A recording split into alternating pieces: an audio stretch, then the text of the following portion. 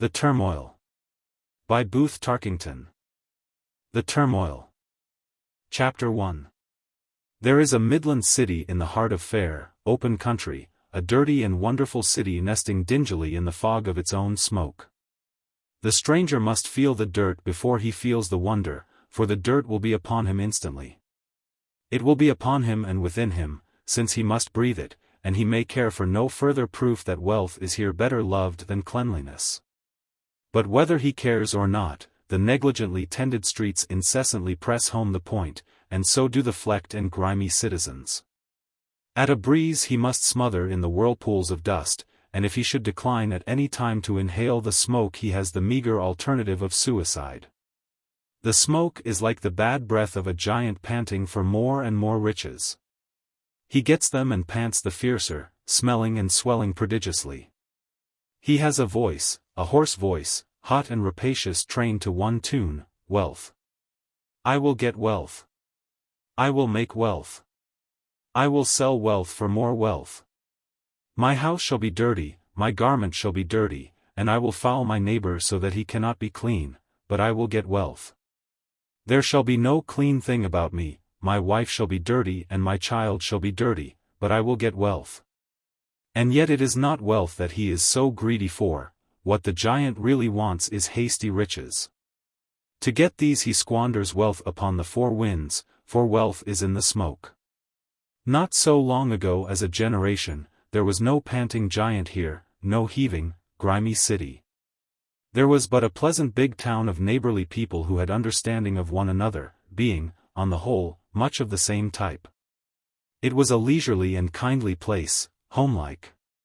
It was called, and when the visitor had been taken through the state asylum for the insane and made to appreciate the view of the cemetery from a little hill, his host's duty as Baedeker was done. The good burghers were given to jogging comfortably about in phaetons or in surreys for a family drive on Sunday. No one was very rich, few were very poor. The air was clean, and there was time to live. But there was a spirit abroad in the land, and it was strong here as elsewhere, a spirit that had moved in the depths of the American soil and labored there, sweating, till it stirred the surface.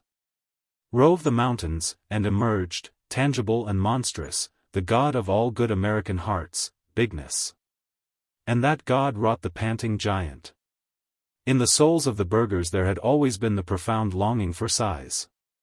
Year by year the longing increased until it became an accumulated force. We must grow. We must be big. We must be bigger. Bigness means money. And the thing began to happen.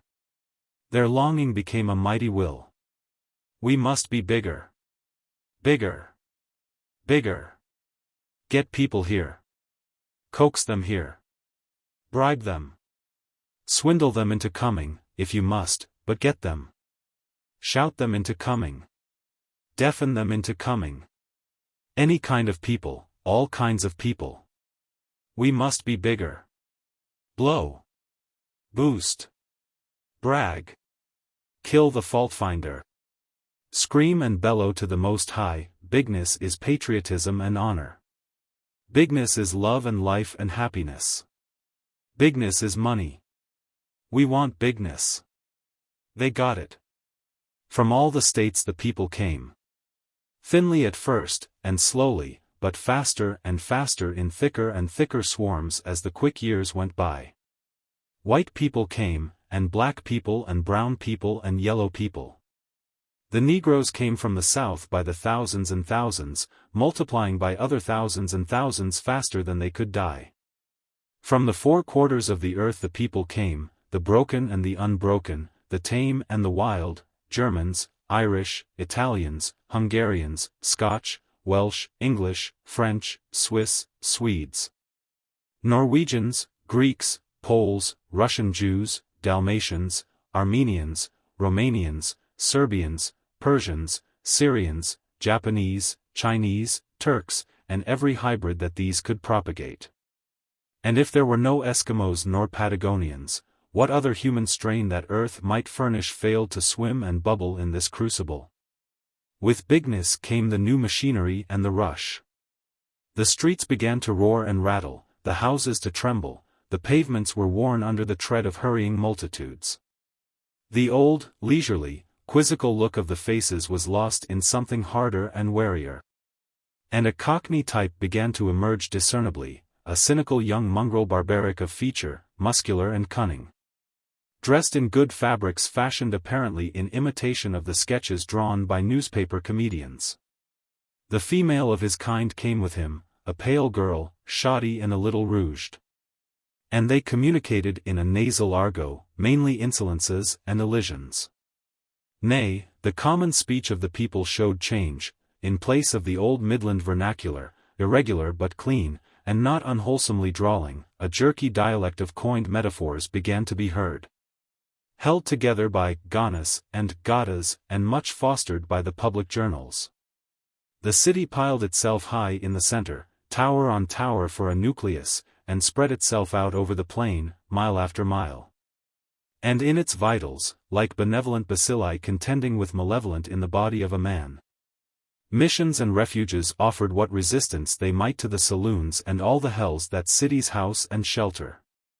Temptation and ruin were ready commodities on the market for purchase by the venturesome. Highwaymen walked the streets at night and sometimes killed. Snatching thieves were busy everywhere in the dusk, while housebreakers were a common apprehension and frequent reality. Life itself was somewhat safer from intentional destruction than it was in medieval Rome during a faction war, though the Roman murderer was more like to pay for his deed, but death or mutilation. Beneath the wheels lay in ambush at every crossing. The politicians let the people make all the laws they liked, it did not matter much, and the taxes went up, which is good for politicians. Lawmaking was a pastime of the people. Nothing pleased them more. Singular fermentation of their humor, they even had laws forbidding dangerous speed. More marvelous still, they had a law forbidding smoke. They forbade chimneys to smoke and they forbade cigarettes to smoke. They made laws for all things and forgot them immediately. Though sometimes they would remember after a while, and hurry to make new laws that the old laws should be enforced, and then forget both new and old. Wherever enforcement threatened money or votes, or wherever it was too much to bother, it became a joke. Influence was the law. So the place grew. And it grew strong. Straightway when he came, each man fell to the same worship. Give me of thyself, O bigness. Power to get more power. Riches to get more riches. Give me of thy sweat that I may sweat more. Give me bigness to get more bigness to myself. O bigness, for thine is the power and the glory. And there is no end but bigness, ever and forever. How do you find this book? Any thoughts about the book or the author? Any suggestion for improvement? Please take a moment to share your thoughts in a comment. If you like it, share it with your friends who might enjoy it as well. Subscribe to keep in touch. Visit CompleteAudiobooks.com for more quality content. Chapter 2. The Sheridan Building was the biggest skyscraper. The Sheridan Trust Company was the biggest of its kind, and Sheridan himself had been the biggest builder and breaker and truster and buster under the smoke. He had come from a country crossroads, at the beginning of the growth, and he had gone up and down in the booms and relapses of that period. But each time he went down he rebounded a little higher, until finally, after a year of overwork and anxiety, the latter not decreased by a chance, remote but possible, of recuperation from the former in the penitentiary, he found himself on top, with solid substance under his feet. And thereafter, played it safe. But his hunger to get was unabated, for it was in the very bones of him and grew fiercer. He was the city incarnate. He loved it, calling it God's country, as he called the smoke prosperity, breathing the dingy cloud with relish. And when soot fell upon his cuff he chuckled, he could have kissed it. It's good. It's good, he said, and smacked his lips in gusto. Good, clean soot, it's our lifeblood, God bless it. The smoke was one of his great enthusiasms. He laughed at a committee of plaintive housewives who called to beg his aid against it. Smoke's what brings your husband's money home on Saturday night, he told them, jovially. Smoke may hurt your little shrubberies in the front yard some, but it's the catarrhal climate and the adenoids that starts your children coughing. Smoke makes the climate better. Smoke means good health, it makes the people wash more. They have to wash so much they wash off the microbes. You go home and ask your husbands what smoke puts in their pockets out the payroll, and you'll come around next time to get me to turn out more smoke instead chokin' it off. It was narcissism in him to love the city so well, he saw his reflection in it, and, like it, he was grimy, big, careless, rich, strong, and unquenchably optimistic. From the deepest of his inside all the way out he believed it was the finest city in the world. Finest was his word. He thought of it as his city as he thought of his family as his family. And just as profoundly believed his city to be the finest city in the world, so did he believe his family to be, in spite of his son Bibbs, the finest family in the world. As a matter of fact, he knew nothing worth knowing about either. Bibbs Sheridan was a musing sort of boy, poor in health, and considered the failure, the odd one, of the family.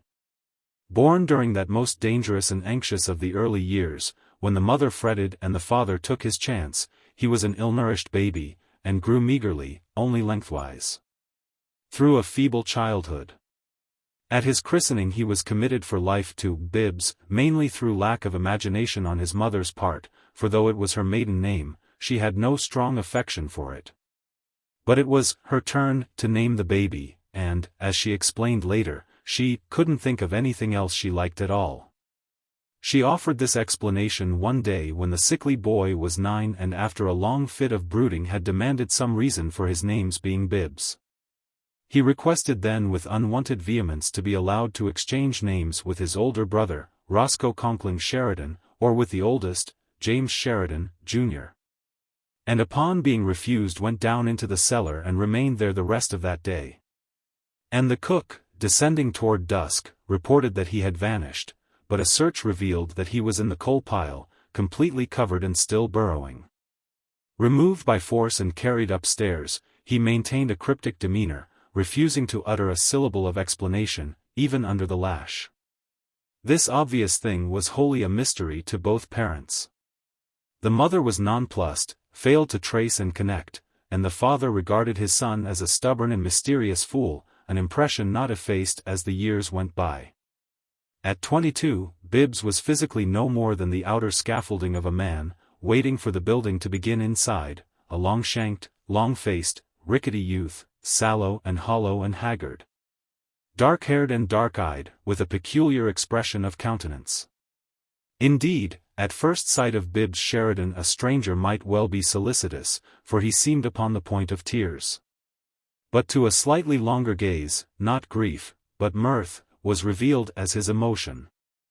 While a more searching scrutiny was proportionately more puzzling, he seemed about to burst out crying or to burst out laughing, one or the other, inevitably, but it was impossible to decide which.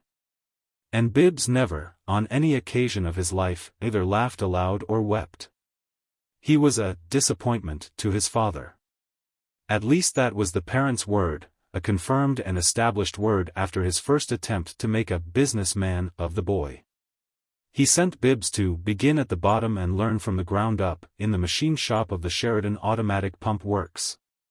And at the end of 6 months the family physician sent Bibbs to begin at the bottom and learn from the ground up in a sanitarium. "You needn't worry, Mama," Sheridan told his wife. "There's nothin' the matter with Bibbs except he hates work so much it makes him sick. I put him in the machine shop, and I guess I know what I'm doin' about as well as the next man.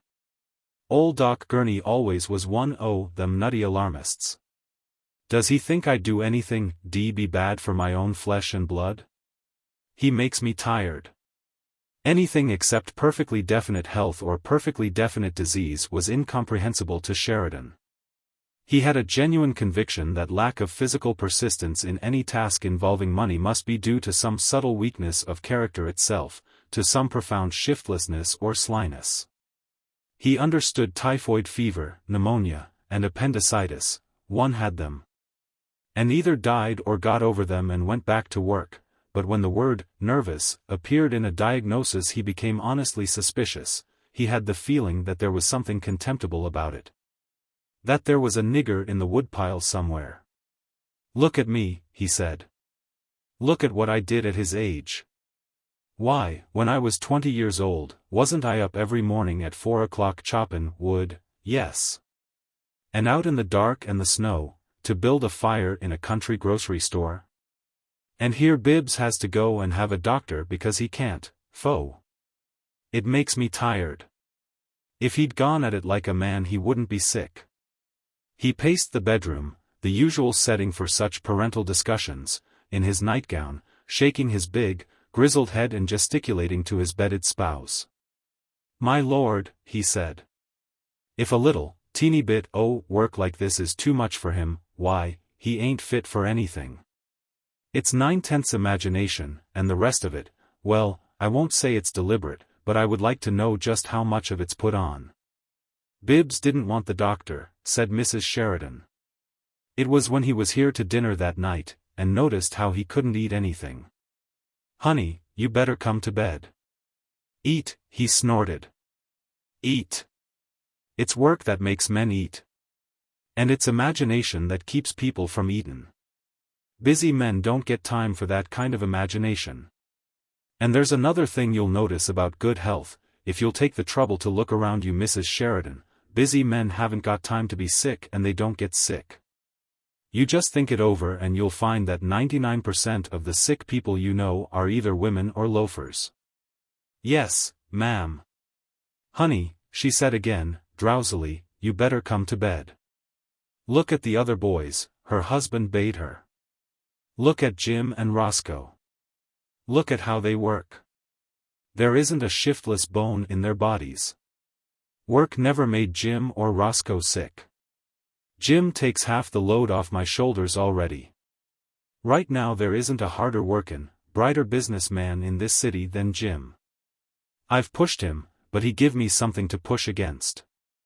You can't push nervous dyspepsia. And look at Roscoe. Just look at what that boy's done for himself, and barely 27 years old, married, got a fine wife, and ready to build for himself with his own money. When I put up the new house for you and Edie." "Papa, you'll catch cold in your bare feet," she murmured. "You better come to bed. And I'm just as proud of Edie, for a girl," he continued, emphatically, "as I am of Jim and Roscoe for boys. She'll make some man a mighty good wife when the time comes. She's the prettiest and talentedest girl in the United States. Look at that poem she wrote when she was in school and took the prize with. It's the best poem I ever read in my life, and she'd never even tried to write one before. It's the finest thing I ever read, and R.T. Blost said so, too. And I guess he's a good enough literary judge for me, turns out more advertisin' leadershare than any man in the city. I tell you she's smart. Look at the way she worked me to get me to promise the new house, and I guess you had your finger in that, too, Mama. This old shack's good enough for me, but you and little Edie'll have to have your way. I'll get behind her and push her the same as I will Jim and Roscoe. I tell you I'm mighty proud o' them 3 children. But Bibbs," he paused, shaking his head. "Honest, Mama, when I talk to men that got all their boys doin' well and worth their salt, why, I have to keep my mind on Jim and Roscoe and forget about Bibbs." Mrs. Sheridan tossed her head fretfully upon the pillow. "You did the best you could, Papa," she said, impatiently, "so come to bed and quit reproachin' yourself for it." He glared at her indignantly. "Reproachin' myself," he snorted. "I ain't doin' anything of the kind. What in the name o' goodness would I want to reproach myself for? And it wasn't the best I could either. It was the best anybody could. I was givin' him a chance to show what was in him and make a man of himself, and here he goes and gets nervous dyspepsia on me."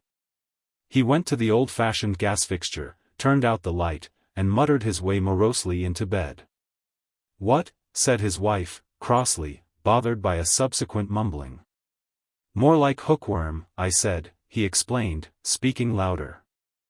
I don't know what to do with him. Chapter 3. Beginning at the beginning and learning from the ground up was a long course for Bibbs at the sanitarium, with milk and sweeback as the basis of instruction. And the months were many and tiresome before he was considered near enough graduation to go for a walk leaning on a nurse and a cane.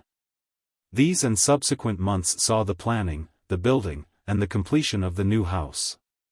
And it was to that abode of bigness that Bibbs was brought when the cane, without the nurse, was found sufficient to his support. Edith met him at the station.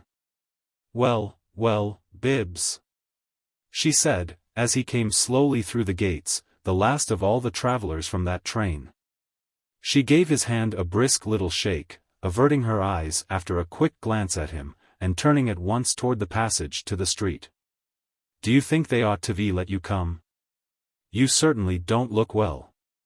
"But I certainly do look better," he returned, in a voice as slow as his gait, a drawl that was a necessity, for when Bibbs tried to speak quickly he stammered. "Up to about a month ago it took 2 people to see me. They had to get me in a line between them."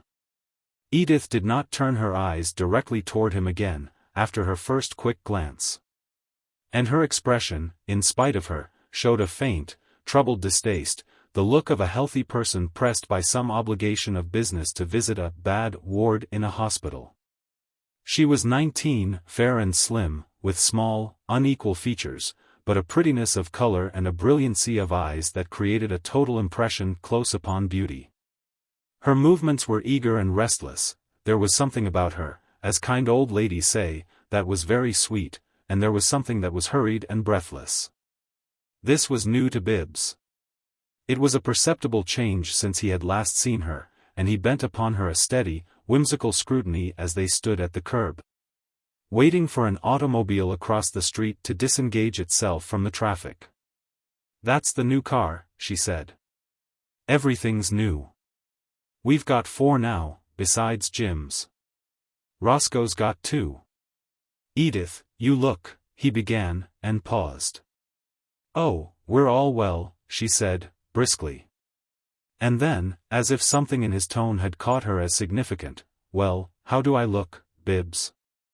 "You look," he paused again, taking in the full length of her, her trim brown shoes, her scant, tapering, rough skirt, and her coat of brown and green.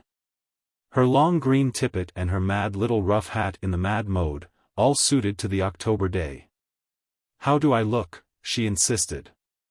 "You look," he answered, as his examination ended upon an encrusted watch of platinum and enamel at her wrist, "you look expensive." That was a substitute for what he intended to say, for her constraint and preoccupation, manifested particularly in her keeping her direct glance away from him, did not seem to grant the privilege of impulsive intimacies. "I expect I am," she laughed, and sidelong caught the direction of his glance. "Of course I oughtn't to wear it in the daytime, it's an evening thing, for the theater, but my day wristwatch is out of gear. Bobby Lamhorn broke it yesterday, he's a regular rowdy sometimes. Do you want Claus to help you in?" "Oh no," said Bibbs. "I'm alive." And after a fit of panting subsequent to his climbing into the car unaided, he added, "Of course, I have to tell people."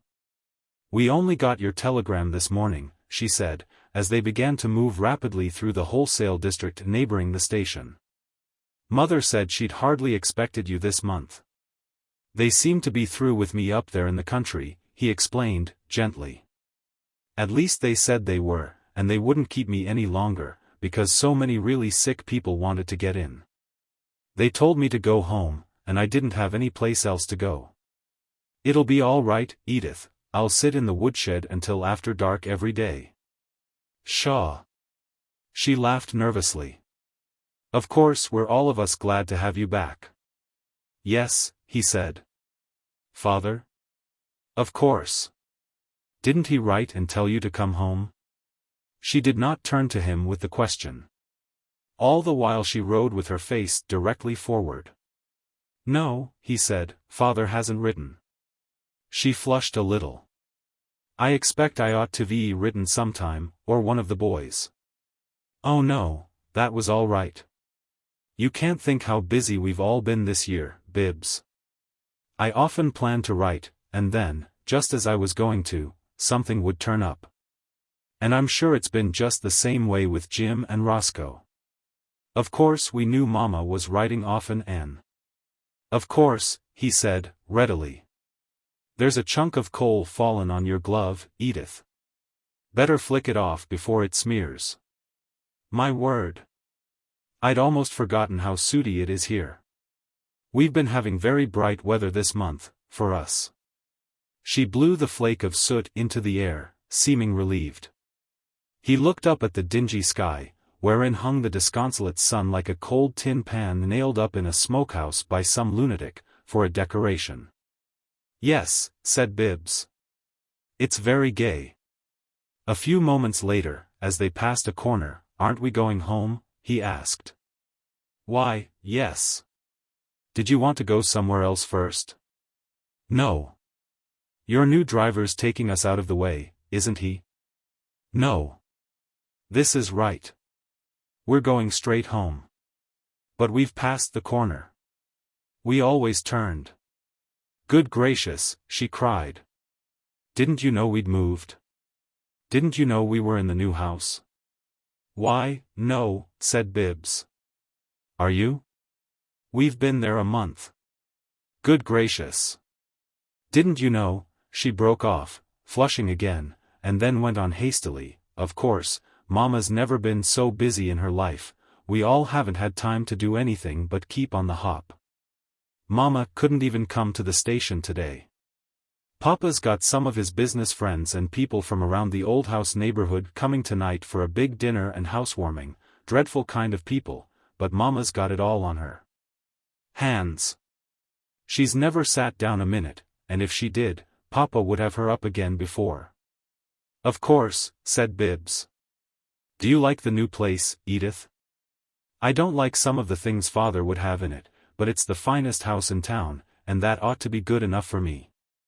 Papa bought one thing I like, a view of the Bay of Naples in oil that's perfectly beautiful. It's the first thing you see as you come in the front hall, and it's 11 feet long. But he would have that old fruit picture we had in the Murphy Street house hung up in the new dining room. You remember it, a table and a watermelon sliced open, and a lot of rouged-looking apples and some shiny lemons, with 2 dead prairie chickens on a chair? He bought it at a furniture store years and years ago, and he claims it's a finer picture than any they saw in the museums, that time he took Mama to Europe.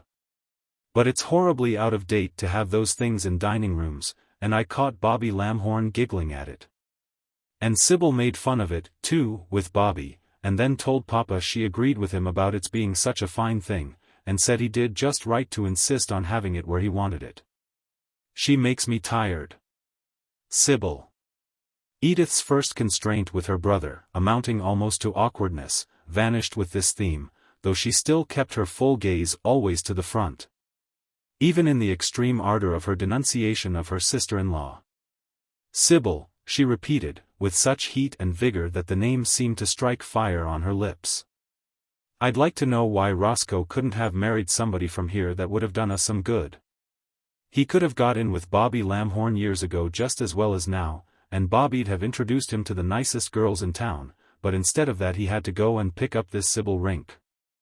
I met some awfully nice people from her town when Mama and I were at Atlantic City, last spring, and not one had ever heard of the Rinks.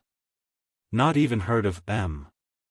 I thought you were great friends with Sybil, Bibbs said. Up to the time I found her out, the sister returned, with continuing vehemence. I've found out some things about Mrs. Roscoe Sheridan lately. It's only lately? Well, Edith hesitated, her lips setting primly. Of course, I always did see that she never cared the snap of her little finger about Roscoe. It seems, said Bibbs, in laconic protest, that she married him.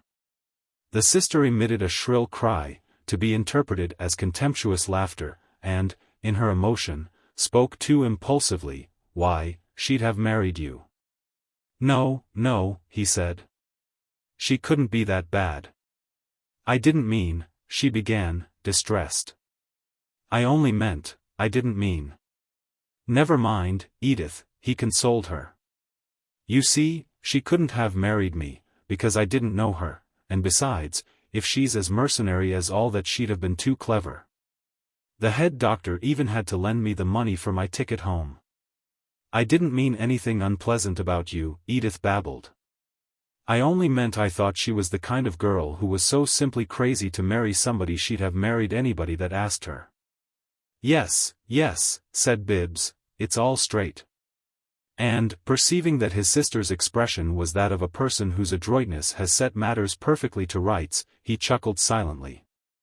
Roscoe's perfectly lovely to her, she continued, a moment later. Too lovely. If he'd wake up a little and lay down the law, some day, like a man, I guess she'd respect him more and learn to behave herself. Behave? Oh, well, I mean she's so insincere, said Edith, characteristically evasive when it came to stating the very point to which she had led, and in this not unique of her sex. Bibbs contented himself with a noncommittal gesture.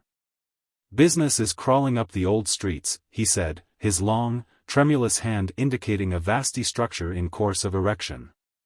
The boarding houses come first and then the... That isn't for shops, she informed him. That's a new investment of Papa's, the Sheridan Apartments. Well, he murmured. I supposed Sheridan was almost well enough known here already. Oh, we're well enough known about, she said, impatiently. I guess there isn't a man, woman, child, or nigger baby in town that doesn't know who we are. But we aren't in with the right people. No, he exclaimed. Who's all that? Who's all what? The right people. You know what I mean, the best people, the old families, the people that have the real social position in this town and that know they've got it. Bibbs indulged in his silent chuckle again, he seemed greatly amused. I thought that the people who actually had the real what you may call it didn't know it, he said. I've always understood that it was very unsatisfactory, because if you thought about it you didn't have it, and if you had it you didn't know it. That's just bosh, she retorted. They know it in this town, all right. I found out a lot of things, long before we began to think of building out in this direction. The right people in this town aren't always the society column ones, and they mix around with outsiders. And they don't all belong to any one club, they're taken in all sorts into all their clubs, but they're a clan, just the same. And they have the clan feeling and they're just as much we, us and company as any crowd you read about anywhere in the world. Most of them were here long before Papa came, and the grandfathers of the girls of my age knew each other, and... I see, Bibbs interrupted, gravely. Their ancestors fled together from many a stricken field, and crusaders' blood flows in their veins. I always understood the first house was built by an old party of the name of Vertrees who couldn't get along with Daniel Boone. And hurried away to these parts because Daniel wanted him to give back a gun he'd lent him. Edith gave a little ejaculation of alarm. You mustn't repeat that story, Bibbs, even if it's true. The Vertreeses are the best family, and of course the very oldest here. They were an old family even before Mary Vertrees's great-great-grandfather came west and founded this settlement. He came from Lynn, Massachusetts, and they have relatives there yet, some of the best people in Lynn. No, exclaimed Bibbs, incredulously. And there are other old families like the Vertreeses, she went on, not heeding him, the Lamhorns and the Kittersbys and the J. Palmerston Smiths. Strange names to me, he interrupted. Poor things. None of them have my acquaintance. No, that's just it, she cried. And Papa had never even heard the name of Vertrees. Mrs. Vertrees went with some anti-smoke committee to see him, and he told her that smoke was what made her husband bring home his wages from the payroll on Saturday night. He told us about it, and I thought I just couldn't live through the night, I was so ashamed. Mr. Vertrees has always lived on his income, and Papa didn't know him, of course.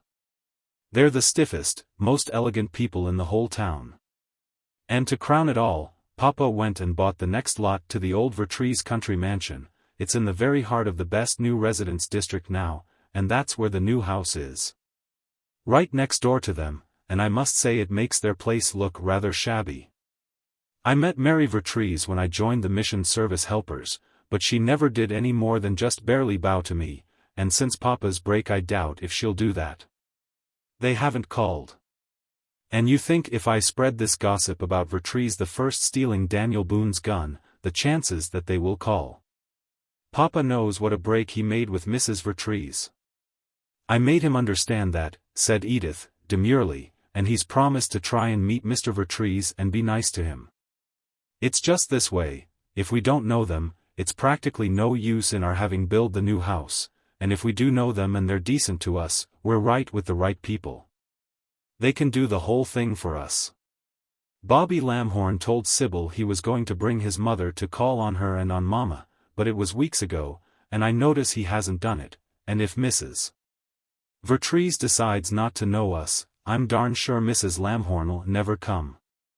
That's one thing Sybil didn't manage. She said Bobby offered to bring his mother. You say he is a friend of Roscoe's? Bibbs asked. Oh, he's a friend of the whole family, she returned, with a petulance which she made an effort to disguise. Roscoe and he got acquainted somewhere, and they take him to the theater about every other night. Sybil has him to lunch, too, and keeps, she broke off with an angry little jerk of the head. We can see the new house from the second corner ahead. Roscoe has built straight across the street from us, you know. Honestly, Sybil makes me think of a snake, sometimes, the way she pulls the wool over people's eyes. She honeys up to Papa and gets anything in the world she wants out of him, and then makes fun of him behind his back, yes, and to his face, but he can't see it. She got him to give her a $12,000 porch for their house after it was. Good heavens! Said Bibbs, staring ahead as they reached the corner and the car swung to the right, following a bend in the street. Is that the new house? Yes. What do you think of it? Well, he drawled, I'm pretty sure the sanitarium's about half a size bigger, I can't be certain till I measure. And a moment later, as they entered the driveway, he added, seriously, but it's beautiful. Chapter 4. It was gray stone, with long roofs of thick green slate. An architect who loved the milder, Gothic motives had built what he liked, it was to be seen at once that he had been left unhampered. And he had wrought a picture out of his head into a noble and exultant reality. At the same time a landscape designer had played so good a second, with ready-made accessories of screen, approach and vista, that already whatever look of newness remained upon the place was to its advantage, as showing at least one thing yet clean under the grimy sky. For, though the smoke was thinner in this direction, and at this long distance from the heart of the town, it was not absent, and under tutelage of wind and weather could be malignant even here. Where cows had wandered in the meadows and corn had been growing not 10 years gone. Altogether, the new house was a success. It was one of those architect's successes which leave the owners veiled in privacy. It revealed nothing of the people who lived in it save that they were rich. There are houses that cannot be detached from their own people without protesting, every inch of mortar seems to mourn the separation. And such a house, no matter what be done to it, is ever murmurous with regret, whispering the old name sadly to itself unceasingly. But the new house was of a kind to change hands without emotion. In our swelling cities, great places of its type are useful as financial gauges of the business tides. Rich families, one after another, take title and occupy such houses as fortunes rise and fall, they mark the high tide. It was impossible to imagine a child's toy wagon left upon a walk or driveway of the new house, and yet it was, as Bibbs rightly called it, beautiful. What the architect thought of the Golfo di Napoli, which hung in its vast gold revel of rococo frame against the grey wood of the hall, is to be conjectured, perhaps he had not seen it. Edith, did you say only 11 feet? Bibbs panted, staring at it, as the white-jacketed twin of a Pullman porter helped him to get out of his overcoat. 11 without the frame, she explained. It's splendid, don't you think? It lightens things up so. The hall was kind of gloomy before. No gloom now, said Bibbs. This statue in the corner is pretty, too, she remarked. Mama and I bought that. And Bibbs turned at her direction to behold, amid a grove of tubbed palms, a life-size, black-bearded Moor, of a plastic composition painted with unappeasable gloss and brilliancy. Upon his chocolate head he wore a gold turban, in his hand he held a gold-tipped spear, and for the rest, he was red and yellow and black and silver. Hallelujah! Was the sole comment of the returned wanderer, and Edith, saying she would find Mama, left him blinking at the Moor. Presently, after she had disappeared, he turned to the colored man who stood waiting, Bibbs's traveling bag in his hand. What do you think of it? Bibbs asked, solemnly. Gran, replied the servitor. She mighty hard to dus. Dus get in all them wrinkles. Yes Sue, she mighty hard to dus. I expect she must be, said Bibbs, his glance returning reflectively to the black bull beard for a moment. Is there a place anywhere I could lie down? Yes Sue. We got one nem spare rooms all fix up for you, Sue. Right upstairs, Sue. Nice room. He led the way, and Bibbs followed slowly, stopping at intervals to rest, and noting a heavy increase in the staff of service since the exodus from the old house. Maids and scrub-women were at work under the patently nominal direction of another Pullman porter, who was profoundly enjoying his own affectation of being harassed with care. Everything got look spick and span fo, the big doin's tonight, Bibbs's guide explained, chuckling. Yes Sue, we got big doin's tonight. Big doin's. The room to which he conducted his lagging charge was furnished in every particular like a room in a new hotel. And Bibbs found it pleasant, though, indeed, any room with a good bed would have seemed pleasant to him after his journey. He stretched himself flat immediately, and having replied, not now, to the attendant's offer to unpack the bag, closed his eyes wearily. White Jacket, racially sympathetic, lowered the window shades and made an exit on tiptoe, encountering the other White Jacket, the harassed overseer, in the hall without. Said the emerging one, he mighty shaky, Mist' Jackson. Drop right down and shet his eyes. Eyelids all black. Rich folks gotta go same as anybody else. Anybody ast me if I change ith at ol' boy, no, Sue. Luem keep is money, I keep my black skin and keep out the ground. Mr. Jackson expressed the same preference. Yes Sue, he looked to me like somebody already laid out, he concluded. And upon the stairway landing, nearby, two old women, on all fours at their work, were likewise pessimistic. Heck! Said one, lamenting in a whisper. It give me a turn to see him go by, white as wax and bony as a dead fish. Mrs. Cronin, tell me, d it make ye kind sick to look at Sick? No more than the face of a blessed angel already in heaven. Well, said the other, I'd me own come home die once. She fell silent at a rustling of skirts in the corridor above them. It was Mrs. Sheridan hurrying to greet her son. She was one of those fat, pink people who fade and contract with age like drying fruit, and her outside was a true portrait of her. Her husband and her daughter had long ago absorbed her. What intelligence she had was given almost wholly to comprehending and serving those two, and except in the presence of one of them she was nearly always absent-minded. Edith lived all day with her mother, as daughters do, and Sheridan so held his wife to her unity with him that she had long ago become unconscious of her existence as a thing separate from his. She invariably perceived his moods, and nursed him through them when she did not share them. And she gave him a profound sympathy with the inmost spirit and purpose of his being, even though she did not comprehend it and partook of it only as a spectator. They had known but one actual altercation in their lives, and that was 30 years past, in the early days of Sheridan's struggle, when, in order to enhance the favorable impression he believed himself to be making upon some capitalists, he had thought it necessary to accompany them to a performance of the Black Crook. But she had not once referred to this during the last 10 years. Mrs. Sheridan's manner was hurried and inconsequent, her clothes rustled more than other women's clothes. She seemed to wear too many at a time and to be vaguely troubled by them, and she was patting a skirt down over some unruly internal dissension at the moment she opened Bibbs's door. At sight of the recumbent figure she began to close the door softly, withdrawing, but the young man had heard the turning of the knob and the rustling of skirts, and he opened his eyes. "Don't go, Mother," he said. "I'm not asleep."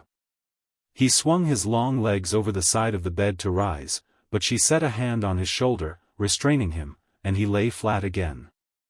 "No," she said, bending over to kiss his cheek, "I just come for a minute, but I want to see how you seem." Edith said. "Poor Edith," he murmured. "She couldn't look at me. She—" "Nonsense." Mrs. Sheridan, having let in the light at a window, came back to the bedside. "You look a great deal better than what you did before you went to the sanitarium, anyway. It's done you good. A body can see that right away. You need fatting up, of course, and you haven't got much color." "No," he said, "I haven't much color. But you will have when you get your strength back." "Oh yes," he responded, cheerfully. "Then I will. You look a great deal better than what I expected." "Edith must have a great vocabulary," he chuckled. "She's too sensitive," said Mrs. Sheridan, "and it makes her exaggerate a little." "What about your diet?" "That's all right. They told me to eat anything." "Anything at all?" "Well, anything I could." "That's good," she said, nodding. "They mean for you just to build up your strength. That's what they told me the last time I went to see you at the sanitarium. You look better than what you did then, and that's only a little time ago." "How long was it?" 8 months, I think." "No, it couldn't be." "I know it ain't that long, but maybe it was longer'n I thought.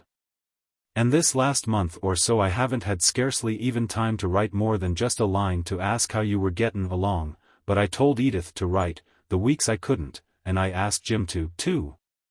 And they both said they would, so I suppose you've kept up pretty well on the home news." "Oh yes. What I think you need," said the mother, gravely, "is to liven up a little and take an interest in things. That's what Papa was sayin' this morning, after we got your telegram. And that's what'll stimulate your appetite, too. He was talkin' over his plans for you." "Plans?" Bibbs, turning on his side, shielded his eyes from the light with his hand, so that he might see her better.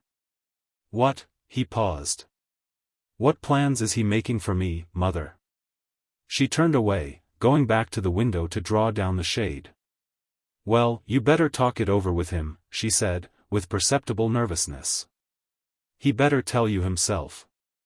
I don't feel as if I had any call, exactly, to go into it, and you better get to sleep now, anyway." She came and stood by the bedside once more. "But you must remember, Bibbs, whatever Papa does is for the best. He loves his children and wants to do what's right by all of them, and you'll always find he's right in the end." He made a little gesture of assent, which seemed to content her, and she rustled to the door, turning to speak again after she had opened it. "You get a good nap, now, so as to be all rested up for tonight." You mean," Bibbs stammered, having begun to speak too quickly. Checking himself, he drew a long breath, then asked, quietly, "Does Father expect me to come downstairs this evening?" "Well, I think he does," she answered.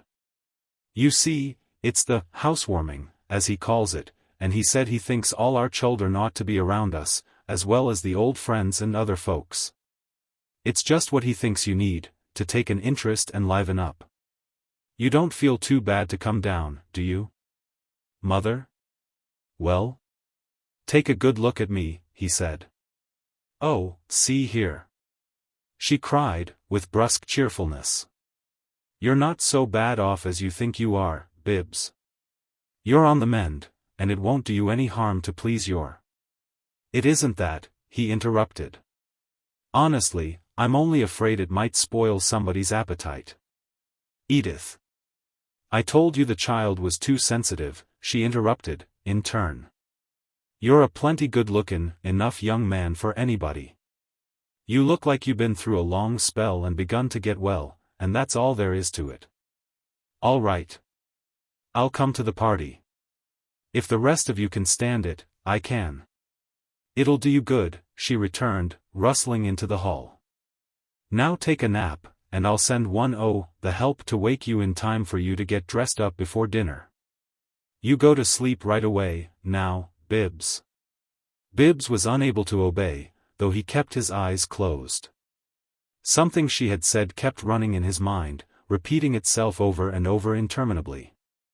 His plans for you, his plans for you, his plans for you, his plans for you, and then, taking the place of his plans for you, after what seemed a long, long while. Her flurried voice came back to him insistently, seeming to whisper in his ear, he loves his children, he loves his children, he loves his children, you'll find he's always right, you'll find he's always right, until at last. As he drifted into the state of half-dreams and distorted realities. The voice seemed to murmur from beyond a great black wing that came out of the wall and stretched over his bed. It was a black wing within the room. And at the same time it was a black cloud crossing the sky, bridging the whole earth from pole to pole. It was a cloud of black smoke, and out of the heart of it came a flurried voice whispering over and over, his plans for you, his plans for you, his plans for you, and then there was nothing. He woke refreshed, stretched himself gingerly, as one might have a care against too quick or too long a pull upon a frayed elastic, and, getting to his feet, went blinking to the window and touched the shade so that it flew up, letting in a pale sunset. He looked out into the lemon-colored light and smiled wanly at the next house, as Edith's grandiose phrase came to mind, the old Vertrees country mansion. It stood in a broad lawn which was separated from the Sheridans by a young hedge, and it was a big, square, plain old box of a house with a giant salt cellar atop for a cupola. Paint had been spared for a long time, and no one could have put a name to the color of it, but in spite of that the place had no look of being out at heel. And the sward was as neatly trimmed as the Sheridans' own. The separating hedge ran almost beneath Bibbs's window, for this wing of the new house extended here almost to the edge of the lot, and, directly opposite the window, the Vertrees' lawn had been graded so as to make a little knoll upon which stood a small rustic summer house. It was almost on a level with Bibbs's window and not 30 feet away. And it was easy for him to imagine the present dynasty of Vertreeses in grievous outcry when they had found this retreat ruined by the juxtaposition of the parvenu intruder. Probably the summer house was pleasant and pretty in summer. It had the look of a place wherein little girls had played for a generation or so with dolls and housekeeping, or where a lovely old lady might come to read something dull on warm afternoons. But now in the thin light it was desolate, the color of dust, and hung with haggard vines which had lost their leaves. Bibbs looked at it with grave sympathy, probably feeling some kinship with anything so dismantled. Then he turned to a cheval-glass beside the window and paid himself the dubious tribute of a thorough inspection. He looked the mirror up and down, slowly, repeatedly, but came in the end to a long and earnest scrutiny of the face. Throughout this cryptic séance his manner was profoundly impersonal. He had the air of an entomologist intent upon classifying a specimen, but finally he appeared to become pessimistic. He shook his head solemnly. Then gazed again and shook his head again, and continued to shake it slowly, in complete disapproval. "You certainly are one horrible sight," he said, aloud. And at that he was instantly aware of an observer. Turning quickly, he was vouchsafed the picture of a charming lady, framed in a rustic aperture of the summer-house and staring full into his window, straight into his eyes, too. For the infinitesimal fraction of a second before the flashingly censorious withdrawal of her own. Composedly, she pulled several dead twigs from a vine. The manner of her action conveying a message or proclamation to the effect that she was in the summer-house for the sole purpose of such-like pruning and tending. And that no gentleman could suppose her presence there to be due to any other purpose whatsoever, or that, being there on that account. She had allowed her attention to wander for one instant in the direction of things of which she was in reality unconscious. Having pulled enough twigs to emphasize her unconsciousness, and at the same time her disapproval, of everything in the nature of a Sheridan or belonging to a Sheridan, she descended the knoll with maintained composure, and sauntered toward a side door of the country mansion of the Vertreeses. An elderly lady, bonnet and cloaked, opened the door and came to meet her. "Are you ready, Mary? I've been looking for you."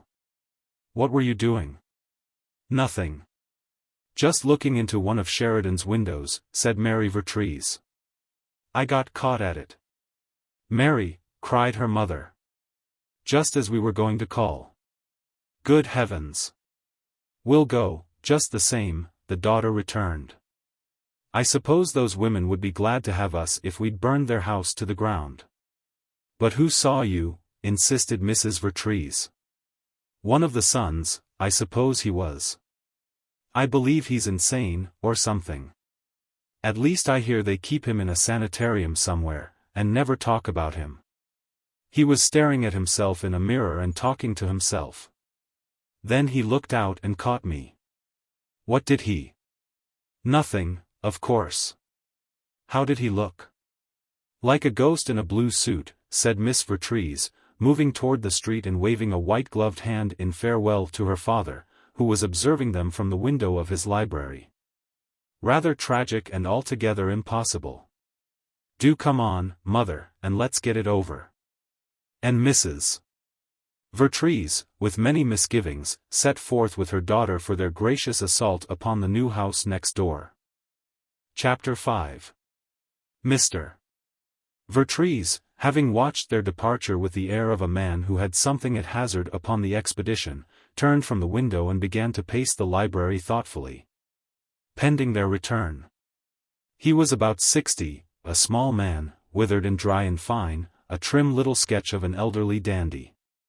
His lambrequin mustache, relic of a forgotten Anglomania, had been profoundly black, but now, like his smooth hair, it was approaching an equally sheer whiteness. And though his clothes were old, they had shapeliness and a flavor of mode. And for greater spruceness there were some jaunty touches. Gray spats, a narrow black ribbon across the gray waistcoat to the eyeglasses in a pocket, a fleck of color from a button in the lapel of the black coat, labeling him the descendant of patriot warriors. The room was not like him, being cheerful and hideous, whereas Mr. Vertrees was anxious and decorative. Under a mantle of imitation black marble a merry little coal fire beamed forth upon high and narrow Eastlake bookcases with long glass doors, and upon comfortable, incongruous furniture. And upon meaningless woodwork everywhere, and upon half a dozen Landseer engravings which Mr. and Mrs. Vertrees sometimes mentioned to each other, after 30 years of possession, as very fine things. They had been the first people in town to possess Landseer engravings, and there, in art, they had rested, but they still had a feeling that in all such matters they were in the van, and when Mr. Vertrees discovered Landseers upon the walls of other people's houses he thawed, as a chieftain to a trusted follower. And if he found an edition of Bulwer Lytton accompanying the Landseers as a final corroboration of culture, he would say, inevitably, those people know good pictures and they know good books. The growth of the city, which might easily have made him a millionaire, had ruined him because he had failed to understand it. When towns begin to grow they have whims, and the whims of a town always ruin somebody. Mr. Vertrees had been most strikingly the somebody in this case.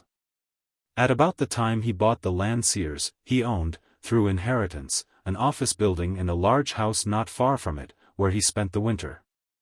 And he had a country place, a farm of 400 acres, where he went for the summers to the comfortable, ugly old house that was his home now, perforce, all the year round.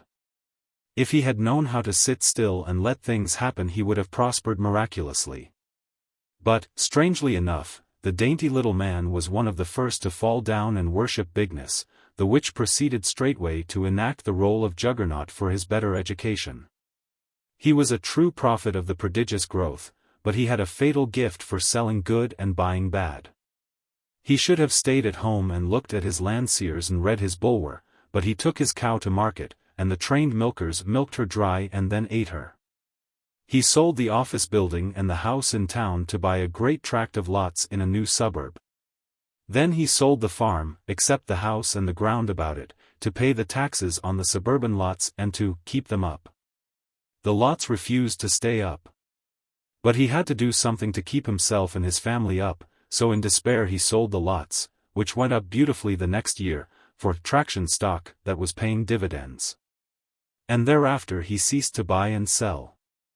Thus he disappeared altogether from the commercial surface at about the time James Sheridan came out securely on top, and Sheridan, until Mrs.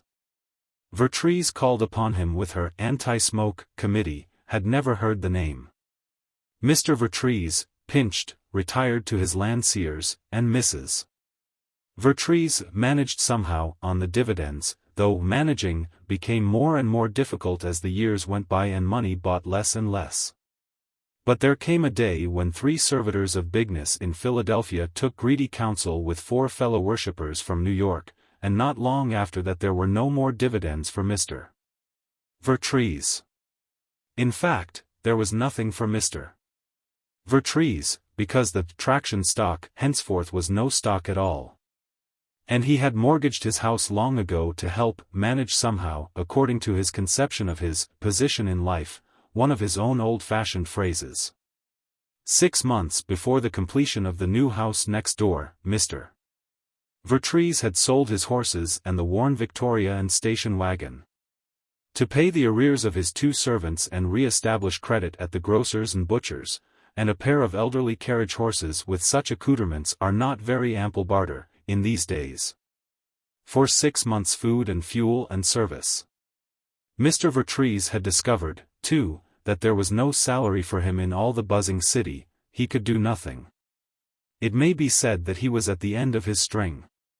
Such times do come in all their bitterness, finally, to the man with no trade or craft, if his feeble clutch on that slippery ghost, property, shall fail. The windows grew black while he paced the room, and smoky twilight closed round about the house. Yet not more darkly than what closed round about the heart of the anxious little man patrolling the fan-shaped zone of firelight. But as the mantel clock struck wheezily 6 there was the rattle of an outer door, and a rich and beautiful peal of laughter went ringing through the house. Thus cheerfully did Mary Vertrees herald her return with her mother from their expedition among the barbarians. She came rushing into the library and threw herself into a deep chair by the hearth, laughing so uncontrollably that tears were in her eyes. Mrs. Vertrees followed decorously, no mirth about her. On the contrary, she looked vaguely disturbed, as if she had eaten something not quite certain to agree with her, and regretted it. "Papa! Oh, oh!" And Miss Vertrees was fain to apply a handkerchief upon her eyes. "I'm so glad you made us go. I wouldn't have missed it." Mrs. Vertrees shook her head. "I suppose I'm very dull," she said, gently. "I didn't see anything amusing. They're most ordinary, and the house is altogether in bad taste, but we anticipated that, Anne." "Papa!" Mary cried, breaking in. "They asked us to dinner." "What?" "And I'm going," she shouted, and was seized with fresh paroxysms. "Think of it. Never in their house before, never met any of them but the daughter, and just barely met her." "What about you?" interrupted Mr. Vertrees, turning sharply upon his wife. She made a little face as if positive now that what she had eaten would not agree with her. "I couldn't," she said. "Yes, that's just the way she looked when they asked her," cried Mary, choking. And then she realized it, and tried to turn it into a cough, and she didn't know how, and it sounded like a squeal. "I suppose," said Mrs. Vertrees, much injured, "that Mary will have an uproarious time at my funeral. She makes fun of." Mary jumped up instantly and kissed her. Then she went to the mantel and, leaning an elbow upon it, gazed thoughtfully at the buckle of her shoe, twinkling in the firelight. "They didn't notice anything," she said. So far as they were concerned, Mama, it was one of the finest coughs you ever coughed. Who were they? Asked her father. Whom did you see? Only the mother and daughter, Mary answered. Mrs. Sheridan is dumpy and rustly, and Miss Sheridan is pretty and pushing, dresses by the fashion magazines and talks about New York people that have their pictures in them. She tutors the mother, but not very successfully, partly because her own foundation is too flimsy and partly because she began too late. They've got an enormous more of painted plaster or something in the hall, and the girl evidently thought it was to her credit that she selected it. They have oil paintings, too, added Mrs. Vertrees, with a glance of gentle price at the Landseers. I've always thought oil paintings in a private house the worst of taste. Oh, if one owned a Raphael or a Titian, said Mr. Vertrees, finishing the implication, not in words, but with a wave of his hand. Go on, Mary. None of the rest of them came in? You didn't meet Mr. Sheridan or, he paused and adjusted a lump of coal in the fire delicately with the poker. Or one of the sons?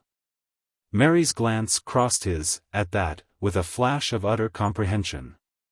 He turned instantly away, but she had begun to laugh again. No, she said, no one except the women, but Mama inquired about the sons thoroughly. Mary. Mrs. Vertrees protested. Oh, most adroitly, too, laughed the girl. Only she couldn't help unconsciously turning to look at me, when she did it. Mary Vertrees.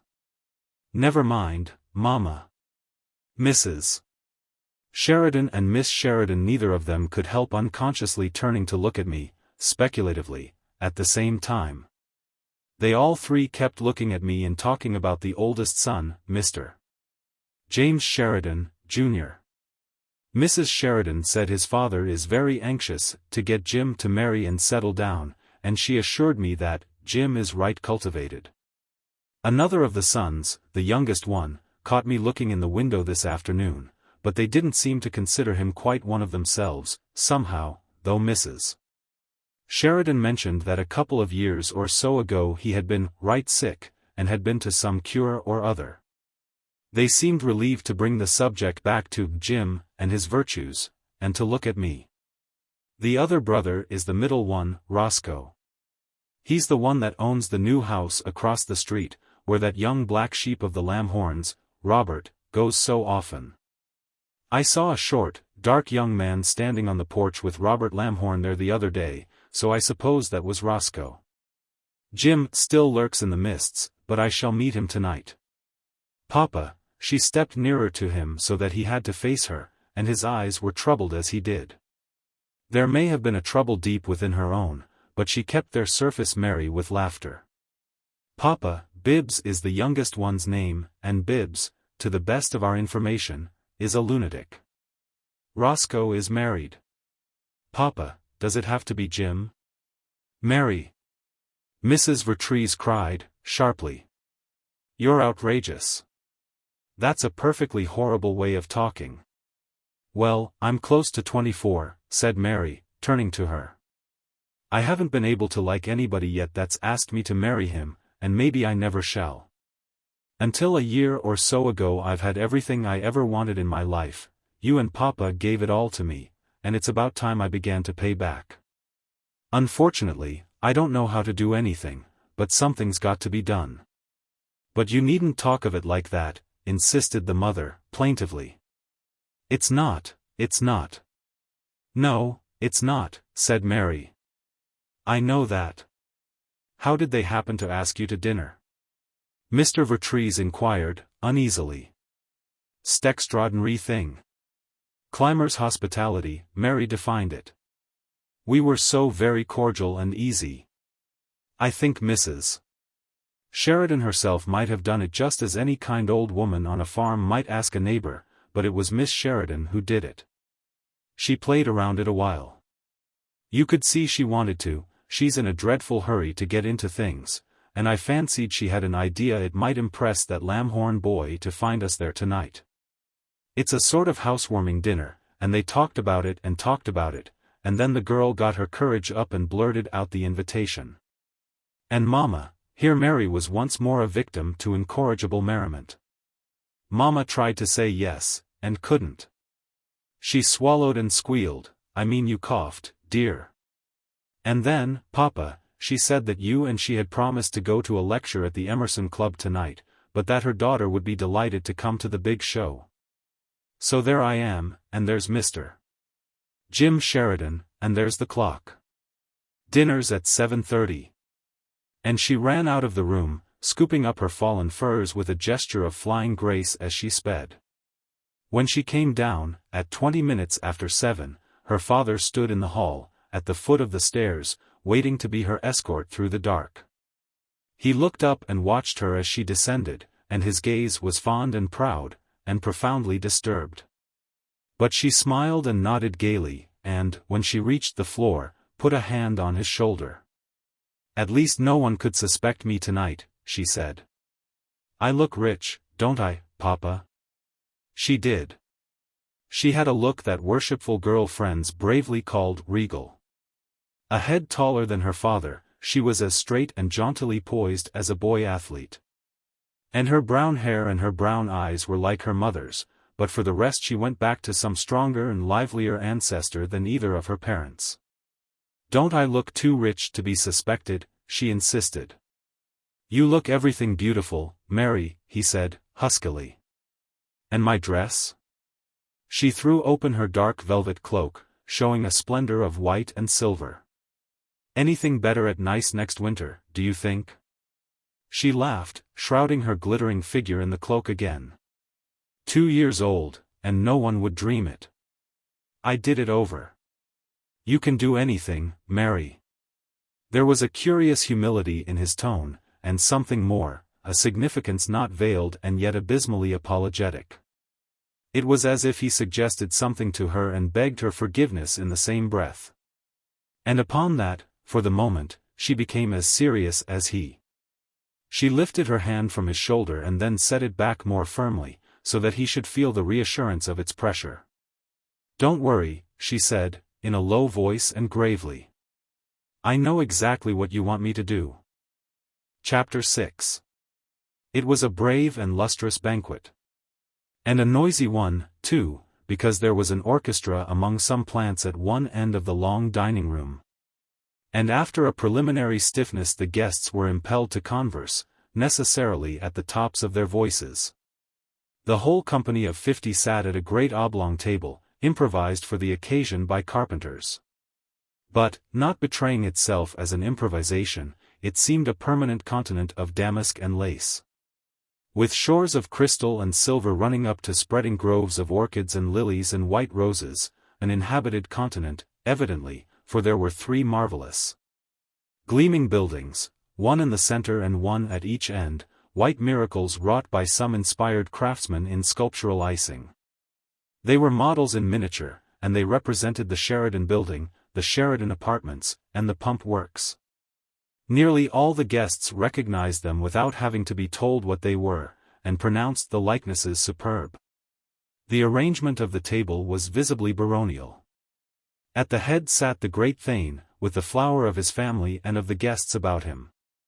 Then on each side came the neighbors of the bold house, grading down to vassals and retainers, superintendents, cashiers, heads of departments, and the like, at the foot, where the Thane's lady took her place as a consolation for the less important.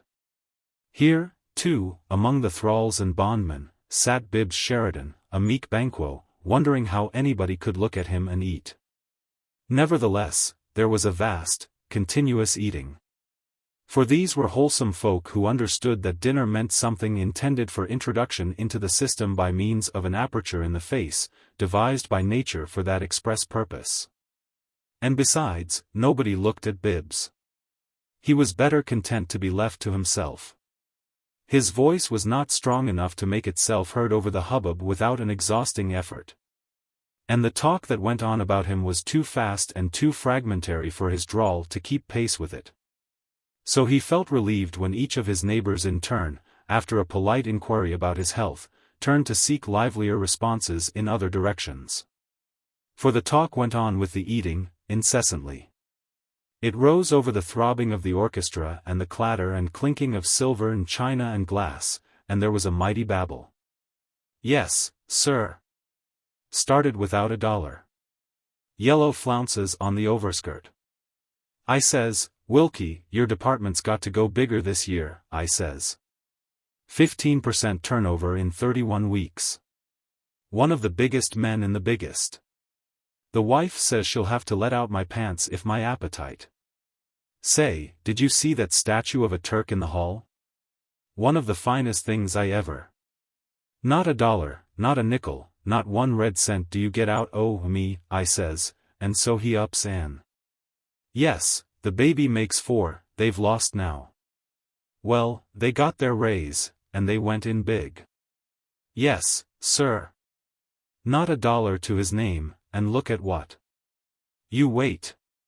The population of this town's goin' to hit the 1,000,000 mark before she stops. Well, if you can show me a bigger deal then. And through the interstices of this clamoring Bibbs could hear the continual booming of his father's heavy voice, and once he caught the sentence. Yes, young lady, that's just what did it for me, and that's just what'll do it for my boys. They got to make 2 blades, grass grow where one grew before. It was his familiar flourish, an old story to Bibbs, and now jovially declaimed for the edification of merry Vertrees. It was a great night for Sheridan, the very crest of his wave.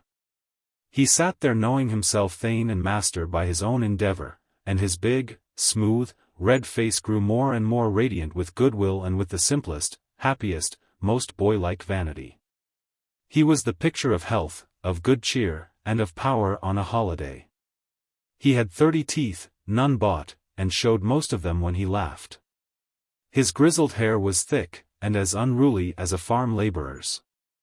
His chest was deep and big beneath its vast facade of starched white linen, where little diamonds twinkled, circling 3 large pearls. His hands were stubby and strong, and he used them freely in gestures of marked picturesqueness. And, though he had grown fat at chin and waist and wrist, he had not lost the look of readiness and activity. He dominated the table, shouting jocular questions and railleries at everyone. His idea was that when people were having a good time they were noisy, and his own additions to the hubbub increased his pleasure, and, of course, met the warmest encouragement from his guests. Edith had discovered that he had very foggy notions of the difference between a band and an orchestra, and when it was made clear to him he had held out for a band until Edith threatened tears. But the size of the orchestra they hired consoled him, and he had now no regrets in the matter. He kept time to the music continually, with his feet, or pounding on the table with his fist, and sometimes with spoon or knife upon his plate or a glass. Without permitting these side products to interfere with the real business of eating and shouting. Tell M to play Nancy Lee, he would bellow down the length of the table to his wife, while the musicians were in the midst of the Toreador song, perhaps. Ask that fellow if they don't know Nancy Lee. And when the leader would shake his head apologetically in answer to an obedient shriek from Mrs.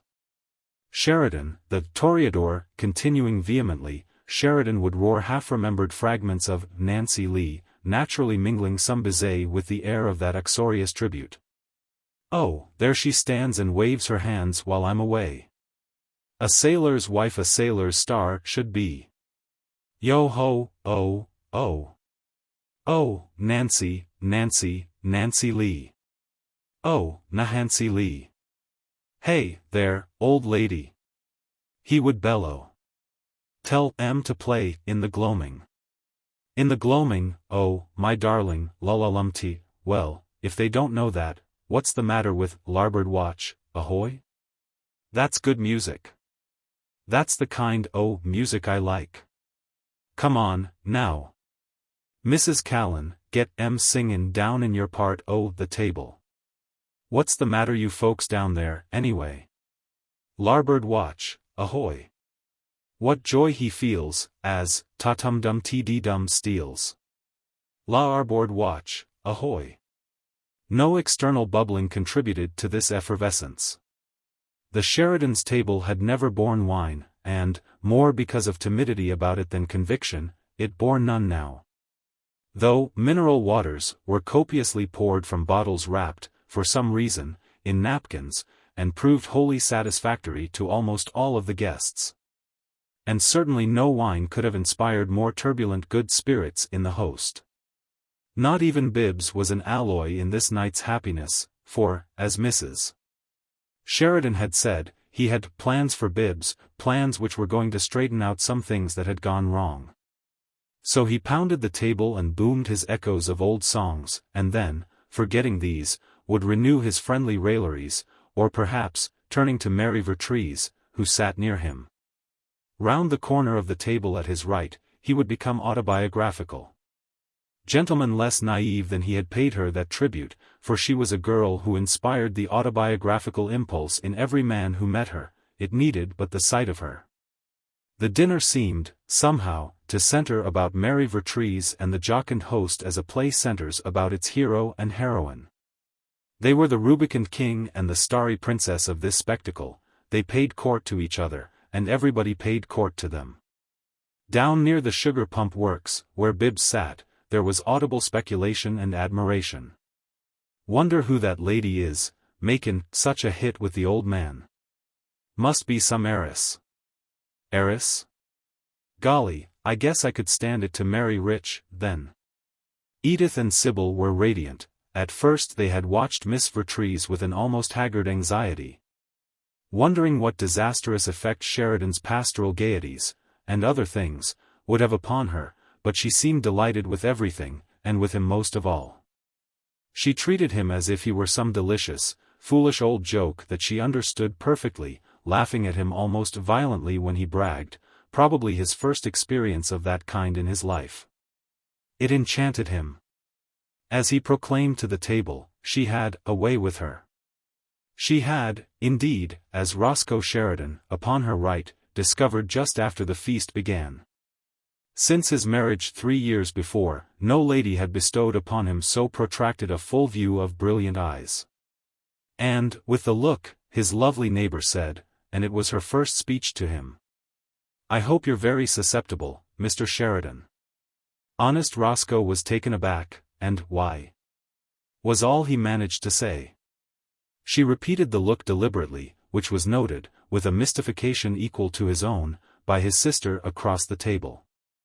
No one, reflected Edith, could image Mary Vertrees the sort of girl who would really flirt with married men. She was obviously the opposite of all that. Edith defined her as a thoroughbred, a nice girl, and the look given to Roscoe was astounding. Roscoe's wife saw it, too, and she was another whom it puzzled, though not because its recipient was married. "Because," said Mary Vertrees, replying to Roscoe's monosyllable. "And also because we're next-door neighbors at table, and it's dull times ahead for both of us if we don't get along." Roscoe was a literal young man, all stocks and bonds, and he had been brought up to believe that when a man married he married and settled down. It was all right, he felt, for a man as old as his father to pay florid compliments to as pretty a girl as this Miss Vertrees, but for himself, a young married man, it wouldn't do. And it wouldn't even be quite moral. He knew that young married people might have friendships, like his wife's for Lamhorn. But Sybil and Lamhorn never flirted, they were always very matter-of-fact with each other. Roscoe would have been troubled if Sybil had ever told Lamhorn she hoped he was susceptible. "Yes, we're neighbors," he said, awkwardly. "Next-door neighbors in houses, too," she added. "No, not exactly. I live across the street." "Why, no," she exclaimed, and seemed startled. "Your mother told me this afternoon that you lived at home." "Yes, of course I live at home. I built that new house across the street." "But you," she paused, confused, and then slowly a deep color came into her cheek. "But I understood." "No," he said, "my wife and I lived with the old folks the first year, but that's all. Edith and Jim live with them, of course." I see," she said, the deep color still deepening as she turned from him and saw, written upon a card before the gentleman at her left the name, Mr. James Sheridan, Jr., and from that moment Roscoe had little enough cause for wondering what he ought to reply to her disturbing coquetries. Mr. James Sheridan had been anxiously waiting for the dazzling visitor to get through with old Roscoe, as he thought of it, and give a bachelor a chance. Old Roscoe was the younger, but he had always been the steady wheelhorse of the family. Jim was steady enough, but was considered livelier than Roscoe, which in truth is not saying much for Jim's liveliness. As their father habitually boasted, both brothers were capable, hard-working young businessmen. And the principal difference between them was merely that which resulted from Jim's being still a bachelor. Physically they were of the same type, dark of eyes and of hair, fresh-colored and thick-set, and though Roscoe was several inches taller than Jim, neither was of the height, breadth, or depth of the father. Both wore young business men's mustaches, and either could have sat for the tailor shop lithographs of young business men wearing rich suitings in dark mixtures. Jim, approving warmly of his neighbor's profile, perceived her access of color, which increased his approbation. "What's that old Roscoe saying to you, Miss Vertrees?" he asked. "These young married men are mighty forward nowadays, but you mustn't let 'em make you blush." "Am I blushing?" she said. "Are you sure?" And with that she gave him ample opportunity to make sure, repeating with interest the look wasted upon Roscoe. "I think you must be mistaken," she continued. "I think it's your brother who is blushing. I've thrown him into confusion." "How?" She laughed, and then, leaning to him a little, said in a tone as confidential as she could make it, under cover of the uproar. "By trying to begin with him a courtship I meant for you." This might well be a style new to Jim, and it was. He supposed it a nonsensical form of badinage, and yet it took his breath. He realized that he wished what she said to be the literal truth, and he was instantly snared by that realization. "By George," he said. "I guess you're the kind of girl that can say anything, yes, and get away with it, too." She laughed again, in her way, so that he could not tell whether she was laughing at him or at herself or at the nonsense she was talking. And she said, "But you see I don't care whether I get away with it or not. I wish you'd tell me frankly if you think I've got a change to get away with you. More like if you've got a chance to get away from me." Jim was inspired to reply. "Not one in the world, especially after beginning by making fun of me like that." "I mightn't be so much in fun as you think," she said, regarding him with sudden gravity. "Well," said Jim, in simple honesty, "you're a funny girl." Her gravity continued an instant longer. "I may not turn out to be funny for you. So long as you turn out to be anything at all for me, I expect I can manage to be satisfied." And with that, to his own surprise, it was his turn to blush, whereupon she laughed again. "Yes," he said, plaintively, not wholly lacking intuition, "I can see you're the sort of girl that would laugh the minute you see a man really means anything." "Laugh," she cried, gaily. "Why, it might be a matter of life and death. But if you want tragedy, I'd better put the question at once, considering the mistake I made with your brother."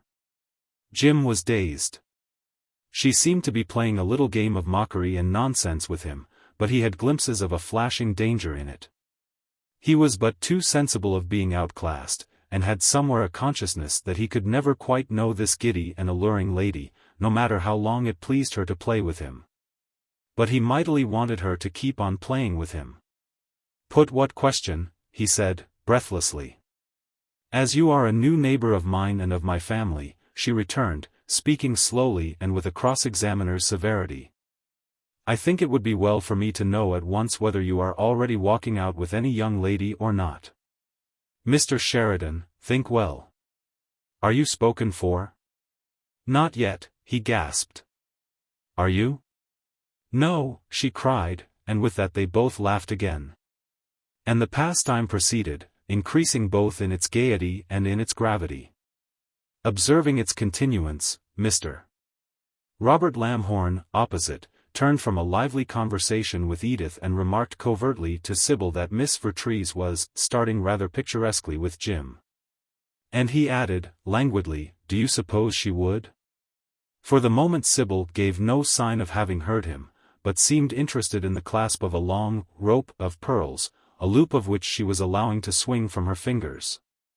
Resting her elbow upon the table and following with her eyes the twinkle of diamonds and platinum in the clasp at the end of the loop. She wore many jewels. She was pretty, but hers was not the kind of prettiness to be loaded with too sumptuous accessories, and jeweled headdresses are dangerous, they may emphasize the wrongness of the wearer. I said Miss Vertrees seems to be starting pretty strong with Jim, repeated Mr. Lamhorn. I heard you. There was a latent discontent always somewhere in her eyes, no matter what she threw upon the surface of cover it, and just now she did not care to cover it, she looked sullen. Starting any stronger than you did with Edith? She inquired. Oh, keep the peace, he said, crossly. That's off, of course. You haven't been making her see it this evening, precisely, said Sybil, looking at him steadily. You've talked to her For heaven's sake, he begged, keep the peace. Well, what have you just been doing? He said. Listen to your father-in-law. Sheridan was booming and braying louder than ever, the orchestra having begun to play The Rosary to his vast content. I count them over, lullatum-tea-dum, he roared, beating the measures with his fork. Each hour a pearl, each pearl tea-dum-tum-dum, what's the matter with all you folks? Why'n't you sing? Miss Vertrees, I bet $1,000 you sing. Why'n't? Mr. Sheridan, she said, turning cheerfully from the ardent Jim, you don't know what you interrupted. Your son isn't used to my rough ways, and my soldier's wooing frightens him, but I think he was about to say something important. I'll say something important to him if he doesn't. The father threatened, more delighted with her than ever. By gosh! If I was his age, or a widower right now. Oh, wait, cried Mary. If they'd only make less noise. I want Mrs. Sheridan to hear. She'd say the same, he shouted. She'd tell me I was mighty slow if I couldn't get ahead. Oh, Jim. Why, when I was his age. You must listen to your father, Mary interrupted, turning to Jim, who had grown red again. He's going to tell us how, when he was your age, he made those 2 blades of grass grow out of a teacup, and you could see for yourself he didn't get them out of his sleeve. At that Sheridan pounded the table till it jumped. Look here, young lady, he roared. These days I'm either goin' to slap you, or I'm goin' to kiss you. Edith looked aghast. She was afraid this was indeed too awful, but Mary Vertrees burst into ringing laughter. Both, she cried. Both. The one to make me forget the other. But which? He began, and then suddenly gave forth such stentorian trumpetings of mirth that for once the whole table stopped to listen. Jim, he roared, if you don't propose to that girl tonight I'll send you back to the machine shop with Bibbs. And Bibbs, down among the retainers by the sugar pump works, and watching Mary Vertrees as a ragged boy in the street might watch a rich little girl in a garden, Bibbs heard. He heard, and he knew what his father's plans were now. Chapter 7. Mrs. Vertrees sat up for her daughter, Mr. Vertrees having retired after a restless evening, not much soothed by the society of his Landseers. Mary had taken a key, insisting that he should not come for her and seeming confident that she would not lack for escort, nor did the sequel prove her confidence unwarranted. But Mrs. Vertrees had a long vigil of it. She was not the woman to make herself easy, no servant had ever seen her in a wrapper, and with her hair and dress and her shoes just what they had been when she returned from the afternoon's call. She sat through the slow night hours in a stiff little chair under the gaslight in her own room, which was directly over the front hall. There, book in hand, she employed the time in her own reminiscences, though it was her belief that she was reading Madame de Remusat's. Her thoughts went backward into her life and into her husband's, and the deeper into the past they went, the brighter the pictures they brought her, and there is tragedy. Like her husband, she thought backward because she did not dare think forward definitely. What thinking forward this troubled couple ventured took the form of a slender hope which neither of them could have borne to hear put in words, and yet they had talked it over, day after day. From the very hour when they heard Sheridan was to build his new house next door. For, so quickly does any ideal of human behavior become an antique, their youth was of the innocent old days, so dead. Of breeding and gentility, and no craft had been more straitly trained upon them than that of talking about things without mentioning them. Herein was marked the most vital difference between Mr. and Mrs. Vertrees and their big new neighbor. Sheridan, though his youth was of the same epoch, knew nothing of such matters. He had been chopping wood for the morning fire in the country grocery while they were still dancing. It was after 1 o'clock when Mrs. Vertrees heard steps and the delicate clinking of the key in the lock, and then, with the opening of the door, Mary's laugh, and, yes, if you aren't afraid, tomorrow. The door closed, and she rushed upstairs, bringing with her a breath of cold and bracing air into her mother's room. Yes, she said, before Mrs. Vertrees could speak, he brought me home. She let her cloak fall upon the bed, and, drawing an old red velvet rocking-chair forward, sat beside her mother after giving her a light pat upon the shoulder and a hearty kiss upon the cheek. "Mamma!" Mary exclaimed, when Mrs. Vertrees had expressed a hope that she had enjoyed the evening and had not caught cold. "Why don't you ask me?" This inquiry obviously made her mother uncomfortable. "I don't," she faltered. "Ask you what, Mary?" "How I got along and what he's like." "Mary." "Oh, it isn't distressing," said Mary. "And I got along so fast," she broke off to laugh, continuing then, "but that's the way I went at it, of course. We are in a hurry, aren't we?" "I don't know what you mean, Mrs. Vertrees insisted, shaking her head plaintively. "Yes," said Mary, "I'm going out in his car with him tomorrow afternoon, and to the theater the next night, but I stopped it there. You see, after you give the first push, you must leave it to them while you pretend to run away." "My dear, I don't know what to make of anything," Mary finished for her. "So that's all right. Now I'll tell you all about it. It was gorgeous and deafening and teetotal. We could have lived a year on it. I'm not good at figures, but I calculated that if we lived 6 months on poor old Charlie and Ned and the station wagon and the Victoria, we could manage at least twice as long on the cost of the housewarming. I think the orchids alone would have lasted us a couple of months.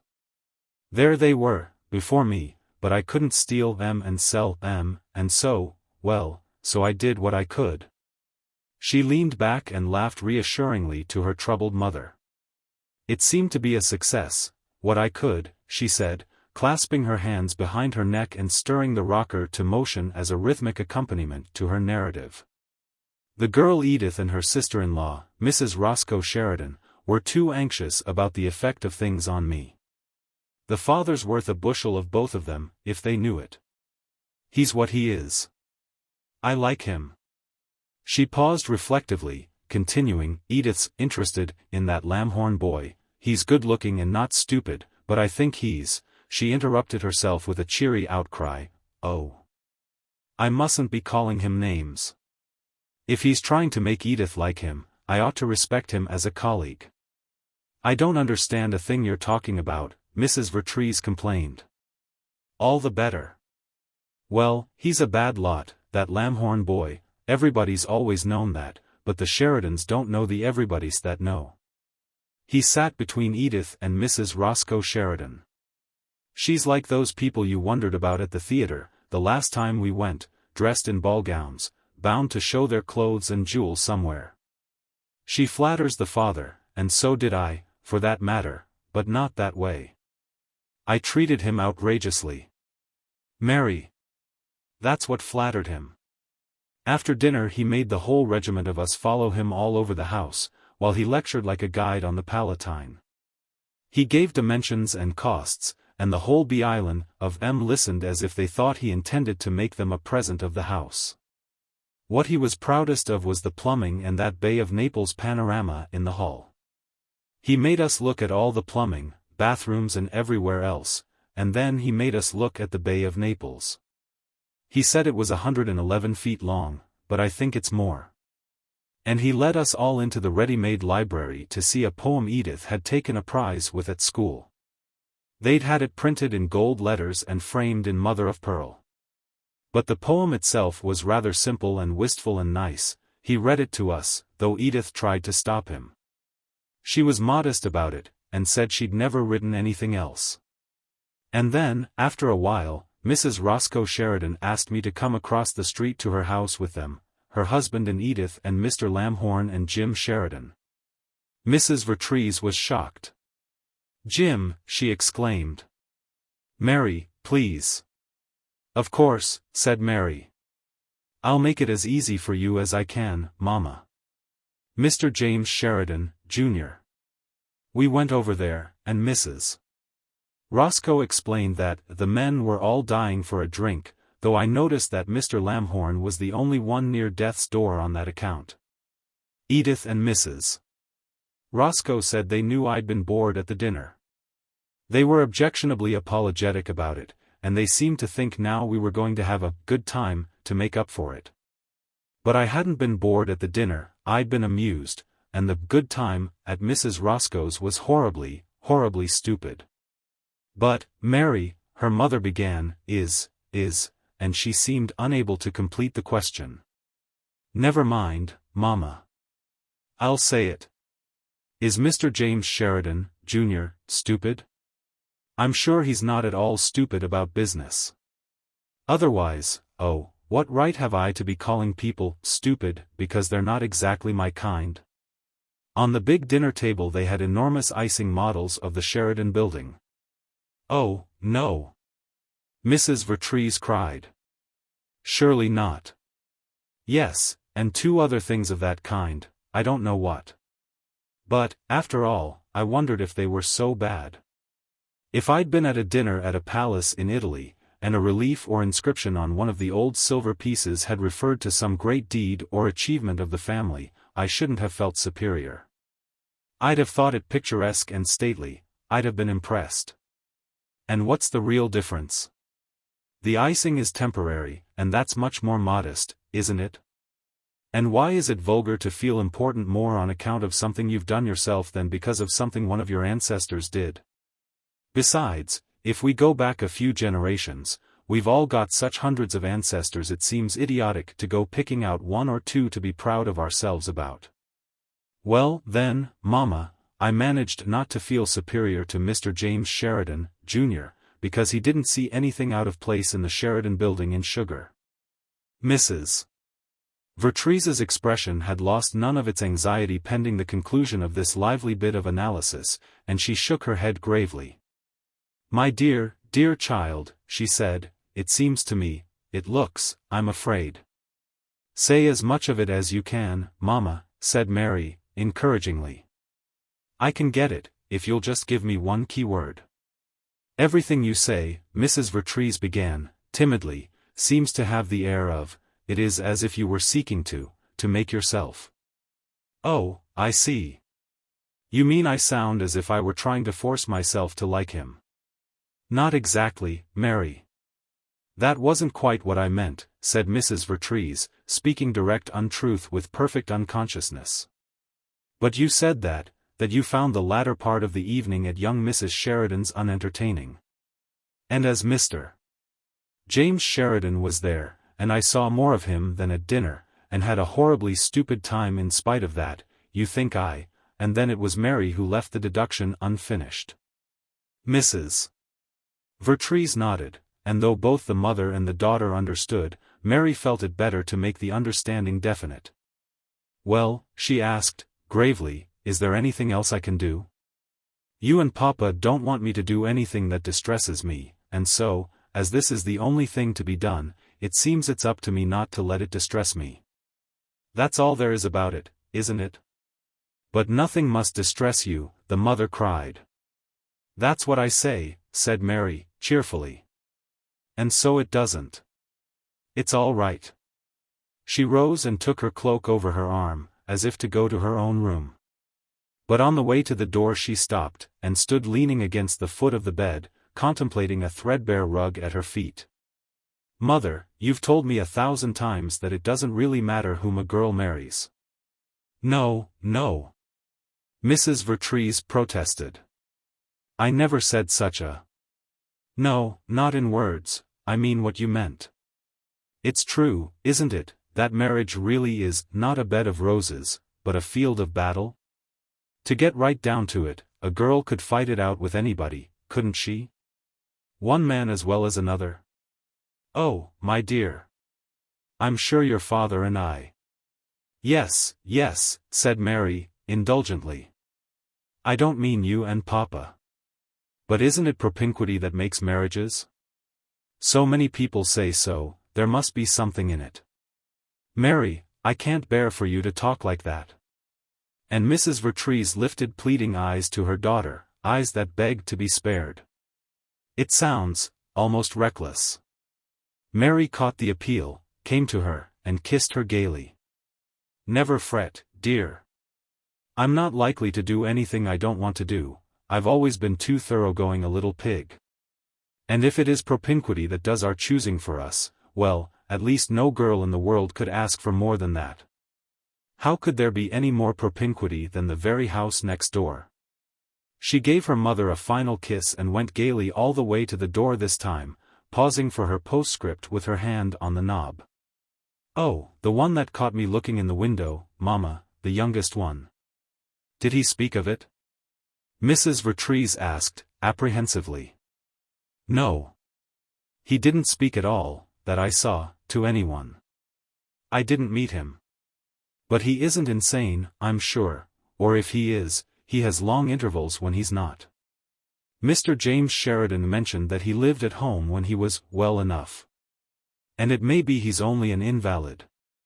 He looks dreadfully ill, but he has pleasant eyes, and it struck me that if one were in the Sheridan family," she laughed a little ruefully, "he might be interesting to talk to sometimes. When there was too much stocks and bonds. I didn't see him after dinner." "There must be something wrong with him," said Mrs. Vertrees. "They'd have introduced him if there wasn't." "I don't know. He's been ill so much and away so much, sometimes people like that just don't seem to count in a family. His father spoke of sending him back to a machine shop or some sort. I suppose he meant when the poor thing gets better. I glanced at him just then, when Mr. Sheridan mentioned him, and he happened to be looking straight at me. And he was pathetic looking enough before that, but the most tragic change came over him. He seemed just to die, right there at the table." "You mean when his father spoke of sending him to the shop place?"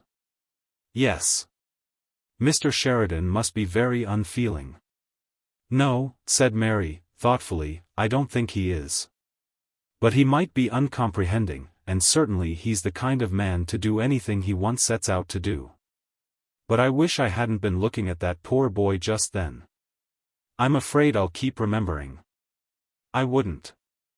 Mrs. Vertrees smiled faintly, and in her smile there was the remotest ghost of a genteel roguishness. "I'd keep my mind on pleasanter things, Mary." Mary laughed and nodded. "Yes, indeed. Plenty pleasant enough, and probably, if all were known, too good, even for me."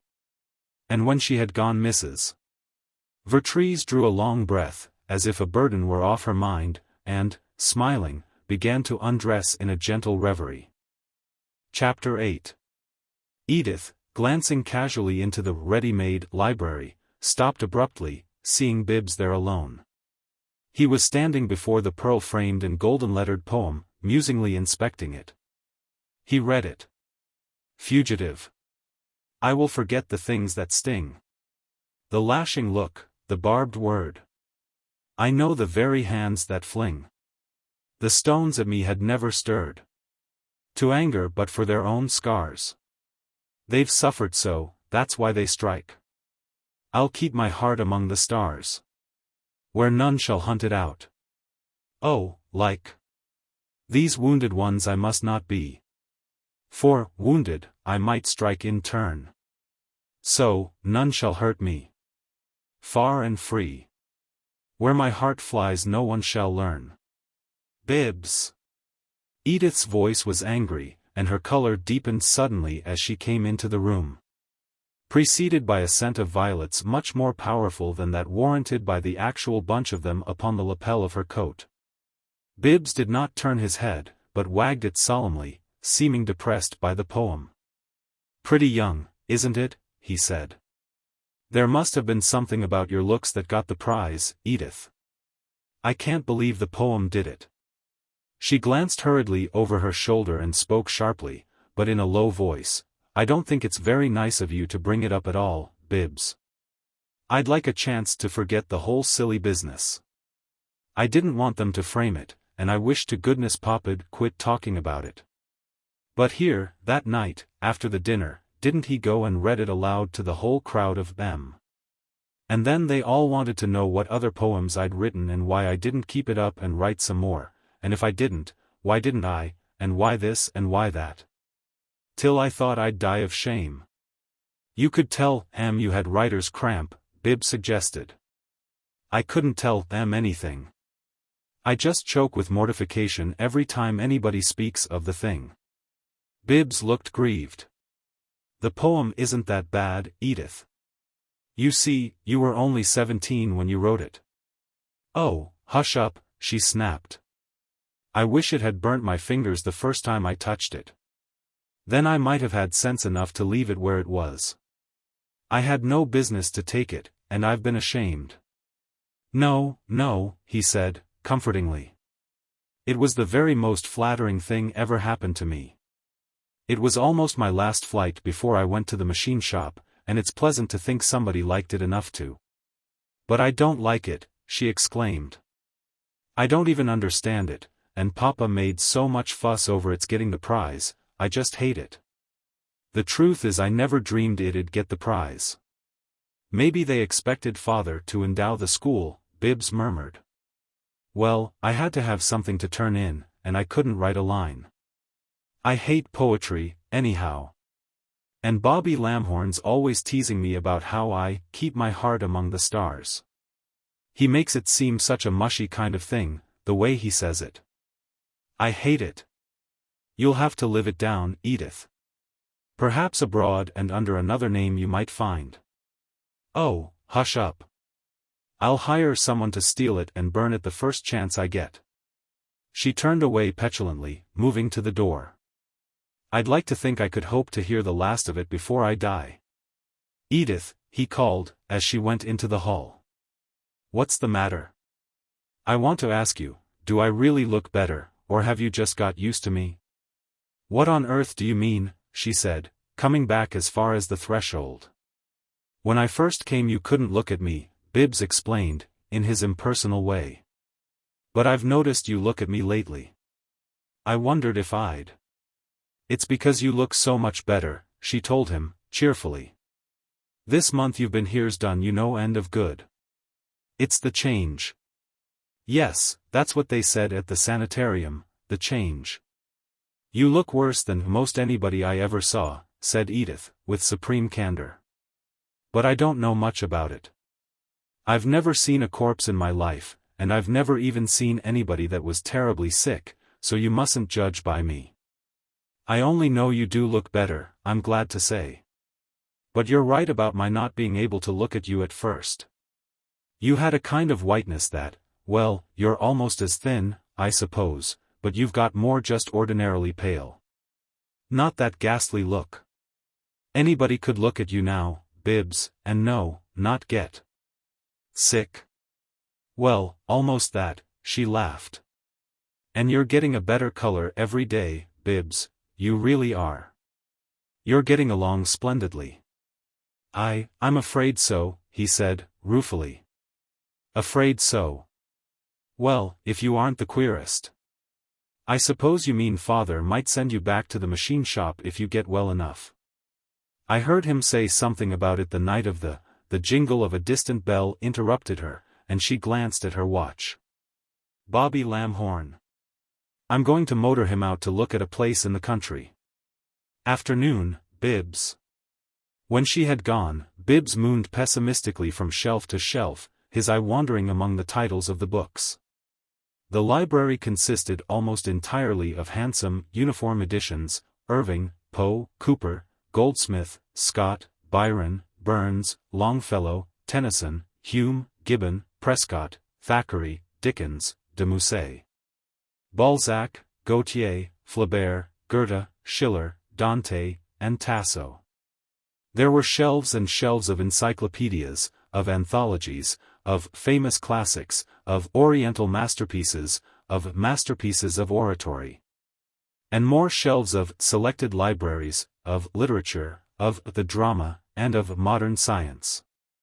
They made an effective decoration for the room, all these big, expensive books, with a glossy binding here and there twinkling a reflection of the flames that crackled in the splendid Gothic fireplace. But Bibbs had an impression that the bookseller who selected them considered them a relief, and that White Jacket considered them a burden of dust, and that nobody else considered them at all. Himself, he disturbed not one. There came a chime of bells from a clock in another part of the house, and White Jacket appeared beamingly in the doorway, bearing furs. "Already, Mist' Bibbs," he announced. "You ma say wrap up wam f you ride, and she cane go with you today, and not f git go see you pa at fo clock. Ah ready, Sue." He equipped Bibbs for the daily drive Dr. Gurney had commanded, and in the manner of a master of ceremonies unctuously led the way.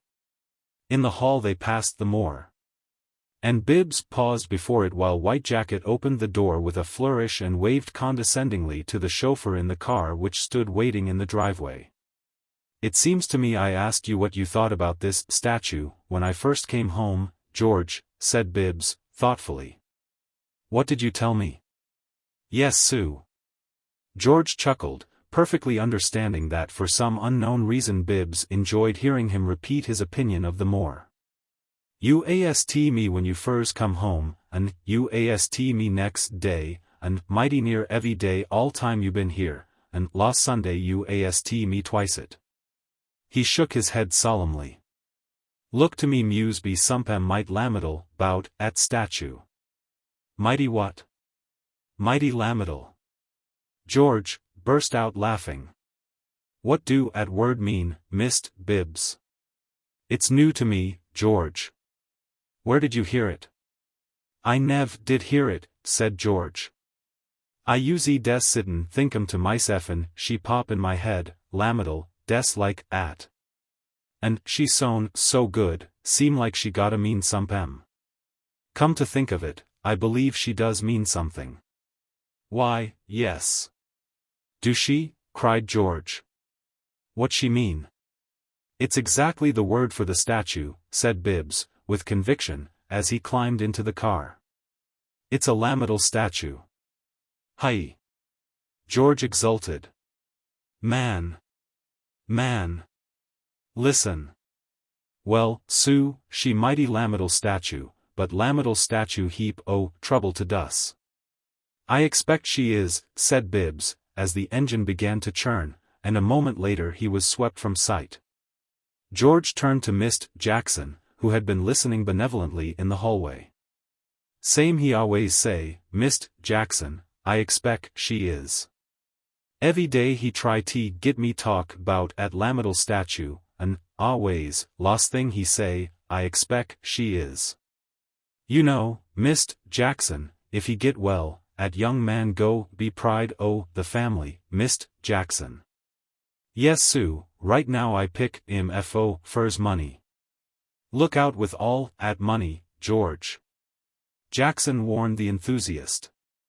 "White folks is house no im heap longer en you. You the only man bettin' on I'm." "I risk it," cried George, merrily. "I put her all on now, every cent. At boys go be flower o' the flock." This singular prophecy, founded somewhat recklessly upon gratitude for the meaning of lamidal, differed radically from another prediction concerning Bibbs, set forth for the benefit of a fair auditor some 20 minutes later.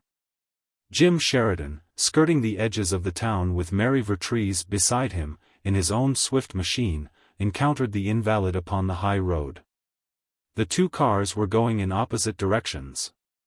And the occupants of Jim's had only a swaying glimpse of Bibbs sitting alone on the back seat, his white face startlingly white against cap and collar of black fur, but he flashed into recognition as Mary bowed to him. Jim waved his left hand carelessly.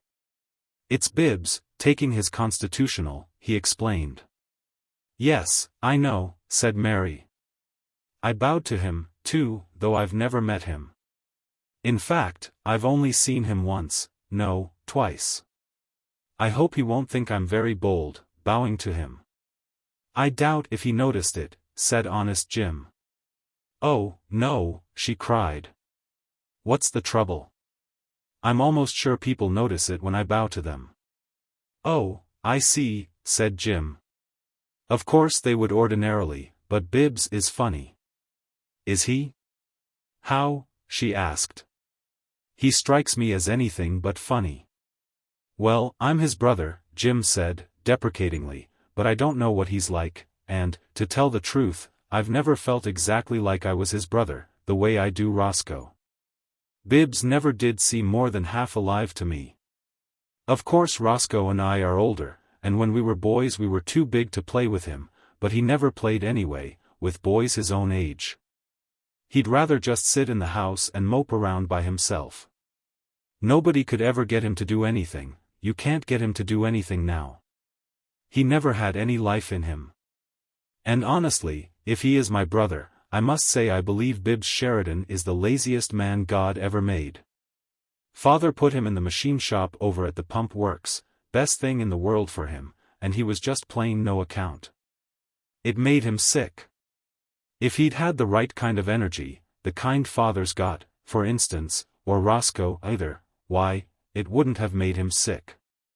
And suppose it was either of them, yes, or me either, do you think any of us would have stopped if we were sick? Not much. I hate to say it, but Bibbs Sheridan'll never amount to anything as long as he lives." Mary looked thoughtful. "Is there any particular reason why he should?" she asked. "Good gracious!" he exclaimed. "You don't mean that, do you? Don't you believe in a man's knowing how to earn his salt, no matter how much money his father's got? Hasn't the business of this world got to be carried on by everybody in it? Are we going to lay back on what we've got and see other fellows get ahead of us? If we've got big things already, isn't it every man's business to go ahead and make them bigger? Isn't it his duty? Don't we always want to get bigger and bigger? Yes, I don't know. But I feel rather sorry for your brother. He looked so lonely, and sick." "He's gettin' better every day," Jim said. "Dr. Gurney says so. There's nothing much the matter with him, really, it's 9/10 imaginary. Nerves. People that are willing to be busy don't have nervous diseases, because they don't have time to imagine them." "You mean his trouble is really mental?" "Oh, he's not a lunatic," said Jim. "He's just queer. Sometimes he'll say something right bright, but half the time what he says is way off the subject, or else there isn't any sense to it at all. For instance, the other day I heard him talkin' to one of the darkies in the hall. The darky asked him what time he wanted the car for his drive, and anybody else in the world would have just said what time they did want it, and that would have been all there was to it. But here's what Bibbs says, and I heard him with my own ears. 'What time do I want the car?' he says. 'Well, now, that depends,' he says. He talks slow like that, you know. 'I'll tell you what time I want the car, George,' he says, 'if you'll tell me what you think of this statue.' That's exactly his words. Ask the darky what he thought of that Arab Edith and Mother bought for the hall." Mary pondered upon this. "He might have been in fun, perhaps," she suggested. A darky what he thought of a piece of statuary, of a work of art. Where on earth would be the fun of that? "No, you're just kind-hearted, and that's the way you ought to be, of course." "Thank you, Mr. Sheridan," she laughed. "See here," he cried. "Isn't there any way for us to get over this Mr. and Miss thing? A month's got 31 days in it. I've managed to be with you a part of pretty near all the 31, and I think you know how I feel by this time." She looked panic-stricken immediately. "Oh, no," she protested, quickly. "No, I don't, Anne." "Yes, you do," he said, and his voice shook a little. "You couldn't help knowing." "But I do," she denied, hurriedly. "I do help knowing. I mean, oh, wait. What for? You do know how I feel, and well, you've certainly wanted me to feel that way, or else pretended." Now, she lamented. "You're spoiling such a cheerful afternoon." "Spoilin' it." He slowed down the car and turned his face to her squarely. "See here, Miss Vertrees, haven't you—" "Stop. Stop the car a minute." And when he had complied, she faced him as squarely as he evidently desired her to face him. "Listen. I don't want you to go on, today." "Why not?" he asked, sharply. "I don't know." "You mean it's just a whim?" "I don't know," she repeated. Her voice was low and troubled and honest, and she kept her clear eyes upon his. "Will you tell me something?" "Almost anything." "Have you ever told any man you loved him?" And at that, though she laughed, she looked a little contemptuous. "No," she said. "And I don't think I ever shall tell any man that, or ever know what it means." "I'm in earnest, Mr. Sheridan." "Then you've just been flirting with me." Poor Jim looked both furious and crestfallen. "Not one bit," she cried. "Not one word. Not one syllable. I've meant every single thing." "I don't." "Of course you don't," she said. "Now, Mr. Sheridan, I want you to start the car. Now." "Thank you." "Slowly, till I finish what I have to say. I have not flirted with you. I have deliberately courted you. One thing more, and then I want you to take me straight home, talking about the weather all the way. I said that I do not believe I shall ever care for any man, and that is true. I doubt the existence of the kind of caring we hear about in poems and plays and novels. I think it must be just a kind of emotional talk, most of it. At all events, I don't feel it. Now, we can go faster, please." "Just where does that let me out?" he demanded. "How does that excuse you for?" "It isn't an excuse," she said, gently, and gave him one final look, wholly desolate. "I haven't said I should never marry." "What?" Jim gasped. She inclined her head in a broken sort of acquiescence, very humble, unfathomably sorrowful. "I promise nothing," she said, faintly. "You needn't," shouted Jim, radiant and exultant. "You needn't. By George! I know you're square, that's enough for me. You wait and promise whenever you're ready." "Don't forget what I asked," she begged him. "Talk about the weather?" "I will." "God bless the old weather," cried the happy Jim. Chapter 9. Through the open country Bibbs was borne flying between brown fields and sun-flecked groves of grey trees, to breathe the rushing, clean air beneath a glorious sky, that sky so despised in the city. And so maltreated there, that from early October to mid-May it was impossible for men to remember that blue is the rightful color overhead. Upon each of Bibbs's cheeks there was a hint of something almost resembling a pinkishness, not actual color, but undeniably its phantom. How largely this apparition may have been the work of the wind upon his face it is difficult to calculate. For beyond a doubt it was partly the result of a lady's bowing to him upon no more formal introduction than the circumstance of his having caught her looking into his window a month before. She had bowed definitely, she had bowed charmingly. And it seemed to Bibbs that she must have meant to convey her forgiveness. There had been something in her recognition of him unfamiliar to his experience, and he rode the warmer for it. Nor did he lack the impression that he would long remember her as he had just seen her, her veil tumultuously blowing back, her face glowing in the wind, and that look of gay friendliness tossed to him like a fresh rose in carnival. By and by, upon a rising ground, the driver halted the car, then backed and tacked, and sent it forward again with its nose to the south and the smoke.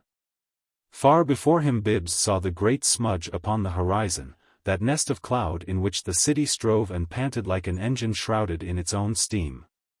But to Bibbs, who had now to go to the very heart of it, for a commanded interview with his father, the distant cloud was like an implacable genius issuing thunderously in smoke from his enchanted bottle, and irresistibly drawing Bibbs nearer and nearer. They passed from the farm lands, and came, in the amber light of November late afternoon, to the farthermost outskirts of the city. And here the sky shimmered upon the verge of change from blue to gray. The smoke did not visibly permeate the air, but it was there, nevertheless, impalpable, thin, no more than the dust of smoke. And then, as the car drove on, the chimneys and stacks of factories came swimming up into view like miles of steamers advancing abreast, every funnel with its vast plume, savage and black, sweeping to the horizon, dripping wealth and dirt and suffocation over league on league already rich and vile with grime. The sky had become only a dingy thickening of the soiled air, and a roar and clangor of metals beat deafeningly on Bibbs's ears. And now the car passed two great blocks of long brick buildings, hideous in all ways possible to make them hideous. Doorways showing dark one moment and lurid the next with the leap of some virulent interior flame, revealing blackened giants, half naked, in passionate action, struggling with formless things in the hot illumination. And big as these shops were, they were growing bigger, spreading over a third block, where two new structures were mushrooming to completion in some hasty cement process of a stability not over-reassuring. Bibbs pulled the rug closer about him, and not even the phantom of color was left upon his cheeks as he passed this place, for he knew it too well. Across the face of one of the buildings there was an enormous sign, Sheridan Automatic Pump Company, Inc. Thence they went through streets of wooden houses, all grimed, and adding their own grime from many a sooty chimney. Flimsy wooden houses of 1,000 flimsy whimsies in the fashioning, built on narrow lots and nudging one another crossly, shutting out the stingy sunlight from one another. Bad neighbors who would destroy one another root and branch some night when the right wind blew. They were only waiting for that wind and a cigarette, and then they would all be gone together, a pinch of incense burned upon the tripod of the god. Along these streets there were skinny shade trees, and here and there a forest elm or walnut had been left, but these were dying. Some people said it was the scale, some said it was the smoke. And some were sure that asphalt and improving the streets did it, but Bigness was in too big a hurry to bother much about trees. He had telegraph poles and telephone poles and electric light poles and trolley poles by the thousand to take their places. So he let the trees die and put up his poles. They were hideous, but nobody minded that, and sometimes the wires fell and killed people, but not often enough to matter at all. Thence onward the car bore Bibbs through the older parts of the town where the few solid old houses not already demolished were in transition, some, with their fronts torn away, were being made into segments of apartment buildings. Others had gone uproariously into trade, brazenly putting forth show windows on their first floors, seeming to mean it for a joke. One or two with unaltered facades peeped humorously over the tops of temporary office buildings of one story erected in the old front yards. Altogether, the town here was like a boarding house hashed the Sunday after Thanksgiving. The old ingredients were discernible. This was the fringe of Bigness's own sanctuary, and now Bibbs reached the roaring Holy of Holies itself. The car must stop at every crossing while the dark-garbed crowds, enveloped in maelstrom of dust, hurried before it. Magnificent new buildings, already dingy, loomed hundreds of feet above him. Newer ones, more magnificent, were rising beside them, rising higher. Old buildings were coming down, middle-aged buildings were coming down.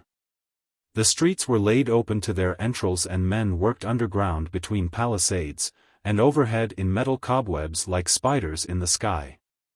Trolley cars and long interurban cars, built to split the wind like torpedo boats, clanged and shrieked their way round swarming corners. Motor cars of every kind and shape known to man babbled frightful warnings and frantic demands, hospital ambulances clamored wildly for passage. Steam whistles signaled the swinging of titanic tentacle and claw, riveters rattled like machine guns, the ground shook to the thunder of gigantic trucks. And the conglomerate sound of it all was the sound of earthquake playing accompaniments for battle and sudden death. On one of the new steel buildings no work was being done that afternoon. The building had killed a man in the morning, and the steelworkers always stop for the day when that happens. And in the hurrying crowds, swirling and sifting through the Brobdingnagian camp of iron and steel, one saw the camp followers and the pagan women. There would be work today and dancing tonight. For the Puritan's dry voice is but the crackling of a leaf underfoot in the rush and roar of the coming of the new Egypt. Bibbs was on time. He knew it must be to the minute, or his father would consider it an outrage, and the big chronometer in Sheridan's office marked for precisely when Bibbs walked in. Coincidentally with his entrance 5 people who had been at work in the office, under Sheridan's direction, walked out. They departed upon no visible or audible suggestion, and with a promptness that seemed ominous to the newcomer. As the massive door clicked softly behind the elderly stenographer, the last of the procession, Bibbs had a feeling that they all understood that he was a failure as a great man's son. A disappointment, the queer one of the family, and that he had been summoned to judgment, a well-founded impression, for that was exactly what they understood. "Sit down," said Sheridan. It is frequently an advantage for deans, schoolmasters, and worried fathers to place delinquents in the sitting posture. Bibbs sat. Sheridan, standing, gazed enigmatically upon his son for a period of silence, then walked slowly to a window and stood looking out of it, his big hands, loosely hooked together by the thumbs, behind his back. They were soiled, as were all other hands downtown, except such as might be still damp from a basin. "Well, Bibbs," he said at last, not altering his attitude, "do you know what I'm goin' to do with you?" Bibbs, leaning back in his chair, fixed his eyes contemplatively upon the ceiling. "I heard you tell Jim," he began, in his slow way. "You said you'd send him to the machine shop with me if he didn't propose to Miss Vertrees. So I suppose that must be your plan for me." But what?" said Sheridan, irritably, as the son paused. "Isn't there somebody you'd let me propose to?" That brought his father sharply round to face him. "You beat the devil. Bibbs, what is the matter with you? Why can't you be like anybody else?" "Liver, maybe," said Bibbs, gently. "Beau. Even old Doc Gurney says there's nothin' wrong with you organically. No. You're a dreamer, Bibbs, that's what's the matter, and that's all the matter. Oh, not one o' these big dreamers that put through the big deals. No, sir. You're the kind o' dreamer that just sets out on the back fence and thinks about how much trouble there must be in the world. That ain't the kind that builds the bridges, Bibbs. It's the kind that borrows 15 cents from his wife's uncle's brother-in-law to get 10 cents worth o' plug tobacco and a nickel's worth o' quinine." He put the finishing touch on this etching with a snort, and turned again to the window. "Look out there," he bade his son. "Look out that window. Look at the life and energy down there. I should think any young man's blood would tingle to get into it and be part of it. Look at the big things young men are doin' in this town." He swung about, coming to the mahogany desk in the middle of the room. "Look at what I was doin' at your age. Look at what your own brothers are doin'. Look at Roscoe. Yes, and look at Jim. I made Jim president o' the Sheridan Realty Company last New Year's, with charge of every inch o' ground and every brick and every shingle and stick o' wood we own. And it's an example to any young man, or ol' man either, the way he took a hold of it. Last July we found out we wanted 2 more big warehouses at the pump works, wanted 'em quick. Contractor said it couldn't be done, said 9 or 10 months at the soonest, couldn't see it any other way. What did Jim do? Took the contract himself. Found a fellow with a new cement and concrete process, kept men on the job night and day, and stayed on it night and day himself, and, by George, We begin to use them warehouses next week. 4 months and a half, and every inch fireproof. I tell you Jim's these fellers that make miracles happen. Now, I don't say every young man can be like Jim, because there's mighty few got his ability, but every young man can go in and do his share. This town is God's own country, and there's opportunity for anybody with a pound of energy and an ounce gumption. I tell you these young businessmen I watch just do my heart good. They don't sit around on the back fence, no, sir.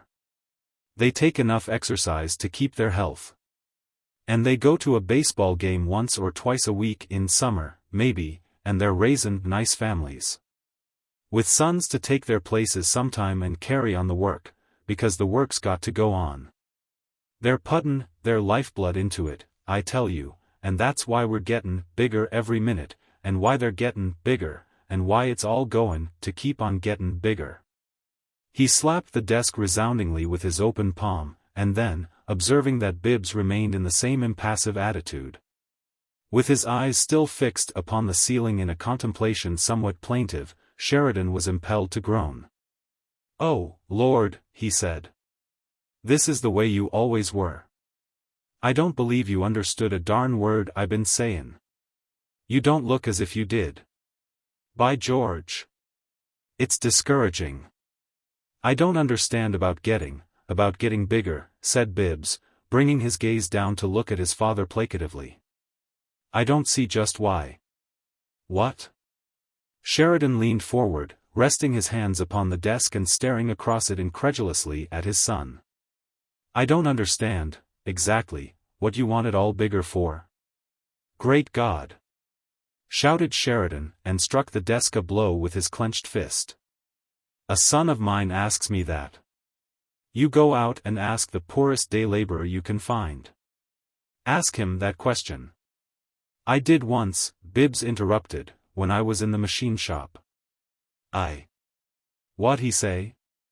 "He said, oh, hell," answered Bibbs, mildly.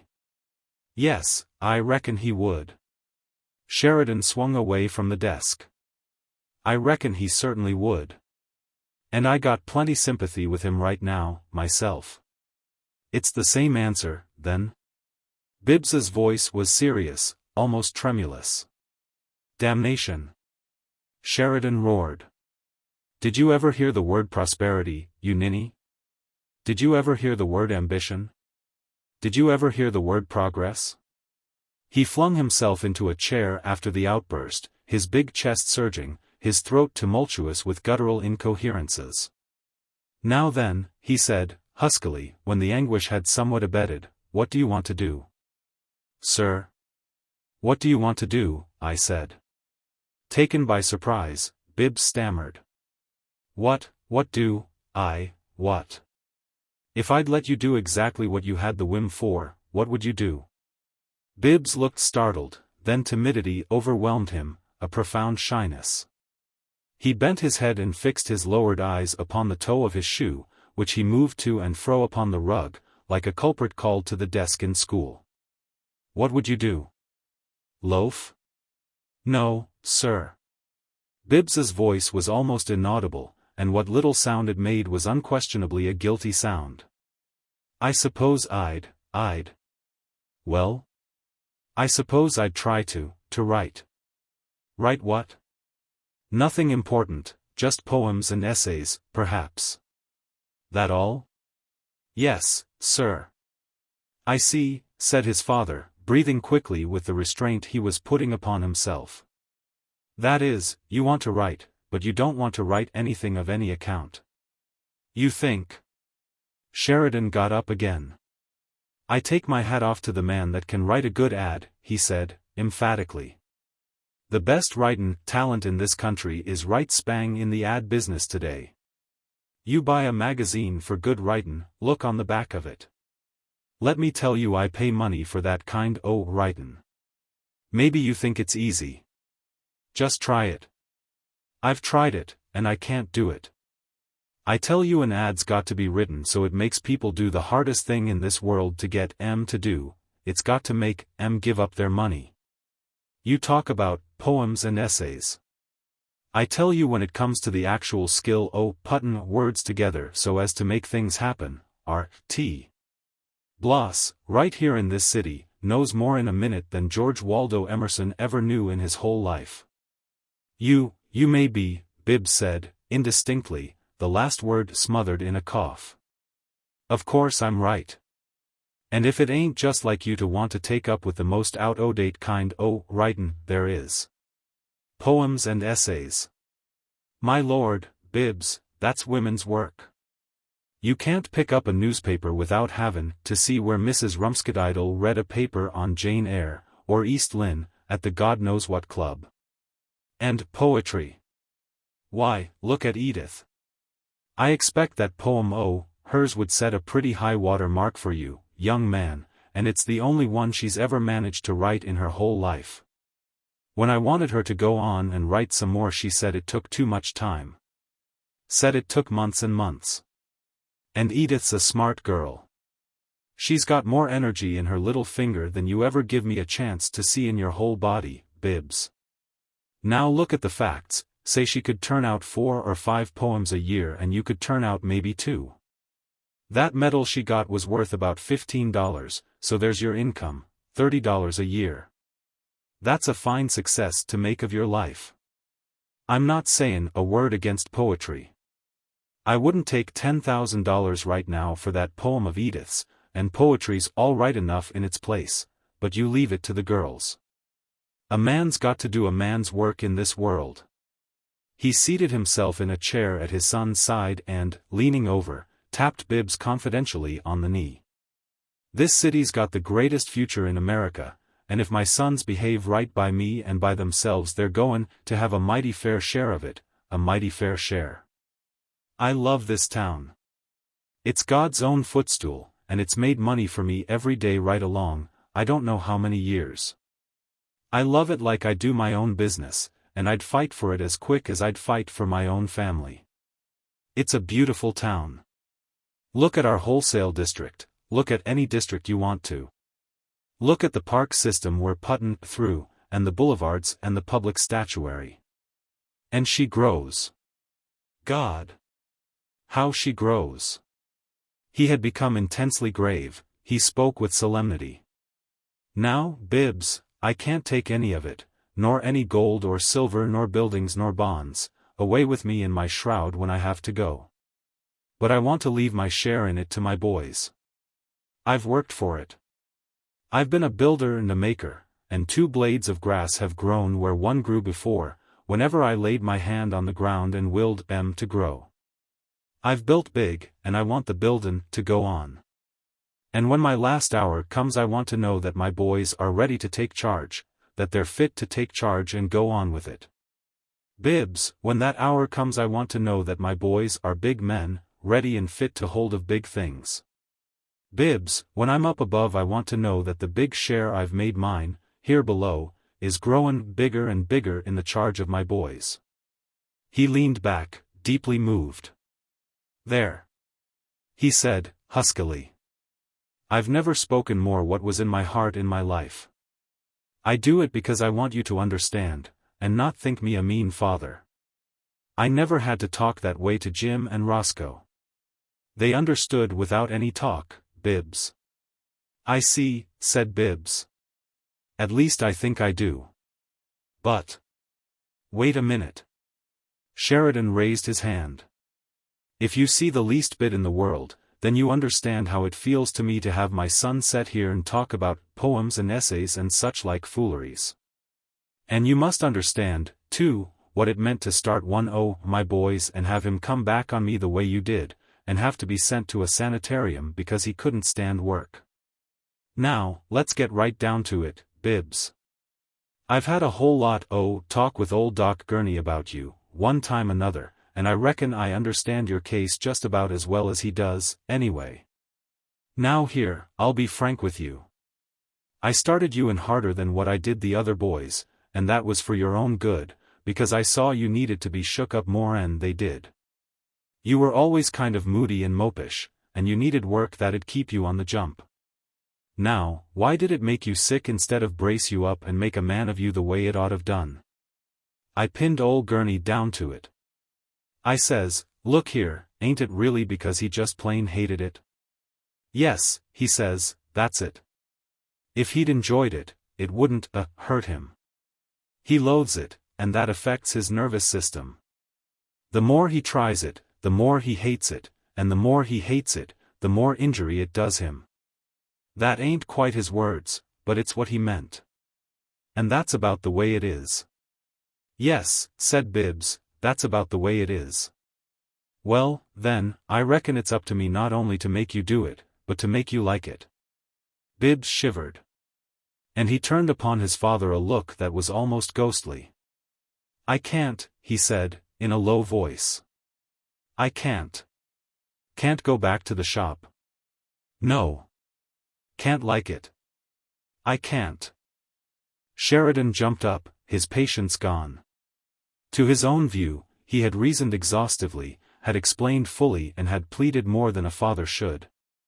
Only to be met in the end with the unreasoning and mysterious stubbornness which had been Bibbs's baffling characteristic from childhood. By George, you will, he cried. You'll go back there and you'll like it. Gurney says it won't hurt you if you like it, and he says it'll kill you if you go back and hate it. So it looks as if it was about up to you not to hate it. Well, Gurney's a fool. Hatin' work doesn't kill anybody, and this isn't goin' to kill you, whether you hate it or not. I've never made a mistake in a serious matter in my life, and it wasn't a mistake my sendin' you there in the first place. And I'm goin' to prove it, I'm goin' to send you back there and vindicate my judgment. Gurney says it's all mental attitude. Well, you're goin' to learn the right one. He says in a couple more months this fool thing that's been the matter with you'll be disappeared completely and you'll be back in as good or better condition than you were before you ever went into the shop. And right then is when you begin over, right in that same shop. Nobody can call me a hard man or a mean father. I do the best I can for my children, and I take full responsibility for bringin' my sons up to be men. Now, so far, I've failed with you.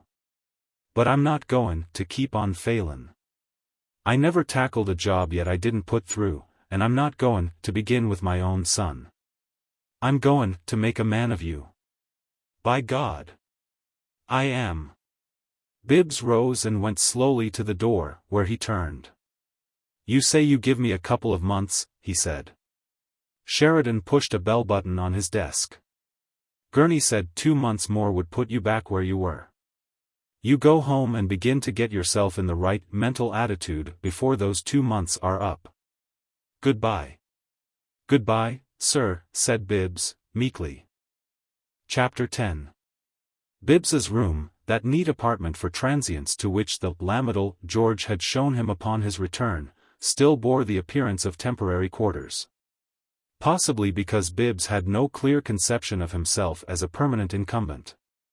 However, he had set upon the mantelpiece the 2 photographs that he owned, one, a group 20 years old, his father and mother, with Jim and Roscoe as boys, and the other a cabinet of Edith at 16.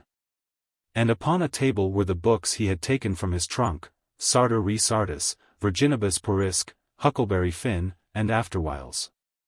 There were some other books in the trunk, a large one, which remained unremoved at the foot of the bed, adding to the general impression of transiency. It contained nearly all the possessions as well as the secret life of Bibbs Sheridan, and Bibbs sat beside it, the day after his interview with his father, raking over a small collection of manuscripts in the top tray. Some of these he glanced through dubiously, finding little comfort in them, but one made him smile. Then he shook his head ruefully indeed, and ruefully began to read it. It was written on paper stamped Hood Sanitarium, and bore the title, Leisure. A man may keep a quiet heart at 70 miles an hour, but not if he is running the train. Nor is the habit of contemplation a useful quality in the stoker of a foundry furnace. It will not be found to recommend him to the approbation of his superiors. For a profession adapted solely to the pursuit of happiness in thinking, I would choose that of an invalid. His money is time and he may spend it on Olympus. It will not suffice to be an amateur invalid. To my way of thinking, the perfect practitioner must be to all outward purposes already dead if he is to begin the perfect enjoyment of life. His serenity must not be disturbed by rumors of recovery, he must lie serene in his long chair in the sunshine. The world must be on the other side of the wall, and the wall must be so thick and so high that he cannot hear the roaring of the furnace fires and the screaming of the whistles. Peace. Having read so far as the word peace, Bibbs suffered an interruption interesting as a coincidence of contrast. High voices sounded in the hall just outside his door. And it became evident that a woman's quarrel was in progress, the parties to it having begun it in Edith's room, and continuing it vehemently as they came out into the hall. "Yes, you better go home." Bibbs heard his sister vociferating, shrilly. "You better go home and keep your mind a little more on your husband. Edie, Edie." He heard his mother remonstrating, as peacemaker. "You see here." This was Sybil, and her voice was both acrid and tremulous. "Don't you talk to me that way. I came here to tell Mother Sheridan what I'd heard, and to let her tell Father Sheridan if she thought she ought to, and I did it for your own good." "Yes, you did." And Edith's gibing laughter tooted loudly. "Yes, you did. You didn't have any other reason. Oh no. You don't want to break it up between Bobby Lamhorn and me because—" "Edie, Edie. Now. Oh, hush up, Mama. I'd like to know, then, if she says her new friends tell her he's got such a reputation that he oughtn't to come here, what about his not going to her house?" "How?" "I've explained that to Mother Sheridan." Sybil's voice indicated that she was descending the stairs. Married people are not the same. Some things that should be shielded from a young girl. This seemed to have no very soothing effect upon Edith. "Shielded from a young girl," she shrilled. "You seem pretty willing to be the shield. You look out Roscoe doesn't notice what kind of a shield you are." Sybil's answer was inaudible, but Mrs. Sheridan's flurried attempts at pacification were renewed.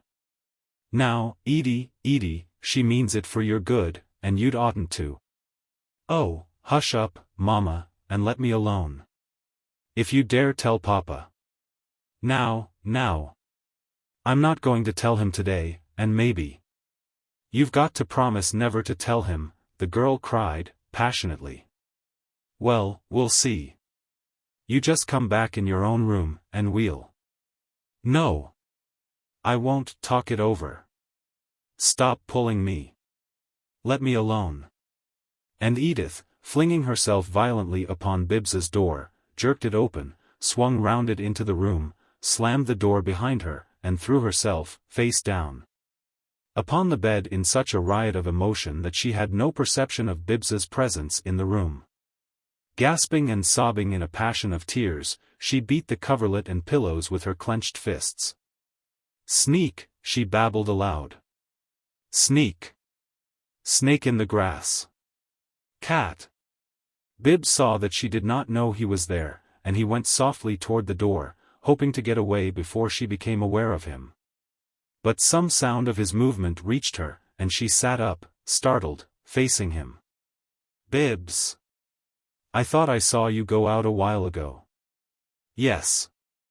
I came back, though. I'm sorry. Did you hear me quarreling with Sybil?" "Only what you said in the hall." "You lie down again, Edith. I'm going out." "No, don't go." She applied a handkerchief to her eyes, emitted a sob, and repeated her request. "Don't go. I don't mind you, you're quiet, anyhow. Mama's so fussy, and never gets anywhere. I don't mind you at all, but I wish you'd sit down." "All right." And he returned to his chair beside the trunk. "Go ahead and cry all you want, Edith," he said. "No harm in that. Sybil told Mama—" "Oh," she began, choking. "Mary Vertrees had Mama and Sybil and I to tea, one afternoon 2 weeks or so ago, and she had some women there that Sybil's been crazy to get in with. And she just laid herself out to make a hit with 'em, and she's been running after ever since, and now she comes over here and says they say Bobby Lamhorn is so bad that even though they like his family, none of the nice people in town would let him in their houses. In the first place, it's a falsehood, and I don't believe a word of it, and in the second place I know the reason she did it, and, what's more, she knows I know it. I won't say what it is, not yet, because Papa and all of you would think I'm as crazy as she is snaky, and Roscoe's such a fool he'd probably quit speaking to me. But it's true. Just you watch her. That's all I ask. Just you watch that woman. You'll see. As it happened, Bibbs was literally watching that woman. Glancing from the window, he saw Sybil pause upon the pavement in front of the old house next door. She stood a moment, in deep thought, then walked quickly up the path to the door, undoubtedly with the intention of calling. But he did not mention this to his sister, who, after delivering herself of a rather vague jeremiad upon the subject of her sister-in-law's treacheries, departed to her own chamber, leaving him to his speculations. The chief of these concerned the social elasticities of women. Sybil had just been a participant in a violent scene. She had suffered hot insult of a kind that could not fail to set her quivering with resentment, and yet she elected to betake herself to the presence of people whom she knew no more than formally. Bibbs marveled. Surely, he reflected, some traces of emotion must linger upon Sybil's face or in her manner. She could not have ironed it all quite out in the 3 or 4 minutes it took her to reach the Vertrees' door. And in this he was not mistaken, for Mary Vertrees was at that moment wondering what internal excitement Mrs. Roscoe Sheridan was striving to master. But Sybil had no idea that she was allowing herself to exhibit anything except the gaiety which she conceived proper to the manner of a casual caller. She was wholly intent upon fulfilling the sudden purpose that brought her, and she was no more self-conscious than she was finely intelligent. For Sybil Sheridan belonged to a type scriptural in its antiquity. She was merely the idle and half-educated intriguer who may and does delude men, of course, and the best and dullest of her own sex as well, finding invariably strong supporters among these latter. It is a type that has wrought some damage in the world and would have wrought greater, save for the check put upon its power by intelligent women and by its own lack of perspective. For it is a type that never sees itself. Sybil followed her impulses with no reflection or question. It was like a hound on the gallop after a master on horseback. She had not even the instinct to stop and consider her effect. If she wished to make a certain impression, she believed that she made it. She believed that she was believed. My mother asked me to say that she was sorry she couldn't come down, Mary said, when they were seated. Sybil ran the scale of a cooing simulance of laughter, which she had been brought up to consider the polite thing to do after a remark addressed to her by any person with whom she was not on familiar terms. It was intended partly as a courtesy and partly as the foundation for an impression of sweetness. Just thought I'd fly in a minute, she said, continuing the cooing to relieve the last doubt of her gentiality. I thought I'd just behave like real country neighbors. We are almost out in the country, so far from downtown, aren't we? And it seemed such a lovely day. I wanted to tell you how much I enjoyed meeting those nice people at tea that afternoon. You see, coming here a bride and never having lived here before, I've had to depend on my husband's friends almost entirely, and I really've known scarcely anybody. Mr. Sheridan has been so engrossed in business ever since he was a mere boy, why, of course. She paused, with the air of having completed an explanation. Of course, said Mary, sympathetically accepting it. Yes. I've been seeing quite a lot of the Kittersbys since that afternoon, Sybil went on. They're really delightful people. Indeed they are. Yes. She stopped with unconscious abruptness, her mind plainly wandering to another matter, and Mary perceived that she had come upon a definite errand. Moreover, a tensing of Sybil's eyelids, in that moment of abstraction as she looked aside from her hostess, indicated that the errand was a serious one for the caller and easily to be connected with the slight but perceptible agitation underlying her assumption of cheerful ease. There was a restlessness of breathing, a restlessness of hands. Mrs. Kittersby and her daughter were chatting about some to the people here in town the other day, said Sybil, repeating the cooing and protracting it. They said something that took me by surprise. We were talking about our mutual friend, Mr. Robert Lamhorn. Mary interrupted her promptly. Do you mean mutual, to include my mother and me? She asked. Why, yes. The Kittersbys and you and all of us Sheridans, I mean. No, said Mary. We shouldn't consider Mr. Robert Lamhorn a friend of ours. To her surprise, Sybil nodded eagerly, as if greatly pleased. That's just the way Mrs. Kittersby talked, she cried, with a vehemence that made Mary stare. Yes, and I hear that's the way all you old families here speak of him. Mary looked aside, but otherwise she was able to maintain her composure. I had the impression he was a friend of yours, she said, adding, hastily, and your husband's. Oh yes, said the caller, absently.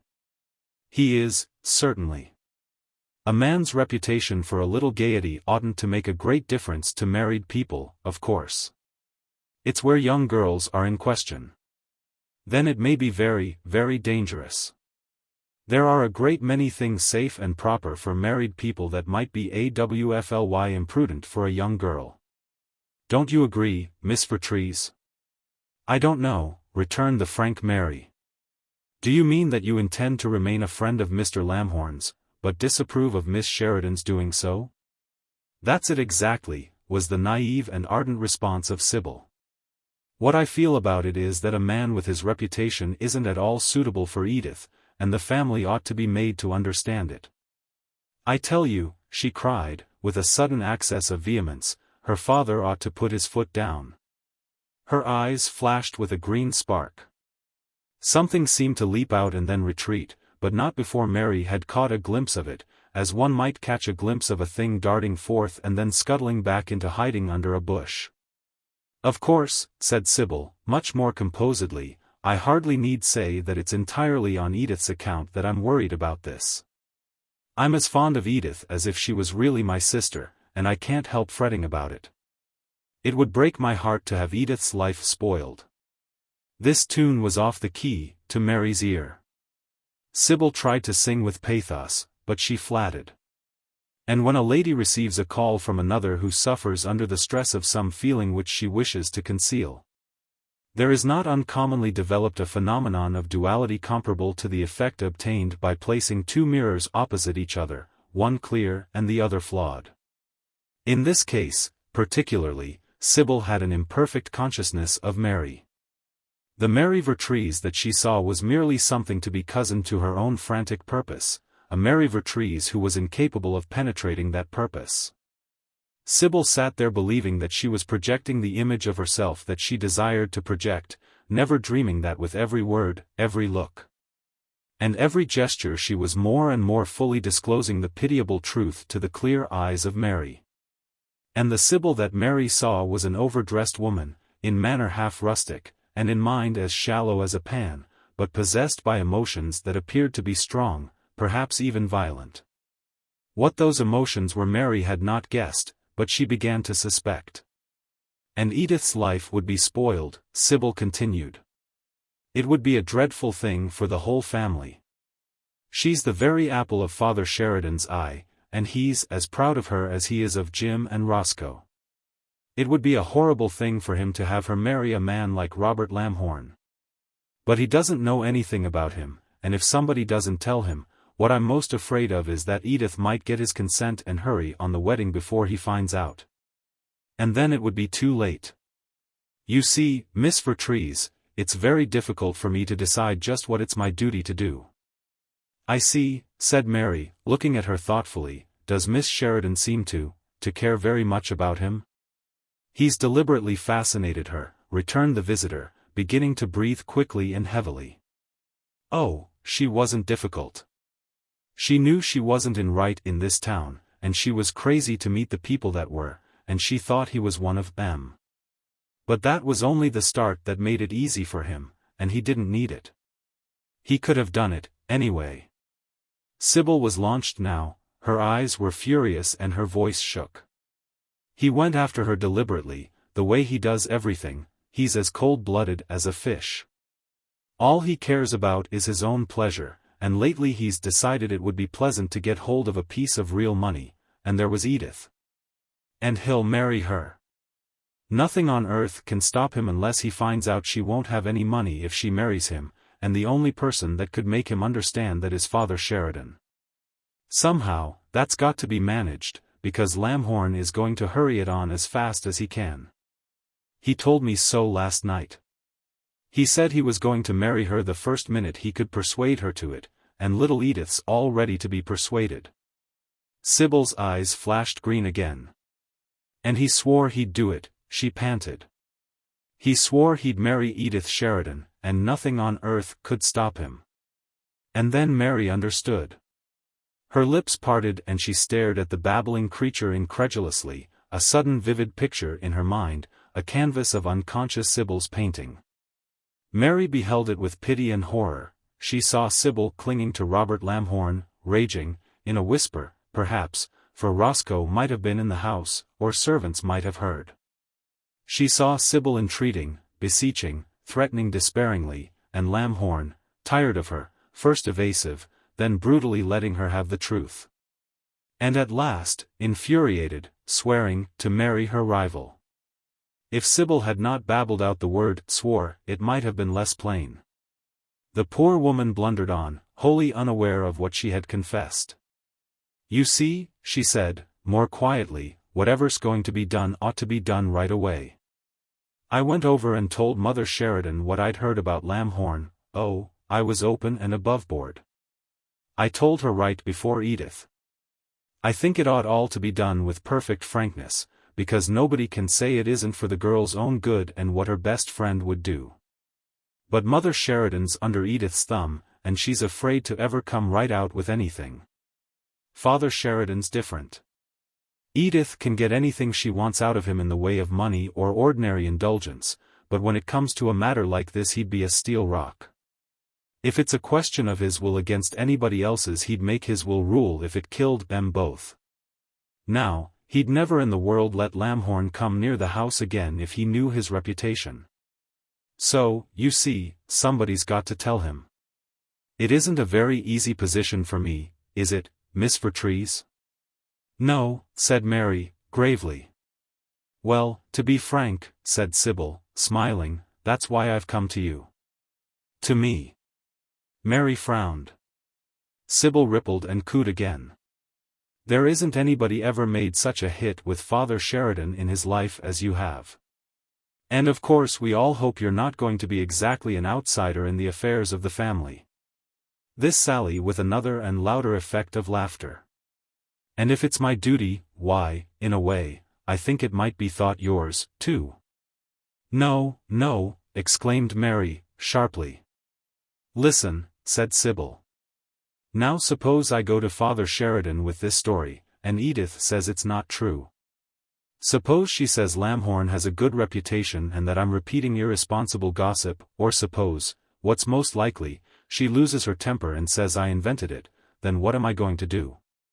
Father Sheridan doesn't know Mrs. Kittersby and her daughter, and they're out of the question, anyway. But suppose I could say, all right, if you want proof, ask Miss Vertrees. She came with me, and she's waiting in the next room right now, too. No, no, said Mary, quickly. You mustn't. Listen just a minute more, Sybil urged, confidingly. She was on easy ground now, to her own mind, and had no doubt of her success. You naturally don't want to begin by taking part in a family quarrel, but if you take part in it, it won't be one.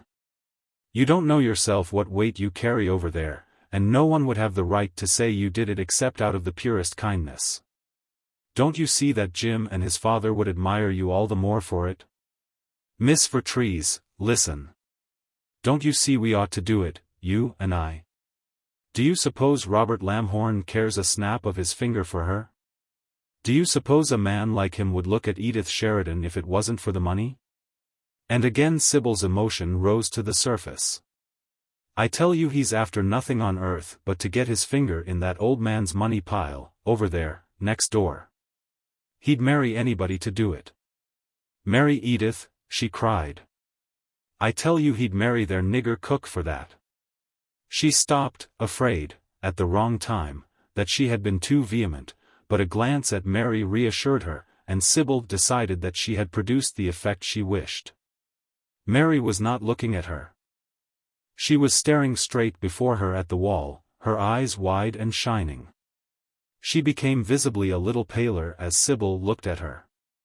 After nothing on earth but to get his finger in that old man's money pile, over there, next door. The voice was vulgar, the words were vulgar, and the plain truth was vulgar.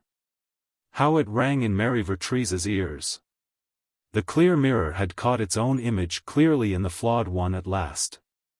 Sybil put forth her best bid to clench the matter. She offered her bargain. Now don't you worry, she said, sunnily, about this setting Edith against you. She'll get over it after a while, anyway, but if she tried to be spiteful and make it uncomfortable for you when you drop in over there, or managed so as to sort of leave you out, why? I've got a house, and Jim likes to come there. I don't think Edith would be that way, she's too crazy to have you take her around with the smart crowd, but if she did, you needn't worry. And another thing, I guess you won't mind Jim's own sister-in-law speaking of it. Of course, I don't know just how matters stand between you and Jim, but Jim and Roscoe are about as much alike as two brothers can be, and Roscoe was very slow making up his mind.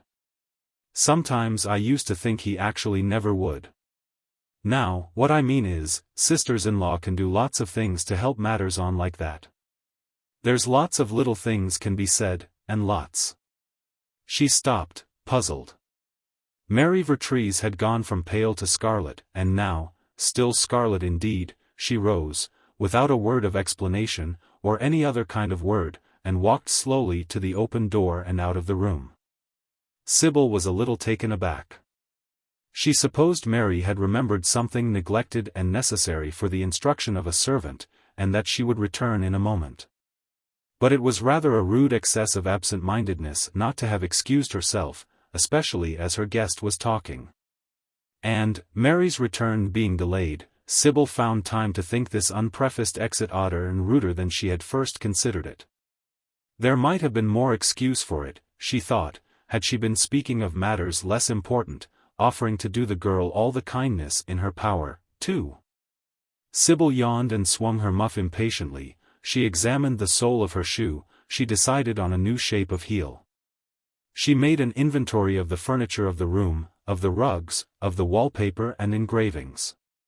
Then she looked at her watch and frowned. Went to a window and stood looking out upon the brown lawn, then came back to the chair she had abandoned, and sat again. There was no sound in the house. A strange expression began imperceptibly to alter the planes of her face, and slowly she grew as scarlet as Mary, scarlet to the ears. She looked at her watch again, and 25 minutes had elapsed since she had looked at it before. She went into the hall, glanced over her shoulder oddly. Then she let herself softly out of the front door, and went across the street to her own house. Roscoe met her upon the threshold, gloomily. "Saw you from the window," he explained. "You must find a lot to say to that old lady." "What old lady?" "Mrs. Vertrees. I've been waiting for you a long time, and I saw the daughter come out, 15 minutes ago, and post a letter, and then walk on up the street." "Don't stand out on the porch," he said, crossly. "Come in here. There's something it's come time I'll have to talk to you about. Come in." But as she was moving to obey, he glanced across at his father's house and started. He lifted his hand to shield his eyes from the setting sun, staring fixedly. "Something's the matter over there," he muttered, and then, more loudly, as alarm came into his voice, he said, "What's the matter over there?" Bibbs dashed out of the gate in an automobile set at its highest speed, and as he saw Roscoe he made a gesture singularly eloquent of calamity. And was lost at once in a cloud of dust down the street. Edith had followed part of the way down the drive, and it could be seen that she was crying bitterly. She lifted both arms to Roscoe, summoning him. "By George, gasped Roscoe. "I believe somebody's dead." And he started for the new house at a run. Chapter 11. Sheridan had decided to conclude his day's work early that afternoon, and at about 2 o'clock he left his office with a man of affairs from foreign parts, who had traveled far for a business conference with Sheridan and his colleagues. Herr Favre, in spite of his French name, was a gentleman of Bavaria. It was his first visit to our country, and Sheridan took pleasure in showing him the sights of the country's finest city. They got into an open car at the main entrance of the Sheridan building, and were driven first, slowly and momentously, through the wholesale district and the retail district. Then more rapidly they inspected the packing houses and the stockyards, then skirmished over the park system and boulevards. And after that whizzed through the residence section, on their way to the factories and foundries. "All cray," observed Herr Favre, smilingly. "Cray?" echoed Sheridan. "I don't know what you mean." "Cray?"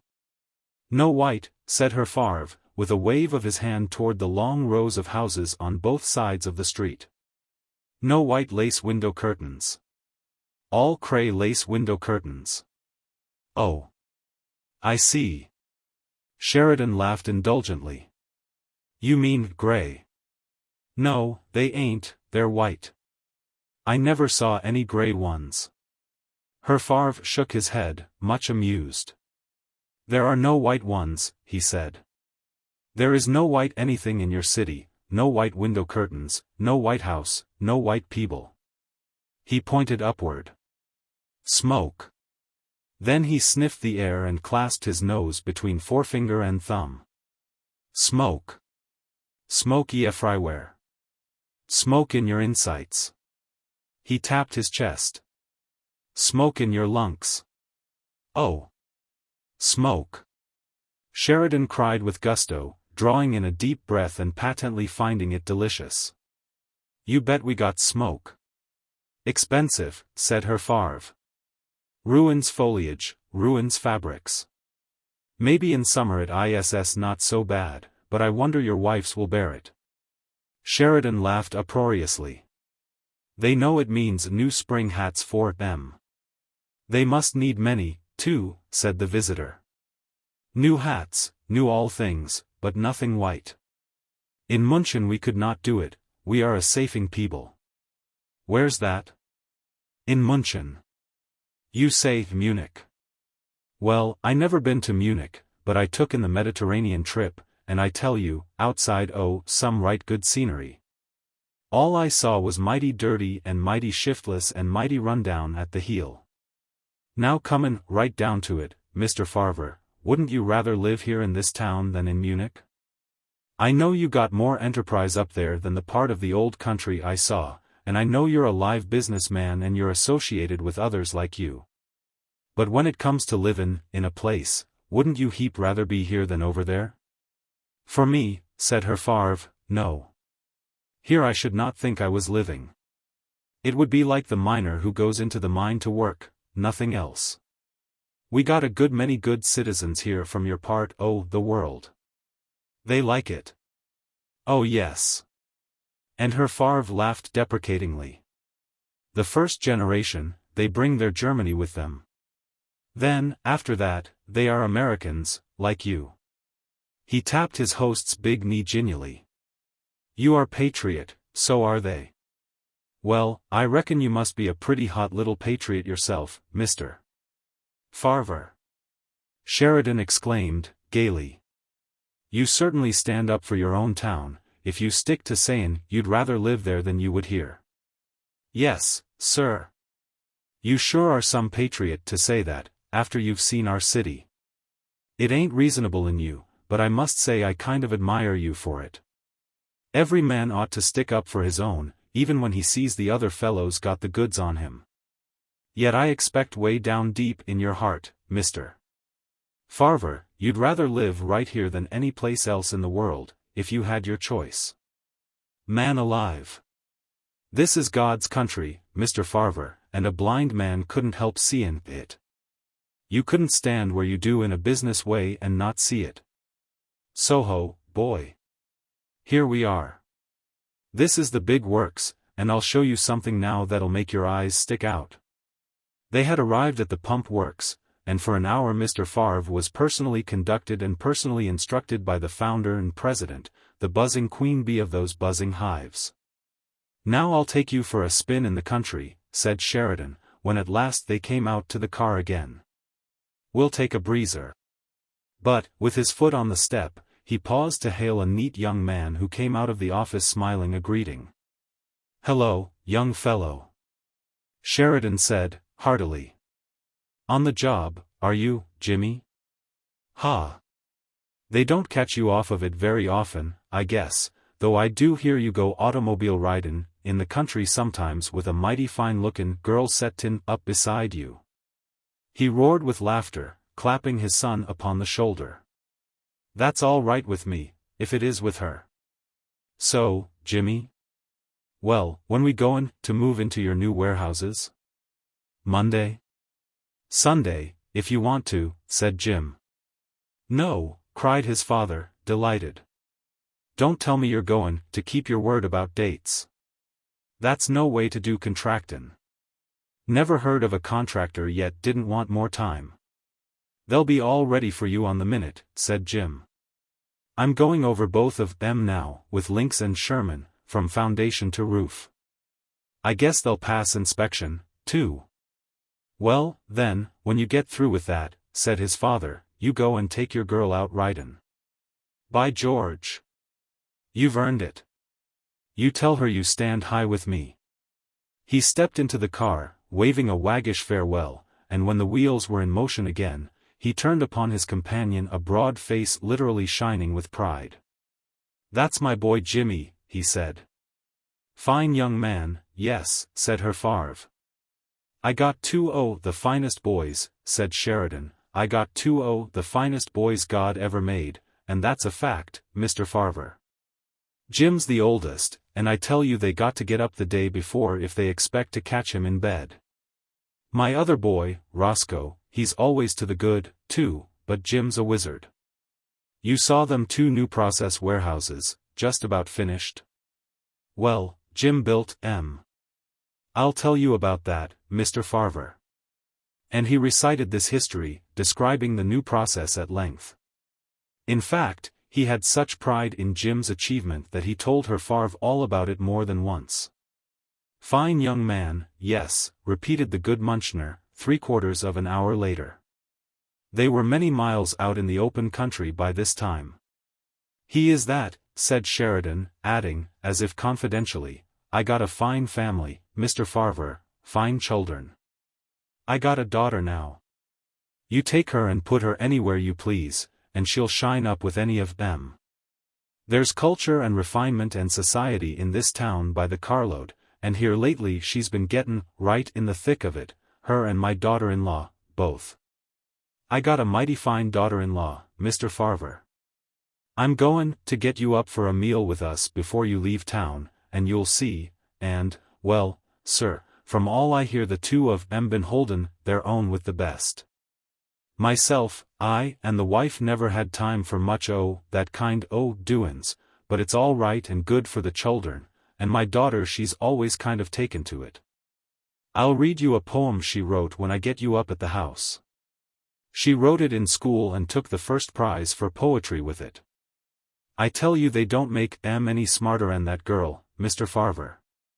Yes, sir, take us all round, we're a pretty happy family, yes, sir.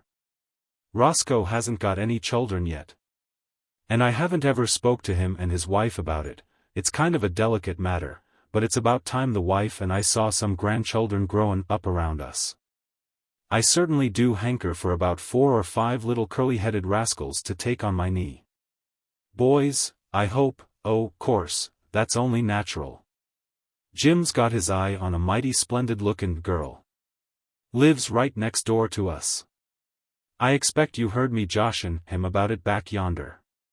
She's one of the old blue bloods here, and I guess it was a mighty good stock, to raise her. She's one these girls that stand right up and look at you. And pretty? She's the prettiest thing you ever saw. Good size, too, good health and good sense. Jim'll be just right if he gets her. I must say it tickles me to think the way that boy took a hold that job back yonder. 4 months and a half. Yes, sir. He expanded this theme once more. And thus he continued to entertain the stranger throughout the long drive.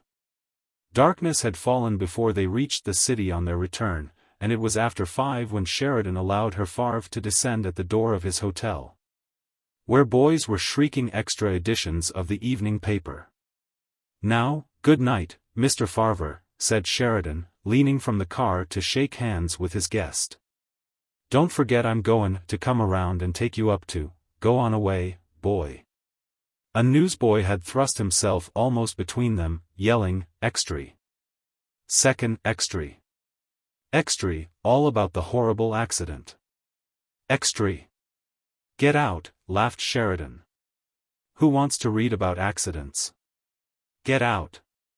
The boy moved away philosophically. XXIII. XXIII, he shrilled. 3 men killed. XXIII. Millionaire killed. 2 other men killed. XXIII. XXIII. Don't forget, Mr. Farver. Sheridan completed his interrupted farewells. "I'll come by to take you up to our house for dinner. I'll be here for you about 5:30 tomorrow afternoon. Hope you enjoyed the drive much as I have. Good night, good night." He leaned back, speaking to the chauffeur. "Now you can take me around to the Central City barbershop, boy. I want to get a shave before I go up home." XXIII. XXIII, screamed the newsboys, zigzagging among the crowds like bats in the dusk. XXIII. All about the horrible accident. XXIII. It struck Sheridan that the papers sent out too many extras. They printed extras for all sorts of petty crimes and casualties. It was a mistake, he decided, critically. Crying wolf. Too often wouldn't sell the goods, it was bad business. The papers would make more in the long run, he was sure, if they published an extra only when something of real importance happened. XXIII. All about the horribly accident. XXIII, a boy squawked under his nose, as he descended from the car. "Go on away," said Sheridan, gruffly, though he smiled. He liked to see the youngsters working so noisily to get on in the world. But as he crossed the pavement to the brilliant glass doors of the barbershop, a second newsboy grasped the arm of the one who had thus cried his wares. "Say, Yallern," said this second, hoarse with awe, "and you know who that is?" "Who?" "It's Sheridan." "Jeest," cried the first, staring insanely. At about the same hour, 4 times a week, Monday, Wednesday, Friday, and Saturday, Sheridan stopped at this shop to be shaved by the head barber. The barbers were Negroes, he was their great man, and it was their habit to give him a reception, his entrance being always the signal for a flurry of jocular hospitality, followed by general excesses of briskness and gaiety. But it was not so this evening. The shop was crowded. Copies of the extra were being read by men waiting, and by men in the latter stages of treatment. Extras lay upon vacant seats and showed from the pockets of hanging coats.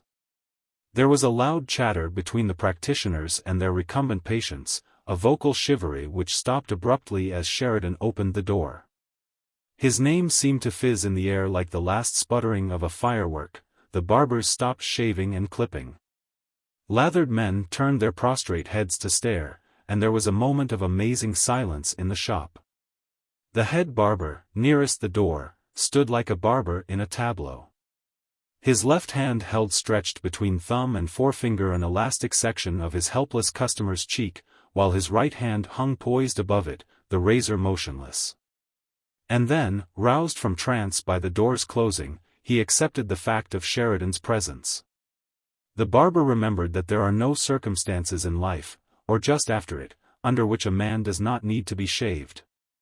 He stepped forward, profoundly grave. "I be through with this man in the chair 1 minute, Mist. Sheridan," he said, in a hushed tone. "Yes, Sue." And of a solemn Negro youth who stood by, gazing stupidly, "You go and resign?" he demanded in a fierce undertone. "You go and take Mist Sheridan's coat?" He sent an angry look round the shop, and the barbers, taking his meaning, averted their eyes and fell to work, the murmur of subdued conversation buzzing from chair to chair. "You sit down 1 minute, Mist Sheridan," said the head barber, gently. "I fix nice chair for you to wait in." "Never mind," said Sheridan. "Go on, get through with your man." "Yes, Sue." And he went quickly back to his chair on tiptoe, followed by Sheridan's puzzled gaze. Something had gone wrong in the shop, evidently. Sheridan did not know what to make of it. Ordinarily he would have shouted a hilarious demand for the meaning of the mystery. But an inexplicable silence had been imposed upon him by the hush that fell upon his entrance and by the odd look every man in the shop had bent upon him. Vaguely disquieted, he walked to one of the seats in the rear of the shop, and looked up and down the 2 lines of barbers, catching quickly shifted, furtive glances here and there. He made this brief survey after wondering if one of the barbers had died suddenly, that day, or the night before, but there was no vacancy in either line. The seat next to his was unoccupied, but someone had left a copy of the extra there, and, frowning, he picked it up and glanced at it. The first of the swollen display lines had little meaning to him. Fatally faulty. New process roof collapses hurling capitalist to death with inventor. 7 escape when crash comes. Death claims. Thus far had he read when a thin hand fell upon the paper, covering the print from his eyes. And, looking up, he saw Bibbs standing before him, pale and gentle, immeasurably compassionate. "I've come for you, father," said Bibbs. "Here's the boy with your coat and hat. Put them on and come home." And even then Sheridan did not understand. So secure was he in the strength and bigness of everything that was his, he did not know what calamity had befallen him. But he was frightened. Without a word, he followed Bibbs heavily out throughout the still shop, but as they reached the pavement he stopped short and, grasping his son's sleeve with shaking fingers, swung him round so that they stood face to face. What, his mouth could not do him the service he asked of it, he was so frightened. "XXIII," screamed a newsboy straight in his face. "Young North Side millionaire instantly killed." "XXIII." "Not, Jim," said Sheridan. Bibbs caught his father's hand in his own. "And you come to tell me that?" Sheridan did not know what he said. But in those first words and in the first anguish of the big, stricken face Bibbs understood the unuttered cry of accusation. "Why wasn't it you?" Chapter 12. Standing in the black group under gaunt trees at the cemetery, 3 days later, Bibbs unwillingly let an old thought become definite in his mind: the sickly brother had buried the strong brother. And Bibbs wondered how many million times that had happened since men first made a word to name the sons of one mother. Almost literally he had buried his strong brother, for Sheridan had gone to pieces when he saw his dead son. He had nothing to help him meet the shock, neither definite religion nor philosophy, definite or indefinite. He could only beat his forehead and beg, over and over, to be killed with an axe, while his wife was helpless except to entreat him not to take on, herself adding a continuous lamentation. Edith, weeping, made truce with Sybil and saw to it that the mourning garments were beyond criticism. Roscoe was dazed, and he shirked, justifying himself curiously by saying he never had any experience in such matters. So it was Bibbs, the shy outsider, who became, during this dreadful little time, the master of the house, for as strange a thing as that, sometimes, may be the result of a death. He met the relatives from out of town at the station, he set the time for the funeral and the time for meals, he selected the flowers and he selected Jim's coffin. He did all the grim things and all the other things. Jim had belonged to an order of knights, who lengthened the rites with a picturesque ceremony of their own, and at first Bibbs wished to avoid this. But upon reflection he offered no objection. He divined that the knights and their service would be not precisely a consolation, but a satisfaction to his father. So the knights led the procession, with their band playing a dirge part of the long way to the cemetery. And then turned back, after forming in two lines, plumed hats sympathetically in hand, to let the hearse and the carriages pass between. "Mighty fine-lookin' men," said Sheridan, brokenly. They all liked him. His breath caught in a sob and choked him. He was a grand supreme herald. Bibbs had divined aright. "Dust to dust," said the minister, under the gaunt trees. And at that Sheridan shook convulsively from head to foot. All of the black group shivered, except Bibbs, when it came to "dust to dust." Bibbs stood passive, for he was the only one of them who had known that thought as a familiar neighbor. He had been close upon dust himself for a long, long time, and even now he could prophesy no protracted separation between himself and dust.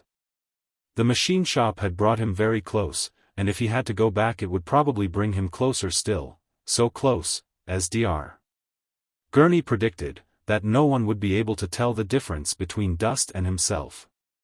And Sheridan, if Bibbs read him truly, would be all the more determined to make a man of him, now that there was a man less in the family. To Bibbs's knowledge, no one and nothing had ever prevented his father from carrying through his plans, once he had determined upon them. And Sheridan was incapable of believing that any plan of his would not work out according to his calculations. His nature unfitted him to accept failure. He had the gift of terrible persistence, and with unflecked confidence that his way was the only way he would hold to that way of making a man of Bibbs, who understood very well, in his passive and impersonal fashion, that it was a way which might make, not a man, but dust of him. But he had no shudder for the thought. He had no shudder for that thought or for any other thought. The truth about Bibbs was in the poem which Edith had adopted. He had so thoroughly formed the oversensitive habit of hiding his feelings that no doubt he had forgotten, by this time, where he had put some of them. Especially those which concerned himself. But he had not hidden his feelings about his father where they could not be found. He was strange to his father, but his father was not strange to him. He knew that Sheridan's plans were conceived in the stubborn belief that they would bring about a good thing for Bibbs himself, and whatever the result was to be, the son had no bitterness. Far otherwise, for as he looked at the big, woeful figure, shaking and tortured, an almost unbearable pity laid hands upon Bibbs's throat. Roscoe stood blinking, his lip quivering. Edith wept audibly, Mrs. Sheridan leaned in half collapse against her husband, but Bibbs knew that his father was the one who cared. It was over. Men in overalls stepped forward with their shovels, and Bibbs nodded quickly to Roscoe, making a slight gesture toward the line of waiting carriages. Roscoe understood. Bibbs would stay and see the grave filled, the rest were to go. The groups began to move away over the turf, wheels creaked on the gravel drive. And one by one the carriages filled and departed, the horses setting off at a walk. Bibbs gazed steadfastly at the workman. He knew that his father kept looking back as he went toward the carriage, and that was a thing he did not want to see. But after a little while there were no sounds of wheels or hoofs on the gravel, and Bibbs, glancing up, saw that everyone had gone. A coupe had been left for him, the driver dozing patiently. The workmen placed the flowers and wreaths upon the mound and about it, and Bibbs altered the position of one or two of these. Then stood looking thoughtfully at the grotesque brilliancy of that festal-seeming hillock beneath the darkening November sky. "It's too bad," he half whispered, his lips forming the words, and his meaning was that it was too bad that the strong brother had been the one to go. For this was his last thought before he walked to the coupe and saw Mary Vertrees standing, all alone, on the other side of the drive.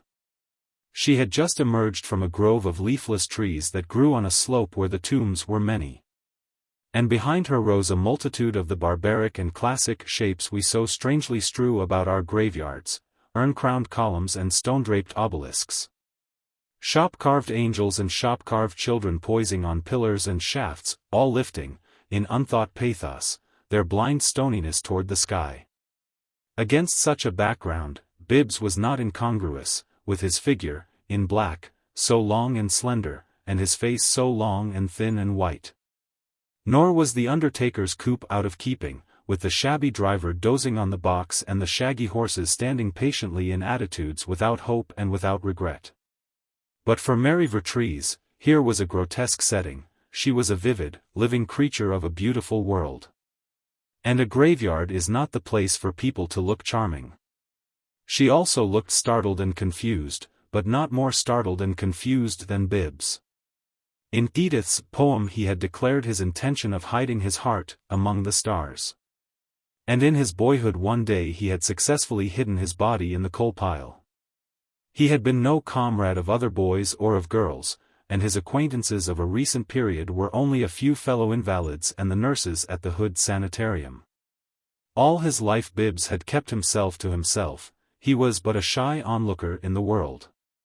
Nevertheless, the startled gaze he bent upon the unexpected lady before him had causes other than his shyness and her unexpectedness. For Mary Vertrees had been a shining figure in the little world of late given to the view of this humble and elusive outsider. And spectators sometimes find their hearts beating faster than those of the actors in the spectacle. Thus with Bibbs now. He started and stared. He lifted his hat with incredible awkwardness, his fingers fumbling at his forehead before they found the brim. "Mr. Sheridan," said Mary, "I'm afraid you'll have to take me home with you." She stopped, not lacking a momentary awkwardness of her own. Why, yes," Bibbs stammered. I'll be won't you get in?" In that manner and in that place they exchanged their first words. Then Mary without more ado got into the coupe, and Bibbs followed, closing the door. "You're very kind," she said, somewhat breathlessly. "I should have had to walk, and it's beginning to get dark." "It's 3 miles, I think." "Yes," said Bibbs. It is beginning to get dark."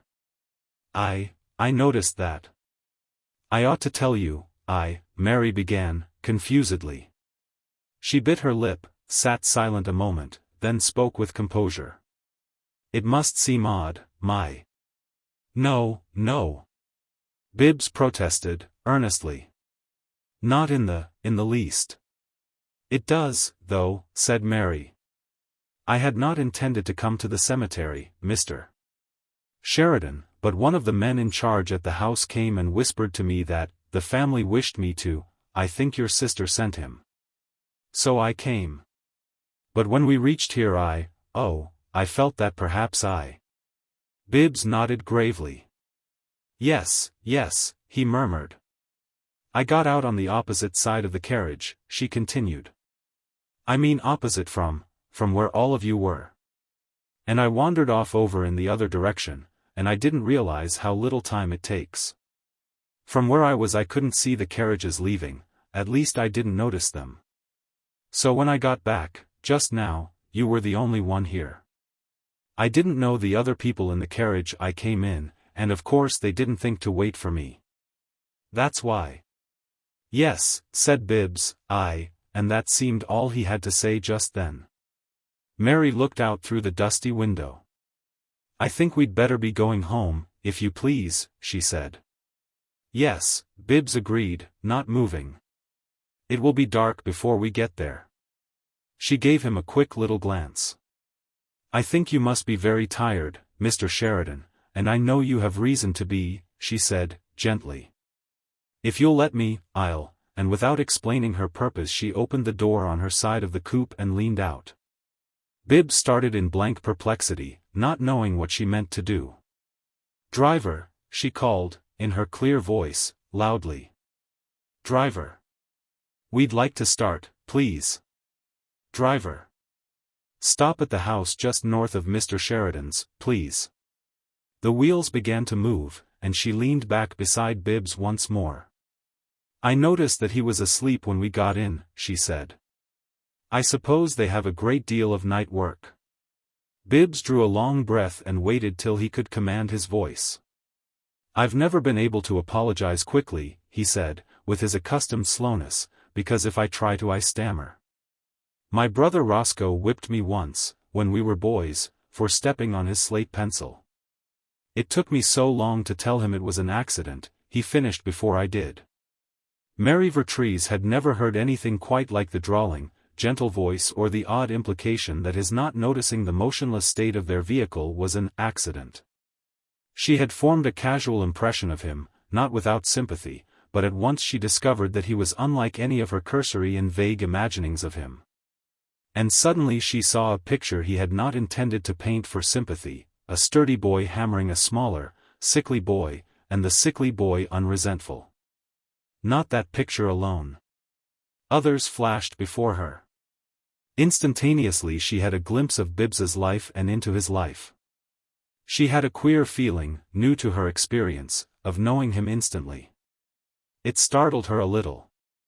And then, with some surprise, she realized that she was glad he had sat so long, after getting into the coupe, before he noticed that it had not started. What she did not realize, however, was that she had made no response to his apology, and they passed out of the cemetery gates, neither having spoken again. Bibbs was so content with the silence he did not know that it was silence.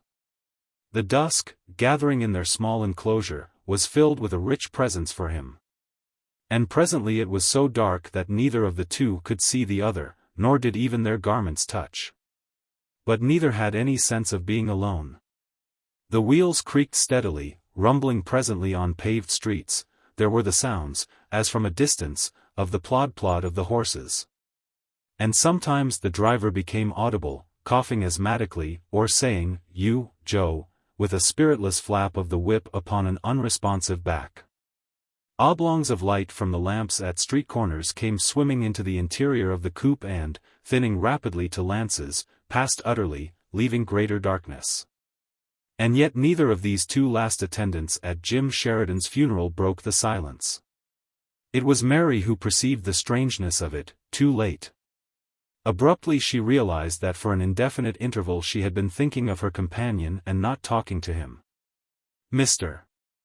Sheridan," she began, not knowing what she was going to say, but impelled to say anything, as she realized the queerness of this drive. "Mr. Sheridan, I—" The coupe stopped. "You, Joe," said the driver, reproachfully, and climbed down and opened the door. "What's the trouble?" Bibbs inquired. "Lady said stop at the first house north of Mr. Sheridan's, sir." Mary was incredulous. She felt that it couldn't be true and that it mustn't be true that they had driven all the way without speaking. "What?" Bibbs demanded. "We're there, sir," said the driver, sympathetically. "Next house north of Mr. Sheridan's." Bibbs descended to the curb. "Why, yes," he said. "Yes, you seem to be right." And while he stood staring at the dimly illuminated front windows of Mr. Vertrees's house, Mary got out, unassisted. "Let me help you," said Bibbs, stepping toward her mechanically, and she was several feet from the coupe when he spoke. "Oh no," she murmured. "I think I can." She meant that she could get out of the coupe without help, but, perceiving that she had already accomplished this feat, she decided not to complete the sentence. "You, Joe!" cried the driver, angrily, climbing to his box. And he rumbled away at his team's best pace, a snail's. "Thank you for bringing me home, Mr. Sheridan," said Mary, stiffly. She did not offer her hand. "Good night." "Good night," Bibbs said in response, and, turning with her, walked beside her to the door. Mary made that a short walk. She almost ran.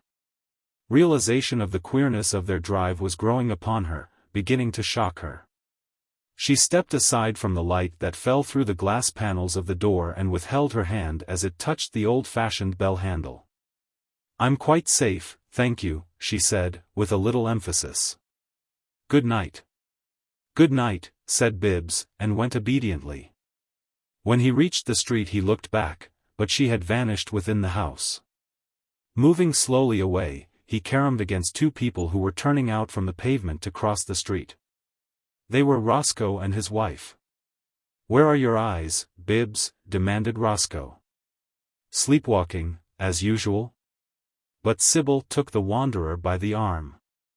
"Come over to our house for a little while, Bibbs," she urged.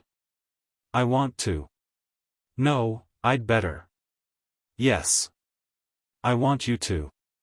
Your father's gone to bed, and they're all quiet over there, all worn out. Just come for a minute." He yielded, and when they were in the house she repeated herself with real feeling, "all worn out." "Well, if anybody is, you are, Bibbs. And I don't wonder. You've done every bit of the work of it. You mustn't get down sick again. I'm going to make you take a little brandy." He let her have her own way, following her into the dining room, and was grateful when she brought him a tiny glass filled from one of the decanters on the sideboard. Roscoe gloomily poured for himself a much heavier libation in a larger glass. And the two men sat, while Sybil leaned against the sideboard, reviewing the episodes of the day and recalling the names of the donors of flowers and wreaths. She pressed Bibbs to remain longer when he rose to go, and then, as he persisted, she went with him to the front door. He opened it, and she said, "Bibbs, you were coming out of the Vertrees' house when we met you. How did you happen to be there?" "I had only been to the door," he said. "Good night, Sybil." "Wait," she insisted. "We saw you coming out." "I wasn't," he explained, moving to depart. "I just brought Miss Vertrees home." "What?" she cried. "Yes," he said, and stepped out upon the porch. "That was it. Good night, Sybil." "Wait," she said, following him across the threshold. "How did that happen? I thought you were going to wait while those men filled the. She paused, but moved nearer him insistently. "I did wait. Miss Vertrees was there," he said, reluctantly. She had walked away for a while and didn't notice that the carriages were leaving. When she came back the coupe waiting for me was the only one left." Sybil regarded him with dilating eyes. She spoke with a slow breathlessness. "And she drove home from Jim's funeral, with you." Without warning she burst into laughter, clapped her hand ineffectually over her mouth, and ran back uproariously into the house, hurling the door shut behind her. Chapter 13. Bibbs went home pondering. He did not understand why Sybil had laughed. The laughter itself had been spontaneous and beyond suspicion, but it seemed to him that she had only affected the effort to suppress it and that she wished it to be significant. Significant of what? And why had she wished to impress upon him the fact of her overwhelming amusement? He found no answer, but she had succeeded in disturbing him, and he wished that he had not encountered her. At home, uncles, aunts, and cousins from out of town were wandering about the house, several mournfully admiring the Bay of Naples, and others occupied with the moor and the plumbing. While they waited for trains. Edith and her mother had retired to some upper fastness, but Bibbs interviewed Jackson and had the various groups of relatives summoned to the dining room for food. One great-uncle, old Gideon Sheridan from Boonville, could not be found, and Bibbs went in search of him. He ransacked the house, discovering the missing antique at last by accident. Passing his father's closed door on tiptoe, Bibbs heard a murmurous sound, and paused to listen. The sound proved to be a quavering and rickety voice, monotonously bleating. "The Lord giveth and the Lord taketh away. We got to remember that, we got to remember that.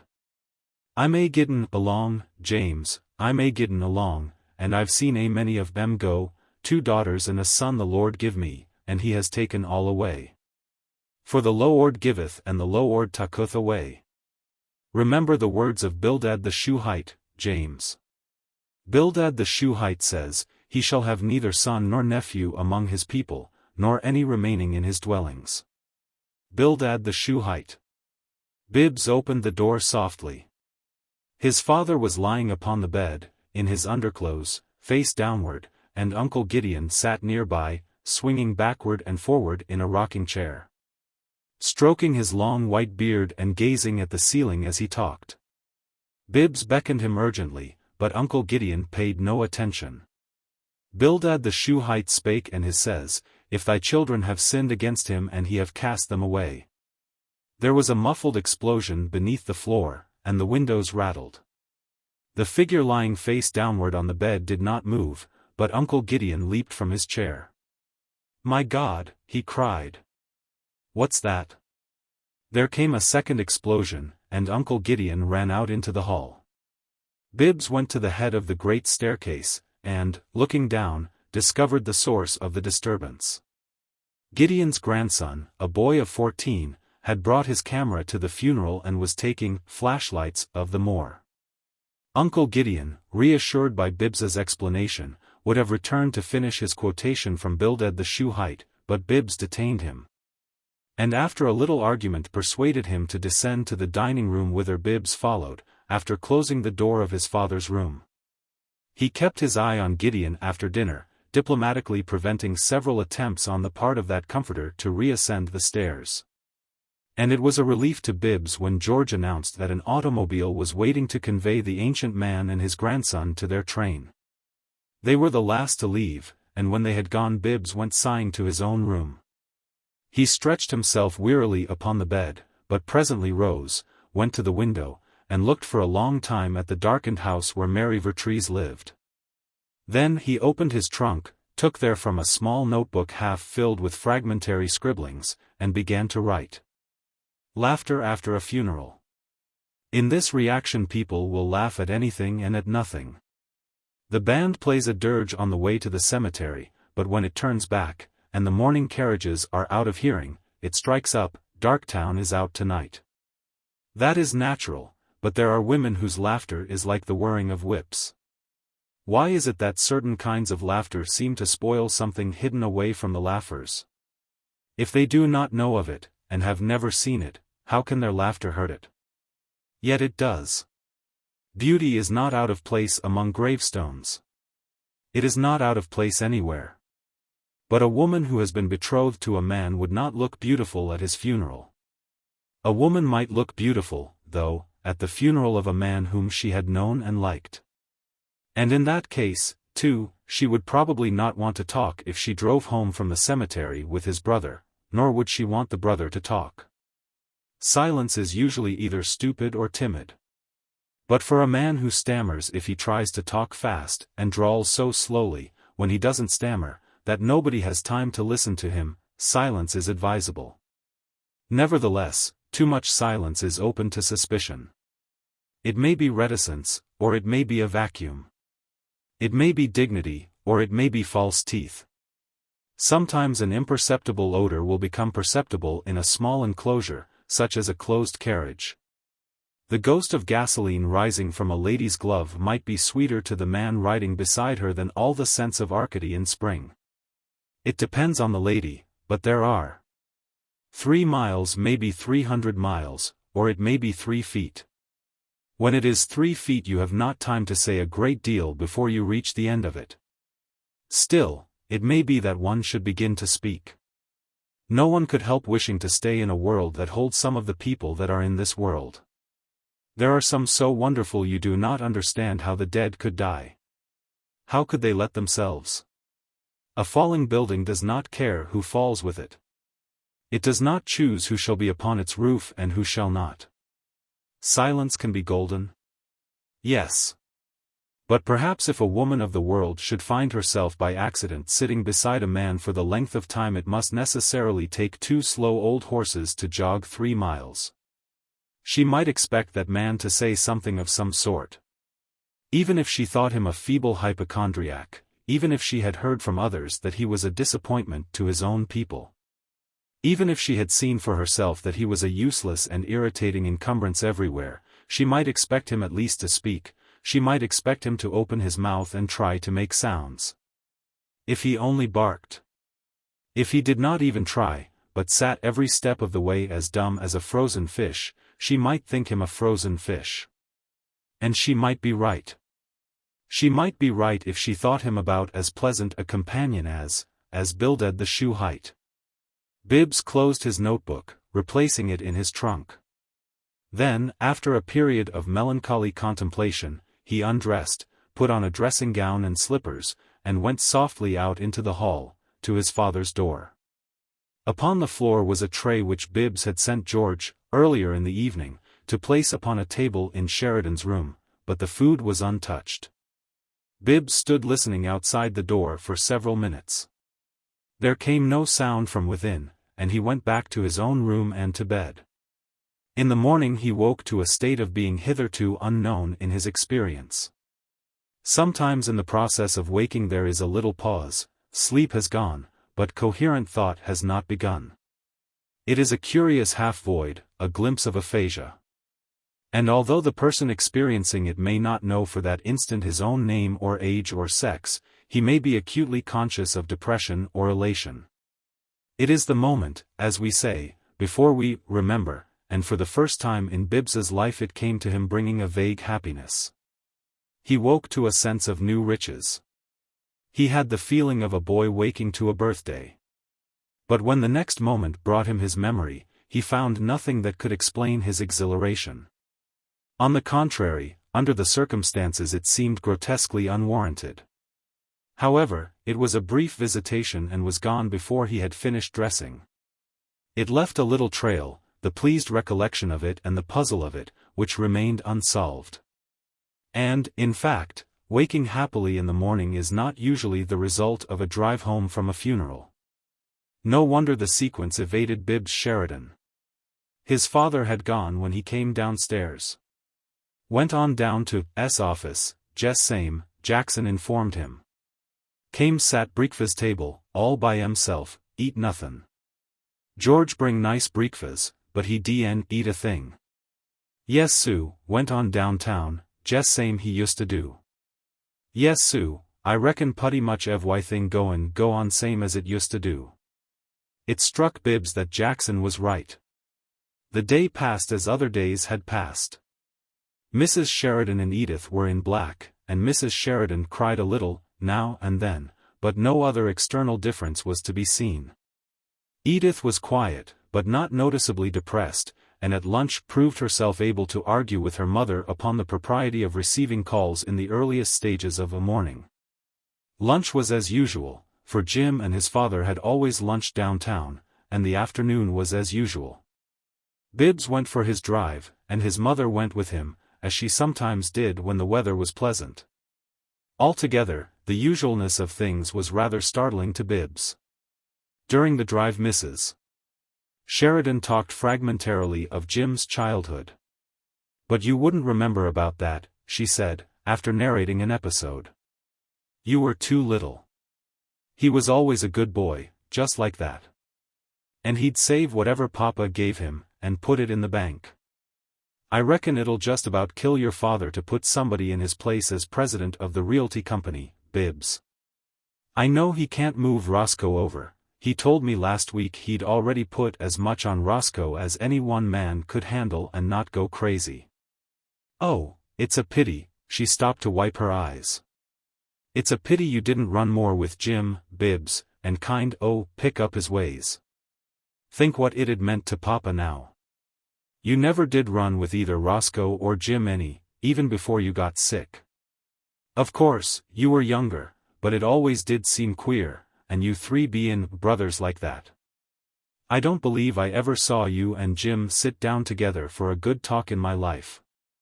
Mother, I've been away so long, Bibbs returned, gently. And since I came home Oh, I ain't reproachin' you, Bibbs, she said. Jim ain't been home much of an evening since you got back, what with his work in Callan and goin' to the theater and places, and often not even at the house for dinner. Right the evening before he got hurt he had his dinner at some miserly restaurant down by the pump works. He was so set on overseeing the night work and gettin' everything finished up right to the minute he told Papa he would. I reckon you might put in more time with Jim if there'd been more opportunity, Bibbs. I expect you feel almost as if you scarcely really knew him right well. I suppose I really didn't, Mother.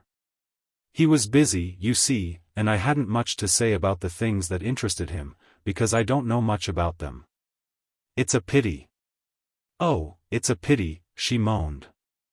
And you'll have to learn to know about now, Bibbs.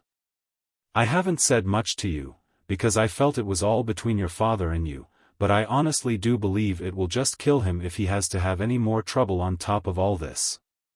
You mustn't let him, Bibbs, you mustn't. You don't know how he's grieved over you, and now he can't stand any more, he just can't. Whatever he says for you to do, you do it, Bibbs, you do it. I want you to promise me you will. I would if I could, he said, sorrowfully. No, no. Why can't you, she cried, clutching his arm. He wants you to go back to the machine shop and like it, said Bibbs. Yes, that's it, to go in a cheerful spirit. Dar. Gurney said it wouldn't hurt you if you went in a cheerful spirit, the doctor said that himself, Bibbs. So why can't you do it? Can't you do that much for your father? You ought to think what he's done for you. You got a beautiful house to live in, you got automobiles to ride in, you got fur coats and warm clothes, you've been taken care of all your life. And you don't know how he worked for the money to give all these things to you. You don't dream what he had to go through and what he risked when we were startin' out in life. And you never will know. And now this blow has fallen on him out of a clear sky, and you make it out to be a hardship to do like he wants you to. And all on earth he asks is for you to go back to the work in a cheerful spirit, so it won't hurt you. That's all he asks. Look, Bibbs, we're gettin' back near home, but before we get there I want you to promise me that you'll do what he asks you to. Promise me. In her earnestness she cleared away her black veil that she might see him better, and it blew out on the smoky wind. He readjusted it for her before he spoke. I'll go back in as cheerful a spirit as I can, Mother, he said. There, she exclaimed, satisfied. That's a good boy. That's all I wanted you to say. Don't give me any credit, he said, ruefully. There isn't anything else for me to do. Now, don't begin talkin' that way. No, no, he soothed her. We'll have to begin to make the spirit a cheerful one. We may. They were turning into their own driveway as he spoke, and he glanced at the old house next door. Mary Vertrees was visible in the twilight, standing upon the front steps, bareheaded, the door open behind her. She bowed gravely. We may, what? Asked Mrs. Sheridan, with a slight impatience. What is it, Mother? You said, we may, and didn't finish what you were sayin', Did I? Said Bibbs, blankly. Well, what were we saying? Of all the queer boys, she cried. You always were. Always. You haven't forgot what you just promised me, have you? No, he answered, as the car stopped. No, the spirit will be as cheerful as the flesh will let it, Mother. It won't do to behave like. His voice was low, and in her movement to descend from the car she failed to hear his final words. Behave like who, Bibbs? Nothing. But she was fretful in her grief. You said it wouldn't do to behave like somebody. Behave like who? It was just nonsense, he explained, turning to go in. An obscure person I don't think much of lately. Behave like who? She repeated, and upon his yielding to her petulant insistence, she made up her mind that the only thing to do was to tell Dr. Gurney about it. Like Bildad the Shuhite, was what Bibbs said. Chapter 14. The outward usualness of things continued after dinner. It was Sheridan's custom to read the evening paper beside the fire in the library, while his wife, sitting nearby, either sewed, from old habit, or allowed herself to be repeatedly baffled by one of the simpler forms of solitaire. Tonight she did neither, but sat in her customary chair, gazing at the fire, while Sheridan let the unfolded paper rest upon his lap, though now and then he lifted it, as if to read, and let it fall back upon his knees again. Bibbs came in noiselessly and sat in a corner, doing nothing, and from a reception room across the hall an indistinct vocal murmur became just audible at intervals. Once, when this murmur grew louder, under stress of some irrepressible merriment, Edith's voice could be heard, Bobby, aren't you awful, and Sheridan glanced across at his wife appealingly. She rose at once and went into the reception room. There was a flurry of whispering, and the sound of tiptoeing in the hall, Edith and her suitor changing quarters to a more distant room. Mrs. Sheridan returned to her chair in the library. "They won't bother you any more, Papa," she said, in a comforting voice. "She told me at lunch he'd phoned he wanted to come up this evening, and I said I thought he'd better wait a few days, but she said she'd already told him he could." She paused, then added, rather guiltily, "I got kind of a notion maybe Roscoe don't like him as much as he used to." Maybe you better ask Roscoe, Papa." And as Sheridan nodded solemnly, she concluded, in haste, "Don't say I said to. I might be wrong about it, anyway." He nodded again, and they sat for some time in a silence which Mrs. Sheridan broke with a little sniff, having fallen into a reverie that brought tears. "That Miss Vertrees was a good girl," she said. "She was all right." Her husband evidently had no difficulty in following her train of thought, for he nodded once more, affirmatively. How did you fix it about the realty company?" she faltered. "Did you?" He rose heavily, helping himself to his feet by the arms of his chair. "I fixed it," he said, in a husky voice. "I moved Cantwell up, and put Johnston in Cantwell's place, and split up Johnston's work among the 4 men with salaries high enough to take it." He went to her, put his hand upon her shoulder, and drew a long, audible, tremulous breath. "It's my bedtime, Mama, I'm goin' up." He dropped the hand from her shoulder and moved slowly away, but when he reached the door he stopped and spoke again, without turning to look at her. "The realty company'll go right on just the same," he said. It's like sand, Mama. It puts me in mind of children playin' in a sand pile.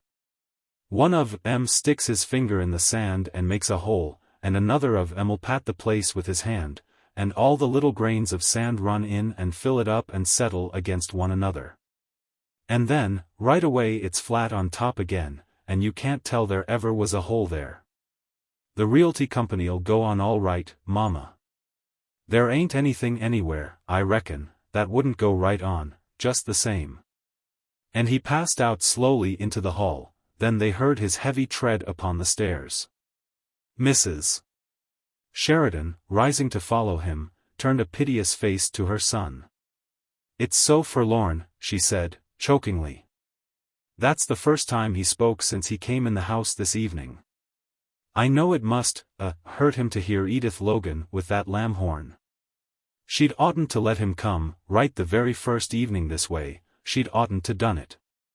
She just seems to lose her head over him, and it scares me.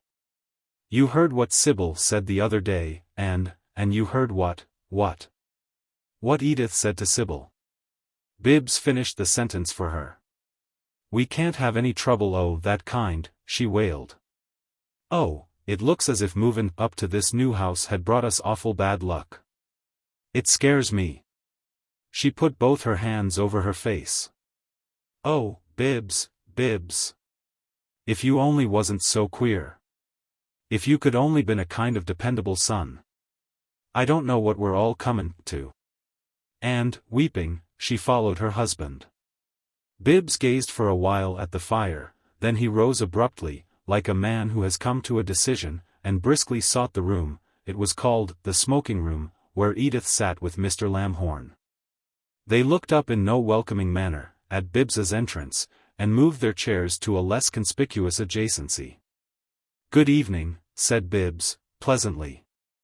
And he seated himself in a leather easy-chair near them.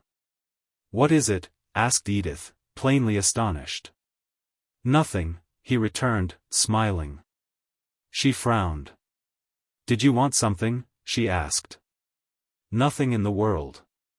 Father and Mother have gone upstairs. I shan't be going up for several hours, and there didn't seem to be anybody left for me to chat with except you and Mr. Lamhorn." "Chat with," she echoed, incredulously. "I can talk about almost anything," said Bibbs with an air of genial politeness. "It doesn't matter to me. I don't know much about business, if that's what you happen to be talking about." "But you aren't in business, are you, Mr. Lamhorn?" "Not now," returned Lamhorn, shortly. "I'm not, either," said Bibbs. It was getting cloudier than usual, I noticed, just before dark, and there was wind from the southwest. Rain tomorrow, I shouldn't be surprised. He seemed to feel that he had begun a conversation the support of which had now become the pleasurable duty of other parties. And he sat expectantly, looking first at his sister, then at Lamhorn, as if implying that it was their turn to speak. Edith returned his gaze with a mixture of astonishment and increasing anger, while Mr. Lamhorn was obviously disturbed, though Bibbs had been as considerate as possible in presenting the weather as a topic. Bibbs had perceived that Lamhorn had nothing in his mind at any time except personalities. He could talk about people and he could make love. Bibbs, wishing to be courteous, offered the weather. Lamhorn refused it, and concluded from Bibbs's luxurious attitude in the leather chair that this half-crazy brother was a permanent fixture for the rest of the evening. There was not reason to hope that he would move, and Lamhorn found himself in danger of looking silly. "I was just going," he said, rising. "Oh no!" Edith cried, sharply. "Yes. Good night. I think I—" "Too bad," said Bibbs, genially, walking to the door with the visitor, while Edith stood staring as the two disappeared in the hall. She heard Bibbs offering to help Lamhorn with his overcoat and the latter rather curtly declining assistance, these episodes of departure being followed by the closing of the outer door. She ran into the hall. "What's the matter with you?" she cried, furiously. "What do you mean? How did you dare come in there when you knew?" Her voice broke. She made a gesture of rage and despair, and ran up the stairs, sobbing. She fled to her mother's room, and when Bibbs came up, a few minutes later, Mrs. Sheridan met him at his door. "Oh, Bibbs," she said, shaking her head woefully, "you'd oughtn't to distress your sister. She says you drove that young man right out of the house. You'd ought to been more considerate." Bibbs smiled faintly, noting that Edith's door was open, with Edith's naive shadow motionless across its threshold. "Yes," he said. "He doesn't appear to be much of a man's man. He ran at just a glimpse of one." Edith's shadow moved, her voice came quavering. "You call yourself one?" "No, no," he answered. "I said, just a glimpse of one. I didn't claim," but her door slammed angrily, and he turned to his mother. "There," he said, sighing. "That's almost the first time in my life I ever tried to be a man of action, Mother, and I succeeded perfectly in what I tried to do. As a consequence I feel like a horse thief." "You hurt her feelin's," she groaned. "You must, gone at it too rough, Bibbs." He looked upon her wanly. "That's my trouble, Mother," he murmured. "I'm a plain, blunt fellow. I have rough ways, and I'm a rough man." For once she perceived some meaning in his queerness. "Hush your nonsense," she said, good-naturedly, the astral of a troubled smile appearing. "You go to bed." He kissed her and obeyed. Edith gave him a cold greeting the next morning at the breakfast table. "You mustn't do that under a misapprehension," he warned her, when they were alone in the dining room. "Do what under a what?" she asked. "Speak to me." "I came into the smoking room last night on purpose," he told her, gravely. "I have a prejudice against that young man." She laughed. "I guess you think it means a great deal who you have prejudices against." In mockery she adopted the manner of one who implores. "Bibbs, for pity's sake promise me, don't use your influence with Papa against him." And she laughed louder. "Listen," he said, with peculiar earnestness. "I'll tell you now, because I've decided I'm one of the family."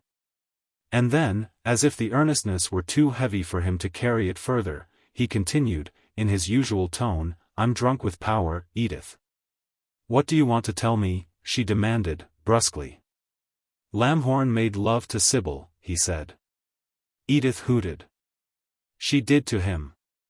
And because you overheard that spat between us the other day when I the same as accused her of it, and said something like that to you afterward." "No," he said, gravely. "I know." "How?" "I was there, one day a week ago, with Roscoe, and I heard Sybil and Lamhorn. Edith screamed with laughter. You were with Roscoe, and you heard Lamhorn making love to Sybil. No. I heard them quarreling. You're funnier than ever, Bibbs, she cried. You say he made love to her because you heard them quarreling. That's it. If you want to know what's between people, you can, by the way they quarrel. You'll kill me, Bibbs. What were they quarreling about? Nothing. That's how I knew. People who quarrel over nothing. It's always certain. Edith stopped laughing abruptly, but continued her mockery. You ought to know. You've had so much experience, yourself. I haven't any, Edith, he said.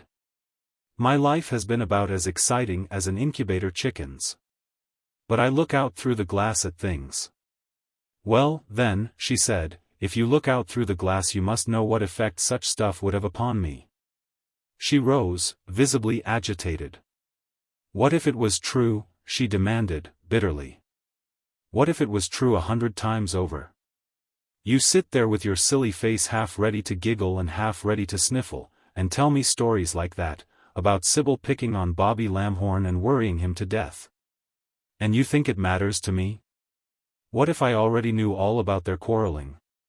What if I understood why she broke off with a violent gesture, a sweep of her arm extended at full length, as if she hurled something to the ground. Do you think a girl that really cared for a man would pay any attention to that? Or to you, Bibbs Sheridan? He looked at her steadily, and his gaze was as keen as it was steady. She met it with unwavering pride. Finally he nodded slowly, as if she had spoken and he meant to agree with what she said. Ah, yes, he said. I won't come into the smoking room again.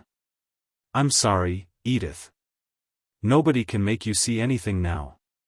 You'll never see until you see for yourself. The rest of us will do better to keep out of it, especially me. That's sensible, she responded, curtly. You're most surprising of all when you're sensible, Bibbs. Yes, he sighed. I'm a dull dog. Shake hands and forgive me, Edith.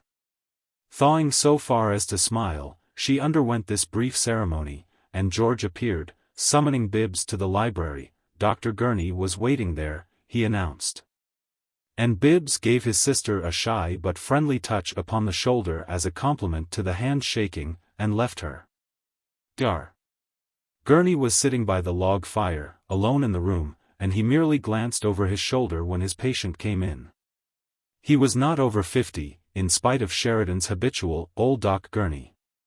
He was gray, however, almost as thin as Bibbs, and nearly always he looked drowsy. Your father telephoned me yesterday afternoon, Bibbs, he said, not rising. Wants me to look you over again. Come around here in front of me, between me and the fire. I want to see if I can see through you. You mean you're too sleepy to move, returned Bibbs, complying. I think you'll notice that I'm getting worse. Taken on about 12 pounds, said Gurney. 13, maybe. 12. Well, it won't do. The doctor rubbed his eyelids. You're so much better I'll have to use some machinery on you before we can know just where you are. You come down to my place this afternoon. Walk down, all the way. I suppose you know why your father wants to know. Bibbs nodded. Machine shop. Still hate it? Bibbs nodded again. Don't blame you, the doctor grunted. Yes, I expect it'll make a lump in your gizzard again. Well, what do you say? Shall I tell him you've got the old lump there yet? You still want to write, do you? What's the use? Bibbs said, smiling ruefully. My kind of writing. Yes, the doctor agreed. I suppose that you broke away and lived on roots and berries until you began to attract the favorable attention of editors. You might be able to hope for an income of $400 or $500 a year by the time you're 50. That's about it, Bibbs murmured. Of course I know what you want to do, said Gurney, drowsily. You don't hate the machine shop only. You hate the whole show, the noise and jar and dirt, the scramble, the whole bloomin' craze to get on. You'd like to go somewhere in Algiers, or to Taormina, perhaps, and bask on a balcony, smelling flowers and writing sonnets. You'd grow fat on it and have a delicate little life all to yourself. Well, what do you say? I can lie like 60, Bibbs. Shall I tell your father he'll lose another of his boys if you don't go to Sicily? I don't want to go to Sicily, said Bibbs. I want to stay right here. The doctor's drowsiness disappeared for a moment, and he gave his patient a sharp glance. It's a risk, he said. I think we'll find you're so much better he'll send you back to the shop pretty quick. Something's got hold of you lately, you're not quite so lackadaisical as you used to be.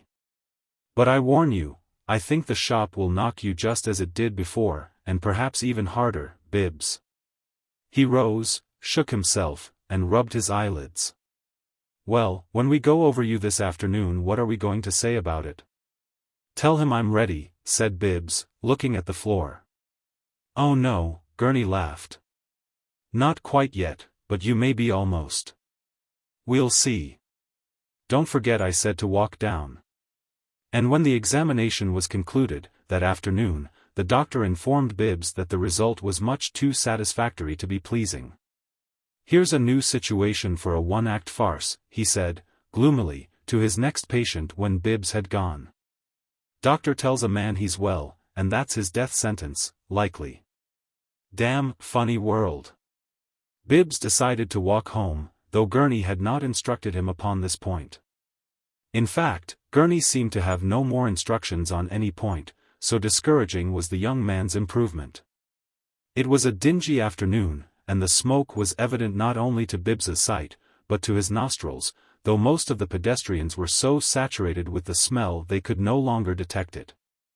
Nearly all of them walked hurriedly, too intent upon their destinations to be more than half aware of the wayside. They wore the expressions of people under a vague yet constant strain. They were all lightly powdered, inside and out, with fine dust and grit from the hard-paved streets, and they were unaware of that also. They did not even notice that they saw the smoke, though the thickened air was like a shrouding mist. And when Bibbs passed the new Sheridan apartments, now almost completed, he observed that the marble of the vestibule was already streaky with soot, like his gloves, which were new. That recalled to him the faint odor of gasoline in the coupe on the way from his brother's funeral, and this incited a train of thought which continued till he reached the vicinity of his home. His route was by a street parallel to that on which the new house fronted, and in his preoccupation he walked a block farther than he intended, so that, having crossed to his own street, he approached the new house from the north, and as he came to the corner of Mr. Vertrees's lot, Mr. Vertrees's daughter emerged from the front door and walked thoughtfully down the path to the old picket gate. She was unconscious of the approach of the pedestrian from the north, and did not see him until she had opened the gate and he was almost beside her. Then she looked up, and as she saw him she started visibly. And if this thing had happened to Robert Lamhorn, he would have had a thought far beyond the horizon of faint-hearted Bibbs's thoughts. Lamhorn, indeed, would have spoken his thought. He would have said, "You jumped because you were thinking of me." Chapter 15. Mary was the picture of a lady flustered. She stood with one hand closing the gate behind her, and she had turned to go in the direction Bibbs was walking. There appeared to be nothing for it but that they should walk together, at least as far as the new house. But Bibbs had paused in his slow stride, and there elapsed an instant before either spoke or moved. It was no longer than that, and yet it sufficed for each to seem to say, by look and attitude, "Why, it's you." Then they both spoke at once, each hurriedly pronouncing the other's name as if about to deliver a message of importance.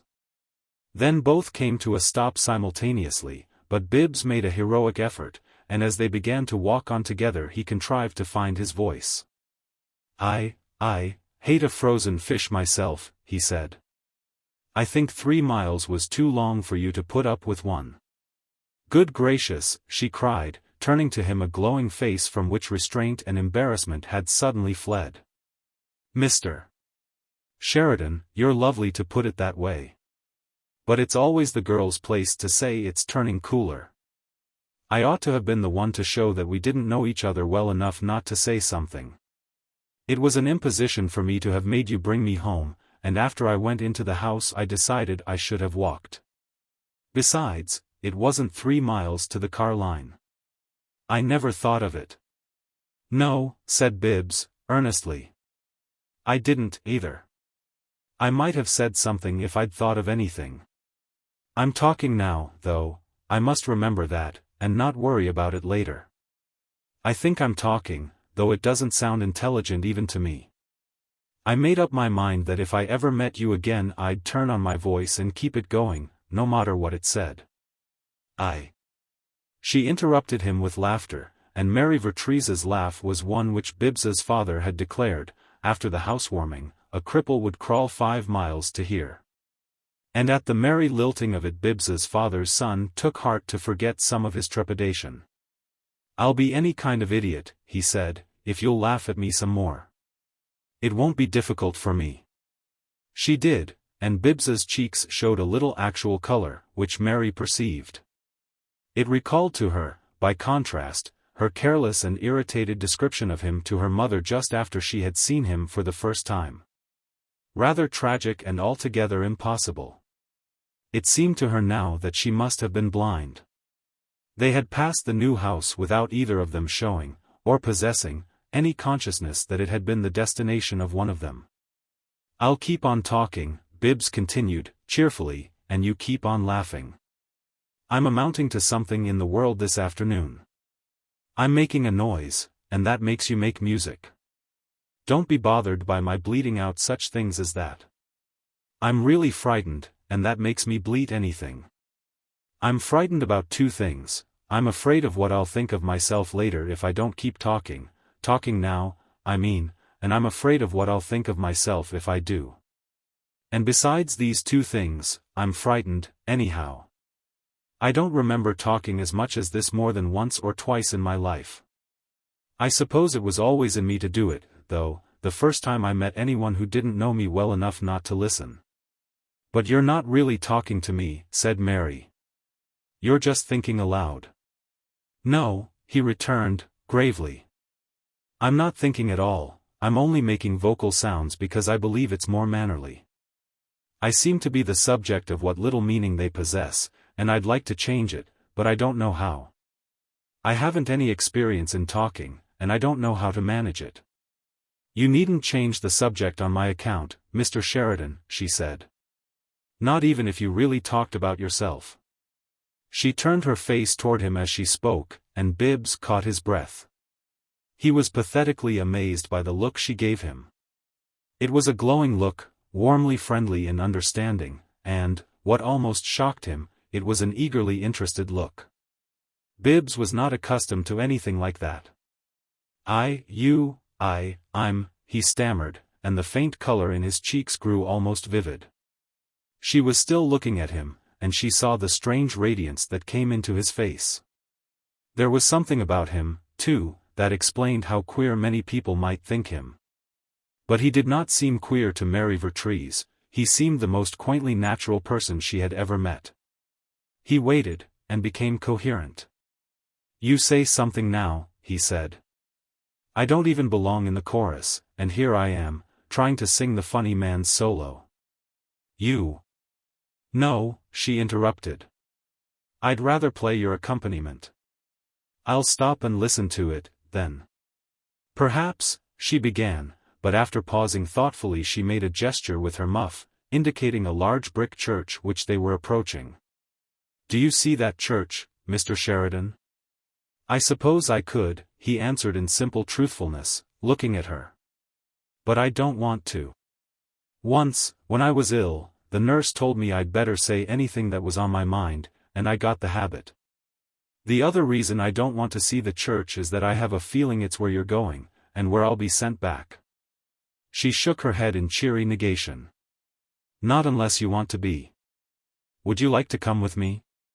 Why, yes, he said. Anywhere. And again it was apparent that he spoke in simple truthfulness. Then come, if you care for organ music. The organist is an old friend of mine, and sometimes he plays for me. He's a dear old man. He had a degree from Bonn, and was a professor afterward, but he gave up everything for music. That's he, waiting in the doorway. He looks like Beethoven, doesn't he? I think he knows that, perhaps, and enjoys it a little. I hope so. Yes, said Bibbs, as they reached the church steps. I think Beethoven would like it, too. It must be pleasant to look like other people. I haven't kept you? Mary said to the organist. No, no, he answered, heartily. I would not mind so only you should sure come. This is Mr. Sheridan, Dr. Kraft. He has come to listen with me. The organist looked bluntly surprised. "Is that so?" he exclaimed. "Well, I am glad if you wish him, and if he can stand my little playing. He is musician himself, then, of course." "No," said Bibbs, as the three entered the church together.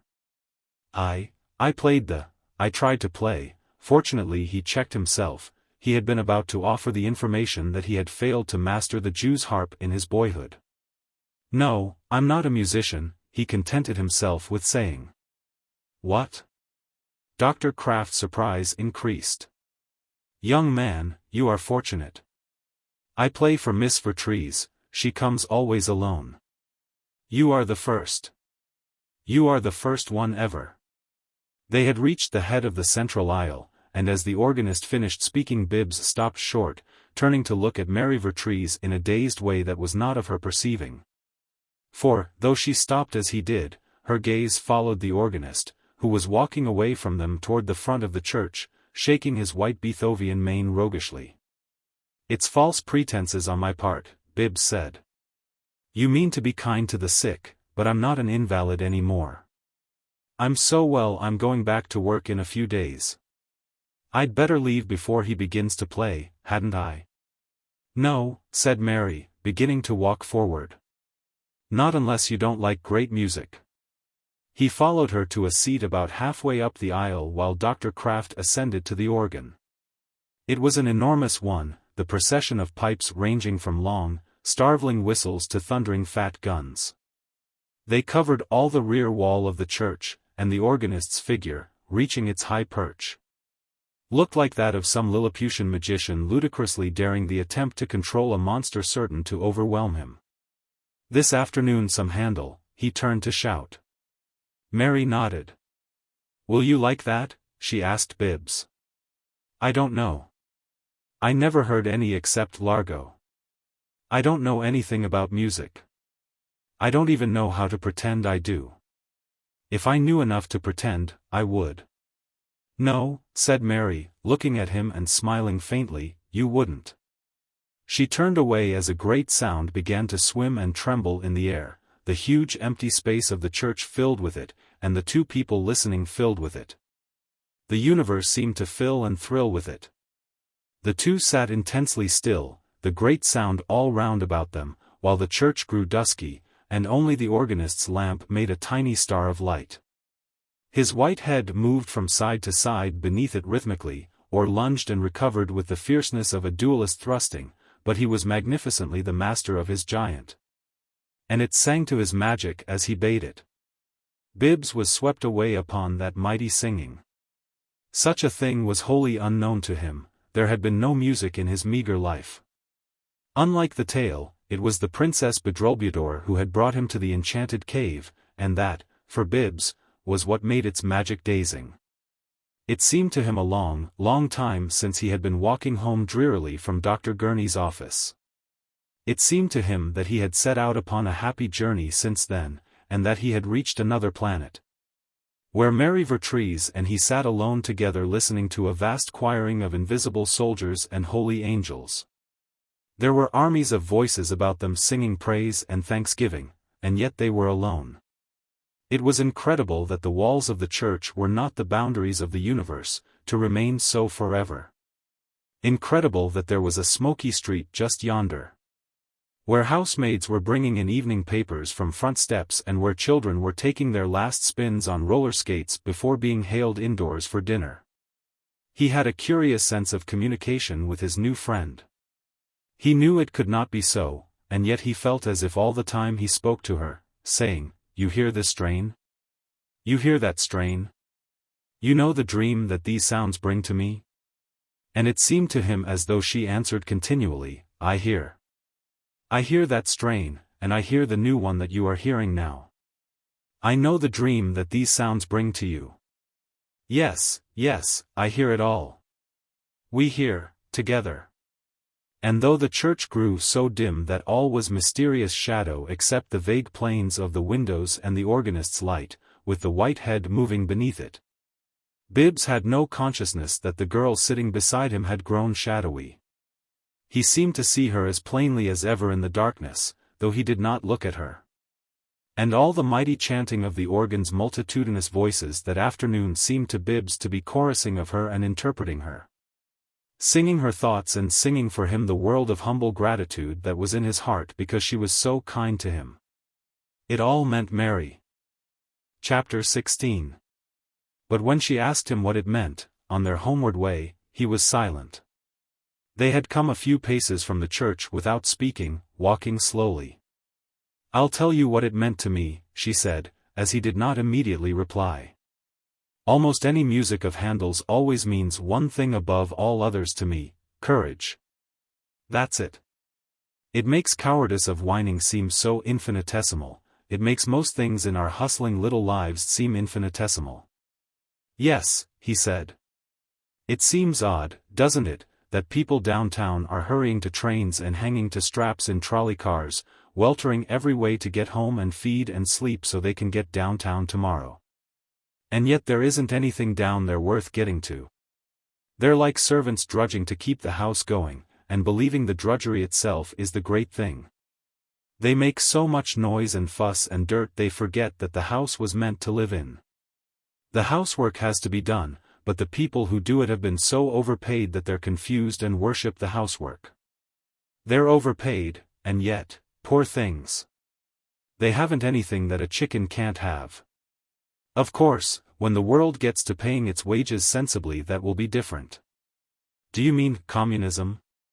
she asked, and she made their slow pace a little slower. They had only 3 blocks to go. "Whatever the word is, I only mean that things don't look very sensible now, especially to a man that wants to keep out of them and can't."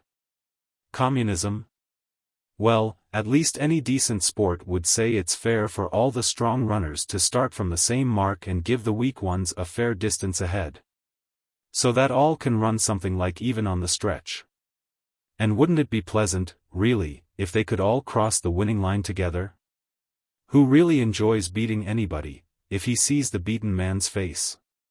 The only way we can enjoy getting ahead of other people nowadays is by forgetting what the other people feel. And that," he added, "is nothing of what the music meant to me. You see, if I keep talking about what it didn't mean I can keep from telling you what it did mean."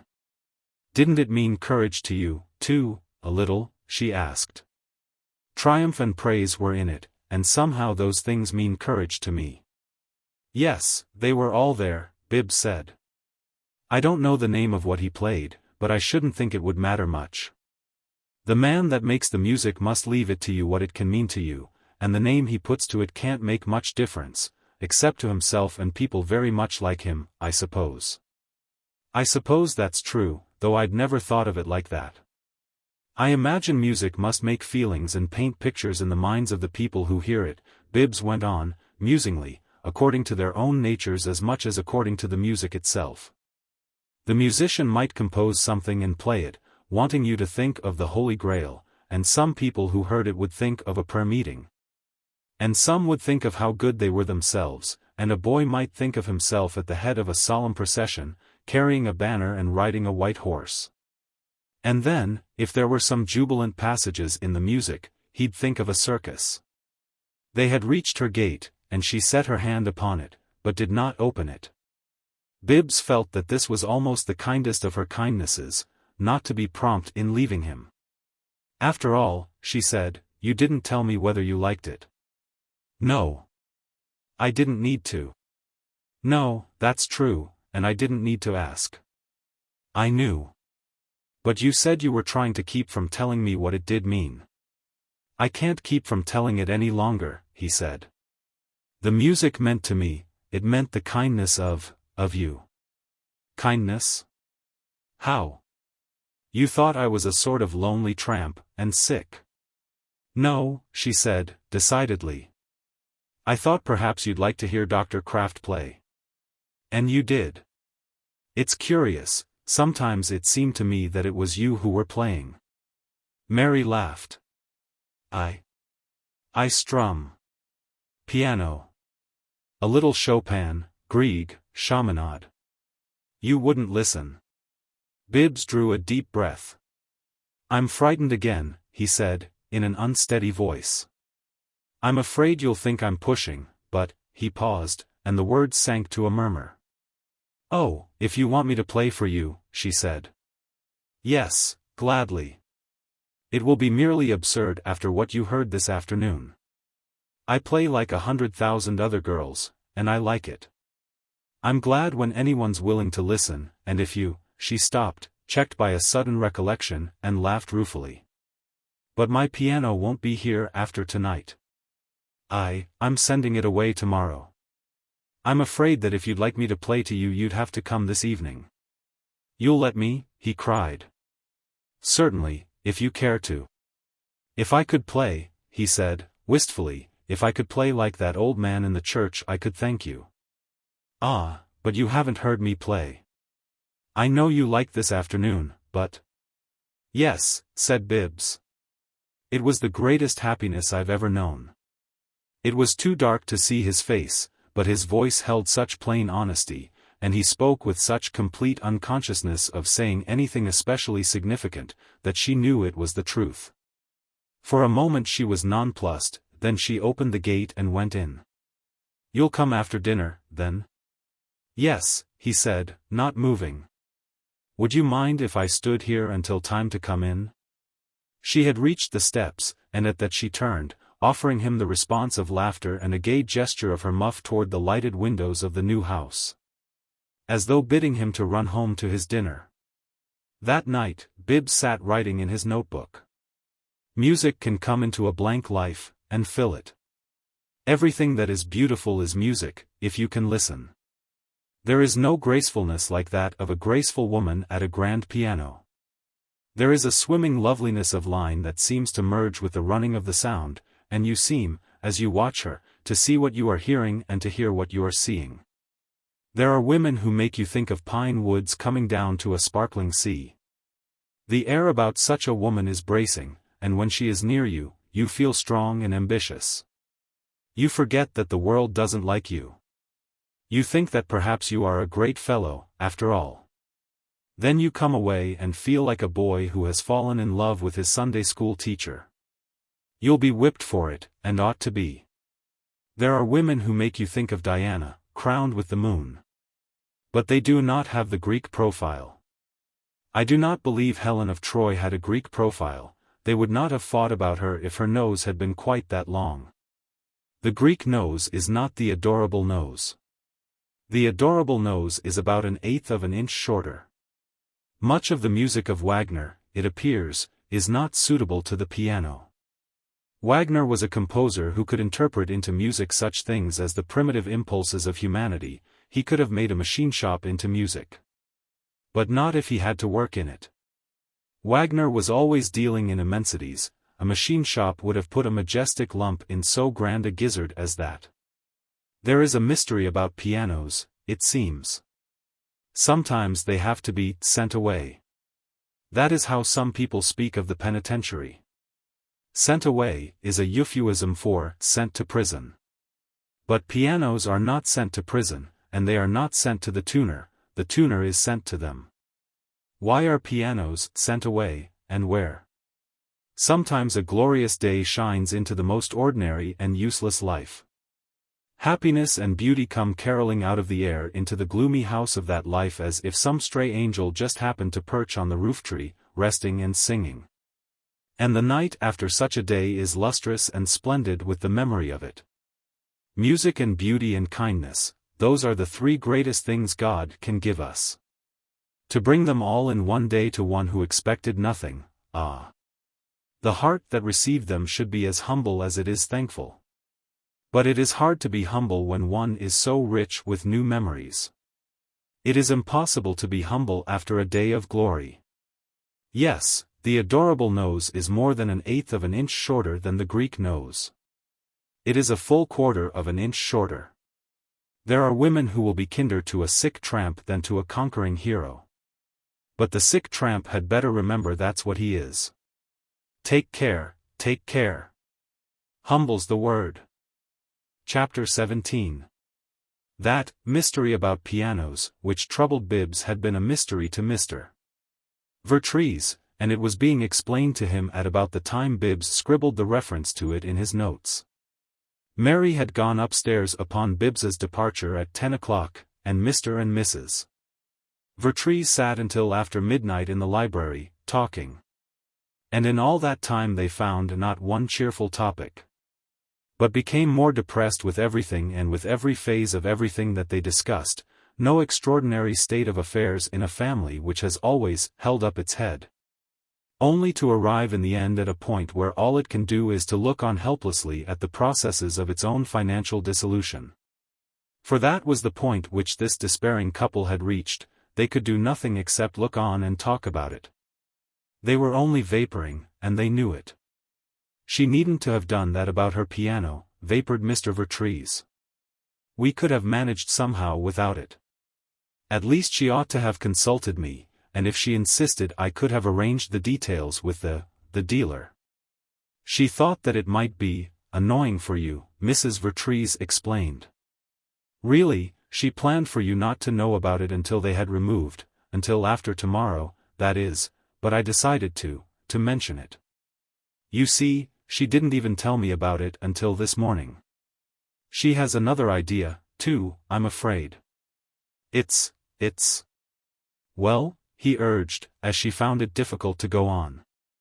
Her other idea is, that is, it was, I think it can be avoided, of course, it was about her furs.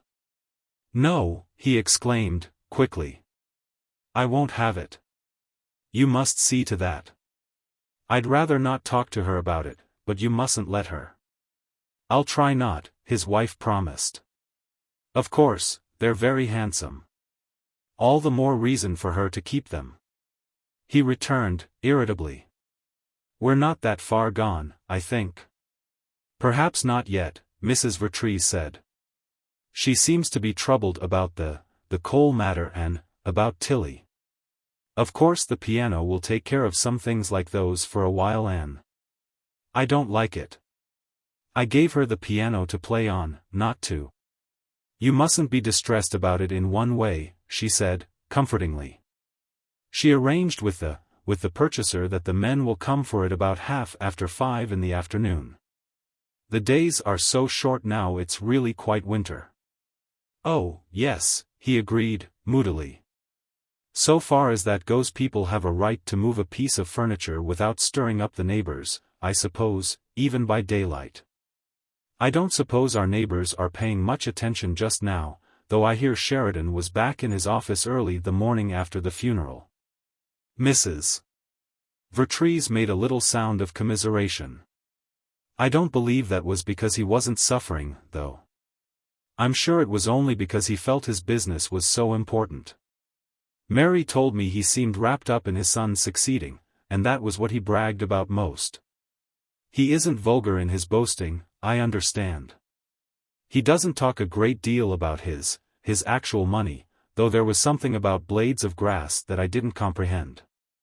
I think he meant something about his energy, but perhaps not. No, his bragging usually seemed to be not so much a personal vainglory as about his family and the greatness of this city.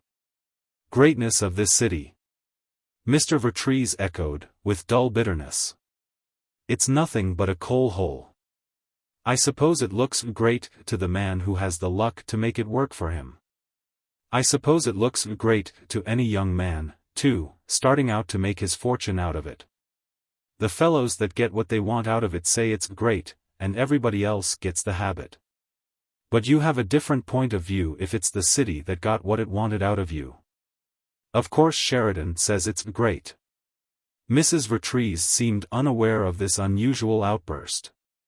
I believe, she began, timidly, he doesn't boast of, that is, I understand he has never seemed so interested in the other one. Her husband's face was dark, but at that a heavier shadow fell upon it, he looked more haggard than before. The other one, he repeated, averting his eyes. You mean the third son, the one that was here this evening? Yes, the youngest, she returned, her voice so feeble it was almost a whisper. And then neither of them spoke for several long minutes. Nor did either look at the other during that silence. At last Mr. Vertrees contrived to cough, but not convincingly. What was it Mary said about him out in the hall, when she came in this afternoon? I heard you asking her something about him, but she answered in such a low voice I didn't, happen to catch it. She didn't say much. All she said was this, I asked her if she had enjoyed her walk with him, and she said, he's the most wistful creature I've ever known. Well? That was all. He is wistful looking. And so fragile, though he doesn't seem quite so much so lately. I was watching Mary from the window when she went out today, and he joined her, and if I hadn't known about him I'd have thought he had quite an interesting face. If you hadn't known about him? Known what? Oh, nothing, of course, she said, hurriedly. Nothing definite, that is. Mary said decidedly, long ago, that he's not at all insane, as we thought at first. It's only, well, of course it is odd, their attitude about him. I suppose it's some nervous trouble that makes him, perhaps a little queer at times, so that he can't apply himself to anything, or perhaps does odd things. But, after all, of course, we only have an impression about it. We don't know, that is, positively. She paused, then went on, I didn't know just how to ask, that is, I didn't mention it to Mary. I didn't, the poor lady floundered pitifully, concluding with a mumble. So soon after the shock. I don't think I've caught more than a glimpse of him, said Mr. Vertrees. I wouldn't know him if I saw him, but your impression of him is, he broke off suddenly, springing to his feet in agitation. I can't imagine her, oh, no, he gasped. And he began to pace the floor. A half-witted epileptic. No, she cried. He may be all right. Oh, it's horrible. I can't. He threw himself back into his chair again, sweeping his hands across his face, then letting them fall limply at his sides. Mrs. Vertrees was tremulous. You mustn't give way so, she said, inspired for once almost to direct discourse. Whatever Mary might think of doing, it wouldn't be on her own account, it would be on ours. But if we should consider it, that wouldn't be on our own account. It isn't because we think of ourselves. Oh God, no, he groaned. Not for us. We can go to the poorhouse, but Mary can't be a stenographer. Sighing, Mrs. Vertrees resumed her obliqueness. Of course, she murmured, it all seems very premature, speculating about such things, but I had a queer sort of feeling that she seemed quite interested in this, she had almost said, in this one. But checked herself. In this young man. It's natural, of course, she is always so strong and well, and he seems to be, that is, rather appealing to the sympathies. Yes, he agreed, bitterly. Precisely. The sympathies. Perhaps, she faltered, perhaps you might feel easier if I could have a little talk with someone? With whom? I had thought of, not going about it too brusquely, of course, but perhaps just waiting for his name to be mentioned. If I happened to be talking with somebody that knew the family, and then I might find a chance to say that I was sorry to hear he'd been ill so much, and, something of that kind perhaps? You don't know anybody that knows the family? Yes. That is, well, in a way, of course, one of the family. That Mrs. Roscoe Sheridan is not that is, she's rather a pleasant-faced little woman, I think, and of course rather ordinary. I think she is interested about, that is, of course, she'd be anxious to be more intimate with Mary, naturally. She's always looking over here from her house. She was looking out the window this afternoon when Mary went out, I noticed, though I don't think Mary saw her. I'm sure she wouldn't think it out of place to be frank about matters. She called the other day, and Mary must rather like her. She said that evening that the call had done her good. Don't you think it might be wise? Wise? I don't know. I feel the whole matter is impossible. Yes, so do I, she returned, promptly. It isn't really a thing we should be considering seriously, of course. Still. I should say not. But possibly. Thus they skirmished up and down the field, but before they turned the lights out and went upstairs it was thoroughly understood between them that Mrs. Vertrees should seek the earliest opportunity to obtain definite information from Sybil Sheridan concerning the mental and physical status of Bibbs. And if he were subject to attacks of lunacy, the unhappy pair decided to prevent the sacrifice they supposed their daughter intended to make of herself. Altogether, if there were spiteful ghosts in the old house that night, eavesdropping upon the woeful comedy, they must have died anew of laughter. Mrs. Vertrees's opportunity occurred the very next afternoon. Darkness had fallen, and the piano movers had come. They were carrying the piano down the front steps, and Mrs. Vertrees was standing in the open doorway behind them, preparing to withdraw, when she heard a sharp exclamation, and Mrs. Roscoe Sheridan, bareheaded, emerged from the shadow into the light of the doorway. "Good gracious," she cried. "It did give me a fright. It's Mrs. Sheridan, isn't it?" Mrs. Vertrees was perplexed by this informal appearance, but she reflected that it might be providential. "Won't you come in?" "No. Oh no, thank you." Sybil panted, pressing her hand to her side. "You don't know what a fright you've given me. And it was nothing but your piano." She laughed shrilly. "You know, since our tragedy coming so suddenly the other day, you have no idea how upset I've been, almost hysterical. And I just glanced out of the window, a minute or so ago, and saw your door wide open and black figures of men against the light, carrying something heavy, and I almost fainted. You see, it was just the way it looked when I saw them bringing my poor brother-in-law in, next door, only such a few short days ago. And I thought I'd seen your daughter start for a drive with Bibbs Sheridan in a car about 3 o'clock, and, they aren't back yet, are they?" "No." "Good heavens. And the only thing I could think of was that something must have happened to them, and I just dashed over, and it was only your piano."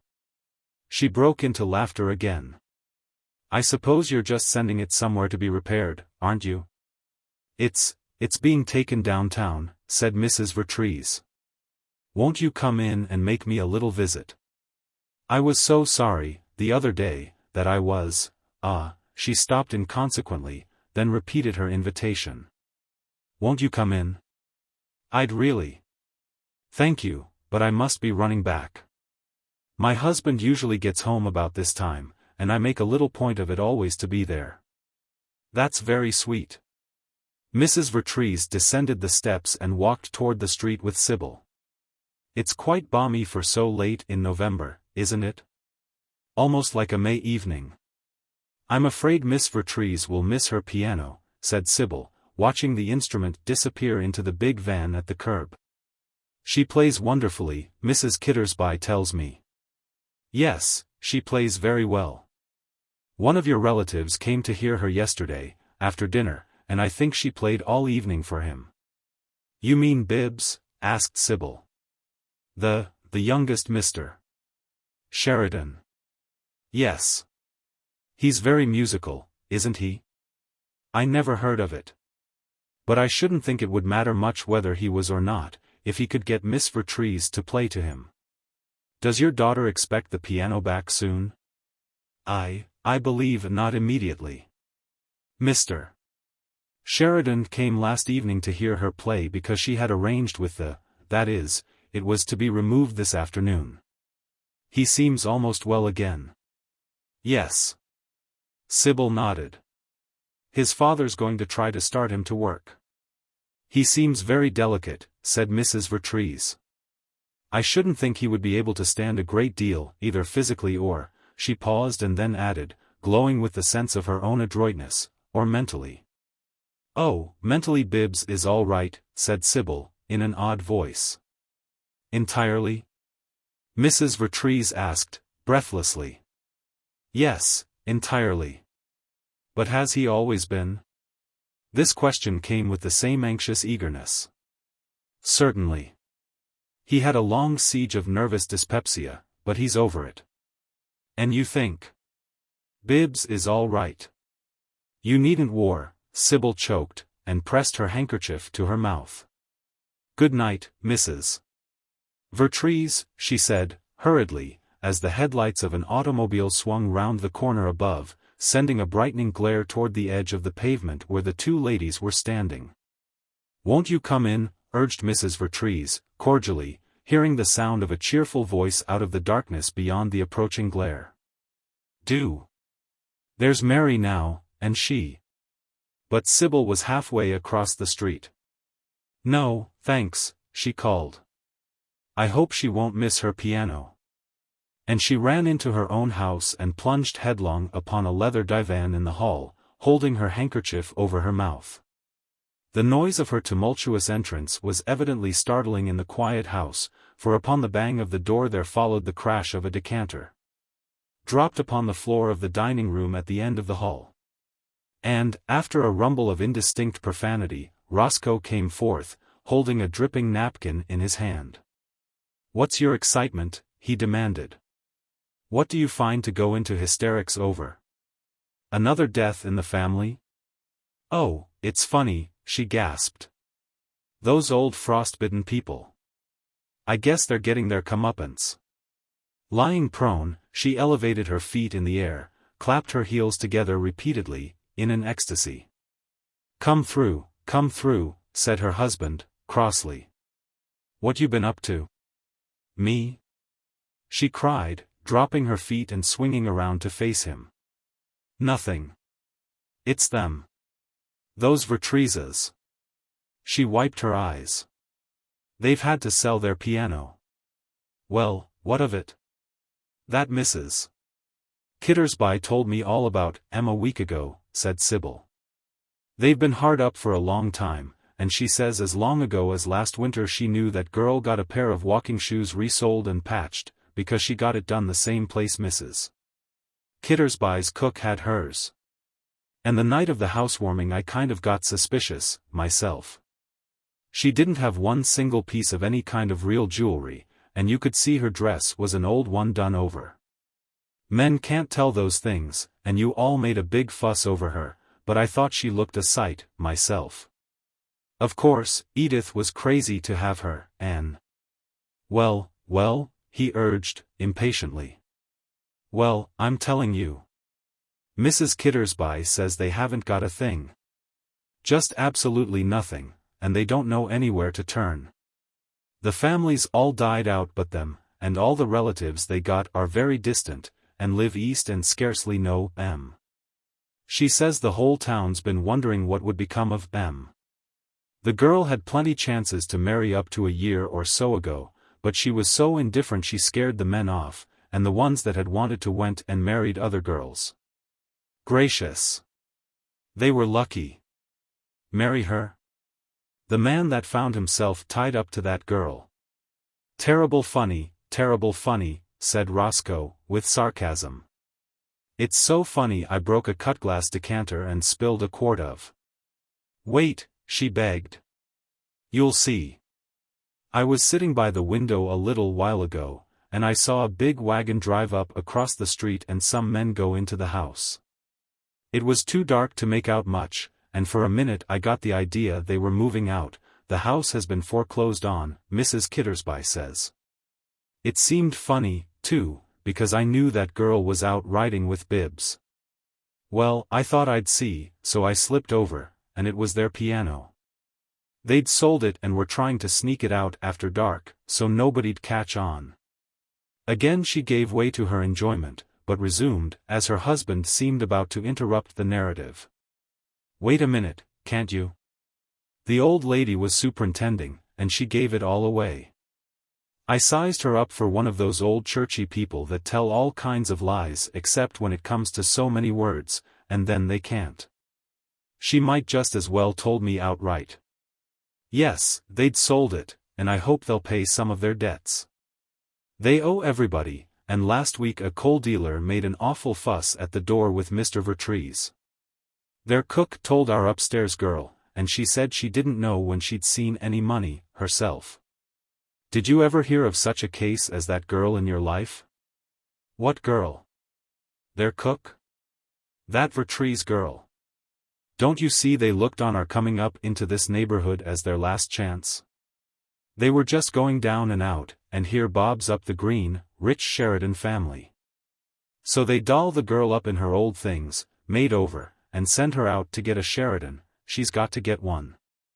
And she just goes in blind, and she tries it on first with you. You remember, she just plain told you she was going to mash you, and then she found out you were the married one, and turned right square around to Jim and carried him off his feet. Oh, Jim was landed, there's no doubt about that. But Jim was lucky, he didn't live to stay landed, and it's a good thing for him. Sybil's mirth had vanished, and she spoke with virulent rapidity.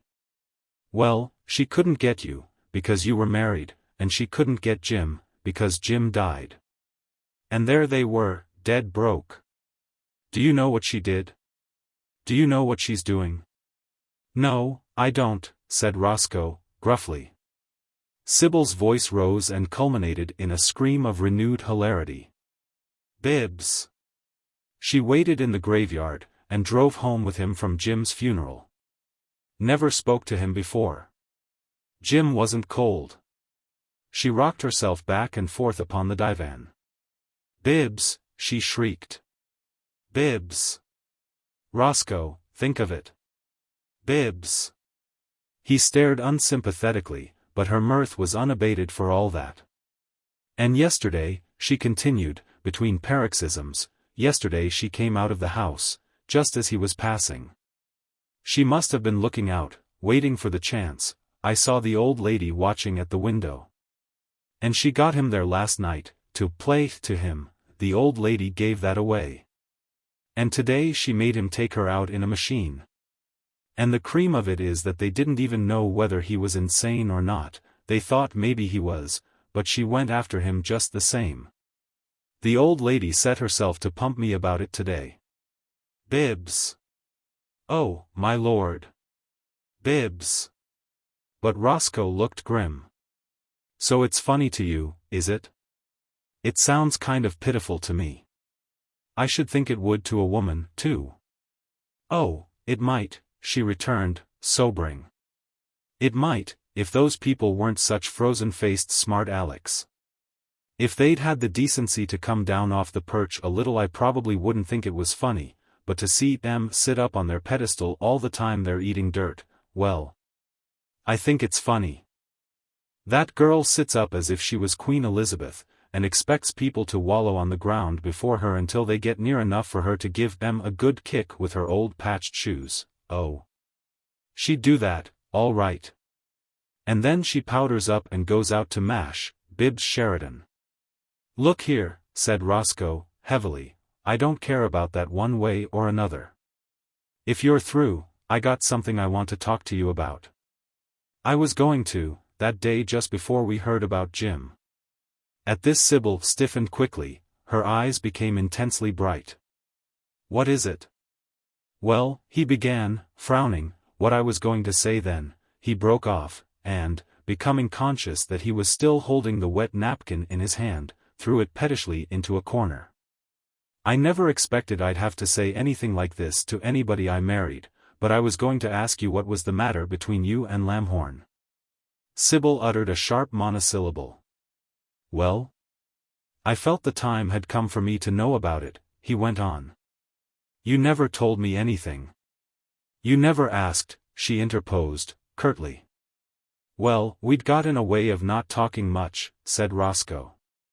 "It looks to me now as if we'd pretty much lost the run of each other the way a good many people do. I don't say it wasn't my fault. I was up early and down to work all day, and I'd come home tired at night, and want to go to bed soon as I'd got the paper read, unless there was some good musical show in town. Well, you seemed all right until here lately, the last month or so, I began to see something was wrong. I couldn't help seeing it." "Wrong?" she said. "What like?" "You changed. You didn't look the same. You were all strung up and excited and fidgety, you got to looking peaked and run down. Now then, Lamhorn had been going with us a good while, but I noticed that not long ago you got to picking on him about every little thing he did. You got to quarreling with him when I was there and when I wasn't. I could see you'd been quarreling whenever I came in and he was here." "Do you object to that?" asked Sybil, breathing quickly. "Yes, when it injures my wife's health," he returned, with a quick lift of his eyes to hers.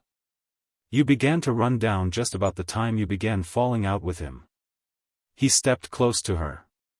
"See here, Sybil, I'm going to know what it means." "Oh, you are?" she snapped. "You're trembling," he said, gravely. "Yes. I'm angry enough to do more than tremble, you'll find." "Go on." "That was all I was going to say the other day," he said. "I was going to ask you." "Yes, that was all you were going to say the other day." "Yes. What else have you to say tonight?" "Tonight," he replied, with grim swiftness, "I want to know why you keep telephoning him you want to see him since he stopped coming here." She made a long, low sound of comprehension before she said, "And what else did Edith want you to ask me?" "I want to know what you say over the telephone to Lamhorn," he said, fiercely. "Is that all Edith told you to ask me? You saw her when you stopped in there on your way home this evening, didn't you? Didn't she tell you then what I said over the telephone to Mr. Lamhorn?" "No, she didn't," he vociferated, his voice growing louder. "She said, you tell your wife to stop telephoning Robert Lamhorn to come and see her, because he isn't going to do it. That's what she said. And I want to know what it means. I intend." A maid appeared at the lower end of the hall. "Dinner is ready," she said, and, giving the troubled pair one glance, went demurely into the dining room. Roscoe disregarded the interruption. "I intend to know exactly what has been going on," he declared. "I mean to know just what." Sybil jumped up, almost touching him, standing face to face with him. "Oh, you do," she cried, shrilly. "You mean to know just what's what, do you? You listen to your sister insinuating ugly things about your wife, and then you come home making a scene before the servants and humiliating me in their presence. Do you suppose that Irish girl didn't hear every word you said? You go in there and eat your dinner alone. Go on. Go and eat your dinner alone, because I won't eat with you." And she broke away from the detaining grasp he sought to fasten upon her, and dashed up the stairway, panting. He heard the door of her room slam overhead, and the sharp click of the key in the lock. Chapter 18. At 7 o'clock on the last morning of that month, Sheridan, passing through the upper hall on his way to descend the stairs for breakfast, found a couple of scribbled sheets of notepaper lying on the floor. A window had been open in Bibbs's room the evening before, he had left his notebook on the sill, and the sheets were loose. The door was open, and when Bibbs came in and closed it, he did not notice that the two sheets had blown out into the hall. Sheridan recognized the handwriting and put the sheets in his coat pocket, intending to give them to George or Jackson for return to the owner, but he forgot and carried them downtown with him. At noon he found himself alone in his office, and, having a little leisure, remembered the bits of manuscript, took them out, and glanced at them. A glance was enough to reveal that they were not epistolary. Sheridan would not have read a private letter that came into his possession in that way. Though in a matter of business he might have felt it his duty to take advantage of an opportunity afforded in any manner whatsoever. Having satisfied himself that Bibbs's scribblings were only a sample of the kind of writing his son preferred to the machine shop, he decided, innocently enough, that he would be justified in reading them. It appears that a lady will nod pleasantly upon some windy generalization of a companion, and will wear the most agreeable expression of accepting it as the law, and then, days afterward, when the thing is a mummy to its promulgator, she will inquire out of a clear sky, "Why did you say that the people downtown have nothing in life that a chicken hasn't? What did you mean?" And she may say it in a manner that makes a sensible reply very difficult. You will be so full of wonder that she remembered so seriously. Yet, what does the rooster lack? He has food and shelter, he is warm in winter, his wives raise not one fine family for him, but dozens. He has a clear sky over him, he breathes sweet air. He walks in his April orchard under a roof of flowers. He must die, violently perhaps, but quickly. Is Midas's cancer a better way? The rooster's wives and children must die. Are those of Midas immortal? His life is shorter than the life of Midas, but Midas's life is only a sixth as long as that of the Galapagos tortoise. The worthy money worker takes his vacation so that he may refresh himself anew for the hard work of getting nothing that the rooster doesn't get. The office building has an elevator, the rooster flies up to the bow. Midas has a machine to take him to his work, the rooster finds his worm underfoot. The businessman feels a pressure sometimes, without knowing why, and sits late at wine after the day's labor. Next morning he curses his head because it interferes with the work, he swears never to relieve that pressure again. The rooster has no pressure and no wine, this difference is in his favor. The rooster is a dependent, he depends upon the farmer and the weather. Midas is a dependent, he depends upon the farmer and the weather. The rooster thinks only of the moment. Midas provides for tomorrow. What does he provide for tomorrow? Nothing that the rooster will not have without providing. The rooster and the prosperous worker, they are born, they grub, they love. They grub and love grubbing, they grub and they die. Neither knows beauty, neither knows knowledge. And after all, when Midas dies and the rooster dies, there is one thing Midas has had and rooster has not. Midas has had the excitement of accumulating what he has grubbed, and that has been his life and his love and his God. He cannot take that God with him when he dies. I wonder if the worthy gods are those we can take with us. Midas must teach all to be as Midas. The young must be raised in his religion. The manuscript ended there, and Sheridan was not anxious for more. He crumpled the sheets into a ball, depositing it, with vigor, in a wastebasket beside him, then, rising, he consulted a cyclopedia of names, which a book agent had somehow sold to him years before. A volume now first put to use for the location of Midas. Having read the legend, Sheridan walked up and down the spacious office, exhaling the breath of contempt. "Damn fool," he mumbled. But this was no new thought, nor was the contrariness of Bibbs's notes a surprise to him, and presently he dismissed the matter from his mind. He felt very lonely, and this was, daily, his hardest hour. For a long time he and Jim had lunched together habitually. Roscoe preferred a club luncheon, but Jim and his father almost always went to a small restaurant near the Sheridan building, where they spent 20 minutes in the consumption of food, and 20 in talk, with cigars. Jim came for his father every day, at 5 minutes after 12, and Sheridan was again in his office at 5 minutes before 1.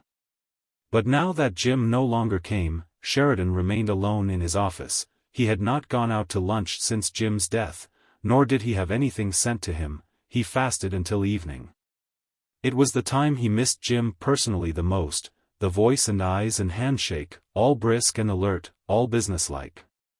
But these things were not the keenest in Sheridan's grief. His sense of loss went far deeper. Roscoe was dependable, a steady old wheel-horse, and that was a great comfort, but it was in Jim that Sheridan had most happily perceived his own likeness. Jim was the one who would have been surest to keep the great property growing greater, year by year. Sheridan had fallen asleep, night after night, picturing what the growth would be under Jim. He had believed that Jim was absolutely certain to be one of the biggest men in the country. Well, it was all up to Roscoe now. That reminded him of a question he had in mind to ask Roscoe.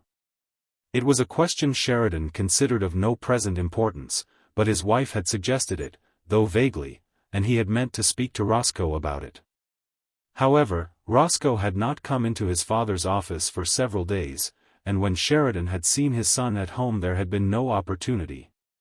He waited until the greater part of his day's work was over, toward 4 o'clock, and then went down to Roscoe's office, which was on a lower floor. He found several men waiting for business interviews in an outer room of the series Roscoe occupied. And he supposed that he would find his son busy with others, and that his question would have to be postponed, but when he entered the door marked R.C. Sheridan. Private, Roscoe was there alone. He was sitting with his back to the door, his feet on a windowsill, and he did not turn as his father opened the door. "Some pretty good men out there waitin' to see you, my boy," said Sheridan. "What's the matter?" "Nothing," Roscoe answered indistinctly, not moving. "Well, I guess that's all right, too. I let em wait sometimes myself. I just wanted to ask you a question, but I expect it'll keep, if you're workin' something out in your mind." Roscoe made no reply. And his father, who had turned to the door, paused with his hand on the knob, staring curiously at the motionless figure in the chair. Usually the son seemed pleased and eager when he came to the office. "You're all right, ain't you?" said Sheridan. "Not sick, are you?" "No." Sheridan was puzzled. Then, abruptly, he decided to ask his question. "I wanted to talk to you about that young Lamhorn," he said. "I guess your mother thinks he's comin' to see Edith pretty often, and you known him longer'n any of us, so." "I won't," said Roscoe, thickly, "I won't say a damn thing about him." Sheridan uttered an exclamation and walked quickly to a position near the window where he could see his son's face. Roscoe's eyes were bloodshot and vacuous. His hair was disordered, his mouth was distorted, and he was deathly pale. The father stood aghast. "By George," he muttered. "Roscoe." "My name," said Roscoe. "Can help that." Roscoe. Blank astonishment was Sheridan's first sensation. Probably nothing in the world could have more amazed his than to find Roscoe, the steady old wheel horse, in this condition. "How'd you get this way?" he demanded. "You caught cold and took too much for it?" For reply Roscoe laughed hoarsely. "You. Cold. I been drinkin' all time, lately. Fur's you notice it?" "By George," cried Sheridan. "I thought I'd smelt it on you a good deal lately, but I wouldn't believed you'd take more and was good for you. Bo. To see you like a common hog." Roscoe chuckled and threw out his right arm in a meaningless gesture. "Hog," he repeated, chuckling. "Yes, a hog," said Sheridan, angrily. "In business hours. I don't object to anybody's talking a drink if you wants to, out o' business hours. Nor, if a man keeps his work right up to the scratch, I wouldn't be the one to baste him if he got good and drunk once in 2-3 years, maybe. It ain't my way. I let it alone, but I never believed in forcin' my way on a grown-up son in moral matters. I guess I was wrong. You think them men out there are waitin' to talk business with a drunkard? You think you can come to your office and do business drunk? By George. I wonder how often this has been happening and me not onto it. I'll have a look over your books tomorrow, and I'll." Roscoe stumbled to his feet, laughing wildly, and stood swaying.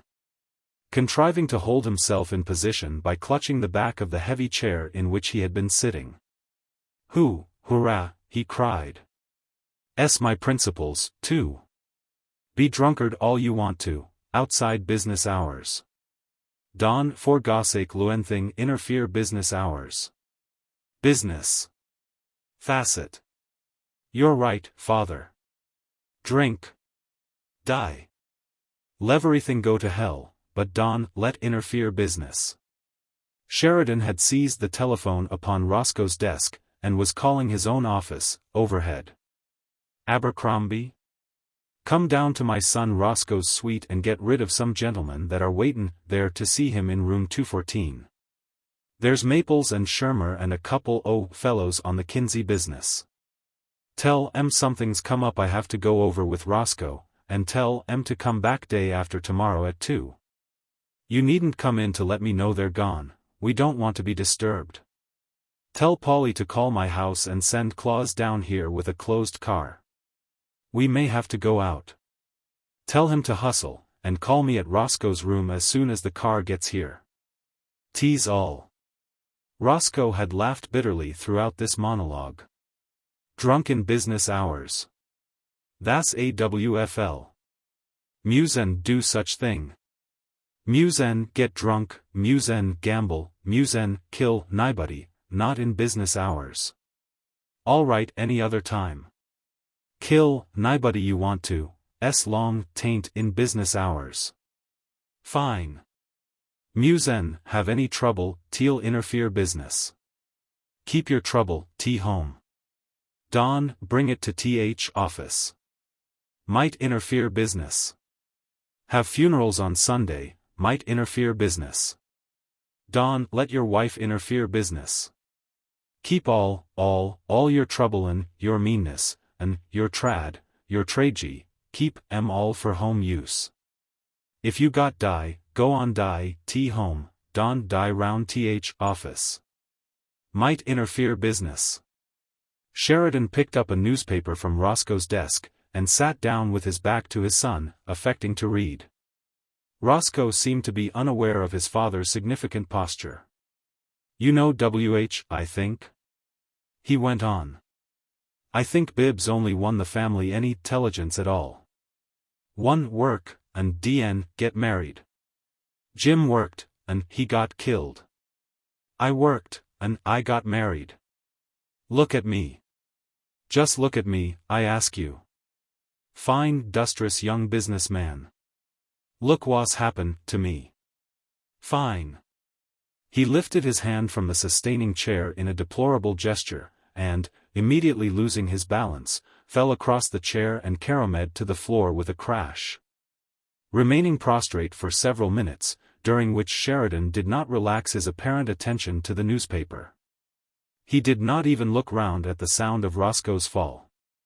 Roscoe slowly climbed to an upright position, pulling himself up by holding to the chair. He was slightly sobered outwardly, having progressed in the prostrate interval to a state of befuddlement less volatile. He rubbed his dazed eyes with the back of his left hand. What you asked me while ago?" he said. "Nothin'. Yes, you did." What was it?" "Nothin'. You better sit down. You asked me what I thought about Lamhorn. You did ask me that. Well, I won't tell you. I won't say damn word about him." The telephone bell tinkled. Sheridan placed the receiver to his ear and said, "Write down." Then he got Roscoe's coat and hat from a closet and brought them to his son. "Get into this coat," he said. "You're goin' home." Roscoe murmured, obediently. They went out into the main hall by a side door, not passing through the outer office. And Sheridan waited for an empty elevator, stopped it, and told the operator to take on no more passengers until they reached the ground floor. Roscoe walked out of the building and got into the automobile without lurching, and 20 minutes later walked into his own house in the same manner. Neither he nor his father having spoken a word in the interval. Sheridan did not go in with him, he went home, and to his own room without meeting any of his family. But as he passed Bibbs's door he heard from within the sound of a cheerful young voice humming jubilant fragments of song.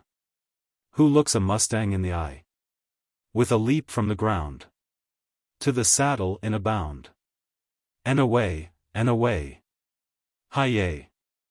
It was the first time in Sheridan's life that he had ever detected any musical symptom whatever in Bibbs. He had never even heard him whistle, and it seemed the last touch of irony that the useless fool should be merry today.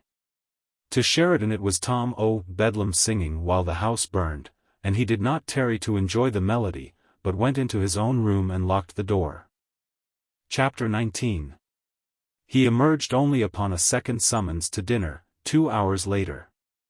And came to the table so white and silent that his wife made her anxiety manifest and was but partially reassured by his explanation that his lunch had disagreed with him a little. Presently, however, he spoke effectively. Bibbs, whose appetite had become hearty, was helping himself to a second breast of capon from White Jacket salver. "Here's another difference between Midas and chicken," Sheridan remarked, grimly. "Midas can eat rooster, but rooster can't eat Midas. I reckon you overlooked that. Midas looks to me like he had the advantage there." Bibbs retained enough presence of mind to transfer the capon breast to his plate without dropping it and to respond, "Yes, he crows over it." Having returned his antagonist's fire in this fashion, he blushed, for he could blush distinctly now, and his mother looked upon him with pleasure. Thought the reference to Midas and roosters was of course jargon to her. "Did you ever see anybody improve the way that child has?" she exclaimed. "I declare, Bibbs, sometimes lately you look right handsome." "He's got to be such a gadabout," Edith giggled. "I found something of his on the floor upstairs this morning, before anybody was up," said Sheridan. "I reckon if people lose things in this house and expect to get 'em back, they better get up as soon as I do." "What was it he lost?" asked Edith. "He knows," her father returned. "Seems to me like I forgot to bring it home with me. I looked it over, thought probably it was something pretty important, belongin' to a busy man like him." He affected to search his pockets. "What did I do with it, now?" "Oh yes. Seems to me like I remember leavin' it down at the office, in the wastebasket." "Good place for it," Bibbs murmured, still red. Sheridan gave him a grin. "Perhaps pretty soon you'll be gettin' up early enough to find things before I do." It was a threat, and Bibbs repeated the substance of it, later in the evening, to Mary Vertrees. They had come to know each other that well. "My time's here at last," he said, as they sat together in the melancholy gaslight of the room which had been denuded of its piano. That removal had left an emptiness so distressing to Mr. and Mrs. Vertrees that neither of them had crossed the threshold since the dark day. But the gaslight, though from a single jet, shed no melancholy upon Bibbs, nor could any room seem bare that knew the glowing presence of Mary. He spoke lightly, not sadly. "Yes, it's come. I've shirked and put off, but I can't shirk and put off any longer. It's really my part to go to him, at least it would save my face. He means what he says, and the time's come to serve my sentence. Hard labor for life, I think." Mary shook her head. "I don't think so. He's too kind." "You think my father's kind?" And Bibbs stared at her. "Yes. I'm sure of it. I've felt that he has a great, brave heart. It's only that he has to be kind in his own way, because he can't understand any other way." "Ah yes," said Bibbs. "If that's what you mean by kind." She looked at him gravely, earnest concern in her friendly eyes. "It's going to be pretty hard for you, isn't it?" "Oh, self-pity," he returned, smiling. "This has been just the last flicker of revolt. Nobody minds work if he likes the kind of work. There'd be no loafers in the world if each man found the thing that he could do best. But the only work I happen to want to do is useless, so I have to give it up. Tomorrow I'll be a day laborer." "What is it like, exactly?" "I get up at 6, he said. "I have a lunch basket to carry with me, which is aristocratic and no advantage. The other workmen have tin buckets, and tin buckets are better. I leave the house at 6:30, and I'm at work in my overalls at 7. I have an hour off at noon, and work again from 1 till 5. But the work itself? It wasn't muscularly exhausting, not at all. They couldn't give me a heavier job because I wasn't good enough. But what will you do?" I want to know. When I left, said Bibbs, I was on what they call over there a clipping machine, in one of the byproducts departments, and that's what I'll be sent back to. But what is it? She insisted. Bibbs explained. It's very simple and very easy. I feed long strips of zinc into a pair of steel jaws, and the jaws bite the zinc into little circles. All I have to do is to see that the strip goes into the jaws at a certain angle, and yet I was a very bad hand at it. He had kept his voice cheerful as he spoke, but he had grown a shade paler, and there was a latent anguish deep in his eyes. He may have known it and wished her not to see it, for he turned away. You do that all day long? She asked, and as he nodded, it seems incredible, she exclaimed. You feeding a strip of zinc into a machine 9 hours a day. No wonder, she broke off, and then, after a keen glance at his face, she said, I should think you would have been a bad hand at it. He laughed ruefully. I think it's the noise, though I'm ashamed to say it. You see, it's a very powerful machine, and there's a sort of rhythmical crashing, a crash every time the jaws bite off a circle. How often is that? The thing should make about 68 discs a minute, a little more than one a second. And you're close to it? Oh, the workman has to sit in its lap, he said, turning to her more gaily. The others don't mind. You see, it's something wrong with me. I have an idiotic way of flinching from the confounded thing. I flinch and duck a little every time the crash comes, and I couldn't get over it. I was a treat to the other workmen in that room. They'll be glad to see me back. They used to laugh at me all day long. Mary's gaze was averted from Bibbs now.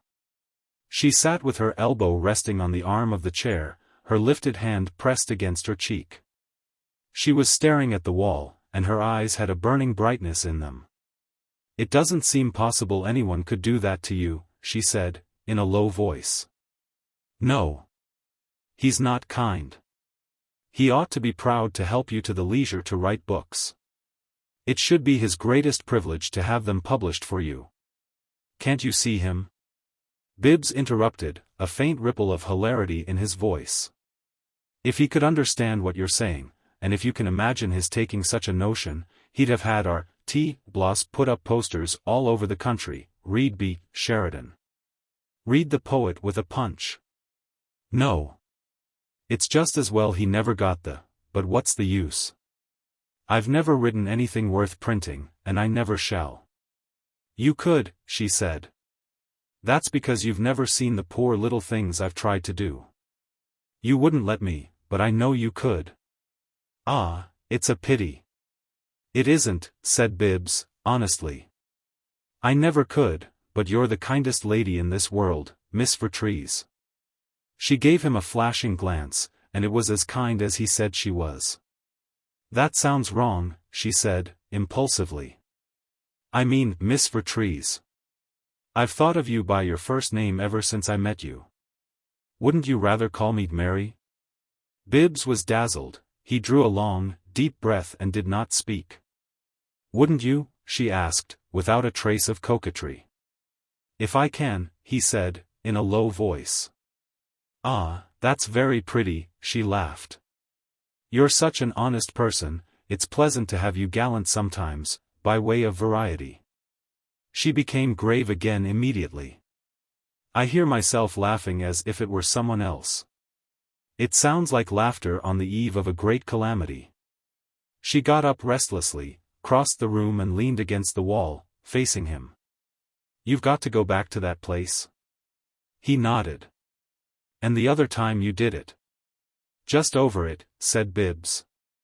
2 years. But I don't mind the prospect of a repetition so much as... So much as what? She prompted, as he stopped. Bibbs looked up at her shyly. I want to say it, but I come to a dead balk when I try. Go on. Say it, whatever it is, she bade him. You wouldn't know how to say anything I shouldn't like. I doubt if you'd either like or dislike what I want to say, he returned, moving uncomfortably in his chair and looking at his feet. He seemed to feel awkward, thoroughly. You see, all my life, until I met you, if I ever felt like saying anything, I wrote it instead. Saying things is a new trick for me, and this, well, it's just this, I used to feel as if I hadn't ever had any sort of a life at all. I'd never been of use to anything or anybody, and I'd never had anything, myself, except a kind of haphazard thinking. But now it's different, I'm still of no use to anybody, and I don't see any prospect of being useful, but I have had something for myself. I've had a beautiful and happy experience, and it makes my life seem to be, I'm glad I've lived it. That's all. It's your letting me be near you sometimes, as you have, this strange, beautiful, happy little while. He did not once look up, and reached silence, at the end of what he had to say, with his eyes still awkwardly regarding his feet. She did not speak, but a soft rustling of her garments let him know that she had gone back to her chair again. The house was still. The shabby old room was so quiet that the sound of a creaking in the wall seemed sharp and loud. And yet, when Mary spoke at last, her voice was barely audible. If you think it has been, happy, to be friends with me, you'd want to make it last. Yes, said Bibbs, as faintly. You'd want to go on being my friend as long as we live, wouldn't you? Yes, he gulped. But you make that kind of speech to me because you think it's over.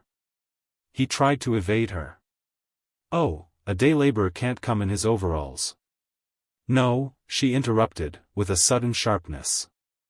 You said what you did because you think the shop's going to kill you. No, no. Yes, you do think that. She rose to her feet again and came and stood before him. Or you think it's going to send you back to the sanitarium. Don't deny it, Bibbs. There. See how easily I call you that. You see I'm a friend, or I couldn't do it. Well, if you meant what you said, and you did mean it, I know it, you're not going to go back to the sanitarium. The shop shan't hurt you. It shan't.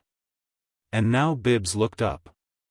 She stood before him, straight and tall, splendid in generous strength, her eyes shining and wet. If I mean that much to you, she cried, they can't harm you. Go back to the shop, but come to me when your day's work is done. Let the machines crash their 68 times a minute, but remember each crash that deafens you is that much nearer the evening and me. He stumbled to his feet. You say, he gasped. Every evening, dear Bibbs. He could only stare, bewildered. Every evening. I want you. They shan't hurt you again. And she held out her hand to him. It was strong and warm in his tremulous clasp. If I could, I'd go and feed the strips of zinc to the machine with you, she said. But all day long I'll send my thoughts to you. You must keep remembering that your friend stands beside you. And when the work is done, won't the night make up for the day? Light seemed to glow from her. He was blinded by that radiance of kindness. But all he could say was, huskily, to think you're there, with me, standing beside the old zinc-eater. And they laughed and looked at each other. And at last Bibbs found what it meant not to be alone in the world. He had a friend. Chapter 20. When he came into the new house, a few minutes later, he found his father sitting alone by the library fire. Bibbs went in and stood before him. I'm cured, father, he said. When do I go back to the shop? I'm ready. The desolate and grim old man did not relax. I was sittin' up to give you a last chance to say something like that. I reckon it's about time. I just wanted to see if you'd have manhood enough not to make me take you over there by the collar. Last night I made up my mind I'd give you just one more day. Well, you got to it before I did, pretty close to the 11th hour. All right. Start in tomorrow. It's the first the month. Think you can get up in time? 6 o'clock, Bibbs responded, briskly. And I want to tell you, I'm going in a cheerful spirit. As you said, I'll go and I'll like it. That's your lookout, his father grunted. They'll put you back on the clippin' machine. You get $9 a week. More than I'm worth, too, said Bibbs, cheerily. That reminds me, I didn't mean you by Midas in that nonsense I'd been writing. I meant. Makes a hell of a lot difference what you meant. I just wanted you to know. Good night, Father. Good night. The sound of the young man's footsteps ascending the stairs became inaudible, and the house was quiet. But presently, as Sheridan sat staring angrily at the fire, the shuffling of a pair of slippers could be heard descending, and Mrs. Sheridan made her appearance, her oblique expression and the state of her toilette being those of a person who, after trying unsuccessfully to sleep on one side, has got up to look for burglars. "Papa," she exclaimed, drowsily. "Why ain't you go to bed? It must be goin' on 11 o'clock. She yawned, and seated herself near him, stretching out her hands to the fire. "What's the matter?" she asked, sleep and anxiety striving sluggishly with each other in her voice. "I knew you were worried all dinner time. You got something new on your mind besides Jim's bein' taken away like he was. What's worryin' you now, Papa?" "Nothin', Dot." She jeered feebly. "And tell me that. You sat up to see Bibbs, didn't you?" "He starts in at the shop again tomorrow morning," said Sheridan. "Just the same as he did before?" "Just precisely." How long you goin' to keep him at it, Papa?" she asked, timidly. "Until he knows something."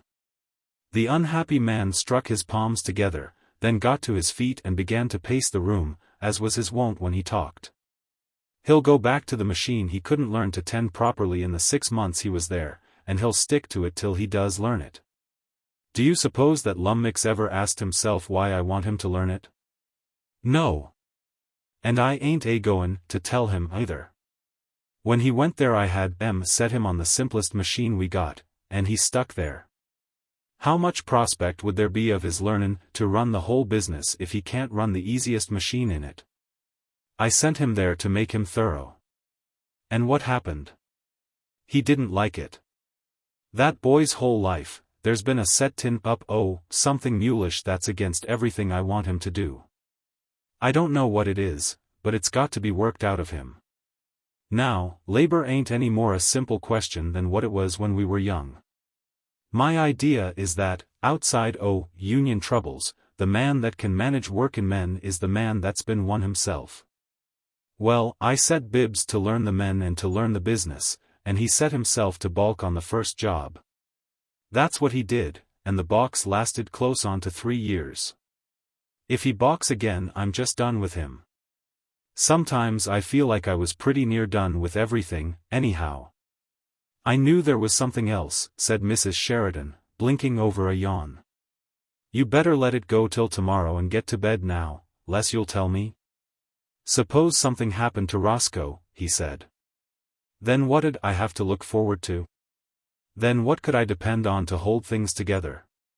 A lummix. A lummix that hasn't learned how to push a strip zinc along a groove. Roscoe, she yawned. You needn't worry about Roscoe, Papa. He's the strongest child we had. I never did know anybody keep better health than he does. I don't believe he's even had a cold in 5 years. You better go up to bed, Papa. Suppose something did happen to him, though. You don't know what it means, keepin' property together these days, just keepin' it alive, let alone makin' it grow the way I do. I've seen too many estates hacked away in chunks, big and little. I tell you, when a man dies the wolves come out the woods, pack after pack, to see what they can tear off for themselves. And if that dead man's children ain't on the job, night and day, everything he built'll get carried off. Carried off? I've seen a big fortune behave like an ash barrel in a cyclone, there wasn't even a dust heap left to tell where it stood. I've seen it, time and again. My lord. When I think such things comin' to me. It don't seem like I deserved it, no man ever tried harder to raise his boys right than I have. I planned and planned and planned how to bring them up to be guards to drive the wolves off, and how to be builders to build, and build bigger. I tell you, this business life is no fool's job nowadays. A man's got to have eyes in the back of his head. You hear talk, sometimes, make you think the millennium had come, but right the next breath you'll hear somebody hollerin' about the great unrest. You bet there's a great unrest. There ain't any man alive smart enough to see what it's goin' to do to us in the end, nor what day it's got set to bust loose, but it's frothin' and bubblin' in the boiler. This country's been fillin' up with it from all over the world for a good many years, and the old camp meetin' days are dead and done with. Church ain't what it used to be.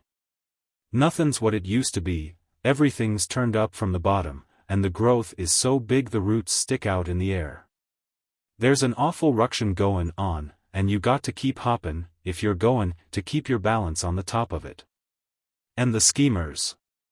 They run like bugs on the bottom of a board, after any piece o' money they hear is loose. Fool schemes and crooked schemes, the fool ones are the most and the worst. You got to fight to keep your money after you've made it. And the woods are full o' mighty industrious men that's got only one motto: get the other fellow's money before he gets yours. And when a man's built as I have, when he's built good and strong, and made good things grow and prosper, those are the fellows that lay for the chance to slide in and sneak the benefit of it and put their names to it. And what's the use of my havin' ever been born, if such a thing as that is goin' to happen? What's the use of my havin' worked my life and soul into my business, if it's all goin' to be dispersed and scattered soon as I'm in the ground? He strode up and down the long room, gesticulating, little regarding the troubled and drowsy figure by the fireside. His throat rumbled thunderously, the words came with stormy bitterness. You think this is a time for young men to be lyin' on beds of ease? I tell you, there never was such a time before, there never was such opportunity. The sluggard is despoiled while he sleeps, yes, by George. If a man lays down they'll eat him before he wakes, but the live man can build straight up till he touches the sky. This is the businessman's day, it used to be the soldier's day and the statesman's day, but this is ours. And it ain't a Sunday to go fishin', it's turmoil. Turmoil. And you got to go out and live it and breathe it and make it yourself, or you'll only be a dead man walkin' around dreamin' you're alive. And that's what my son Bibbs has been doin' all his life, and what he'd rather do now than go out and do his part by me. And if anything happens to Roscoe... Oh, do stop worryin' over such nonsense, Mrs. Sheridan interrupted, irritated into sharp wakefulness for the moment. There isn't anything goin' to happen to Roscoe, and you're just tormentin' yourself about nothin'. Aren't you ever goin' to bed? Sheridan halted. All right, Mama, he said, with a vast sigh. Let's go up. And he snapped off the electric light, leaving only the rosy glow of the fire. Did you speak to Roscoe? She yawned, rising lopsidedly in her drowsiness. Did you mention about what I told you the other evening? No. I will tomorrow. But Roscoe did not come downtown the next day, nor the next, nor did Sheridan see fit to enter his son's house. He waited. Then, on the 4th day of the month, Roscoe walked into his father's office at 9 in the morning, when Sheridan happened to be alone. They told me downstairs you'd left word you wanted to see me. Sit down, said Sheridan, rising. Roscoe sat. His father walked close to him, sniffed suspiciously, and then walked away, smiling bitterly. Beau, he exclaimed. Still at it? Yes, said Roscoe. I've had a couple of drinks this morning. What about it? I reckon I better adopt some decent young man, his father returned. I'd bring Bibbs up here and put him in your place if he was fit. I would. Better do it, Roscoe assented, sullenly. When'd you begin this thing? I always did drink a little. Ever since I grew up, that is. Leave that talk out. You know what I mean. Well, I don't know as I ever had too much in office hours, until the other day. Sheridan began cutting. It's a lie. I've had Ray Wills up from your office. He didn't want to give you away, but I put the hooks into him, and he came through. You were drunk twice before and couldn't work.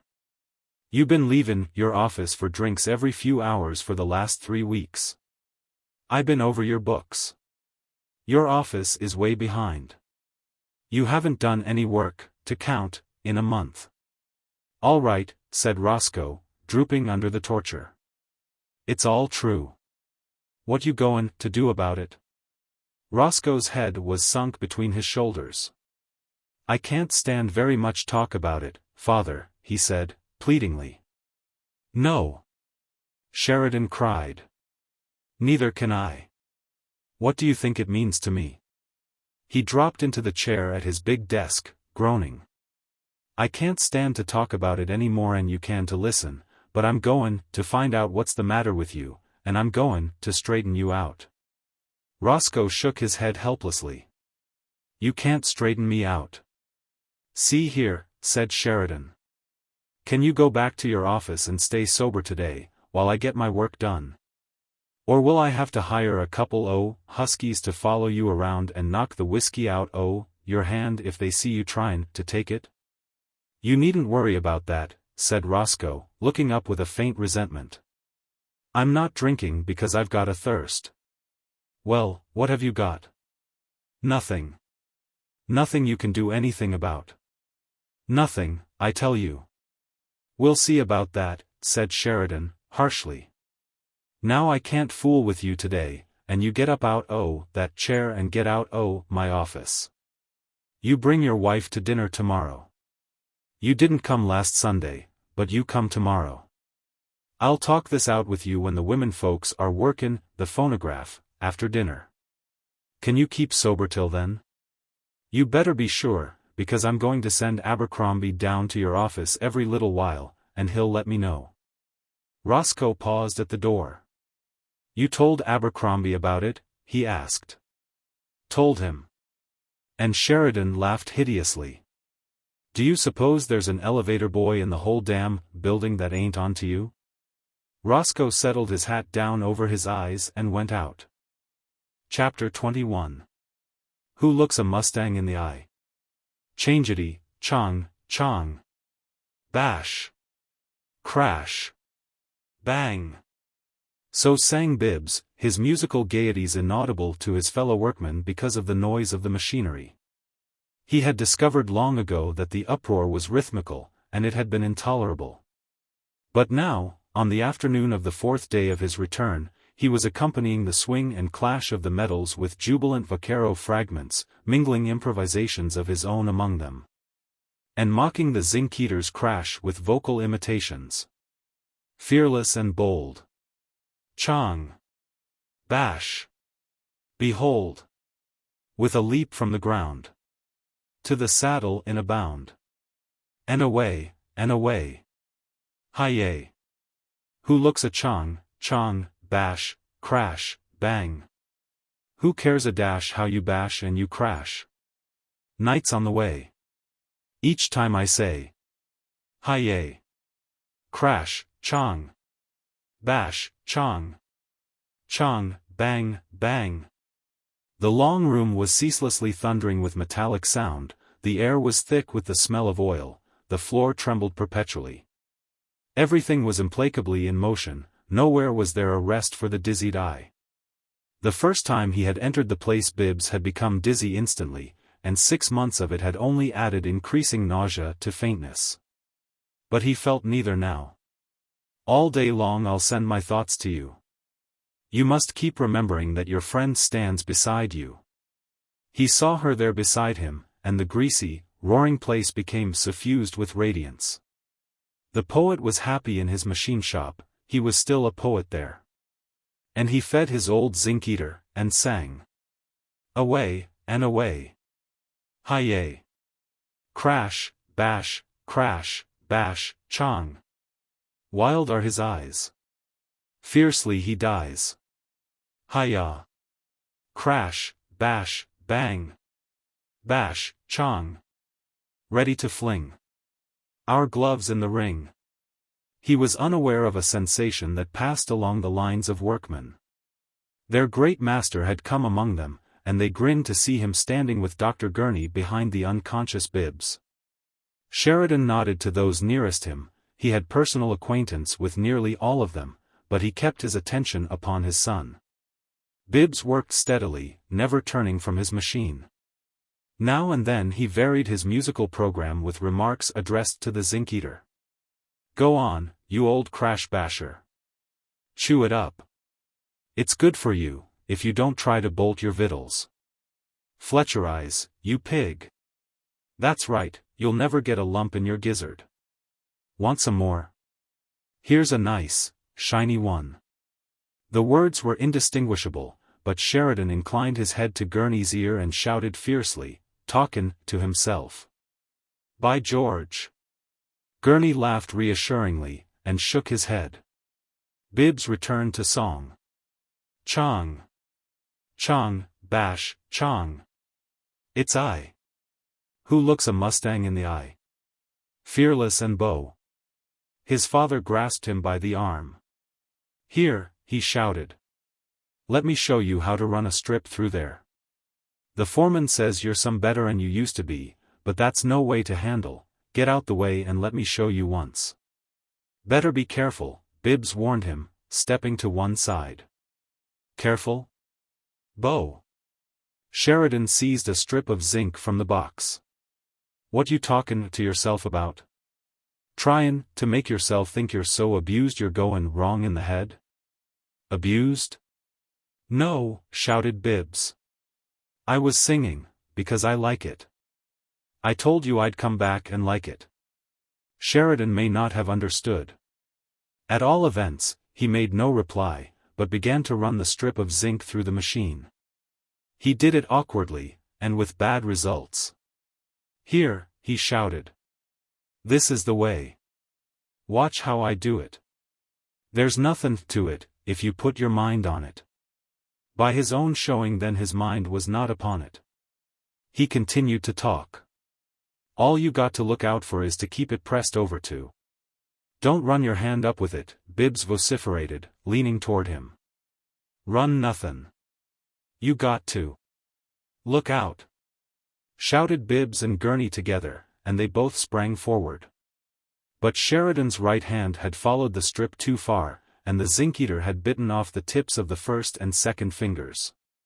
He swore vehemently, and wrung his hand, sending a shower of red drops over himself and Bibbs, but Gurney grasped his wrist, and said, sharply, "Come out of here. Come over to the lavatory in the office.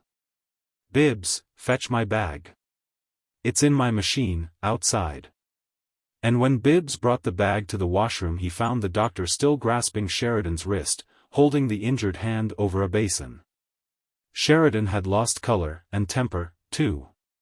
He glared over his shoulder at his son as the latter handed the bag to Gurney. "You go on back to your work," he said. "I've had worse snips than that from a pencil sharpener." "Oh no, you haven't," said Gurney. "I have, too," Sheridan retorted, angrily. "Bibbs, you go on back to your work. There's no reason to stand around here watchin' old Doc Gurney tryin' to keep himself awake workin' on a scratch that only needs a little court plaster. I slipped, or it wouldn't happened. You get back on your job." "All right," said Bibbs. "Here." Sheridan bellowed, as his son was passing out of the door. "You watch out when you're runnin' that machine. You hear what I say? I slipped, or I wouldn't got scratched, but you're liable to get your whole hand cut off. You keep your eyes open." "Yes, sir." And Bibbs returned to the zinc eater thoughtfully. Half an hour later, Gurney touched him on the shoulder and beckoned him outside, where conversation was possible. "I sent him home, Bibbs. He'll have to be careful of that hand. Go get your overalls off. I'll take you for a drive and leave you at home." "Can't," said Bibbs. "Got to stick to my job till the whistle blows." "No, you don't," the doctor returned, smothering a yawn. He wants me to take you down to my office and give you an overhauling to see how much harm these 4 days on the machine have done you. I guess you folks have got that old man pretty thoroughly upset, between you, up at your house. But I don't need to go over you. I can see with my eyes half shut. Yes, Bibbs interrupted, that's what they are. I say I can see you're starting out, at least, in good shape. What's made the difference? I like the machine, said Bibbs. I've made a friend of it. I serenade it and talk to it, and then it talks back to me. Indeed, indeed? What does it say? What I want to hear. Well, well. The doctor stretched himself and stamped his foot repeatedly. Better come along and take a drive with me. You can take the time off that he allowed for the examination, Anne. Not at all, said Bibbs. I'm going to stand by my old zinc eater till 5 o'clock. I tell you I like it. Then I suppose that's the end of your wanting to write. I don't know about that, Bibbs said, thoughtfully, but the zinc eater doesn't interfere with my thinking, at least. It's better than being in business, I'm sure of that. I don't want anything to change. I'd be content to lead just the life I'm leading now to the end of my days. You do beat the devil, exclaimed Gurney. Your father's right when he tells me you're a mystery. Perhaps the Almighty knew what he was doing when he made you, but it takes a lot of faith to believe it. Well, I'm off. Go on back to your murdering old machine. He climbed into his car, which he operated himself, but he refrained from setting it immediately in motion.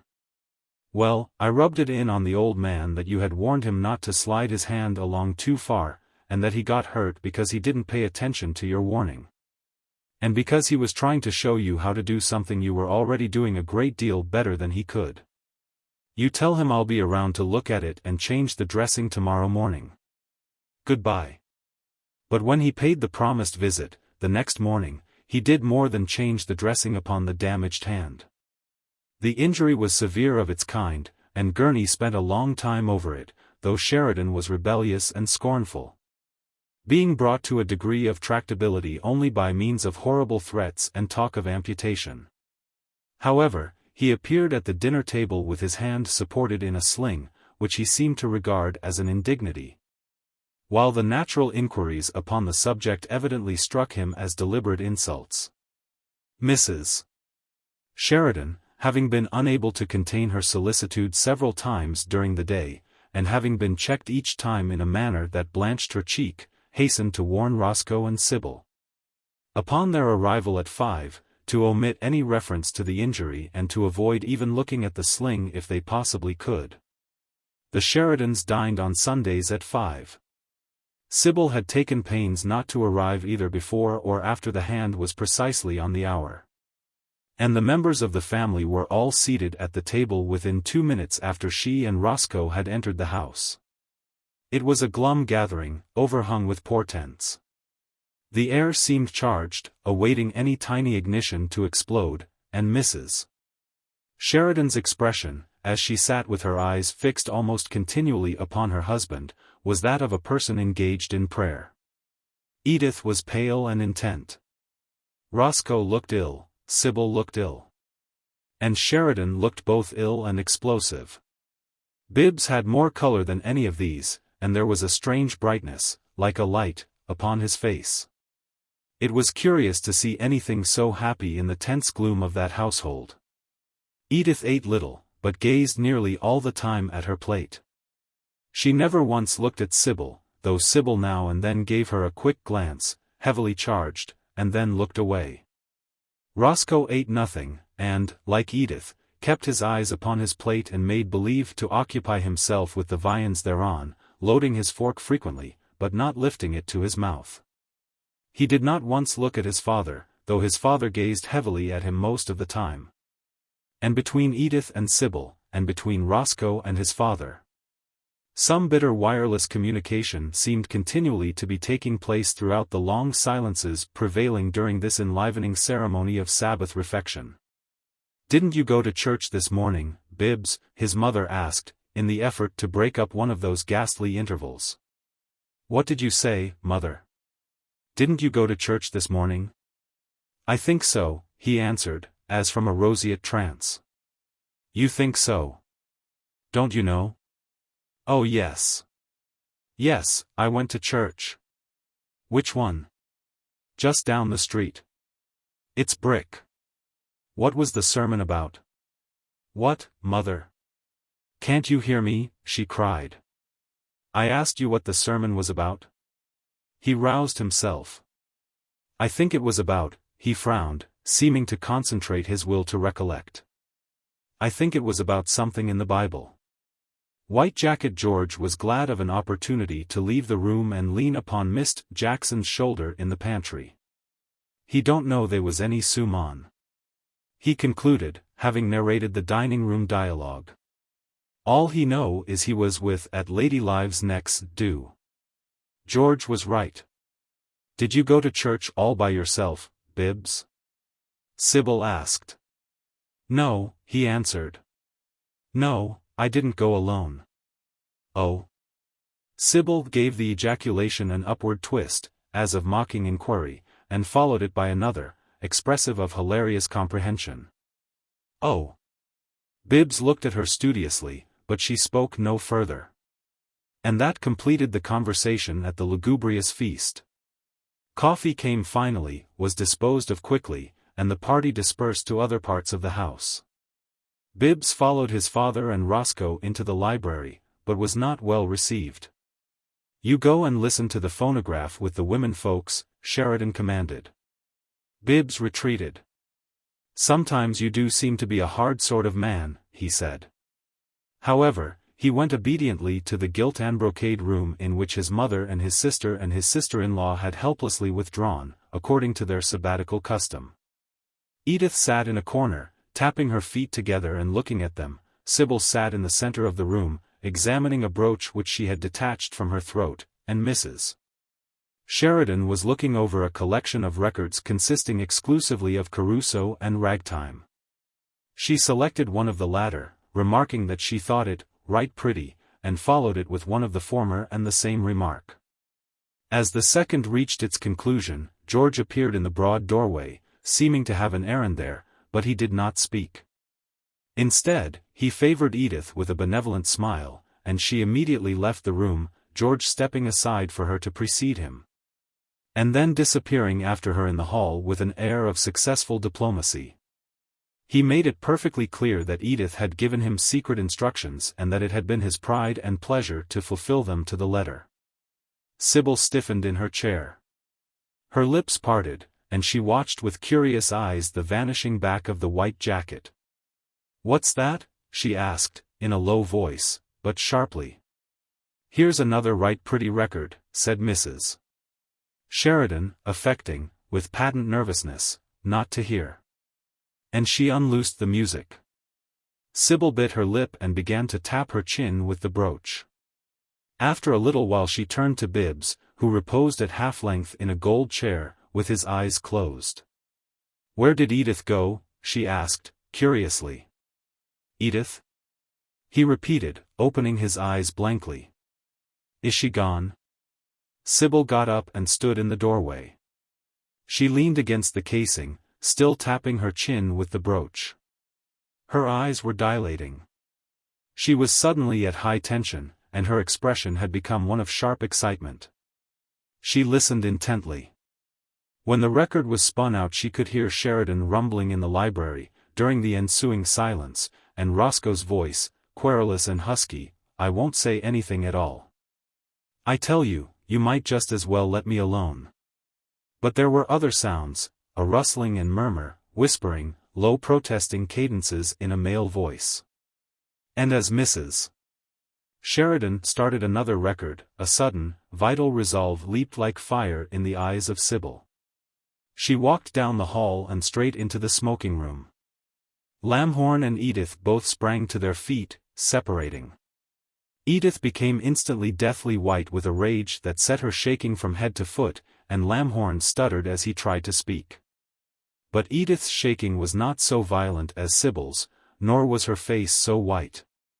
At sight of them and of their embrace, all possible consequences became nothing to Sybil. She courtesied, holding up her skirts and contorting her lips to the semblance of a smile. "Sit just as you were, both of you," she said. And then to Edith, "Did you tell my husband I had been telephoning to Lamhorn?" "You march out of here," said Edith, fiercely. "March straight out of here." Sybil leveled a forefinger at Lamhorn. "Did you tell her I'd been telephoning you I wanted you to come?" "Oh, good God!" Lamhorn said. "Hush! You knew she'd tell my husband, didn't you?" she cried. "You knew that." "Hush!"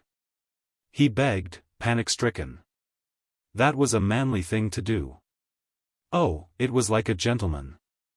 You wouldn't come, you wouldn't even come for 5 minutes to hear what I had to say. You were tired of what I had to say. You'd heard it all 1,000 times before, and you wouldn't come." "No. No. No," she stormed. "You wouldn't even come for 5 minutes, but you could tell that little cat. And she told my husband. You're a man." Edith saw in a flash that the consequences of battle would be ruinous to Sybil, and the furious girl needed no further temptation to give way to her feelings. "Get out of this house," she shrieked. "This is my father's house. Don't you dare speak to Robert like that." "No. No. I mustn't speak. Don't you dare." Edith and Sybil began to scream insults at each other simultaneously, fronting each other, their furious faces close. Their voices shrilled and rose and cracked, they screeched. They could be heard over the noise of the phonograph, which was playing a brass band selection. They could be heard all over the house. They were heard in the kitchen. They could have been heard in the cellar. Neither of them cared for that. "You told my husband," screamed Sybil, bringing her face still closer to Edith's. "You told my husband. This man put that in your hands to strike me with. He did. I'll tell your husband again. I'll tell him everything I know. It's time your husband." They were swept asunder by a bandaged hand. "Do you want the neighbors in?" Sheridan thundered. There fell a shocking silence. Frenzied Sybil saw her husband and his mother in the doorway, and she understood what she had done. She moved slowly toward the door, then suddenly she began to run. She ran into the hall, and through it, and out of the house. Roscoe followed her heavily, his eyes on the ground. "Now then," said Sheridan to Lamhorn. The words were indefinite, but the voice was not. Neither was the vicious gesture of the bandaged hand, which concluded its orbit in the direction of the door in a manner sufficient for the swift dispersal of George and Jackson and several female servants who hovered behind Mrs. Sheridan. They fled lightly. "Papa, Papa," wailed Mrs. Sheridan. "Look at your hand. You'd oughtn't to been so rough with Edie, you hurt your hand on her shoulder. Look." There was, in fact, a spreading red stain upon the bandages at the tips of the fingers, and Sheridan put his hand back in the sling. "Now then," he repeated. "You goin' to leave my house?" "He will not," sobbed Edith. "Don't you dare order him out." "Don't you bother, dear," said Lamhorn, quietly. "He doesn't understand. You mustn't be troubled." Pallor was becoming to him. He looked very handsome, and as he left the room he seemed in the girl's distraught eyes a persecuted noble. Indifferent to the rabble yawping insult at his heels, the rabble being enacted by her father. "Don't come back, either," said Sheridan, realistic in this impersonation. "Keep off the premises," he called savagely into the hall. "This family's through with you." "It is not," Edith cried, breaking from her mother. "You'll see about that. You'll find out. You'll find out what'll happen." "What's he done?" "I guess if I can stand it, it's none of your business, is it?" "What's he done, I'd like to know." "You don't know anything about it." "Don't you suppose he told me?" She was crazy about him soon as he began going there, and he flirted with her a little. That's everything he did, and it was before he met me. After that he wouldn't, and it wasn't anything, anyway, he never was serious a minute about it. She wanted it to be serious, and she was bound she wouldn't give him up. He told her long ago he cared about me, but she kept persecuting him and... Yes, said Sheridan, sternly. That's his side of it. That'll do. He doesn't come in this house again. You look out. Edith cried. Yes, I'll look out. I'd told you today he wasn't to be allowed on the premises, but I had other things on my mind. I had Abercrombie look up this young man privately, and he's no count. He's no count on earth. He's no good. He's nothing. But it wouldn't matter if he was George Washington, after what's happened and what I've heard tonight. But, Papa, Mrs. Sheridan began, if Edie says it was all Sybil's fault, makin' up to him, and he never encouraged her much, nor. "'S enough," he roared. "He keeps off these premises. And if any of you so much as ever speak his name to me again." But Edith screamed, clapping her hands over her ears to shut out the sound of his voice, and ran upstairs, sobbing loudly. Followed by her mother. However, Mrs. Sheridan descended a few minutes later and joined her husband in the library. Bibbs, still sitting in his gold chair, saw her pass, roused himself from reverie, and strolled in after her. "She locked her door," said Mrs. Sheridan, shaking her head woefully. "She wouldn't even answer me. They wasn't a sound from her room." "Well," said her husband, "she can settle her mind to it.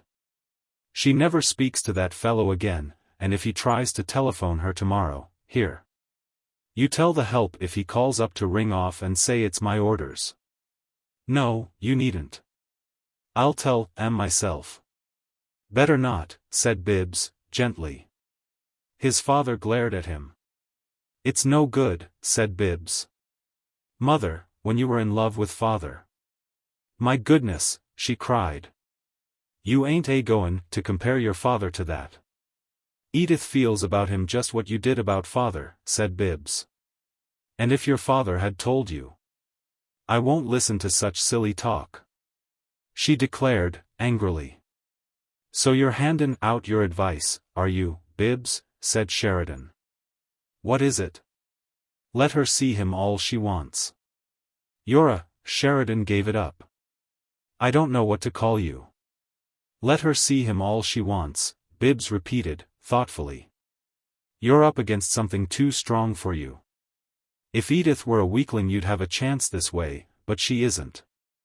She's got a lot of your determination, father, and with what's going on inside of her she'll beat you. You can't keep her from seeing him, as long as she feels about him the way she does now. You can't make her think less of him either. Nobody can. Your only chance is that she'll do it for herself, and if you give her time and go easy she probably will. Marriage would do it for her quickest, but that's just what you don't want, and as you don't want it, you'd better." "I can't stand any more," Sheridan burst out. "If it's come to Bibbs advisin' me how to run this house I better resign. Mama, where's that nigger George? Maybe he's got some plan how I better manage my family. Bibbs, for God's sake go and lay down. Let her see him all she wants." "Oh, Lord. Here's wisdom, here's." "Bibbs," said Mrs. Sheridan, "if you haven't got anything to do, you might step over and take Sybil's wraps home." She left in the hall. "I don't think you seem to quiet your poor father very much just now." "All right."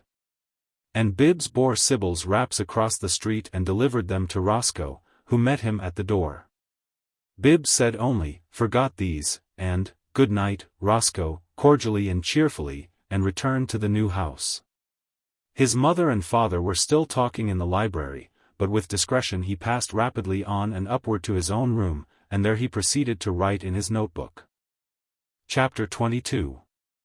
"There seems to be another curious thing about love," Bibbs wrote. "Love is blind while it lives and only opens its eyes and becomes very wide awake when it dies. Let it alone until then. You cannot reason with love or with any other passion. The wise will not wish for love, nor for ambition. These are passions and bring others in their train, hatreds and jealousies, all blind. Friendship and a quiet heart for the wise. What a turbulence is love! It is dangerous for a blind thing to be turbulent. There are precipices in life. One would not cross a mountain pass with a thick cloth over his eyes. Lovers do. Friendship walks gently and with open eyes. To walk to church with a friend. To sit beside her there. To rise when she rises, and to touch with one's thumb and fingers the other half of the hymnbook that she holds. What lover, with his fierce ways, could know this transcendent happiness? Friendship brings everything that heaven could bring. There is no labor that cannot become a living rapture if you know that a friend is thinking of you as you labor. So you sing at your work. For the work is part of the thoughts of your friend, so you love it. Love is demanding and claiming and insistent. Friendship is all kindness, it makes the world glorious with kindness. What color you see when you walk with a friend? You see that the gray sky is brilliant and shimmering. You see that the smoke has warm browns and is marvelously sculptured, the air becomes iridescent. You see the gold and brown hair. Light floods everything. When you walk to church with a friend you know that life can give you nothing richer. You pray that there will be no change in anything forever. What an adorable thing it is to discover a little foible in your friend, a bit of vanity that gives you one thing more about her to adore. On a cold morning she will perhaps walk to church with you without her furs, and she will blush and return an evasive answer when you ask her why she does not wear them. You will say no more, because you understand. She looks beautiful in her furs, you love their darkness against her cheek. But you comprehend that they conceal the loveliness of her throat and the fine line of her chin, and that she also has comprehended this, and, wishing to look still more bewitching, discards her furs at the risk of taking cold. So you hold your peace, and try to look as if you had not thought it out. This theory is satisfactory except that it does not account for the absence of the muff. Ah, well, there must always be a mystery somewhere. Mystery is a part of enchantment. Manual labor is best. Your heart can sing and your mind can dream while your hands are working. You could not have a singing heart and a dreaming mind all day if you had to scheme out dollars, or if you had to add columns of figures. Those things take your attention. You cannot be thinking of your friend while you write letters beginning, yours of the 17th inst rect and contents duly noted. But to work with your hands all day, thinking and singing, and then, after nightfall, to hear the ineffable kindness of your friend's greeting, always there, for you. Who would wake from such a dream as this? Dawn and the sea, music in moonlit gardens, nightingales serenading through almond groves in bloom, what could bring such things into the city's turmoil? Yet they are here, and roses blossom in the soot. That is what it means not to be alone. That is what a friend gives you. Having thus demonstrated that he was about 25 and had formed a somewhat indefinite definition of friendship, but one entirely his own, and perhaps Mary's, Bibbs went to bed. And was the only Sheridan to sleep soundly through the night and to wake at dawn with a light heart. His cheerfulness was vaguely diminished by the troublous state of affairs of his family. He had recognized his condition when he wrote, "Who would wake from such a dream as this?" Bibbs was a sympathetic person, easily touched, but he was indeed living in a dream, and all things outside of it were veiled and remote, for that is the way of youth in a dream. And Bibbs, who had never before been of any age, either old or young, had come to his youth at last. He went whistling from the house before even his father had come downstairs. There was a fog outdoors, saturated with a fine powder of soot, and though Bibbs noticed absently the dim shape of an automobile at the curb before Roscoe's house, he did not recognize it as Dr. Gurney's, but went cheerily on his way through the dingy mist. And when he was once more installed beside his faithful zinc eater he whistled and sang to it, as other workmen did to their own machines sometimes, when things went well. His comrades in the shop glanced at him amusedly now and then. They liked him, and he ate his lunch at noon with a group of socialists who approved of his ideas and talked of electing him to their association. The short days of the year had come, and it was dark before the whistles blew. When the signal came, Bibbs went to the office, where he divested himself of his overalls, his single divergence from the routine of his fellow workmen, and after that he used soap and water copiously. This was his transformation scene. He passed into the office a rather frail young working man noticeably begrimed, and passed out of it to the pavement a cheerfully preoccupied sample of gentry, fastidious to the point of elegance. The sidewalk was crowded with the bearers of dinner pails, men and boys and women and girls from the workrooms that closed at 5. Many hurried and some loitered. They went both east and west, jostling one another, and Bibbs, turning his face homeward, was forced to go slowly.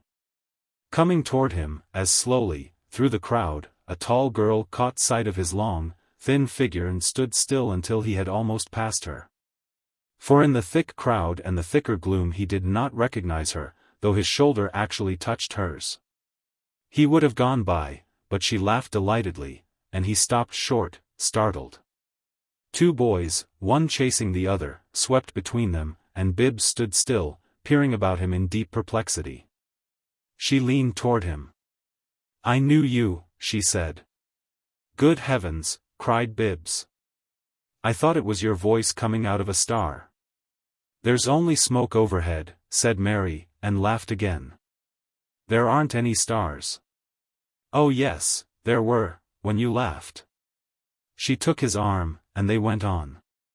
"I've come to walk home with you, Bibbs. I wanted to. But were you here in the dark?" "Yes." "Waiting?" "Yes." Bibbs was radiant, he felt suffocated with happiness. He began to scold her. "But it's not safe, and I'm not worth it. You shouldn't have, you ought to know better." "What did?" "I only waited about 12 seconds, she laughed. "I just got here. But to come all this way and to this part of town in the dark, you—" "I was in this part of town already," she said. "At least, I was only 7 or 8 blocks away, and it was dark when I came out, and I'd have had to go home alone, and I preferred going home with you." "It's pretty beautiful for me," said Bibbs, with a deep breath.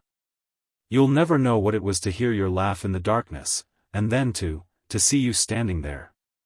Oh, it was like, how can I tell you what it was like?" They had passed beyond the crowd now, and a crossing lamp shone upon them, which revealed the fact that again she was without her furs. Here was a puzzle. Why did that adorable little vanity of hers bring her out without them in the dark? But of course she had gone out long before dark. For undefinable reasons this explanation was not quite satisfactory. However, allowing it to stand, his solicitude for her took another turn. "I think you ought to have a car," he said, "especially when you want to be out after dark. You need one in winter, anyhow. Have you ever asked your father for one?" "No," said Mary. "I don't think I'd care for one particularly." "I wish you would." Bibbs's tone was earnest and troubled. "I think in winter you—" No, she interrupted, lightly. "I don't need.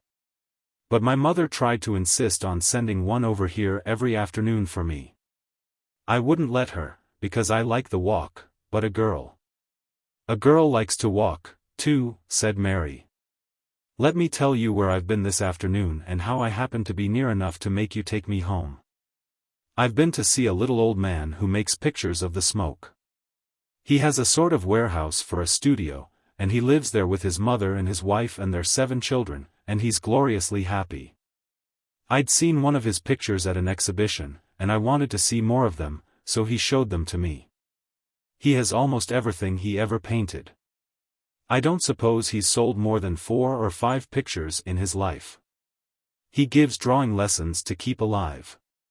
"How do you mean he paints the smoke?" Bibbs asked. "Literally. He paints from his studio window and from the street, anywhere. He just paints what's around him, and it's beautiful. The smoke? Wonderful. He sees the sky through it, somehow. He does the ugly roofs of cheap houses through a haze of smoke, and he does smoky sunsets and smoky sunrises, and he has other things with the heavy, solid, slow columns of smoke going far out and growing more ethereal and mixing with the hazy light in the distance. And he has others with the broken skyline of downtown, all misted with the smoke and puffs and jets of vapor that have colors like an orchard in mid-April.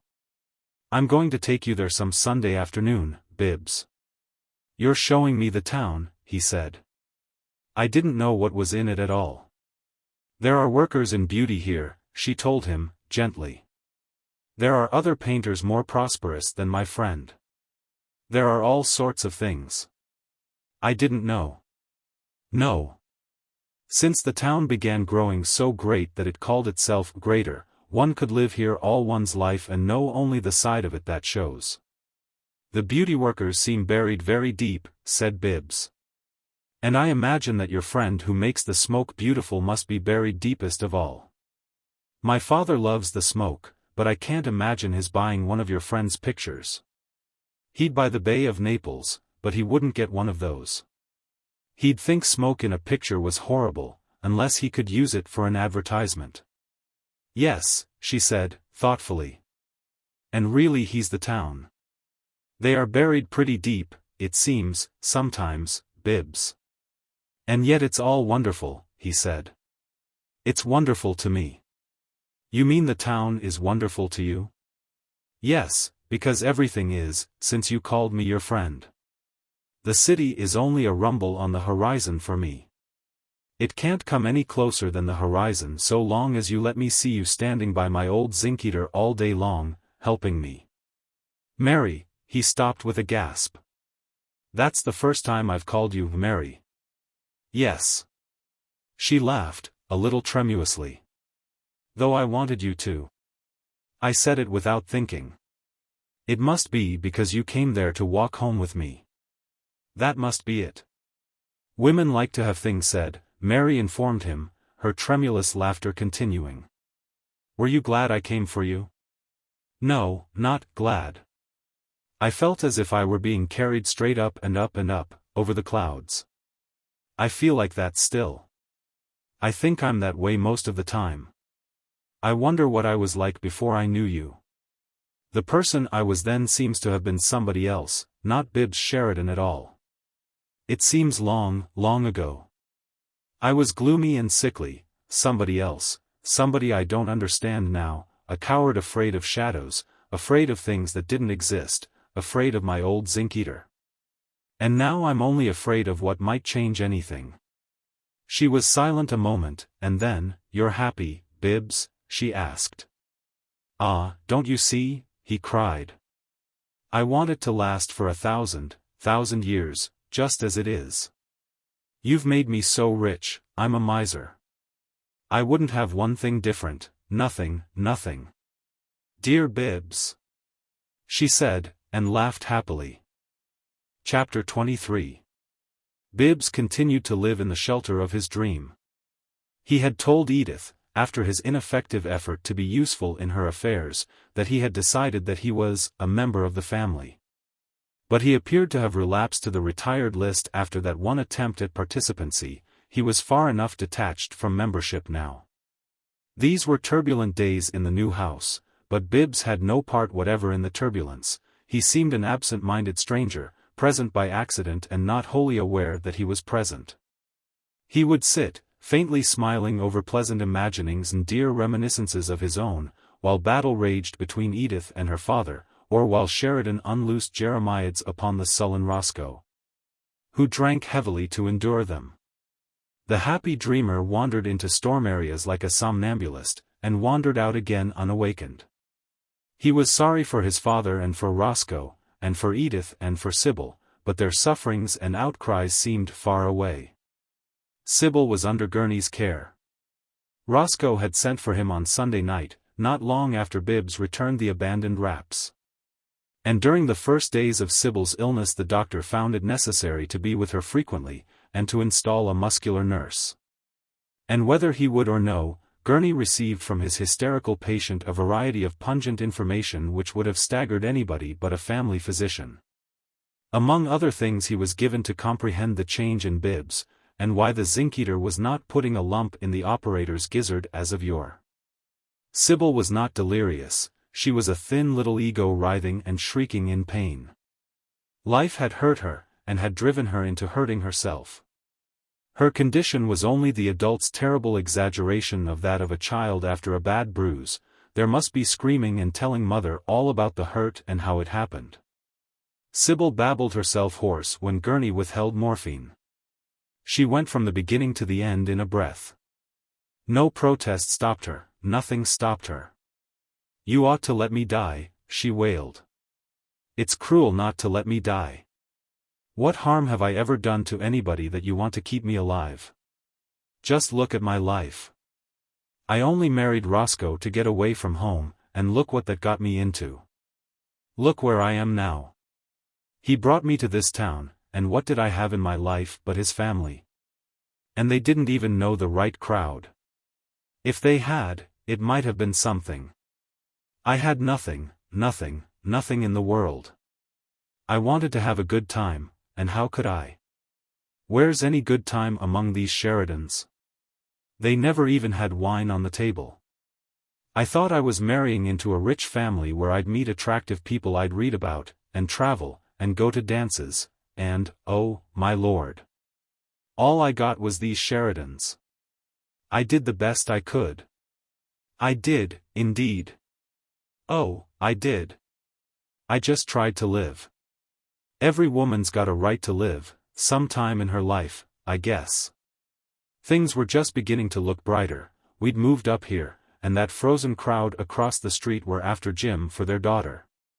And they'd have started us with the right people, and then I saw how Edith was getting him away from me. She did it, too. She got him. A girl with money can do that to a married woman, yes, she can, every time. And what could I do?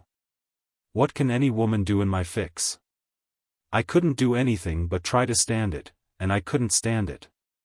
I went to that icicle, that Vertrees girl, and she could have helped me a little, and it wouldn't have hurt her. It wouldn't have done her any harm to help me that little.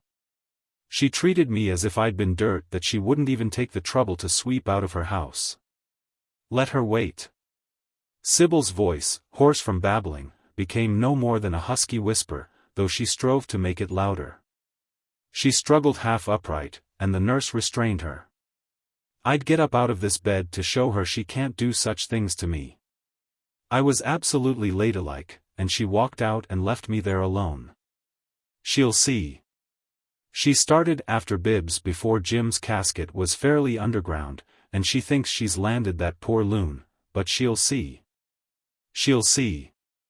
If I'm ever able to walk across the street again, I'll show her how to treat a woman in trouble that comes to her for help. It wouldn't have hurt her any, it wouldn't. And Edith needn't have told what she told Roscoe, it wouldn't have hurt her to let me alone. And he told her I bored him, telephoning him I wanted to see him. He needn't have done it. He needn't, her voice grew fainter, for that while, with exhaustion, though she would go over it all again as soon as her strength returned. She lay panting. Then, seeing her husband standing disheveled in the doorway, "Don't come in, Roscoe," she murmured. "I don't want to see you." And as he turned away she added, "I'm kind of sorry for you, Roscoe." Her antagonist, Edith, was not more coherent in her own wailings, and she had the advantage of a mother for listener. She had also the disadvantage of a mother for duenna, and Mrs. Sheridan, under her husband's sharp tutelage, proved an effective one. Edith was reduced to telephoning Lamhorn from shops whenever she could juggle her mother into a momentary distraction over a counter. Edith was incomparably more in love than before Lamhorn's expulsion. Her whole being was nothing but the determination to hurdle everything that separated her from him. She was in a state that could be altered by only the lightest and most delicate diplomacy of suggestion, but Sheridan, like legions of other parents, intensified her passion and fed it hourly fueled by opposing to it an intolerable force. He swore she should cool, and thus set her on fire. Edith planned neatly. She fought hard, every other evening, with her father, and kept her bed between times to let him see what his violence had done to her. Then, when the mere sight of her set him to breathing fast, she said pitiably that she might bear her trouble better if she went away. It was impossible to be in the same town with Lamhorn and not think always of him. Perhaps in New York she might forget a little. She had written to a school friend, established quietly with an aunt in apartments, and a month or so of theaters and restaurants might bring peace. Sheridan shouted with relief.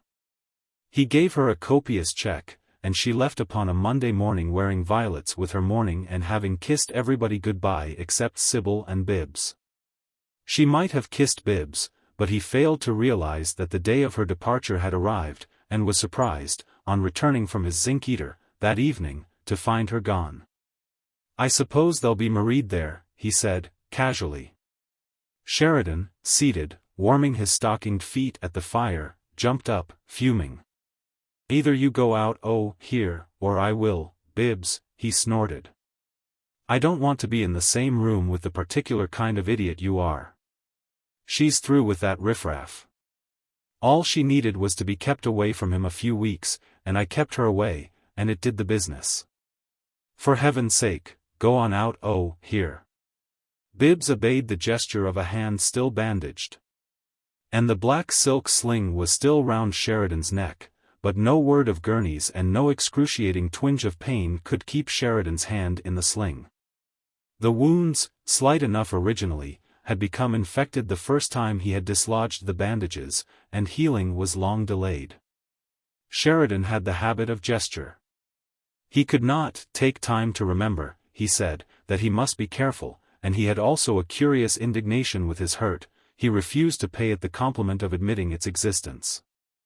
The Saturday following Edith's departure Gurney came to the Sheridan building to dress the wounds and to have a talk with Sheridan which the doctor felt had become necessary. But he was a little before the appointed time and was obliged to wait a few minutes in an anteroom. There was a directors' meeting of some sort in Sheridan's office. The door was slightly ajar, leaking cigar smoke and oratory, the latter all Sheridan's, and Gurney listened. "No, sir, no, sir, no, sir."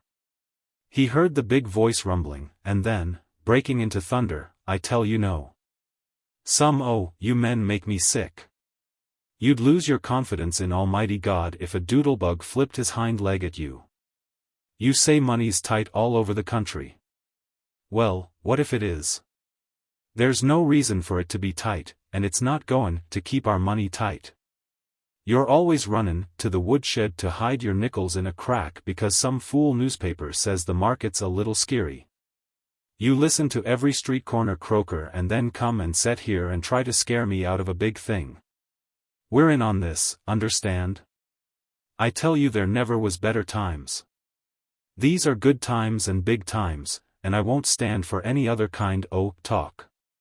This country's on its feet as it never was before, and this city's on its feet and goin' to stay there."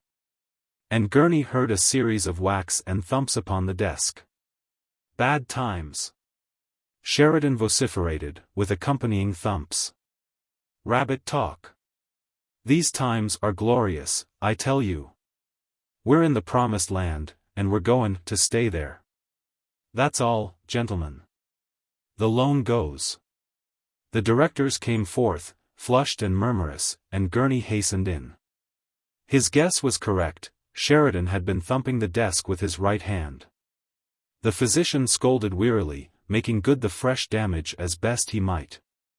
And then he said what he had to say on the subject of Roscoe and Sybil, his opinion meeting, as he expected, a warmly hostile reception. But the result of this conversation was that by telephonic command Roscoe awaited his father, an hour later, in the library at the new house. "Gurney says your wife's able to travel," Sheridan said brusquely, as he came in. "Yes." Roscoe occupied a deep chair and sat in the dejected attitude which had become his habit. "Yes, she is. Edith had to leave town, and so Sybil thinks she'll have to, too." "Oh, I wouldn't put it that way," Roscoe protested, drearily. No, I hear you wouldn't. There was a bitter jibe in the father's voice, and he added, it's a good thing she's goin' abroad, if she'll stay there. I shouldn't think any of us want her here any more, you least of all. It's no use your talking that way, said Roscoe. You won't do any good. Well, when are you comin' back to your office? Sheridan used a brisker, kinder tone. 3 weeks since you showed up there at all. When you goin' to be ready to cut out whiskey and all the rest the foolishness and start in again? You ought to be able to make up for a lot lost time and a lot spilt milk when that woman takes herself out the way and lets you and all the rest of us alone. It's no use, father, I tell you. I know what Gurney was going to say to you. I'm not going back to the office. I'm done. Wait a minute before you talk that way. Sheridan began his sentry go up and down the room. I suppose you know it's taken 2 pretty good men about 16 hours a day to set things straight and get running right again, down in your office? They must be good men. Roscoe nodded indifferently. I thought I was doing about 8 men's work. I'm glad you found 2 that could handle it. Look here. If I worked you it was for your own good. There are plenty men drive harder than I do, and yes. There are some that break down all the other men that work with them. They either die, or go crazy, or have to quit, and are no use the rest of their lives. The last's my case, I guess, complicated by domestic difficulties. You sit there and tell me you give up? Sheridan's voice shook, and so did the gesticulating hand which he extended appealingly toward the despondent figure. Don't do it, Roscoe. Don't say it. Say you'll come down there again and be a man. This woman ain't goin' to trouble you any more. The work ain't goin' to hurt you if you haven't got her to worry you, and you can get shut this nasty whiskey guzzlin', it ain't fastened on you yet. Don't say.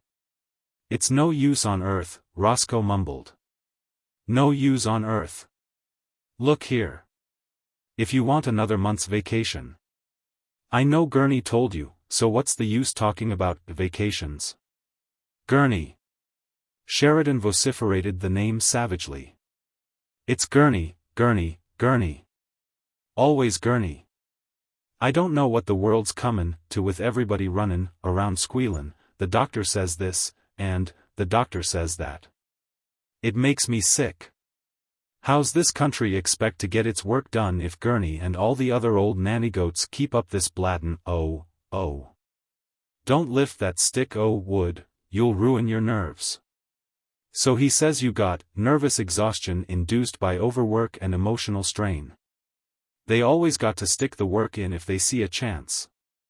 I reckon you did have the emotional strain, and that's all's the matter with you.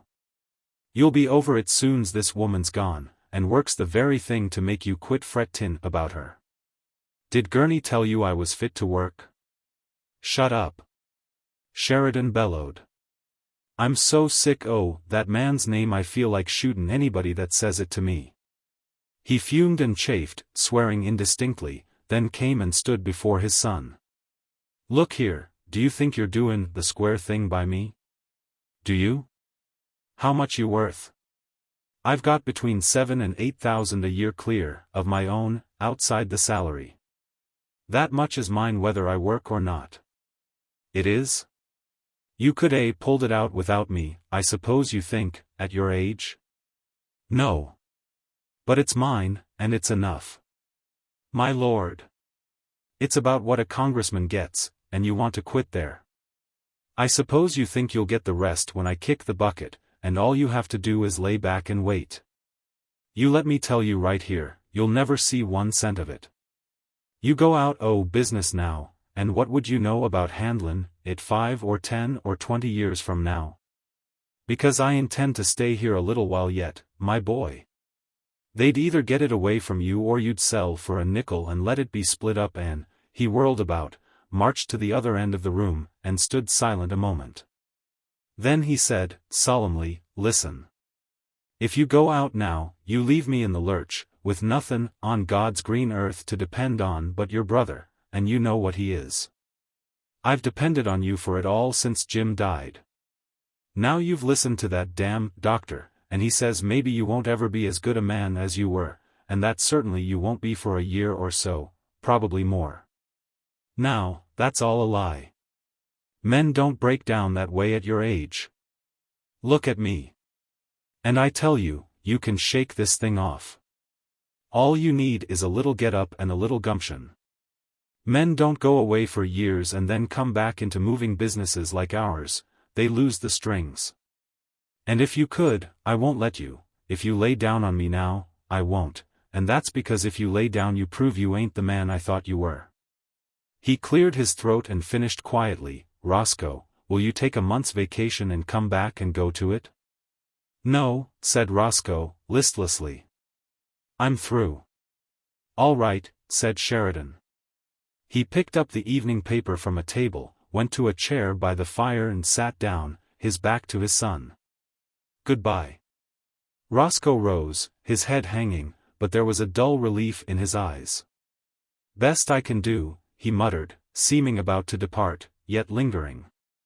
I figure it out a good deal like this, he said. I didn't know my job was any strain, and I managed all right, but from what I hear, I was just up to the limit of my nerves from overwork. And the trouble at home was the extra strain that's fixed me the way I am. I tried to brace, so I could stand the work and the trouble too, on whiskey, and that put the finish to me. I'm not hitting it as hard as I was for a while, and I reckon pretty soon, if I can get to feeling a little more energy, I better try to quit entirely, I don't know. I'm all in, and the doctor says so. I thought I was running along fine up to a few months ago, but all the time I was ready to bust, and didn't know it. Now, then, I don't want you to blame Sybil, and if I were you I wouldn't speak of her as, that woman, because she's your daughter-in-law and going to stay that way. She didn't do anything wicked. It was a shock to me, and I don't deny it, to find what she had done, encouraging that fellow to hang around her after he began trying to flirt with her, and losing her head over him the way she did. I don't deny it was a shock and that it'll always be a hurt inside of me I'll never get over. But it was my fault, I didn't understand a woman's nature. Poor Roscoe spoke in the most profound and desolate earnest. A woman craves society, and gaiety, and meeting attractive people, and traveling. Well, I can't give her the other things, but I can give her the traveling, real traveling, not just going to Atlantic City or New Orleans, the way she has, 2-3 times. A woman has to have something in her life besides a businessman. And that's all I was. I never understood till I heard her talking when she was so sick, and I believe if you'd heard her then you wouldn't speak so hard-heartedly about her. I believe you might have forgiven her like I have. That's all. I never cared anything for any girl but her in my life, but I was so busy with business I put it ahead of her. I never thought about her, I was so busy thinking business. Well, this is where it's brought us to, and now when you talk about business to me I feel the way you do when anybody talks about Gurney to you. The word business makes me dizzy, it makes me honestly sick at the stomach. I believe if I had to go downtown and step inside that office door I'd fall down on the floor, deathly sick. You talk about a month's vacation, and I get just as sick. I'm rattled, I can't plan, I haven't got any plans, can't make any, except to take my girl and get just as far away from that office as I can, and stay. We're going to Japan first, and if we... His father rustled the paper. I said goodbye, Roscoe. Goodbye, said Roscoe, listlessly. Chapter 24. Sheridan waited until he heard the sound of the outer door closing, then he rose and pushed a tiny disc set in the wall. Jackson appeared. Has Bibbs got home from work? Missed Bibbs? No, Sue. Tell him I want to see him, soon as he comes. Yes, Sue. Sheridan returned to his chair and fixed his attention fiercely upon the newspaper. He found it difficult to pursue the items beyond their explanatory rubrics, there was nothing unusual or startling to concentrate his attention. Motorman puts blame on brakes. 3 killed when car slides. Burglars make big haul. Board works approve big car line extension. Hold up men injure 2. Man found in alley, skull fractured. Sickening story told in divorce court. Plan new 18-story structure. Schoolgirl meets death under automobile. Negro cuts 3. 1 dead. Life crushed out. 3rd elevator accident in same building causes action by coroner. Declare militia will be menace. Polish society's protest to governor in church rioting case. Short $3,500 in accounts, trusted man kills self with drug. Found frozen. Family without food or fuel. Baby dead when parents return home from seeking work. Minister return from trip abroad lectures on big future of our city. Sees big improvement during short absence. Says no European city holds candle. Sheridan nodded approvingly here. Bibbs came through the hall whistling, and entered the room briskly. Well, father, did you want me? Yes. Sit down. Sheridan got up, and Bibbs took a seat by the fire, holding out his hands to the crackling blaze, for it was cold outdoors. I came within 7 of the shop record today, he said. I handled more strips than any other workman has any day this month. The nearest to me is 16 behind. There, exclaimed his father, greatly pleased. What did I tell you? I'd like to hear Gurney hint again that I wasn't right in sending you there. I would just like to hear him. And you, ain't you ashamed of makin' such a fuss about it? Ain't you? I didn't go at it in the right spirit the other time, Bibbs said, smiling brightly, his face ruddy in the cheerful firelight. I didn't know the difference it meant to like a thing. Well, I guess I've pretty thoroughly vindicated my judgment. I guess I have. I said the shop'd be good for you, and it was. I said it wouldn't hurt you, and it hasn't. It's been just exactly what I said it would be. Ain't that so? Looks like it. Bibbs agreed, gaily. Well, I'd like to know any place I've been wrong, first and last. Instead o' hurting you, it's been the makin' of you, physically. You're a good inch taller 'n what I am, and you'd be a bigger man than what I am if you'd get some flesh on your bones. And you are gettin' a little. Physically, it started you out to be the huskiest one o' the whole family. Now, then, mentally, that's different. I don't say it unkindly, Bibbs, but you got to do something for yourself mentally, just like what's begun physically. And I'm goin' to help you. Sheridan decided to sit down again. He brought his chair close to his son's, and, leaning over, tapped Bibbs's knee confidentially. I got plans for you, Bibbs, he said. Bibbs instantly looked thoroughly alarmed. He drew back. I'm all right now, father. Listen. Sheridan settled himself in his chair, and spoke in the tone of a reasonable man reasoning. Listen here, Bibbs. I had another blow today, and it was a hard one and right in the face, though I have been expectin' it some little time back. Well, it's got to be met. Now I'll be frank with you. As I said a minute ago, mentally I couldn't ever called you exactly strong. You been a little weak both ways, most of your life. Not but what I think you got a mentality, if you'd learn to use it. You got willpower, I'll say that for you. I never knew boy or man that could be stubborner, never one in my life. Now, then, you've showed you could learn to run that machine best of any man in the shop, in no time at all. That looks to me like you could learn to do other things. I don't deny but what it's an encouragin' sign. I don't deny that, at all. Well, that helps me to think the case ain't so hopeless as it looks. You're all I got to meet this blow with, but maybe you ain't as poor material as I thought. You're tellin' me about comin' within 7 strips of the shop's record today looks to me like encouragin' information brought in at just about the right time. Now, then, I'm goin' to give you a raise. I wanted to send you straight on up through the shops, a year or 2, maybe, but I can't do it. I lost Jim, and now I've lost Roscoe. He's quit. He's laid down on me. If he ever comes back at all, he'll be a long time pickin' up the strings, and, anyway, he ain't the man I thought he was. I can't count on him. I got to have somebody I know I can count on. And I'm down to this, you're my last chance. Bibbs, I got to learn you to use what brains you got and see if we can't develop 'em a little. Who knows? And I'm goin' to put my time in on it. I'm goin' to take you right downtown with me, and I won't be hard on you if you're a little slow at first. And I'm goin' to do the big thing for you. I'm goin' to make you feel you got to do the big thing for me, in return. I've vindicated my policy with you about the shop, and now I'm goin' to turn right around and swing you way over ahead of where the other boys started. And I'm goin' to make an appeal to your ambition that'll make you dizzy.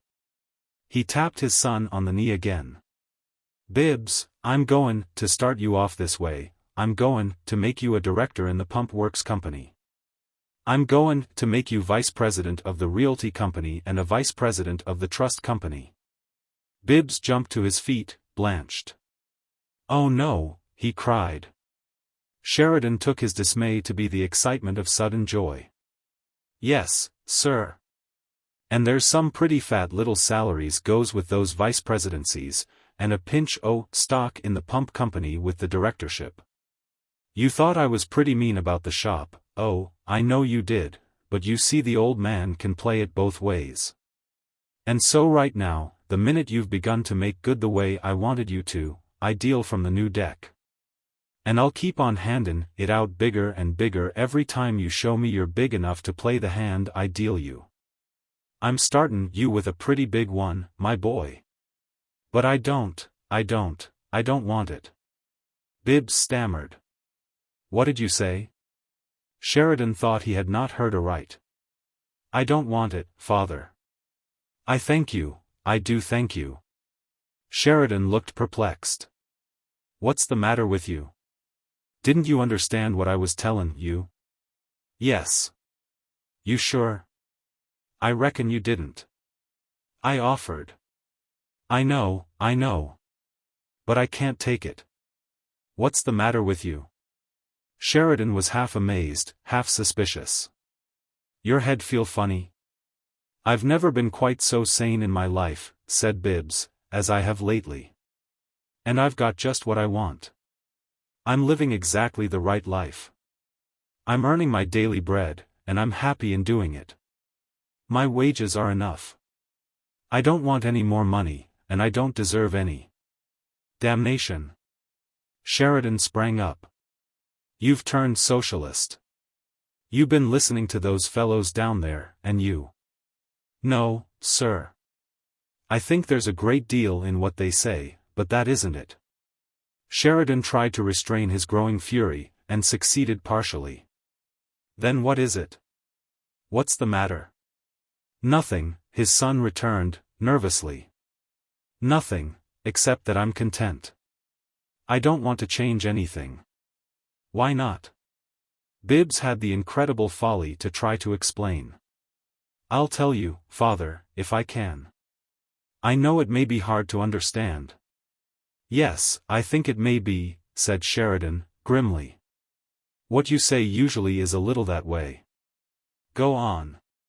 Perturbed and distressed, Bibbs rose instinctively. He felt himself at every possible disadvantage. He was a sleeper clinging to a dream, a rough hand stretched to shake him and waken him. He went to a table and made vague drawings upon it with a finger, and as he spoke he kept his eyes lowered. You weren't altogether right about the shop, that is, in one way you weren't, father. He glanced up apprehensively. Sheridan stood facing him, expressionless, and made no attempt to interrupt. That's difficult to explain, Bibbs continued, lowering his eyes again, to follow the tracings of his finger.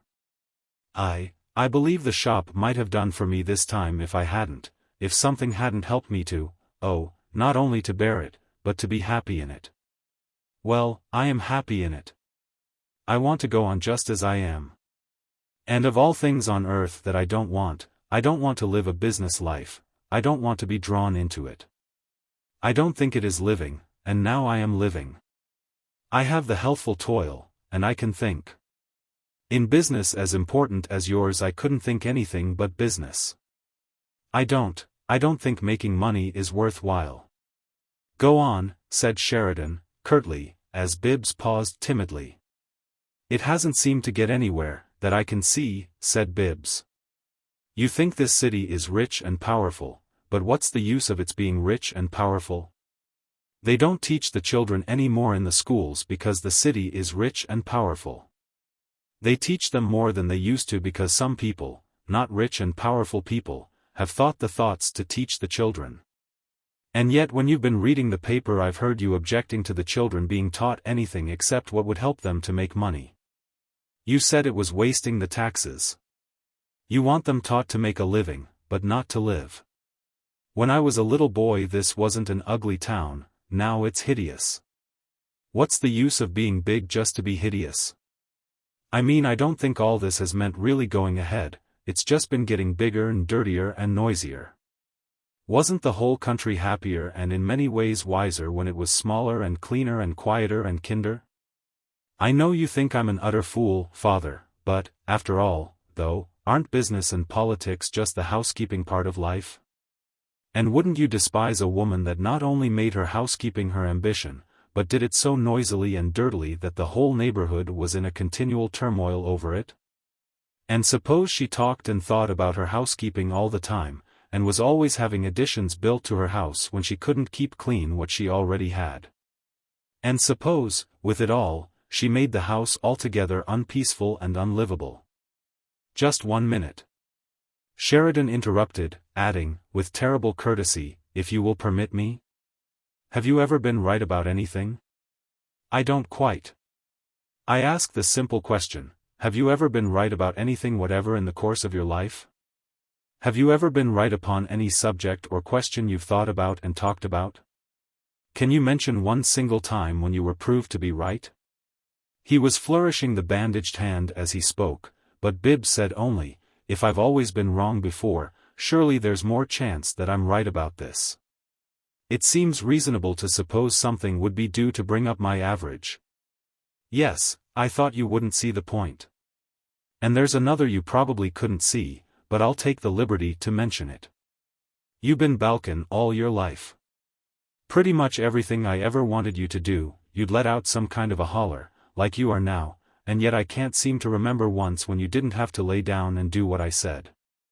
But go on with your remarks about our city and the business of this country. Go on. I don't want to be a part of it, said Bibbs, with unwanted decision. I want to keep to myself, and I'm doing it now. I couldn't, if I went down there with you. I'd be swallowed into it. I don't care for money enough to. No, his father interrupted, still dangerously quiet. You've never had to earn a living. Anybody could tell that by what you say. Now, let me remind you, you're sleepin' in a pretty good bed, you're eatin' pretty fair food, you're wearin' pretty fine clothes. Just suppose one o' these noisy housekeepers, me, for instance, decided to let you do your own housekeepin'. May I ask what your proposition would be? I'm earning $9 a week, said Bibbs, sturdily. It's enough. I shouldn't mind at all. Who's payin' you that $9 a week? My work. Bibbs answered. And I've done so well on that clipping machine I believe I could work up to 15 or even 20 a week at another job. I could be a fair plumber in a few months, I'm sure. I'd rather have a trade than be in business, I should, infinitely. You better set about learnin' one pretty damn quick. But Sheridan struggled with his temper and again was partially successful in controlling it.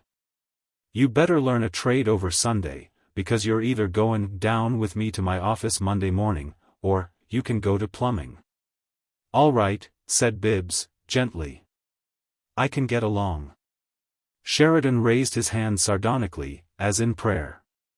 Oh God, he said, this boy was crazy enough before he began to earn his $9 a week, and now his money's gone to his head. Can't you do nothin' for him?" Then he flung his hands apart, palms outward, in a furious gesture of dismissal. "Get out o' this room. You got a skull that's thicker'n a whale's thighbone, but it's cracked spang all the way across. You hated the machine shop so bad when I sent you there, you went and stayed sick for over 2 years, and now, when I offer to take you out of it and give you the mint, you holler for the shop like a calf for its mammy. You're cracked. Oh, but I got a fine layout here. One son died, one quit, and one's a loon. The loon's all I got left. H.P. Ellersly's wife had a crazy brother, and they undertook to keep him at the house. First morning he was there, he walked straight through a $10 plate glass window out into the yard. He says, 'Oh, look at the pretty dandelion.' That's what you're doin'. You want to spend your life sayin', 'Oh, look at the pretty dandelion,' and you don't care a tinker's damn what you bust. Well, mister, loon or no loon, cracked and crazy or whatever you are, I'll take you with me Monday morning, and I'll work you and learn you, yes, and I'll lamb you. If I got to, until I've made something out of you that's fit to be called a businessman. I'll keep at you while I'm able to stand, and if I have to lay down to die I'll be whisperin' at you till they get the embalmin' fluid into me. Now go on, and don't let me hear from you again till you can come and tell me you've waked up, you poor, pitiful, dandelion-pickin' sleepwalker." Bibbs gave him a queer look. There was something like reproach in it, for once, but there was more than that. He seemed to be startled by his father's last word. Chapter 25. There was sleet that evening, with a whopping wind. But neither this storm nor that other which so imminently threatened him held place in the consciousness of Bibbs Sheridan when he came once more to the presence of Mary. All was right in his world as he sat with her, reading Maurice Maeterlinck's Aladdin and Palamides. The sorrowful light of the gas jet might have been May morning sunshine flashing amber and rose through the glowing windows of the Sainte-Chapelle, it was so bright for Bibbs. And while the zinc-eater held out to bring him such golden nights as these, all the king's horses and all the king's men might not serve to break the spell. Bibbs read slowly, but in a reasonable manner, as if he were talking, and Mary, looking at him steadily from beneath her curved fingers, appeared to discover no fault. It had grown to be her habit to look at him whenever there was an opportunity. It may be said, in truth, that while they were together, and it was light, she looked at him all the time. When he came to the end of Aladdin and Palamides they were silent a little while, considering together, then he turned back the pages and said, "There's something I want to read over. This. You would think I threw a window open on the dawn. She has a soul that can be seen around her, that takes you in its arms like an ailing child and without saying anything to you consoles you for everything. I shall never understand it all. I do not know how it can all be, but my knees bend in spite of me when I speak of it." He stopped and looked at her. "You boy," said Mary, not very clearly. "Oh yes," he returned. "But it's true, especially my knees." "You boy," she murmured again, blushing charmingly. "You might read another line over. The first time I ever saw you, Bibbs, you were looking into a mirror. Do it again. But you needn't read it, I can give it to you, a little Greek slave that came from the heart of Arcady. I'm one of the hands at the pump works, and going to stay one, unless I have to decide to study plumbing." "No," she shook her head. "You love and want what's beautiful and delicate and serene. It's really art that you want in your life, and have always wanted. You seemed to me, from the first, the most wistful person I had ever known, and that's what you were wistful for." Bibbs looked doubtful and more wistful than ever, but after a moment or two the matter seemed to clarify itself to him. "Why, no," he said, "I wanted something else more than that. I wanted you. And here I am," she laughed, completely understanding. "I think we're like those two in the cloister and the hearth.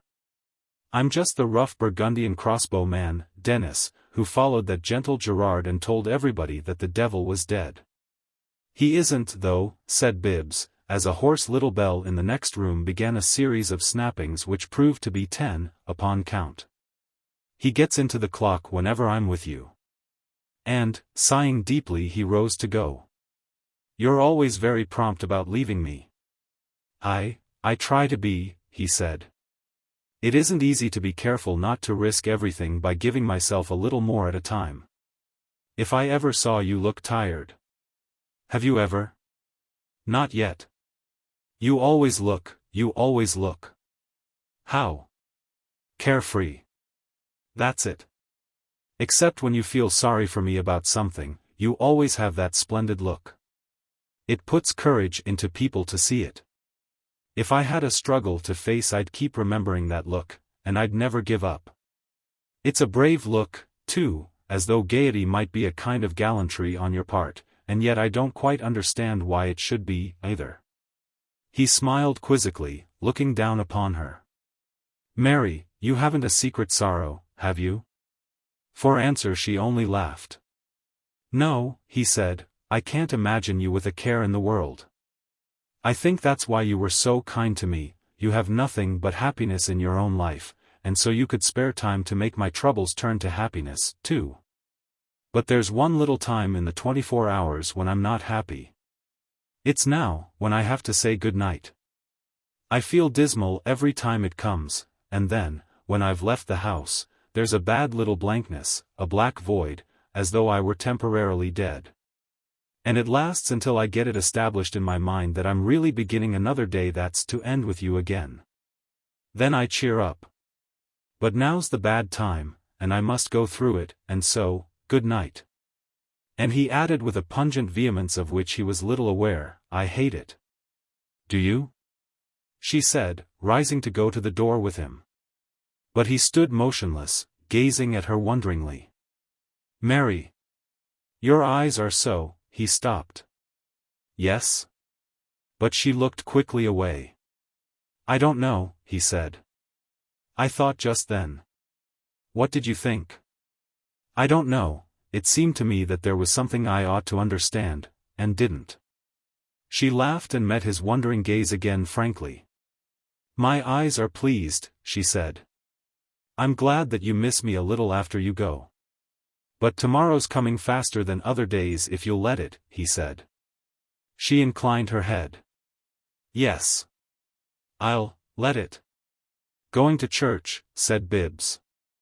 It is going to church when I go with you. She went to the front door with him, she always went that far.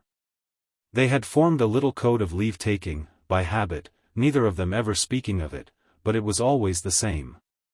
She always stood in the doorway until he reached the sidewalk, and there he always turned and looked back, and she waved her hand to him. Then he went on, halfway to the new house, and looked back again, and Mary was not in the doorway, but the door was open and the light shone. It was as if she meant to tell him that she would never shut him out. He could always see that friendly light of the open doorway, as if it were open for him to come back, if he would. He could see it until a wing of the new house came between, when he went up the path. The open doorway seemed to him the beautiful symbol of her friendship, of her thought of him. A symbol of herself and of her ineffable kindness. And she kept the door open, even tonight, though the sleet and fine snow swept in upon her bare throat and arms, and her brown hair was strewn with tiny white stars. His heart leaped as he turned and saw that she was there, waving her hand to him, as if she did not know that the storm touched her. When he had gone on, Mary did as she always did, she went into an unlit room across the hall from that in which they had spent the evening, and, looking from the window, watched him until he was out of sight. The storm made that difficult tonight, but she caught a glimpse of him under the street lamp that stood between the two houses, and saw that he turned to look back again. Then, and not before, she looked at the upper windows of Roscoe's house across the street. They were dark. Mary waited, but after a little while she closed the front door and returned to her window. A moment later 2 of the upper windows of Roscoe's house flashed into light and a hand lowered the shade of one of them. Mary felt the cold then. It was the 3rd night she had seen those windows lighted and the shade lowered, just after Bibbs had gone. But Bibbs had no glance to spare for Roscoe's windows. He stopped for his last look back at the open door, and, with a thin mantle of white already upon his shoulders, made his way, gasping in the wind, to the lee of the sheltering wing of the new house. A stricken George, muttering hoarsely, admitted him, and Bibbs became aware of a paroxysm within the house. Terrible sounds came from the library, Sheridan cursing as never before. His wife sobbing, her voice rising to an agonized squeal of protest upon each of a series of muffled detonations, the outrageous thumping of a bandaged hand upon wood. Then Gurney, sharply imperious, "Keep your hand in that sling. Keep your hand in that sling, I say. Look." George gasped, delighted to play herald for so important a tragedy. And he renewed upon his face the ghastly expression with which he had first beheld the ruins his calamitous gesture laid before the eyes of Bibbs. "Look at Lamidal's statue." Gazing down the hall, Bibbs saw heroic wreckage, seemingly Byzantine, painted colossal fragments of the shattered torso, appallingly human. And gilded and silvered heaps of magnificence strewn among ruinous palms like the spoil of a barbarian's battle. There had been a massacre in the oasis, the Moor had been hurled headlong from his pedestal. "He hit at old Lamidal's statue," said George. "Pow!" "My father?" "Yes, Sue." "Pow!" "He hit her. And you ma run tell me git doctor quick, s I kin telephone, she show you pa goin' bus a blood vessel. He ain't talkin' on tall now. He ain't nothin' tall to what he was while ago. You done missed Bibbs. Doctor got him all quiet down to what he was." "Pow!" "He hit her." "Yes, Sue." He took Bibbs's coat and proffered a crumpled telegraph form. "Here what come," he said. "I pick up when he done stompin' on You read Mist Bibbs, you ma tell me ton ovu to you soon's you come in." Bibbs read the telegram quickly. It was from New York and addressed to Mrs. Sheridan. "Sure you will all approve step have taken as was so wretched my health would probably suffered severely Robert and I were married this afternoon thought best have quiet wedding absolutely sure you will understand wisdom of step when you know Robert better happiest woman in world are leaving for Florida will wire address when settled will remain till spring love to all father will like him. Too when knows him like I do he is just ideal. Edith Lamhorn." Chapter 26. George departed, and Bibbs was left gazing upon chaos and listening to thunder. He could not reach the stairway without passing the open doors of the library, and he was convinced that the mere glimpse of him, just then, would prove nothing less than insufferable for his father. For that reason he was about to make his escape into the gold and brocade room, intending to keep out of sight, when he heard Sheridan vociferously demanding his presence. "Tell him to come in here. He's out there. I heard George just let him in. Now you'll see." And tear-stained Mrs. Sheridan, looking out into the hall, beckoned to her son. Bibbs went as far as the doorway. Gurney sat winding a strip of white cotton, his black bag open upon a chair nearby. And Sheridan was striding up and down, his hand so heavily wrapped in fresh bandages that he seemed to be wearing a small boxing glove. His eyes were bloodshot, his forehead was heavily bedewed.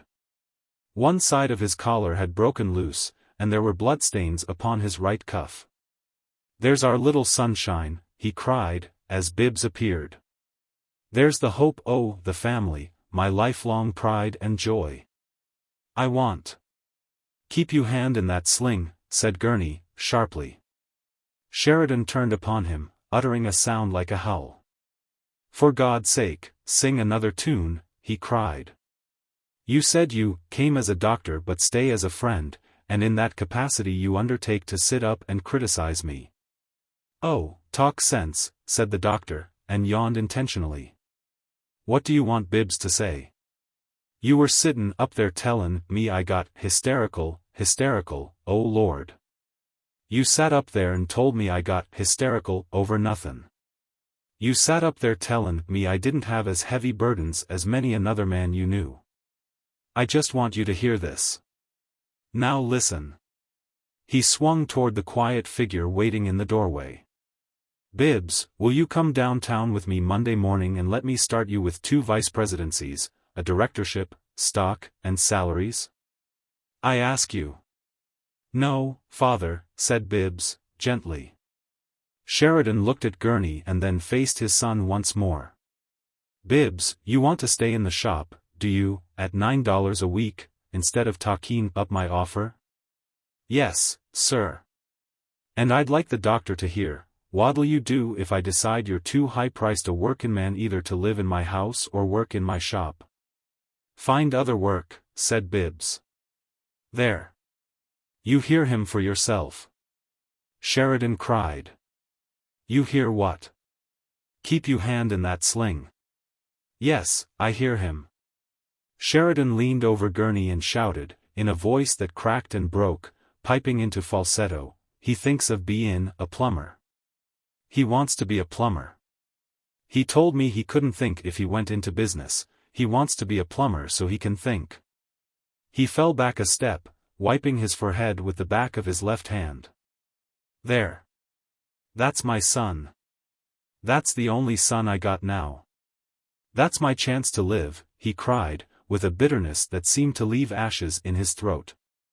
That's my one chance to live, that thing you see in the doorway yonder. Dr. Gurney thoughtfully regarded the bandage strip he had been winding, and tossed it into the open bag. What's the matter with giving Bibbs a chance to live, he said, coolly. I would if I were you. You've had 2 that went into business. Sheridan's mouth moved grotesquely before he could speak. Joe Gurney, he said, when he could command himself so far, are you accusing me of the responsibility for the death of my son James? I accuse you of nothing, said the doctor. But just once I'd like to have it out with you on the question of Bibbs, and while he's here, too. He got up, walked to the fire, and stood warming his hands behind his back and smiling. Look here, old fellow, let's be reasonable, he said. You were bound Bibbs should go to the shop again, and I gave you and him, both, to understand pretty plainly that if he went it was at the risk of his life. Well, what did he do? He said he wanted to go. And he did go, and he's made good there. Now, see, isn't that enough? Can't you let him off now? He wants to write, and how do you know that he couldn't do it if you gave him a chance? How do you know he hasn't some message, something to say that might make the world just a little bit happier or wiser? He might, in time, it's a possibility not to be denied. Now he can't deliver any message if he goes down there with you, and he won't have any to deliver. I don't say going down with you is likely to injure his health, as I thought the shop would, and as the shop did, the first time. I'm not speaking as doctor now, anyhow. But I tell you one thing I know, if you take him down there you'll kill something that I feel is in him, and it's finer, I think, than his physical body, and you'll kill it deader than a doornail. And so why not let it live? You've about come to the end of your string, old fellow. Why not stop this perpetual devilish fighting and give Bibbs his chance? Sheridan stood looking at him fixedly. What, fighting? Yours, with nature. Gurney sustained the daunting gaze of his fierce antagonist equably. You don't seem to understand that you've been struggling against actual law. What law? Natural law, said Gurney. What do you think beat you with Edith? Did Edith, herself, beat you? Didn't she obey without question something powerful that was against you? Edith wasn't against you, and you weren't against her, but you set yourself against the power that had her in its grip, and it shot out a spurt of flame, and won in a walk. What's taken Roscoe from you? Timbers bear just so much strain, old man. But you wanted to send the load across the broken bridge, and you thought you could bully or coax the cracked thing into standing. Well, you couldn't. Now here's Bibbs. There are thousands of men fit for the life you want him to lead, and so is he. It wouldn't take half of Bibbs's brains to be twice as good a businessman as Jim and Roscoe put together. What? Sheridan goggled at him like a zany. Your son Bibbs, said the doctor, composedly. Bibbs Sheridan has the kind and quantity of grey matter that will make him a success in anything, if he ever wakes up. Personally, I should prefer him to remain asleep. I like him that way. But the thousands of men fit for the life you want him to lead aren't fit to do much with the life he ought to lead. Blindly, he's been fighting for the chance to lead it, he's obeying something that begs to stay alive within him, and, blindly, he knows you'll crush it out. You've set your will to do it. Let me tell you something more. You don't know what you've become since Jim's going thwarted you, and that's what was uppermost, a bafflement stronger than your normal grief. You're half mad with a consuming fury against the very self of the law, for it was the very self of the law that took Jim from you. That was a law concerning the cohesion of molecules. The very self of the law took Roscoe from you and gave Edith the certainty of beating you, and the very self of the law makes Bibbs deny you tonight. The law beats you. Haven't you been whipped enough? But you want to whip the law, you've set yourself against it, to bend it to your own ends, to wield it and twist it. The voice broke from Sheridan's heaving chest in a shout. Yes. And by God, I will. So Ajax defied the lightning, said Gurney. I've heard that damn fool story, too, Sheridan retorted, fiercely. That's for children and niggers. It ain't 20th century, let me tell you. Defied the lightning, did he, the jackass? If he'd been half a man he'd, got away with it. We don't go showin' off deafine, the lightning, we hitch it up and make it work for us like a black steer. A man nowadays would just as soon think deafine a woodshed. Well, what about Bibbs? Said Gurney. Will you be a really big man now, Anne? Gurney, you know a lot about bigness. Sheridan began to walk to and fro again, and the doctor returned gloomily to his chair. He had shot his bolt the moment he judged its chance to strike center was best, but the target seemed unaware of the marksman. I'm tryin' to make a big man out that poor truck yonder, Sheridan went on, and you step in, beggin' me to let him be Lord knows what, I don't. I suppose you figure it out that now I got a son-in-law, I mightn't need a son. Yes, I got a son-in-law now, a spender. Oh, put your hand back, said Gurney, wearily. There was a bronze inkstand upon the table. Sheridan put his right hand in the sling, but with his left he swept the inkstand from the table and halfway across the room, a comet with a destroying black tail. Mrs. Sheridan shrieked and sprang toward it. Let it lay, he shouted, fiercely. Let it lay. And, weeping, she obeyed. Yes, sir, he went on, in a voice the more ominous for the sudden hush he put upon it. I got a spender for a son-in-law. It's wonderful where property goes, sometimes. There was old man Tracy, you remember him, Doc, J.R. Tracy, solid banker. He went into the bank as messenger, 17 years old. He was president at 43, and he built that bank with his life for 40 years more. He was down there from 9 in the morning until 4 in the afternoon the day before he died, over 80. Gilt edge, that bank? It was diamond edge. He used to eat a bag o' peanuts and an apple for lunch, but he wasn't stingy, he was just livin' in his business. He didn't care for pie or automobiles, he had his bank. It was an institution, and it come pretty near bein' the beatin' heart o' this town in its time. Well, that old man used to pass one o' these here turned-up nose and turned-up pants cigarette boys on the streets. Never spoke to him, Tracy didn't. Speak to him? God! He wouldn't, coughed on him. He wouldn't let him clean the cuspidors at the bank. Why, if he'd just seen him standin' in front the bank he'd had him run off the street. And yet all Tracy was doin' every day of his life was workin' for that cigarette boy. Tracy thought it was for the bank. He thought he was givin' his life and his lifeblood and the blood of his brain for the bank, but he wasn't. It was every bit, from the time he went in at 17 till he died in harness at 83, it was every last lick of it just Slavin for that turned-up nose, turned-up pants cigarette boy. And Tracy didn't even know his name. He died, not ever having heard it, though he chased him off the front steps of his house once. The day after Tracy died his old maid daughter married the cigarette, and there ain't any Tracy Bank anymore. And now, his voice rose again, and now I got a cigarette son-in-law. Gurney pointed to the flourishing right hand without speaking, and Sheridan once more returned it to the sling. My son-in-law likes Florida this winter, Sheridan went on. That's good, and my son-in-law better enjoy it, because I don't think he'll be there next winter. They got $12,000 to spend, and I hear it can be done in Florida by rich sons-in-law. When Roscoe's woman got me to spend that much on a porch for their new house, Edith wouldn't give me a minute's rest till I turned over the same to her. And she's got it, besides what I gave her to go east on.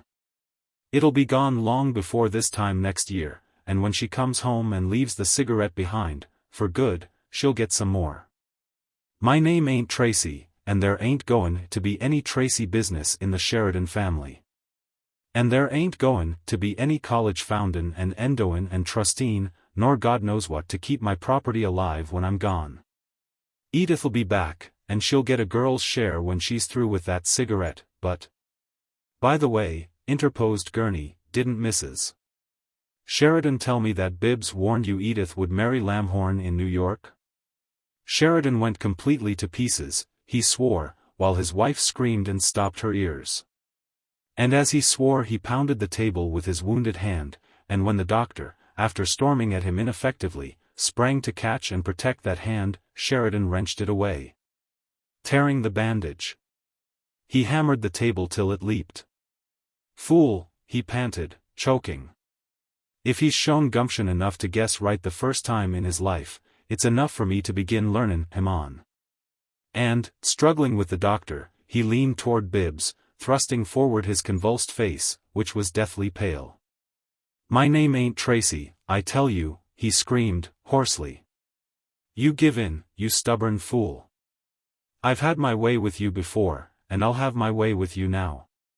Bibbs's face was as white as his father's, but he kept remembering that splendid look of Mary's which he had told her would give him courage in a struggle, so that he would never give up. No. You can't have your way, he said. And then, obeying a significant motion of Gurney's head, he went out quickly, leaving them struggling. Chapter 27. Mrs. Sheridan, in a wrapper, noiselessly opened the door of her husband's room at daybreak the next morning, and peered within the darkened chamber. At the old house they had shared a room, but the architect had chosen to separate them at the new, and they had not known how to formulate an objection. Although to both of them something seemed vaguely reprehensible in the new arrangement. Sheridan did not stir, and she was withdrawing her head from the aperture when he spoke. Oh, I'm awake. Come in, if you want to, and shut the door. She came and sat by the bed. I woke up thinkin' about it, she explained. And the more I thought about it the surer I got I must be right, and I knew you'd be tormentin' yourself if you was awake, so, well, you got plenty other troubles. But I'm just sure you ain't goin' to have the worry with Bibbs it looks like. You bet I ain't, he grunted. Look how biddable he was about goin' back to the works, she continued.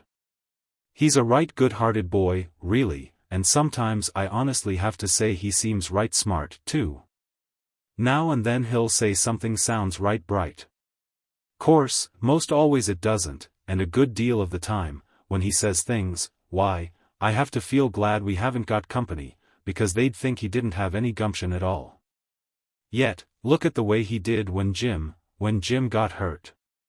He took right hold o' things. Course he'd been sick himself so much and all, and the rest of us never had, much, and we were kind o' green about what to do in that kind o' trouble, still, he did take hold. And everything went off all right. You'll have to say that much, Papa. And Dr. Gurney says he's got brains, and you can't deny but what the doctor's right considerable of a man. He acts sleepy, but that's only because he's got such a large practice, he's a pretty wide-awake kind of a man some ways. Well, what he says last night about Bibbs himself bein' asleep, and how much he'd amount to if he ever woke up, that's what I got to thinkin' about. You heard him, Papa. He says, Bibbs'll be a bigger businessman than what Jim and Roscoe was put together, if he ever wakes up, he says. Wasn't that exactly what he says? I suppose so, said Sheridan, without exhibiting any interest. Gurney's crazier'n Bibbs, but if he wasn't, if what he says was true, what of it? Listen, Papa.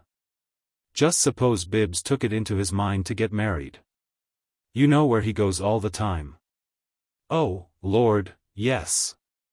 Sheridan turned over in the bed, his face to the wall, leaving visible of himself only the thick grizzle of his hair. You better go back to sleep. He runs over there, every minute she'll let him, I suppose. Go back to bed. There's nothin' in it. Why ain't there, she urged. I know better, there is, too. You wait and see. There's just one thing in the world that'll wake the sleepiest young man alive up, yes, and make him jump up, and I don't care who he is or how sound asleep it looks like he is. That's when he takes it into his head to pick out some girl and settle down and have a home and children of his own. Then, I guess, he'll go out after the money. You'll see. I've known dozens o' cases, and so ve you, Mooney, no count young men, all notions and talk, goin' to be ministers, maybe or something. And there's just this one thing takes it out of them and brings 'em right down to business. Well, I never could make out just what it is Bibbs wants to be, really. Doesn't seem he wants to be a minister exactly, he's so far away you can't tell, and he never says, but I know this is goin' to get him right down to common sense. Now, I don't say that Bibbs has got the idea in his head yet, or else he wouldn't be talkin' that fool talk about $9 a week bein' good enough for him to live on. But it's comin', Papa, and he'll jump for whatever you want to hand him out. He will. And I can tell you this much, too, he'll want all the salary and stock he can get hold of, and he'll hustle to keep gettin' a more. That girl's the kind that a young husband just goes crazy to give things to. She's pretty and fine lookin', and things look nice on her, and I guess she'd like to have 'em about as well as the next. And I guess she isn't gettin' many these days, either, and she'll be pretty ready for the change. I saw her with her sleeves rolled up at the kitchen window the other day, and Jackson told me yesterday their cook left 2 weeks ago, and they haven't tried to hire another one. He says her and her mother been doin' the housework a good while, and now they're doin' the cookin', too. Course Bibbs wouldn't know that unless she's told him, and I reckon she wouldn't. She's kind o' stiffish lookin', and Bibbs is too up in the clouds to notice anything like that for himself. They've never asked him to a meal in the house, but he wouldn't notice that either, he's kind of innocent. Now I was thinkin', you know, I don't suppose we've hardly mentioned the girl's name at table since Jim went, but it seems to me maybe if. Sheridan flung out his arms, uttering a sound half-groan. Half-yawn. You're barkin' up the wrong tree. Go on back to bed, Mama. Why am I? She demanded, crossly. Why am I barkin' up the wrong tree? Because you are. There's nothin' in it. I'll bet you, she said, rising, I'll bet you he goes to church with her this morning. What you want to bet? Go back to bed, he commanded. I know what I'm talkin' about. There's nothin' in it, I tell you. She shook her head perplexedly. You think because Jim was runnin' so much with her it wouldn't look right? No. Nothin' to do with it. Then, do you know something about it that you ain't told me? Yes, I do, he grunted. Now go on. Maybe I can get a little sleep. I ain't had any yet. Well, she went to the door, her expression downcast. I thought maybe, but, she coughed prefatory. Oh, Papa, something else I wanted to tell you. I was talkin' to Roscoe over the phone last night when the telegram came, so I forgot to tell you, but, well, Sybil wants to come over this afternoon. Roscoe says she has something she wants to say to us. It'll be the first time she's been out since she was able to sit up, and I reckon she wants to tell us she's sorry for what happened. They expect to get off by the end o' the week, and I reckon she wants to feel she's done what she could to kind o' make up. Anyway, that's what he said. I phoned him again about Edith, and he said it wouldn't disturb Sybil, because she'd been expectin' it, she was sure all along it was goin' to happen. And, besides, I guess she's got all that foolishness pretty much out of her, bein' so sick. But what I thought was, no use bein' rough with her, Papa. I expect she's suffered a good deal, and I don't think we'd ought to be, on Roscoe's account. You'll be kind o' polite to her, won't you, Papa? He mumbled something which was smothered under the coverlet he had pulled over his head. What? She said, timidly. I was just sayin', I hoped you'd treat Sybil all right when she comes, this afternoon. You will, won't you, Papa? He threw the coverlet off furiously. I presume so, he roared. She departed guiltily. But if he had accepted her proffered wager that Bibbs would go to church with Mary Vertrees that morning, Mrs. Sheridan would have lost. Nevertheless, Bibbs and Mary did certainly set out from Mr. Vertrees's house with the purpose of going to church. That was their intention, and they had no other. They meant to go to church. But it happened that they were attentively preoccupied in a conversation as they came to the church. And though Mary was looking to the right and Bibbs was looking to the left, Bibbs's leftward glance converged with Mary's rightward glance, and neither was looking far beyond the other at this time. It also happened that, though they were a little jostled among groups of people in the vicinity of the church, they passed this somewhat prominent edifice without being aware of their proximity to it, and they had gone an incredible number of blocks beyond it before they discovered their error. However, feeling that they might be embarrassingly late if they returned, they decided that a walk would make them as good. It was a windless winter morning, with an inch of crisp snow over the ground. So they walked, and for the most part they were silent, but on their way home, after they had turned back at noon, they began to be talkative again. Mary, said Bibbs, after a time, am I a sleepwalker? She laughed a little, then looked grave. Does your father say you are? Yes, when he's in a mood to flatter me. Other times, other names. He has quite a list. You mustn't mind, she said, gently. He's been getting some pretty severe shocks. What you've told me makes me pretty sorry for him, Bibbs. I've always been sure he's very big. Yes. Big and blind. He's like a Hercules without eyes and without any consciousness except that of his strength and of his purpose to grow stronger. Stronger for what? For nothing. Are you sure, Bibbs? It can't be for nothing, it must be stronger for something, even though he doesn't know what it is. Perhaps what he and his kind are struggling for is something so great they couldn't see it, so great none of us could see it. No, he's just like some blind, unconscious thing heaving underground. Till he breaks through and leaps out into the daylight, she finished for him, cheerily. Into the smoke, said Bibbs. Look at the powder of coal dust already dirtying the decent snow, even though it's Sunday. That's from the little pigs, the big ones aren't so bad, on Sunday. There's a fleck of soot on your cheek. Some pig sent it out into the air, he might as well have thrown it on you. It would have been braver, for then he'd have taken his chance of my whipping him for it if I could. Is there soot on my cheek, Bibbs, or were you only saying so rhetorically? Is there? Is there? There are soot on your cheeks, Mary, a fleck on each. One landed since I mentioned the first. She halted immediately, giving him her handkerchief, and he succeeded in transferring most of the black from her face to the cambric. They were entirely matter of course about it. An elderly couple, it chanced, had been walking behind Bibbs and Mary for the last block or so, and passed ahead during the removal of the soot.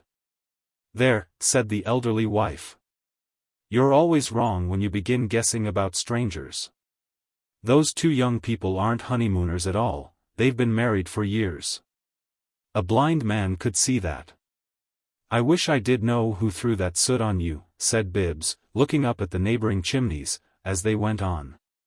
"They arrest children for throwing snowballs at the streetcars, but they don't arrest the streetcars for shaking all the pictures in the houses crooked every time they go by. Nor for the uproar they make. I wonder what's the cost in nerves for the noise of the city each year.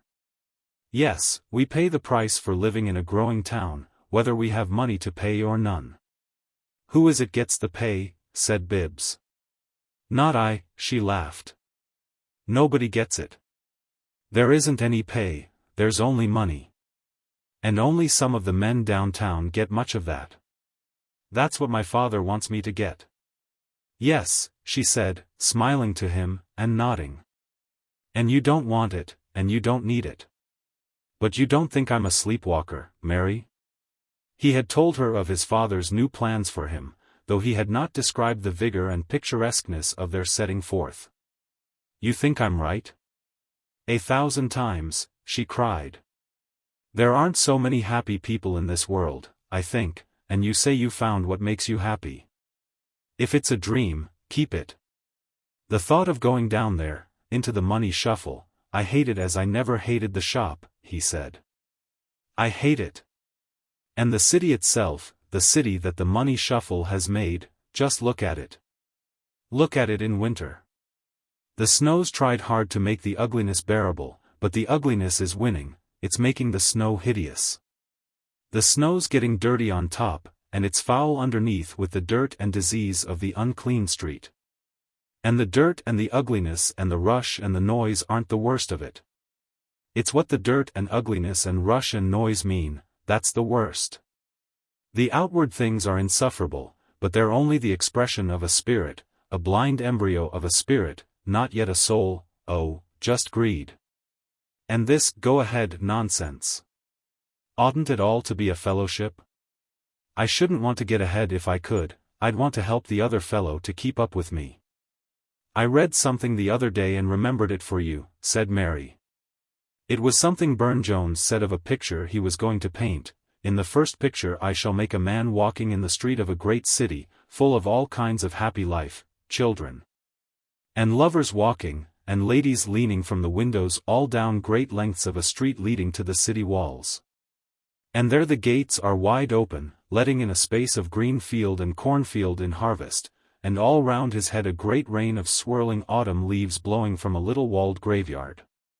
And if I painted," Bibbs returned, "I'd paint a lady walking in the street of a great city, full of all kinds of uproarious and futile life, children being taught only how to make money.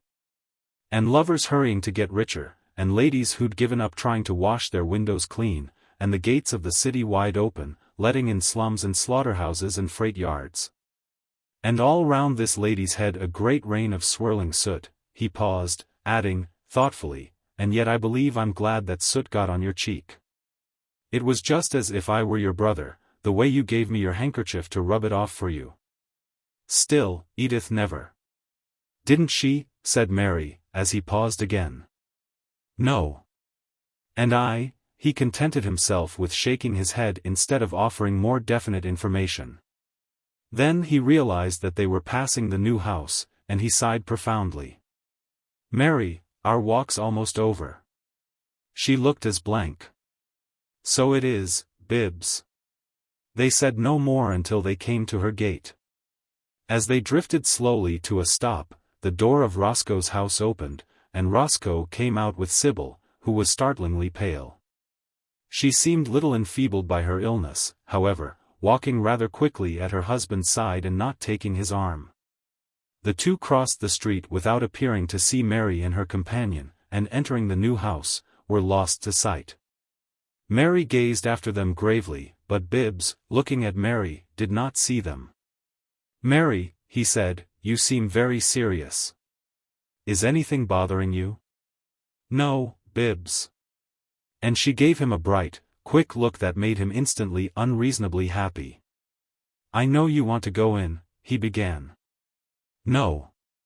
I don't want to. I mustn't keep you standing here, and I mustn't go in with you, but, I just wanted to say, I've seemed very stupid to myself this morning." Grumbling about soot and all that, while all the time Mary, I think it's been the very happiest of all the hours you've given me. I do. And, I don't know just why, but it seemed to me that it was one I'd always remember. And you," he added, falteringly, "you look so beautiful today."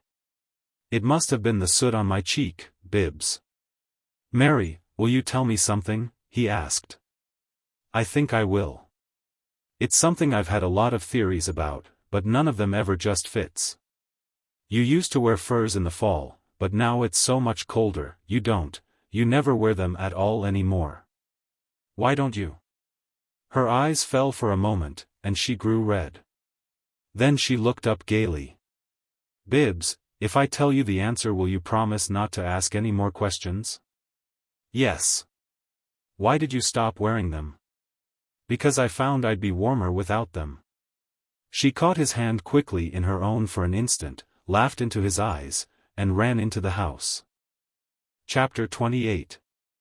It is the consoling attribute of unused books that their decorative warmth will so often make even a ready-made library the actual living room of a family to whom the shelved volumes are indeed sealed. Thus it was with Sheridan, who read nothing except newspapers, business letters, and figures. Who looked upon books as he looked upon bric-a-brac or crocheting, when he was at home, and not abed or eating, he was in the library. He stood in the many-colored light of the stained-glass window at the far end of the long room, when Roscoe and his wife came in, and he exhaled a solemnity. His deference to the Sabbath was manifest, as always, in the length of his coat and the closeness of his Saturday night shave. And his expression, to match this religious pomp, was more than sabbatical, but the most dismaying of his demonstrations was his keeping his hand in his sling. Sybil advanced to the middle of the room and halted there, not looking at him, but down at her muff, in which, it could be seen, her hands were nervously moving. Roscoe went to a chair in another part of the room. There was a deadly silence. But Sybil found a shaky voice, after an interval of gulping, though she was unable to lift her eyes, and the darkling lids continued to veil them. She spoke hurriedly, like an ungifted child reciting something committed to memory, but her sincerity was none the less evident for that. "Father Sheridan, you and Mother Sheridan have always been so kind to me, and I would hate to have you think I don't appreciate it, from the way I acted. I've come to tell you I am sorry for the way I did that night, and to say I know as well as anybody the way I behaved, and it will never happen again, because it's been a pretty hard lesson. And when we come back, some day, I hope you'll see that you've got a daughter-in-law you never need to be ashamed of again. I want to ask you to excuse me for the way I did, and I can say I haven't any feelings toward Edith now, but only wish her happiness and good in her new life. I thank you for all your kindness to me, and I know I made a poor return for it, but if you can overlook the way I behaved I know I would feel a good deal happier, and I know Roscoe would, too. I wish to promise not to be as foolish in the future, and the same error would never occur again to make us all so unhappy, if you can be charitable and not to excuse it this time." He looked steadily at her without replying, and she stood before him, never lifting her eyes, motionless, save where the moving fur proved the agitation of her hands within the muff. "All right," he said at last. She looked up then with vast relief, though there was a revelation of heavy tears when the eyelids lifted. "Thank you," she said. "There's something else, about something different, I want to say to you, but I want Mother Sheridan to hear it, too." "She's upstairs in her room," said Sheridan. "Roscoe." Sybil interrupted. She had just seen Bibbs pass through the hall and begin to ascend the stairs, and in a flash she instinctively perceived the chance for precisely the effect she wanted. "No, let me go," she said. "I want to speak to her a minute first, anyway." And she went away quickly, gaining the top of the stairs in time to see Bibbs enter his room and close the door. Sybil knew that Bibbs, in his room, had overheard her quarrel with Edith in the hall outside, for bitter Edith, thinking the more to shame her, had subsequently informed her of the circumstance. Sybil had just remembered this. And with the recollection there had flashed the thought, out of her own experience, that people are often much more deeply impressed by words they overhear than by words directly addressed to them. Sybil intended to make it impossible for Bibbs not to overhear. She did not hesitate, her heart was hot with the old sore, and she believed wholly in the justice of her cause and in the truth of what she was going to say. Fate was virtuous at times. It had delivered into her hands the girl who had affronted her. Mrs. Sheridan was in her own room. The approach of Sybil and Roscoe had driven her from the library, for she had miscalculated her husband's mood, and she felt that if he used his injured hand as a mark of emphasis again, in her presence, she would, as she thought of it, have a fit right there. She heard Sybil's step, and pretended to be putting a touch to her hair before a mirror. "I was just coming down," she said, as the door opened. "Yes, he wants you to," said Sybil. "It's all right, Mother Sheridan. He's forgiven me." Mrs. Sheridan sniffed instantly, tears appeared. She kissed her daughter-in-law's cheek. Then, in silence, regarded the mirror afresh, wiped her eyes, and applied powder. "And I hope Edith will be happy," Sybil added, inciting more applications of Mrs. Sheridan's handkerchief and powder. "Yes, yes," murmured the good woman. "We mustn't make the worst of things." "Well, there was something else I had to say, and he wants you to hear it, too," said Sybil. "We better go down, Mother Sheridan." She led the way, Mrs. Sheridan following obediently, but when they came to a spot close by Bibbs's door, Sybil stopped. "I want to tell you about it first," she said, abruptly. "It isn't a secret, of course, in any way. It's something the whole family has to know, and the sooner the whole family knows it the better.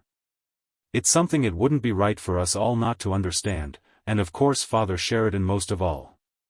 But I want to just kind of go over it first with you. It'll kind of help me to see I got it all straight. I haven't got any reason for saying it except the good of the family, and it's nothing to me, one way or the other, of course, except for that. I oughtn't to have behaved the way I did that night, and it seems to me if there's anything I can do to help the family, I ought to, because it would help show I felt the right way. Well, what I want to do is to tell this so's to keep the family from being made a fool of. I don't want to see the family just made use of and twisted around her finger by somebody that's got no more heart than so much ice. And just as sure to bring troubles in the long run as Edith's mistake is. Well, then, this is the way it is. I'll just tell you how it looks to me and see if it don't strike you the same way." Within the room, Bibbs, much annoyed, tapped his ear with his pencil. He wished they wouldn't stand talking near his door when he was trying to write. He had just taken from his trunk the manuscript of a poem begun the preceding Sunday afternoon. And he had some ideas he wanted to fix upon paper before they maliciously seized the first opportunity to vanish, for they were but gossamer. Bibbs was pleased with the beginnings of his poem, and if he could carry it through he meant to dare greatly with it, he would venture it upon an editor. For he had his plan of life now, his day would be of manual labor and thinking, he could think of his friend and he could think in cadences for poems. To the crashing of the strong machine, and if his father turned him out of home and out of the works, he would work elsewhere and live elsewhere. His father had the right, and it mattered very little to Bibbs, he faced the prospect of a workingman's lodging-house without trepidation. He could find a washstand to write upon, he thought. And every evening when he left Mary he would write a little, and he would write on holidays and on Sundays in the afternoon. In a lodging-house, at least he wouldn't be interrupted by his sister-in-law's choosing the immediate vicinity of his door for conversations evidently important to herself, but merely disturbing to him. He frowned plaintively, wishing he could think of some polite way of asking her to go away. But, as she went on, he started violently, dropping manuscript and pencil upon the floor. "I don't know whether you heard it, Mother Sheridan," she said, "but this old Vertrees house, next door, had been sold on foreclosure. And all they got out of it was an agreement that lets them live there a little longer. Roscoe told me, and he says he heard Mr. Vertrees has been up and down the streets more'n 2 years, trying to get a job he could call a position, and couldn't land it. You heard anything about it, Mother Sheridan? Well, I did know they'd been doing their own housework a good while back, said Mrs. Sheridan. And now they're doing the cookin', too. Sybil sent forth a little titter with a sharp edge. I hope they find something to cook. She sold her piano mighty quick after Jim died. Bibbs jumped up. He was trembling from head to foot and he was dizzy. Of all the real things he could never have dreamed in his dream, the last would have been what he heard now. He felt that something incredible was happening, and that he was powerless to stop it. It seemed to him that heavy blows were falling on his head and upon Mary's.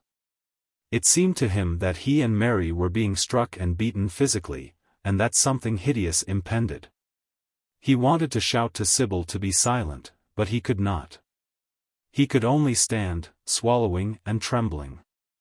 What I think the whole family ought to understand is just this, said Sybil, sharply. Those people were so hard up that this Miss Vertrees started after Bibbs before they knew whether he was insane or not.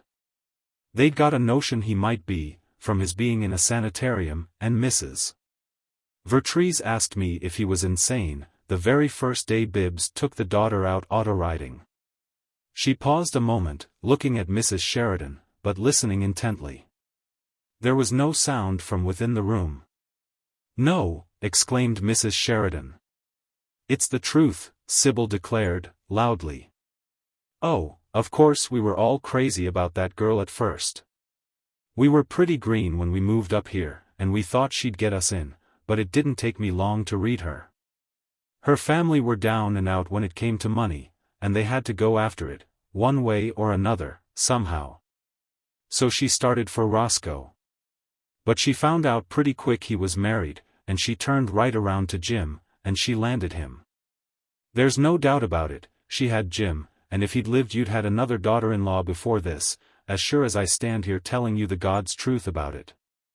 Well, when Jim was left in the cemetery she was waiting out there to drive home with Bibbs.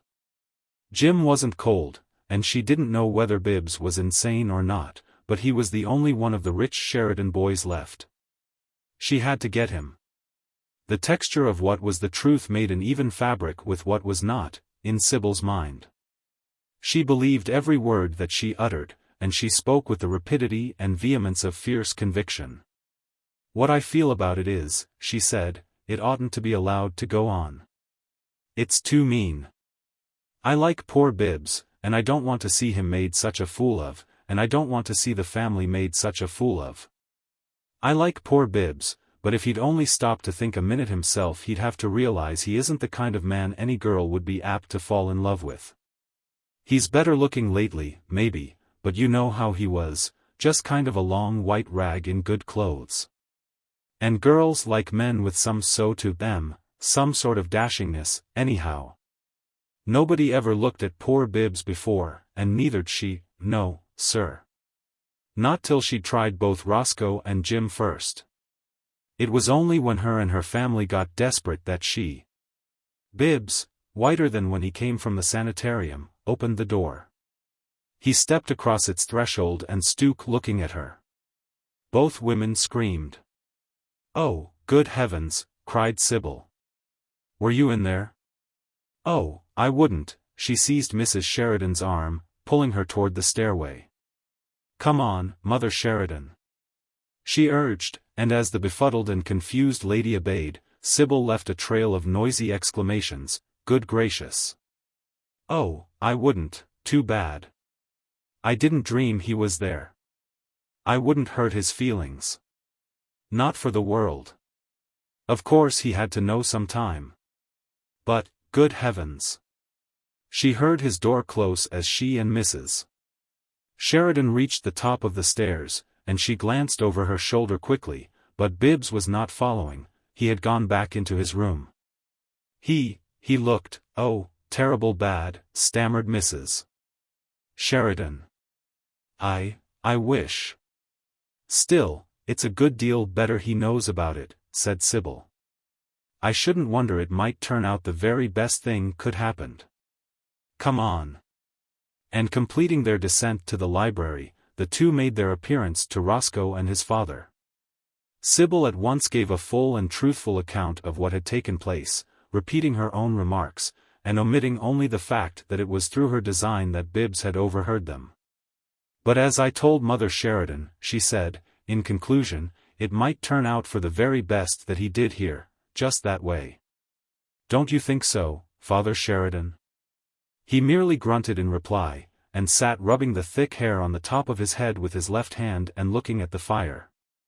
He had given no sign of being impressed in any manner by her exposure of Mary Vertrees's character. But his impassivity did not dismay Sybil. It was Bibbs whom she desired to impress, and she was content in that matter. "I'm sure it was all for the best," she said. "It's over now, and he knows what she is. In one way I think it was lucky, because, just hearing a thing that way, a person can tell it's so, and he knows I haven't got any axe to grind except his own good and the good of the family." Mrs. Sheridan went nervously to the door and stood there, looking toward the stairway. I wish I knew what he was doin'," she said. "He did look terrible bad. It was like something had been done to him that was, I don't know what.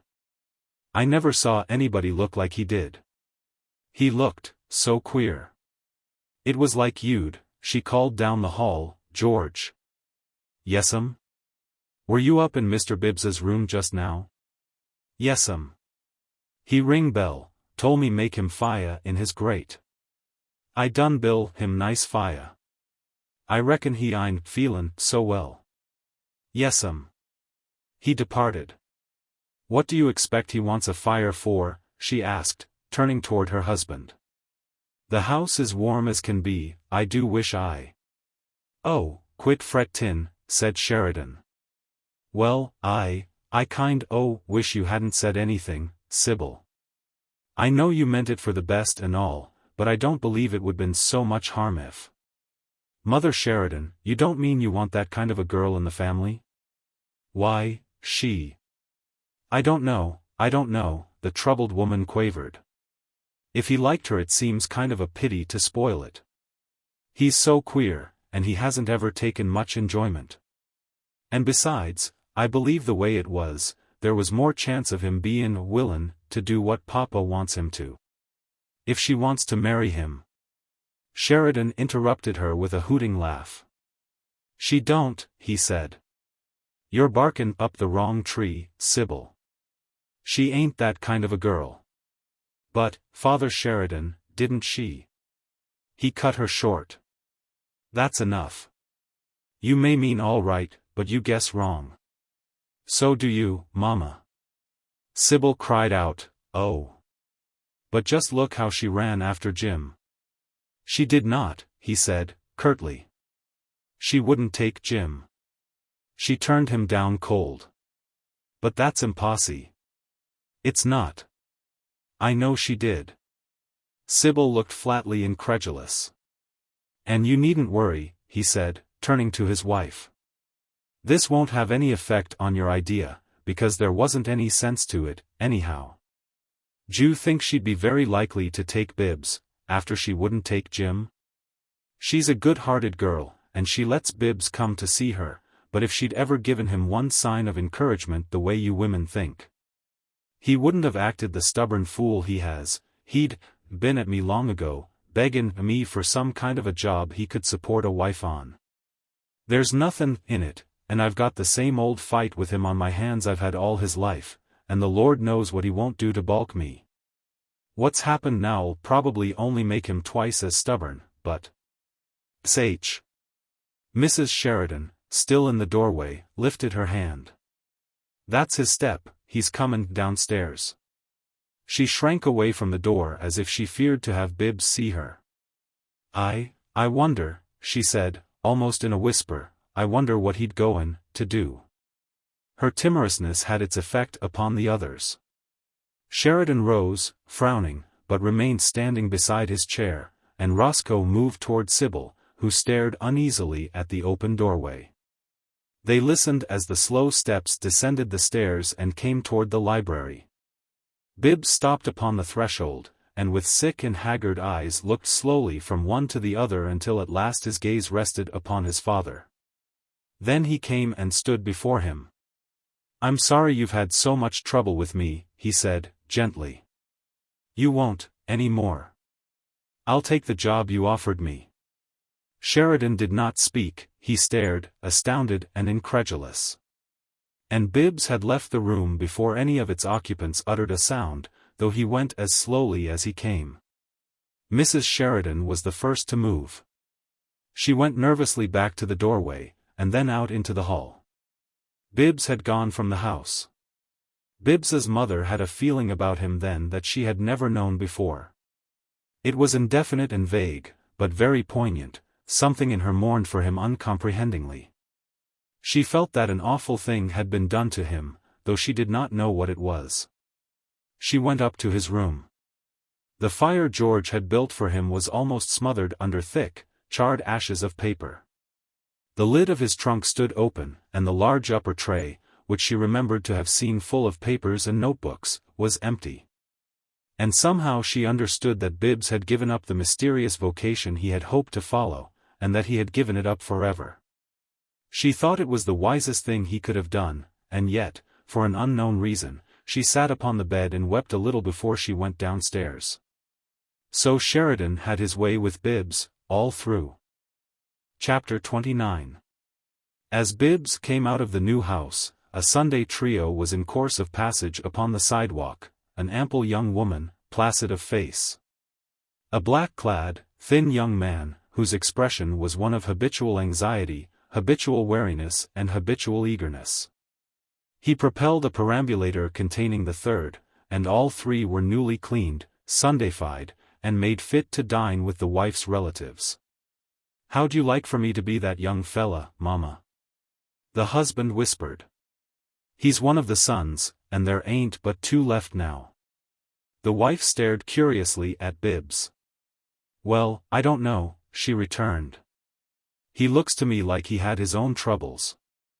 "I expect he has, like anybody else," said the young husband, "but I guess we could stand a good deal if we had his money."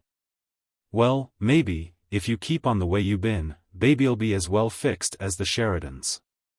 You can't tell." She glanced back at Bibbs, who had turned north. "He walks kind of slow and stooped over, like. So much money in his pockets it makes him sag, I guess," said the young husband, with bitter admiration. Mary, happening to glance from a window, saw Bibbs coming, and she started, clasping her hands together in a sudden alarm. She met him at the door. "Bibbs," she cried. "What is the matter?" "I saw something was terribly wrong when you look," she paused, and he came in, not lifting his eyes to hers. Always when he crossed that threshold he had come with his head up and his wistful gaze seeking hers. "Ah, poor boy," she said, with a gesture of understanding and pity. "I know what it is." He followed her into the room where they always sat, and sank into a chair. "You needn't tell me," she said. "They've made you give up. Your father's won, you're going to do what he wants. You've given up." Still without looking at her, he inclined his head in affirmation. She gave a little cry of compassion, and came and sat near him. "Bibbs," she said. "I can be glad of one thing, though it's selfish. I can be glad you came straight to me. It's more to me than even if you'd come because you were happy." She did not speak again for a little while. Then she said, "Bibbs, dear, could you tell me about it? Do you want to?" Still he did not look up, but in a voice, shaken and husky, he asked her a question so grotesque that at first she thought she had misunderstood his words. "Mary," he said, "could you marry me?" "What did you say, Bibbs?" she asked, quietly. His tone and attitude did not change. "Will you marry me?" Both of her hands leaped to her cheeks, she grew red and then white.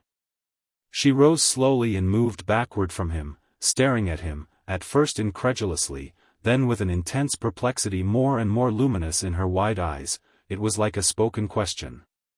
The room filled with strangeness in the long silence, the two were so strange to each other. At last she said. What made you say that? He did not answer. Bibbs, look at me. Her voice was loud and clear. What made you say that? Look at me. He could not look at her, and he could not speak. What was it that made you? She said. I want you to tell me. She went closer to him, her eyes ever brighter and wider with that intensity of wonder. You've given up, to your father, she said, slowly, and then you came to ask me. She broke off. Bibbs, do you want me to marry you? Yes, he said, just audibly. No, she cried. You do not. Then what made you ask me? What is it that's happened? Nothing. Wait, she said. Let me think. It's something that happened since our walk this morning, yes, since you left me at noon. Something happened that, she stopped abruptly, with a tremulous murmur of amazement and dawning comprehension. She remembered that Sybil had gone to the new house. Bibbs swallowed painfully and contrived to say, I do want you to marry me, if you could. She looked at him, and slowly shook her head. Bibbs, do you? Her voice was as unsteady as his, little more than a whisper. Do you think I'm in love with you? No, he said. Somewhere in the still air of the room there was a whispered word. It did not seem to come from Mary's parted lips, but he was aware of it. Why? I've had nothing but dreams, Bibbs said, desolately, but they weren't like that. Sybil said no girl could care about me. He smiled faintly, though still he did not look at Mary. And when I first came home Edith told me Sybil was so anxious to marry that she'd have married me. She meant it to express Sybil's extremity, you see. But I hardly needed either of them to tell me. I hadn't thought of myself as, well, not as particularly captivating. Oddly enough, Mary's pallor changed to an angry flush. Those two, she exclaimed, sharply. And then, with thoroughgoing contempt, Lamhorn. That's like them. She turned away, went to the bare little black mantle, and stood leaning upon it. Presently she asked, when did Mrs. Roscoe Sheridan say that no girl could care about you? Today. Mary drew a deep breath. I think I'm beginning to understand, a little. She bit her lip. There was anger in good truth in her eyes and in her voice. Answer me once more, she said. Bibbs, do you know now why I stopped wearing my furs? Yes. I thought so. Your sister-in-law told you, didn't she? I heard her say. I think I know what happened, now. Mary's breath came fast and her voice shook, but she spoke rapidly. You heard her say more than that. You heard her say that we were bitterly poor, and on that account I tried first to marry your brother, and then, but now she faltered. And it was only after a convulsive effort that she was able to go on. And then, that I tried to marry you.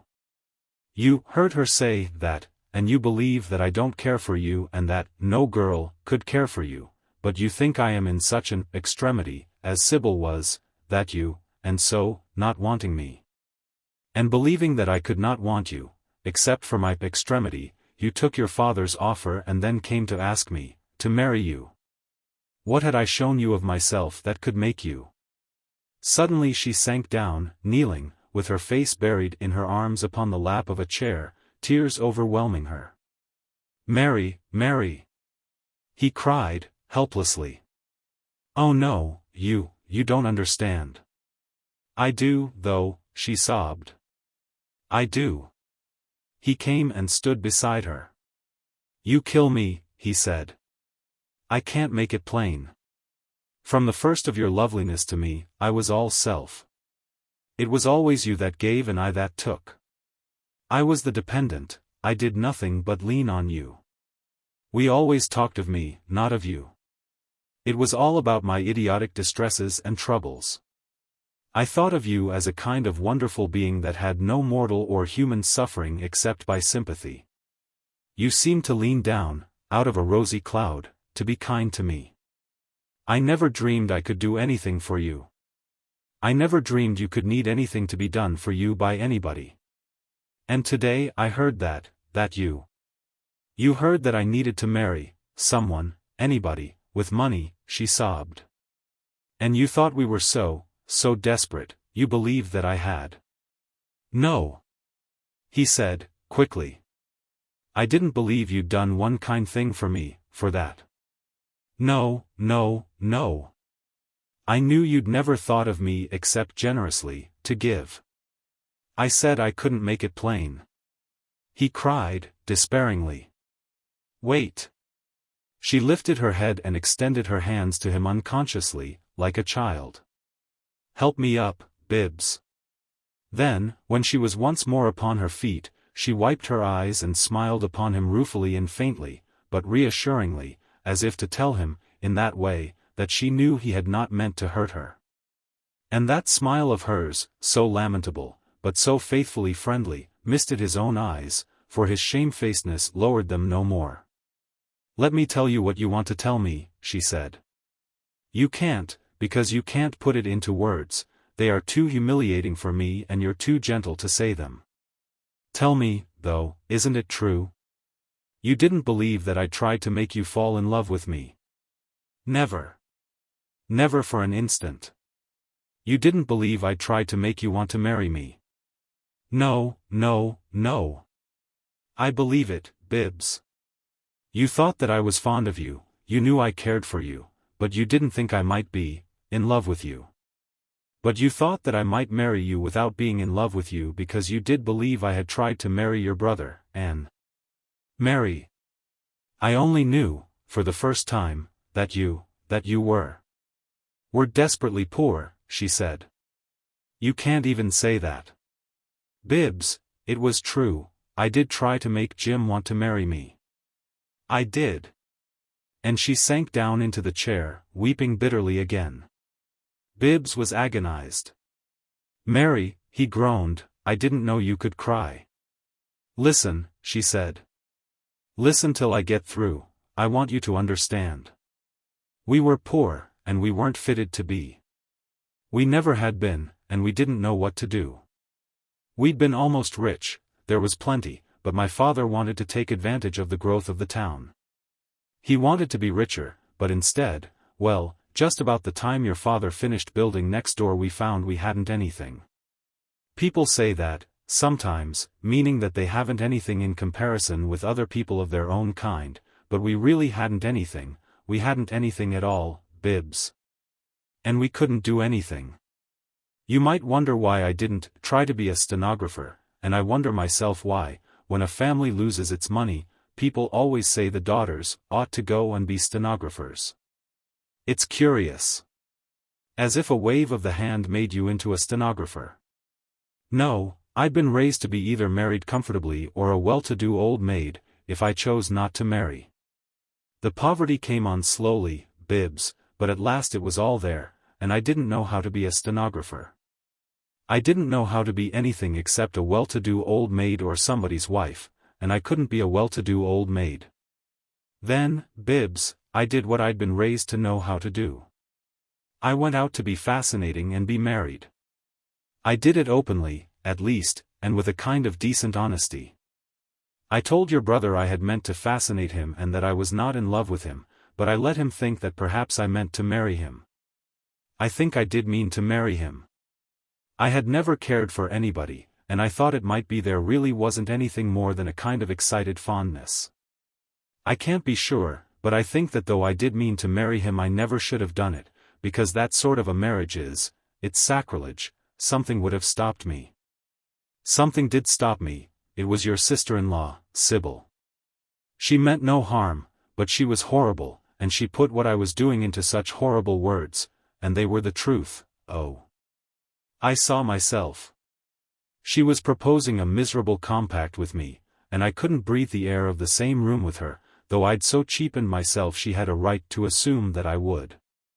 But I couldn't. I left her, and I wrote to your brother, just a quick scrawl. I told him just what I'd done, I asked his pardon, and I said I would not marry him. I posted the letter, but he never got it. That was the afternoon he was killed. That's all, Bibbs. Now you know what I did, and you know me." She pressed her clenched hands tightly against her eyes, leaning far forward, her head bowed before him. Bibbs had forgotten himself long ago, his heart broke for her. "Couldn't you, isn't there, won't you?" he stammered. "Mary, I'm going with father. Isn't there some way you could use the money without. She gave a choked little laugh. "You gave me something to live for," he said. "You kept me alive, I think, and I've hurt you like this." "Not you, oh no. You could forgive me, Mary." "Oh, 1,000 times." Her right hand went out in a faltering gesture, and just touched his own for an instant. "But there's nothing to forgive. And you can't. Can't what, Bibbs? You couldn't." "Marry you," she said for him. "Yes." No. She sprang up, facing him, and, without knowing what she did, she set her hands upon his breast, pushing him back from her a little. I can't. Don't you see? Mary. No. And you must go now, Bibbs, I can't bear any more, please. Mary. Never, she cried, in a passion of tears. You mustn't come any more. I can't see you, dear. Never. Somehow, in helpless, stumbling obedience to her beseeching gesture, he got himself to the door and out of the house. Chapter 30. Sybil and Roscoe were upon the point of leaving when Bibbs returned to the new house. He went straight to Sybil and spoke to her quietly, but so that the others might hear. "When you said that if I'd stop to think, I'd realize that no one would be apt to care enough about me to marry me, you were right," he said. "I thought perhaps you weren't, and so I asked Miss Vertrees to marry me. It proved what you said of me, and disproved what you said of her. She refused." And, having thus spoken, he quitted the room as straightforwardly as he had entered it.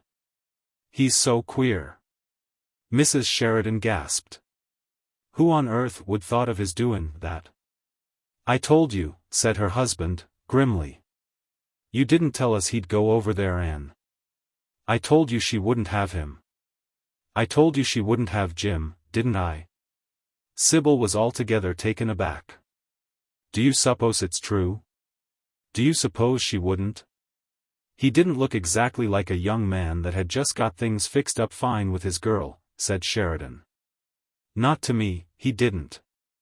But why would?" "I told you," he interrupted, angrily, "she ain't that kind of a girl. If you got to have proof, well, I'll tell you and get it over with, though I'd pretty near just as soon not have to talk a whole lot about my dead boy's private affairs. She wrote to Jim she couldn't take him, and it was a good, straight letter, too. It came to Jim's office, he never saw it. She wrote it the afternoon he was hurt. I remember I saw her put a letter in the mailbox that afternoon," said Roscoe.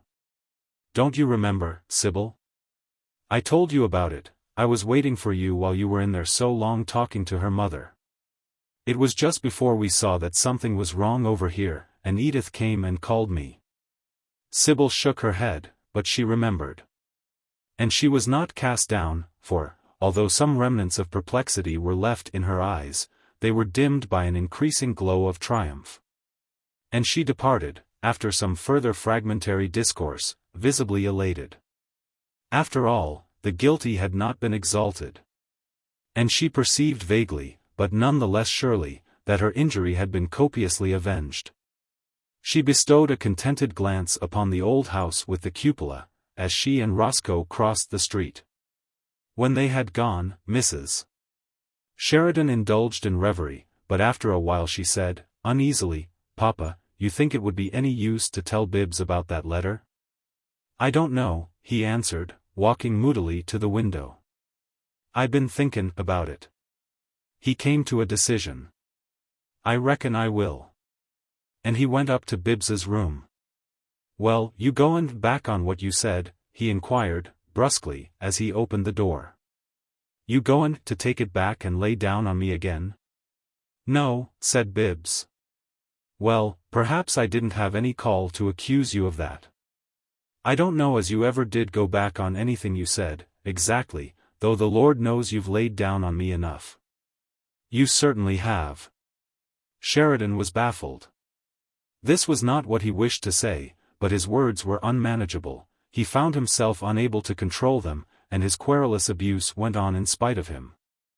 "I can't say I expect much of you, not from the way you always been, up to now, unless you turn over a new leaf, and I don't see any encouragement to think you're goin' to do that. If you go down there and show a spark o' real get-up, I reckon the whole office'll fall in a faint. But if you're ever goin' to show any, you better begin right at the beginning and begin to show it tomorrow." "Yes, I'll try." "You better, if it's in you." Sheridan was sheerly nonplussed. He had always been able to say whatever he wished to say, but his tongue seemed bewitched. He had come to tell Bibbs about Mary's letter, and to his own angry astonishment he found it impossible to do anything except to scold like a drudge driver. "You better come down there with your mind made up to hustle harder than the hardest workin' man that's under you, or you'll not get on very good with me, I tell you. The way to get ahead, and you better set it down in your books, the way to get ahead is to do 10 times the work of the hardest worker that works for you. But you don't know what work is, yet. All you've ever done was just stand around and feed a machine a child could handle, and then come home and take a bath and go callin'. I tell you you're up against a mighty different proposition now. And if you're worth your salt, and you never showed any signs of it yet, not any signs that stuck out enough to bang somebody on the head and make 'em sit up and take notice, well, I want to say.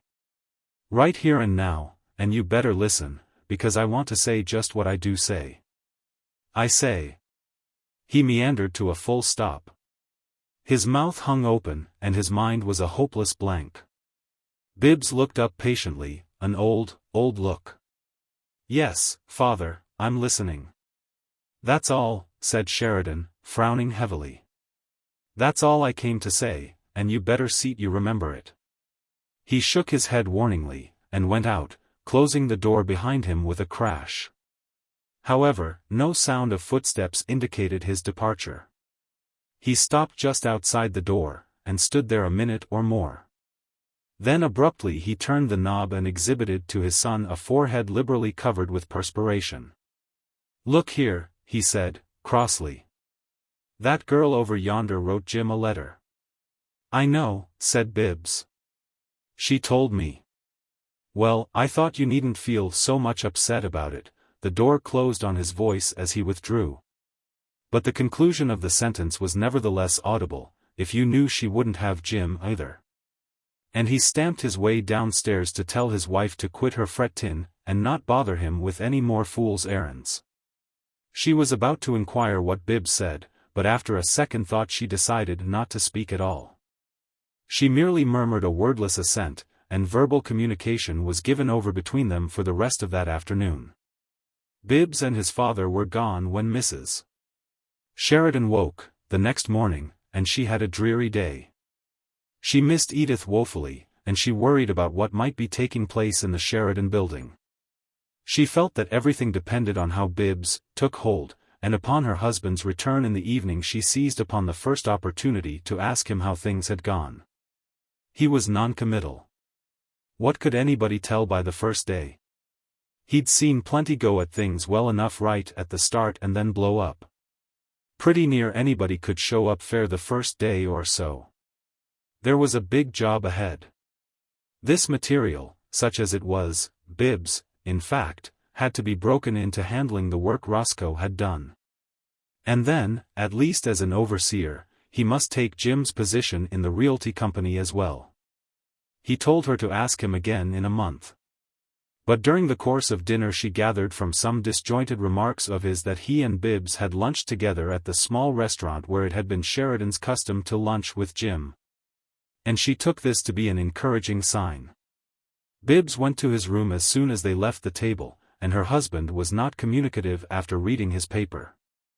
She became an anxious spectator of Bibbs's progress as a man of business, although it was a progress she could glimpse but dimly and only in the evening.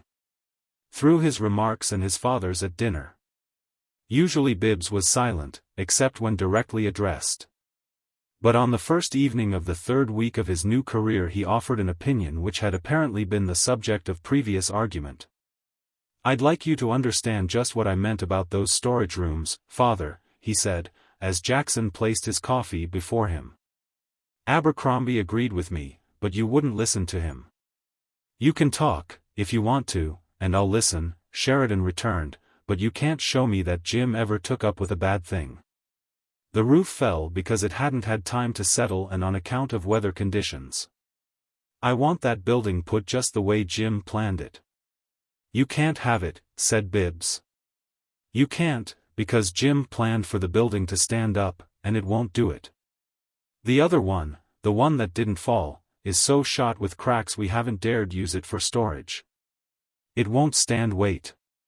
There's only one thing to do: get both buildings down as quickly as we can, and build over. Brick's the best and cheapest in the long run for that type." Sheridan looked sarcastic. "Fine. What we goin' to do for storage rooms while we're waitin' for those few bricks to be laid?" "Rent," Bibbs returned, promptly. "We'll lose money if we don't rent, anyhow. They were waiting so long for you to give the warehouse matter your attention after the roof fell. You don't know what an amount of stuff they've got piled up on us over there. We'd have to rent until we could patch up those process perils, and the Krivich Manufacturing Company's plant is empty, right across the street. I took an option on it for us this morning." Sheridan's expression was queer. "Look here," he said, sharply. "Did you go and do that without consulting me?" "It didn't cost anything," said Bibbs. "It's only until tomorrow afternoon at 2 o'clock. I undertook to convince you before then." "Oh, you did?" Sheridan's tone was sardonic. "Well, just suppose you couldn't convince me." "I can, though, and I intend to," said Bibbs, quietly. "I don't think you understand the condition of those buildings you want patched up." "Now, see here," said Sheridan, with slow emphasis. "Suppose I had my mind set about this. Jim thought they'd stand, and suppose it was, well, kind of a matter of sentiment with me to prove he was right." Bibbs looked at him compassionately. "I'm sorry if you have a sentiment about it, Father," he said. "But whether you have or not can't make a difference. You'll get other people hurt if you trust that process, and that won't do. And if you want a monument to Jim, at least you want one that will stand. Besides, I don't think you can reasonably defend sentiment in this particular kind of affair." "Oh, you don't?" "No, but I'm sorry you didn't tell me you felt it." Sheridan was puzzled by his son's tone. "Why are you sorry?" he asked, curiously. "Because I had the building inspector up there, this noon," said Bibbs, "and I had him condemn both those buildings." "What?" "He'd been afraid to do it before, until he heard from us, afraid you'd see he lost his job. But he can't uncondemn them, they've got to come down now." Sheridan gave him a long and piercing stare from beneath lowered brows. Finally he said, "How long did they give you on that option to convince me?" "Until 2 o'clock tomorrow afternoon." "All right," said Sheridan, not relaxing. "I'm convinced." Bibbs jumped up. "I thought you would be." "I'll telephone the Krivich agent. He gave me the option until tomorrow, but I told him I'd settle it this evening." Sheridan gazed after him as he left the room, and then, though his expression did not alter in the slightest, a sound came from him that startled his wife. It had been a long time since she had heard anything resembling a chuckle from him, and this sound, although it was grim and dry, bore that resemblance. She brightened eagerly. "Looks like he was startin' right well, don't it, Papa?" "Startin'? Lord! He got me on the hip. Why, he knew what I wanted, that's why he had the inspector up there, so't he'd have me beat before we even started to talk about it. And did you hear him? Can't reasonably defend sentiment. And the way he says, US, took an option for us. Stuff piled up on us. There was always an alloy for Mrs. Sheridan. I don't just like the way he looks, though, Papa. Oh, there's got to be something. Only one chick left at home, so you start to fret about it. No. He's changed. There's kind of a settish look to his face, Anne. I guess that's the common sense comin' out on him, then, said Sheridan. You'll see symptoms like that in a good many businessmen, I expect. Well, and he don't have as good color as he was gettin' before. And he'd begun to fill out some, but... Sheridan gave forth another dry chuckle, and, going round the table to her, patted her upon the shoulder with his left hand. His right being still heavily bandaged, though he no longer wore a sling. That's the way it is with you, Mama, got to take your frettin' out one way if you don't another. No. He don't look well. It ain't exactly the way he looked when he begun to get sick that time, but he seems to be losin', some way. Yes, he lost something, said Sheridan. I expect he's lost a whole lot foolishness besides his godforsaken notions about writin' poetry and... No, his wife persisted. I mean he looks right kid. And yesterday, when he was settin' with us, he kept lookin' out the window. He wasn't readin'. Well, why shouldn't he look out the window? He was lookin' over there. He never read a word all afternoon, I don't believe. Look, here, said Sheridan. Bibbs might, kept goin' on over there the rest of his life, moonin' on and on, but what he heard Sybil say did one big thing, anyway. It woke him up out of his trance. Well, he had to go and bust clean out with a bang, and that stopped his goin' over there, and it stopped his poetry, but I reckon he's begun to get pretty fair pay for what he lost. I guess a good many young men have had to get over worries like his. They got to lose something if they're goin' to keep ahead the procession nowadays, and it looks to me, Mama, like Bibbs might keep quite a considerable long way ahead. Why, a year from now I'll bet you he won't know there ever was such a thing as poetry. And ain't he funny? He wanted to stick to the shop so's he could think. What he meant was, think about something useless. Well, I guess he's keepin' his mind pretty occupied the other way these days. Yes, sir, it took a pretty fair-sized shock to get him out of his trance, but it certainly did the business. He patted his wife's shoulder again, and then, without any prefatory symptoms, broke into a boisterous laugh. Honest, Mama, he works like a gorilla. Chapter 31. And so Bibbs sat in the porch of the temple with the money changers. But no one came to scourge him forth, for this was the temple of bigness, and the changing of money was holy worship and true religion. The priests wore that settish look Bibbs's mother had seen beginning to develop about his mouth and eyes, a wary look which she could not define, but it comes with service at the temple. And it was the more marked upon Bibbs for his sharp awakening to the necessities of that service. He did as little useless thinking as possible, giving himself no time for it. He worked continuously, keeping his thoughts still on his work when he came home at night, and he talked of nothing whatever except his work. But he did not sing at it. He was often in the streets, and people were not allowed to sing in the streets. They might make any manner of hideous uproar, they could shake buildings. They could out-thunder the thunder, deafen the deaf, and kill the sick with noise. Or they could walk the streets or drive through them bawling, squawking, or screeching, as they chose, if the noise was traceably connected with business. Those street musicians were not tolerated, being considered a nuisance and an interference. A man or woman who went singing for pleasure through the streets, like a crazy Neapolitan, would have been stopped, and belike locked up. For freedom does not mean that a citizen is allowed to do every outrageous thing that comes into his head. The streets were dangerous enough, in all conscience, without any singing. And the Motor Federation issued public warnings declaring that the pedestrian's life was in his own hands, and giving directions how to proceed with the least peril. However, Bibbs Sheridan had no desire to sing in the streets or anywhere. He had gone to his work with an energy that, for the start, at least, was bitter, and there was no song left in him. He began to know his active fellow citizens. Here and there among them he found a leisurely, kind soul, a relic of the old period of neighborliness, pioneer stock, usually. And there were men, particularly among the merchants and manufacturers, so honest they leaned backward, reputation sometimes attested by stories of heroic sacrifices to honor. Nor were there lacking some instances of generosity even nobler. Here and there, too, were bookmen, in their little leisure, and, among the Germans, music men. And these, with the others, worshipped bigness and the growth, each man serving for his own sake and for what he could get out of it. But all united in their faith in the beneficence and glory of their God.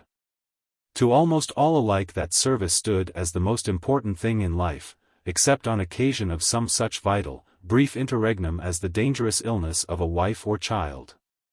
In the way of relaxation some of the servers took golf, some took fishing, some took shows, a mixture of infantile and negroid humor, stockings, and tin music, some took an occasional debauch. Some took trips, some took cards, and some took nothing. The high priests were vigilant to watch that no relaxation should affect the service. When a man attended to anything outside his business, eyes were upon him, his credit was in danger, that is, his life was in danger. And the old priests were as ardent as the young ones. The million was as eager to be bigger as the 1,000, 70 was as busy as 17. They strove mightily against one another, and the old priests were the most wary, the most plausible, and the most dangerous. Bibbs learned he must walk charily among these, he must wear 1,000 eyes and beware of spiders indeed. And outside the temple itself were the pretenders, the swarming thieves and sharpers and fleecers, the sly rascals and the open rascals. But these were feeble folk, not dangerous once he knew them, and he had a good guide to point them out to him. They were useful sometimes, he learned, and many of them served as go-betweens in matters where business must touch politics. He learned also how breweries and traction companies and banks and other institutions fought one another for the political control of the city. The newspapers, he discovered, had lost their ancient political influence, especially with the knowing, who looked upon them with a skeptical humor. Believing the journals either to be retained partisans, like lawyers, or else striving to forward the personal ambitions of their owners.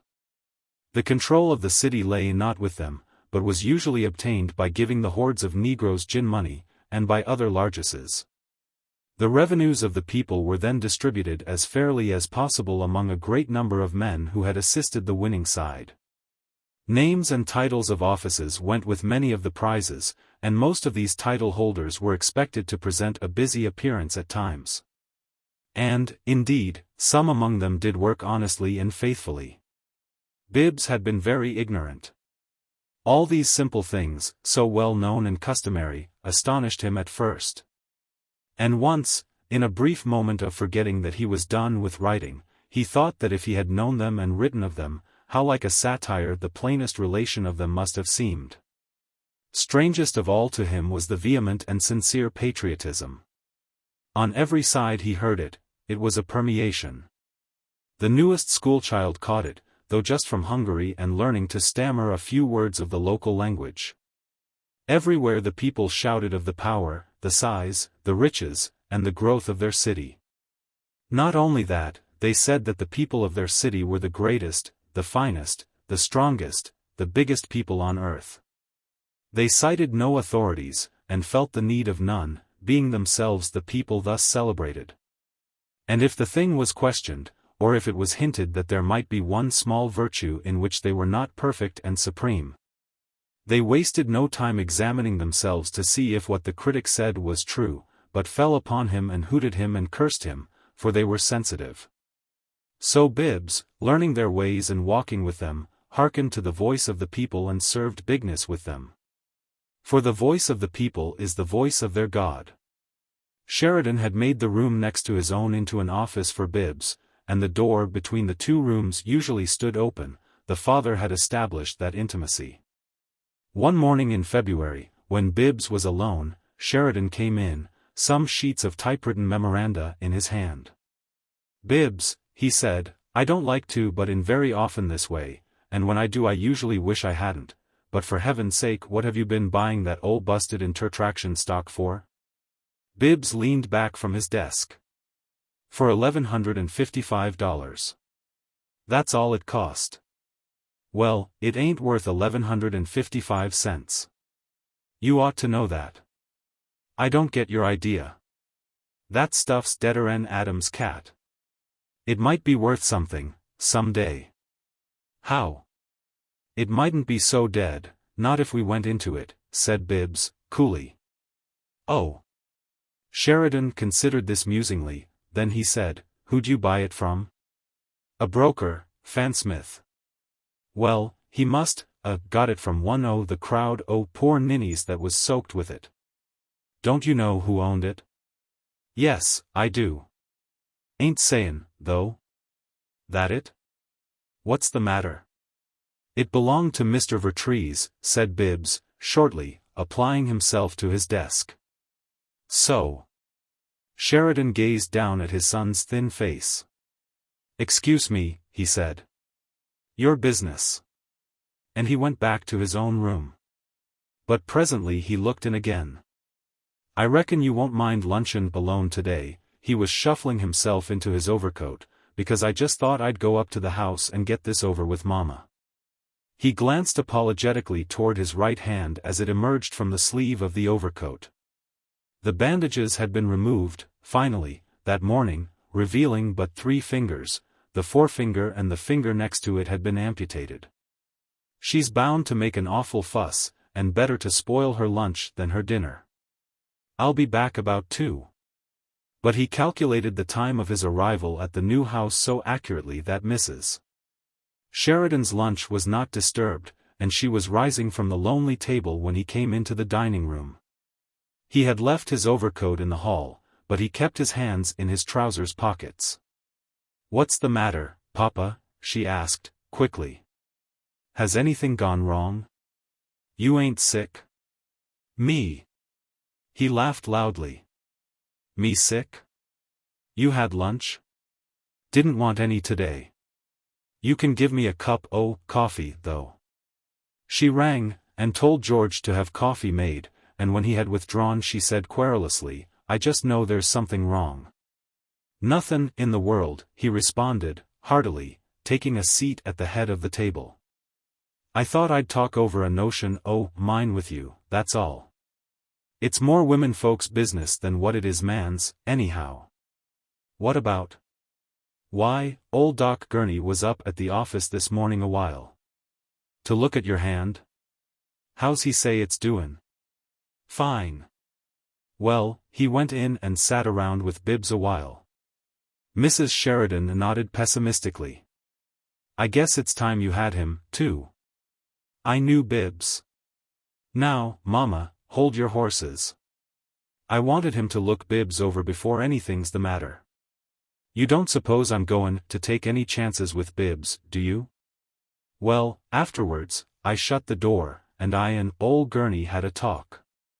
He's a mighty disagreeable man. He rubbed it in on me what he said about Bibbs havin' brains if he ever woke up. Then I thought he must want to get something out o' me, he goes so flattering, for a minute. Bibbs couldn't help havin' business brains, he says, bein' your son. Don't be surprised, he says, don't be surprised at his makin' a success, he says. He couldn't get over his heredity, he couldn't help bein' a business success, once you got him into it. It's in his blood. Yes, sir, he says, it doesn't need much brains, he says, and only third-rate brains, at that, he says, but it does need a special kind o' brains, he says, to be a millionaire. I mean, he says, when a man's given a start. If nobody gives him a start, why, course he's got to have luck and the right kind o' brains. The only miracle about Bibbs, he says, is where he got the other kind o' brains, the brains you made him quit usin' and throw away. But what did he say about his health? Mrs. Sheridan demanded, impatiently, as George placed a cup of coffee before her husband. Sheridan helped himself to cream and sugar, and began to sip the coffee. "I'm comin' to that," he returned, placidly. "See how easy I manage this cup with my left hand, Mama?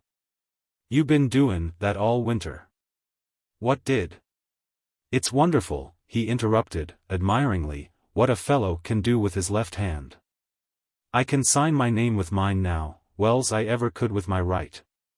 It came a little hard at first, but now, honest, I believe I rather sign with my left. That's all I ever have to write, anyway, just the signature.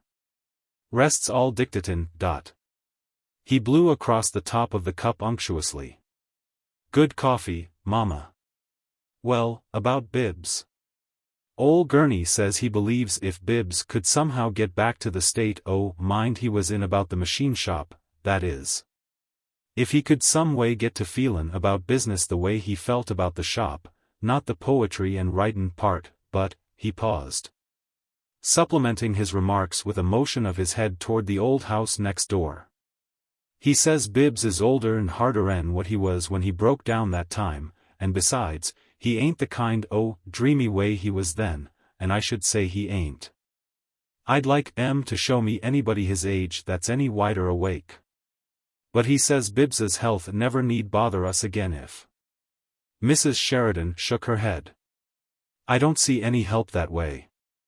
You know yourself she wouldn't have Jim. Who's talkin' about her havin' anybody? But, my lord, she might let him look at her. She needn't have got so mad, just because he asked her, that she won't let him come in the house any more. He's a mighty funny boy, and some ways I reckon he's pretty near as hard to understand as the Bible. But Gurney kind o' got me in the way o' thinkin' that if she'd let him come back and set around with her an evening or two sometimes, not reg'lar, I don't mean, why, well, I just thought I'd see what you'd think of it. There ain't any way to talk about it to Bibbs himself, I don't suppose he'd let you, anyhow, but I thought maybe you could kind o' slip over there some day. And sort o' fix up to have a little talk with her, and kind o' hint around till you see how the land lays, and ask her." "Me?" Mrs. Sheridan looked both helpless and frightened. "No," she shook her head decidedly. "It wouldn't do any good. You won't try it? I won't risk her turnin' me out o' the house. Some way, that's what I believe she did to Sybil, from what Roscoe said once. No, I can't, and, what's more, it'd only make things worse. If people find out you're runnin' after they think you're cheap, and then they won't do as much for you as if you let alone. I don't believe it's any use, and I couldn't do it if it was." He sighed with resignation. "All right, Mama. That's all." Then, in a livelier tone, he said, "Ol' Gurney took the bandages off my hand this morning. All healed up. Says I don't need any more." "Why, that's splendid, Papa," she cried, beaming. "I was afraid, let's see." She came toward him, but he rose, still keeping his hand in his pocket. "Wait a minute," he said, smiling. "Now it may give you just a teeny bit of a shock, but the fact is, well. You remember that Sunday when Sybil came over here and made all that fuss about nothin', it was the day after I got tired o' that statue when Edith's telegram came. Let me see your hand," she cried. "Now wait," he said, laughing and pushing her away with his left hand. "The truth is, Mama, that I kind o' slipped out on you that morning, when you wasn't lookin', and went down to Ol' Gurney's office. He'd told me to, you see, and, well, it doesn't amount to anything." And he held out, for her inspection, the mutilated hand. "You see, these days when it's all dictatin', anyhow, nobody'd mind just a couple o'." He had to jump for her, she went over backward. For the second time in her life Mrs. Sheridan fainted. Chapter 32. It was a full hour later when he left her lying upon a couch in her own room, still lamenting intermittently. though he assured her with heat that the fuss she was making irked him far more than his physical loss. He permitted her to think that he meant to return directly to his office, but when he came out to the open air he told the chauffeur in attendance to await him in front of Mr. Vertrees's house, whither he himself proceeded on foot. Mr. Vertrees had taken the sale of half of his worthless stock as manna in the wilderness. It came from heaven, by what agency he did not particularly question. The broker informed him that parties were interested in getting hold of the stock, and that later there might be a possible increase in the value of the large amount retained by his client. It might go quite a ways up within a year or so, he said, and he advised sitting tight with it. Mr. Vertrees went home and prayed. He rose from his knees feeling that he was surely coming into his own again. It was more than a mere gasp of temporary relief with him, and his wife shared his optimism. But Mary would not let him buy back her piano, and as for furs, spring was on the way, she said. But they paid the butcher, the baker, and the candlestick maker, and hired a cook once more. It was this servitress who opened the door for Sheridan and presently assured him that Miss Vertrees would be down. He was not the man to conceal admiration when he felt it, and he flushed and beamed as Mary made her appearance, almost upon the heels of the cook. She had a look of apprehension for the first fraction of a second, but it vanished at the sight of him, and its place was taken in her eyes by a soft brilliance, while color rushed in her cheeks. "Don't be surprised," he said. "Truth is, in a way it's sort of on business I looked in here. It'll only take a minute, I expect." "I'm sorry," said Mary. "I hoped you'd come because we're neighbors." He chuckled. "Neighbors. Sometimes people don't see so much their neighbors as they used to. That is, I hear so, lately. You'll stay long enough to sit down, won't you? I guess I could manage that much." And they sat down, facing each other and not far apart. "Of course, it couldn't be called business, exactly," he said, more gravely. "Not at all, I expect. But there's something yours it seemed to me I ought to give you, and I just thought it was better to bring it myself and explain how I happened to have it. It's this letter you wrote my boy." He extended the letter to her solemnly, in his left hand, and she took it gently from him. "It was in his mail, after he was hurt. You knew he never got it, I expect." "Yes," she said, in a low voice. He sighed.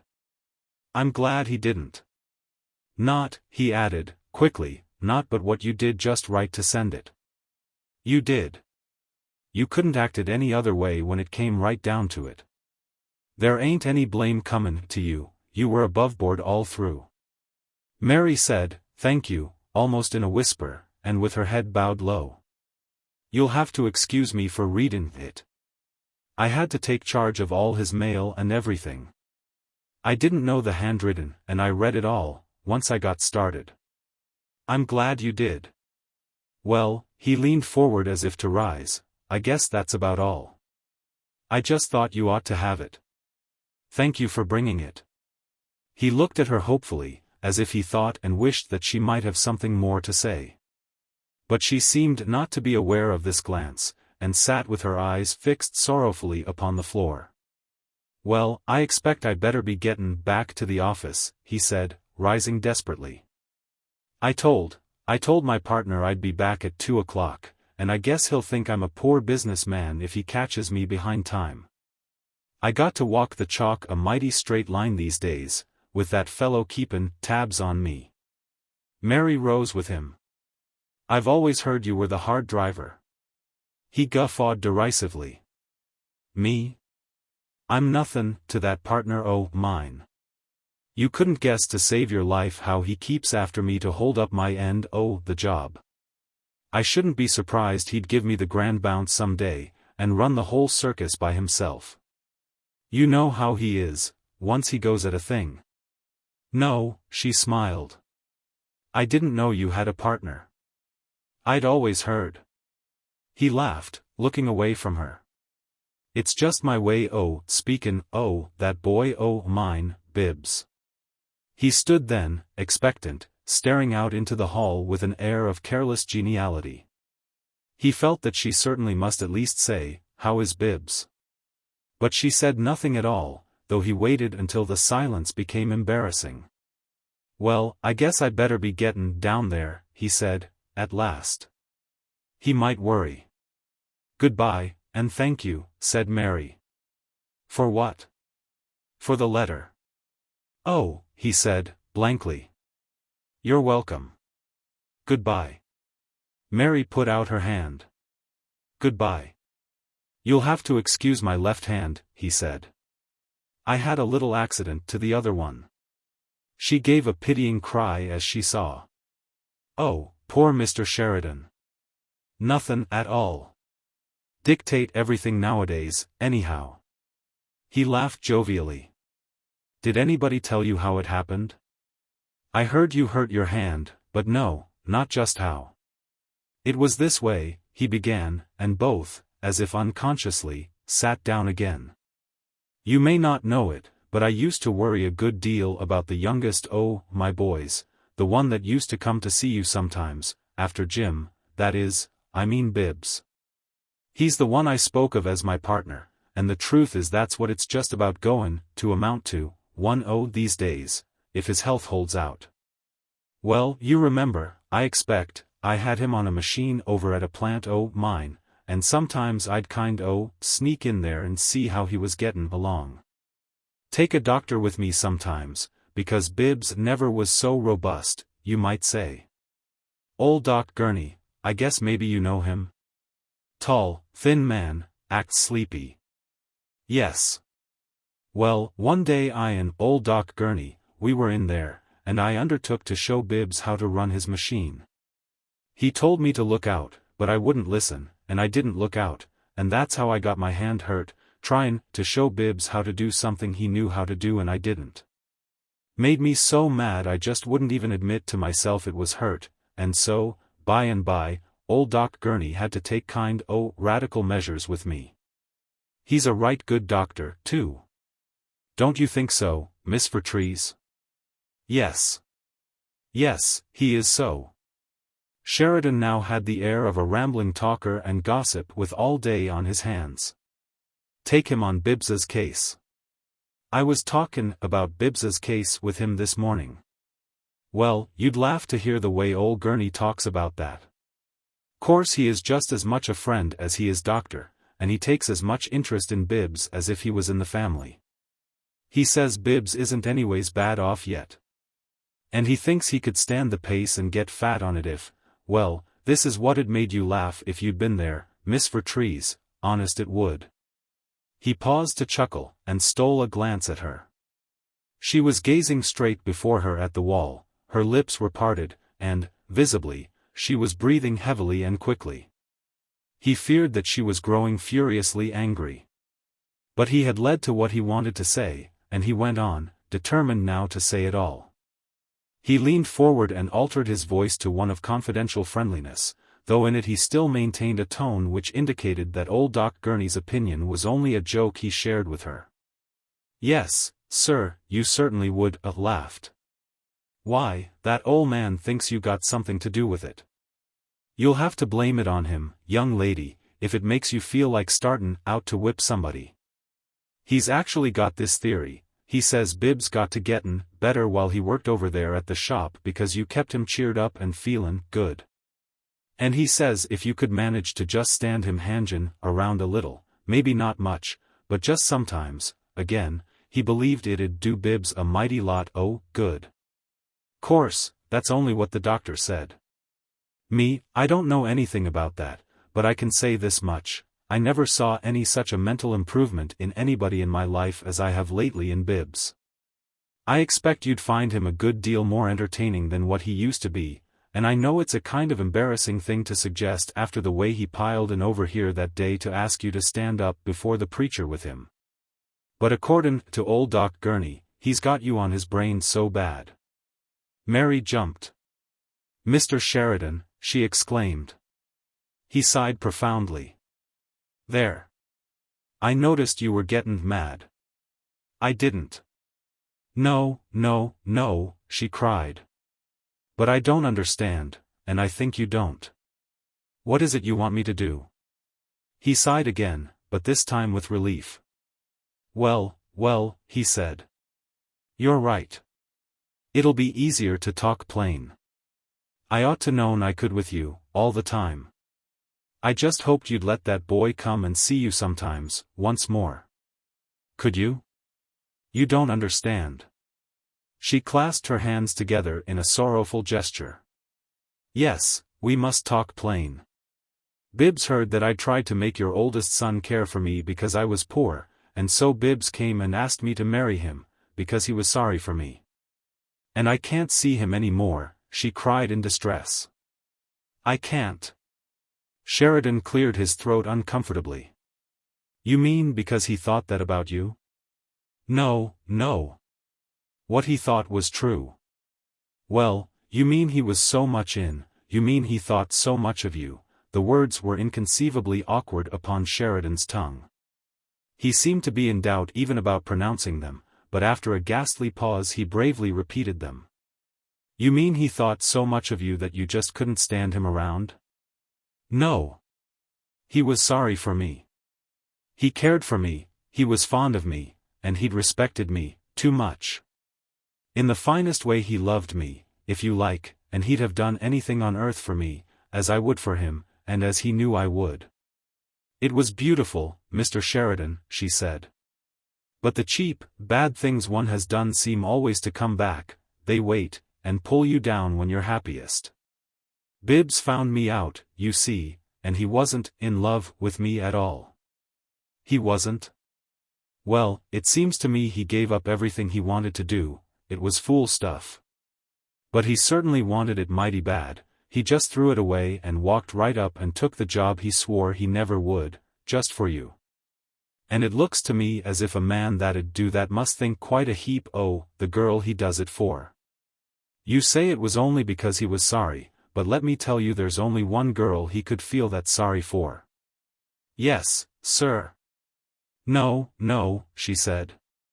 Bibbs isn't like other men, he would do anything for anybody. Sheridan grinned.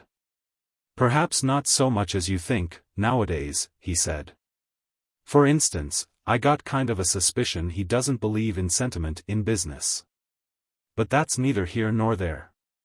What he wanted was, just plain and simple, for you to marry him. Well, I was afraid his thinkin' so much of you had kind o' sickened you of him, the way it does sometimes. But from the way you talk, I understand that ain't the trouble. He coughed, and his voice trembled a little. Now here, Miss Vertrees, I don't have to tell you, because you see things easy, I know I got no business comin' to you like this. But I had to make Bibbs go my way instead of his own, I had to do it for the sake o' my business and on his own account, too, and I expect you got some idea how it hurt him to give up. Well, he's made good. He didn't come in half-hearted or mean, he came in, all the way. But there isn't anything in it to him. You can see he's just shut his teeth on it and goin' ahead with dust in his mouth. You see, one way of lookin' at it, he's got nothin' to work for. And it seems to me like it cost him your friendship, and I believe, honest, that's what hurt him the worst. Now you said we'd talk plain. Why can't you let him come back? She covered her face desperately with her hands. I can't. He rose, defeated, and looking it. Well, I mustn't press you, he said, gently. At that she cried out, and dropped her hands and let him see her face. Ah! He was only sorry for me. He gazed at her intently. Mary was proud, but she had a fatal honesty, and it confessed the truth of her now, she was helpless.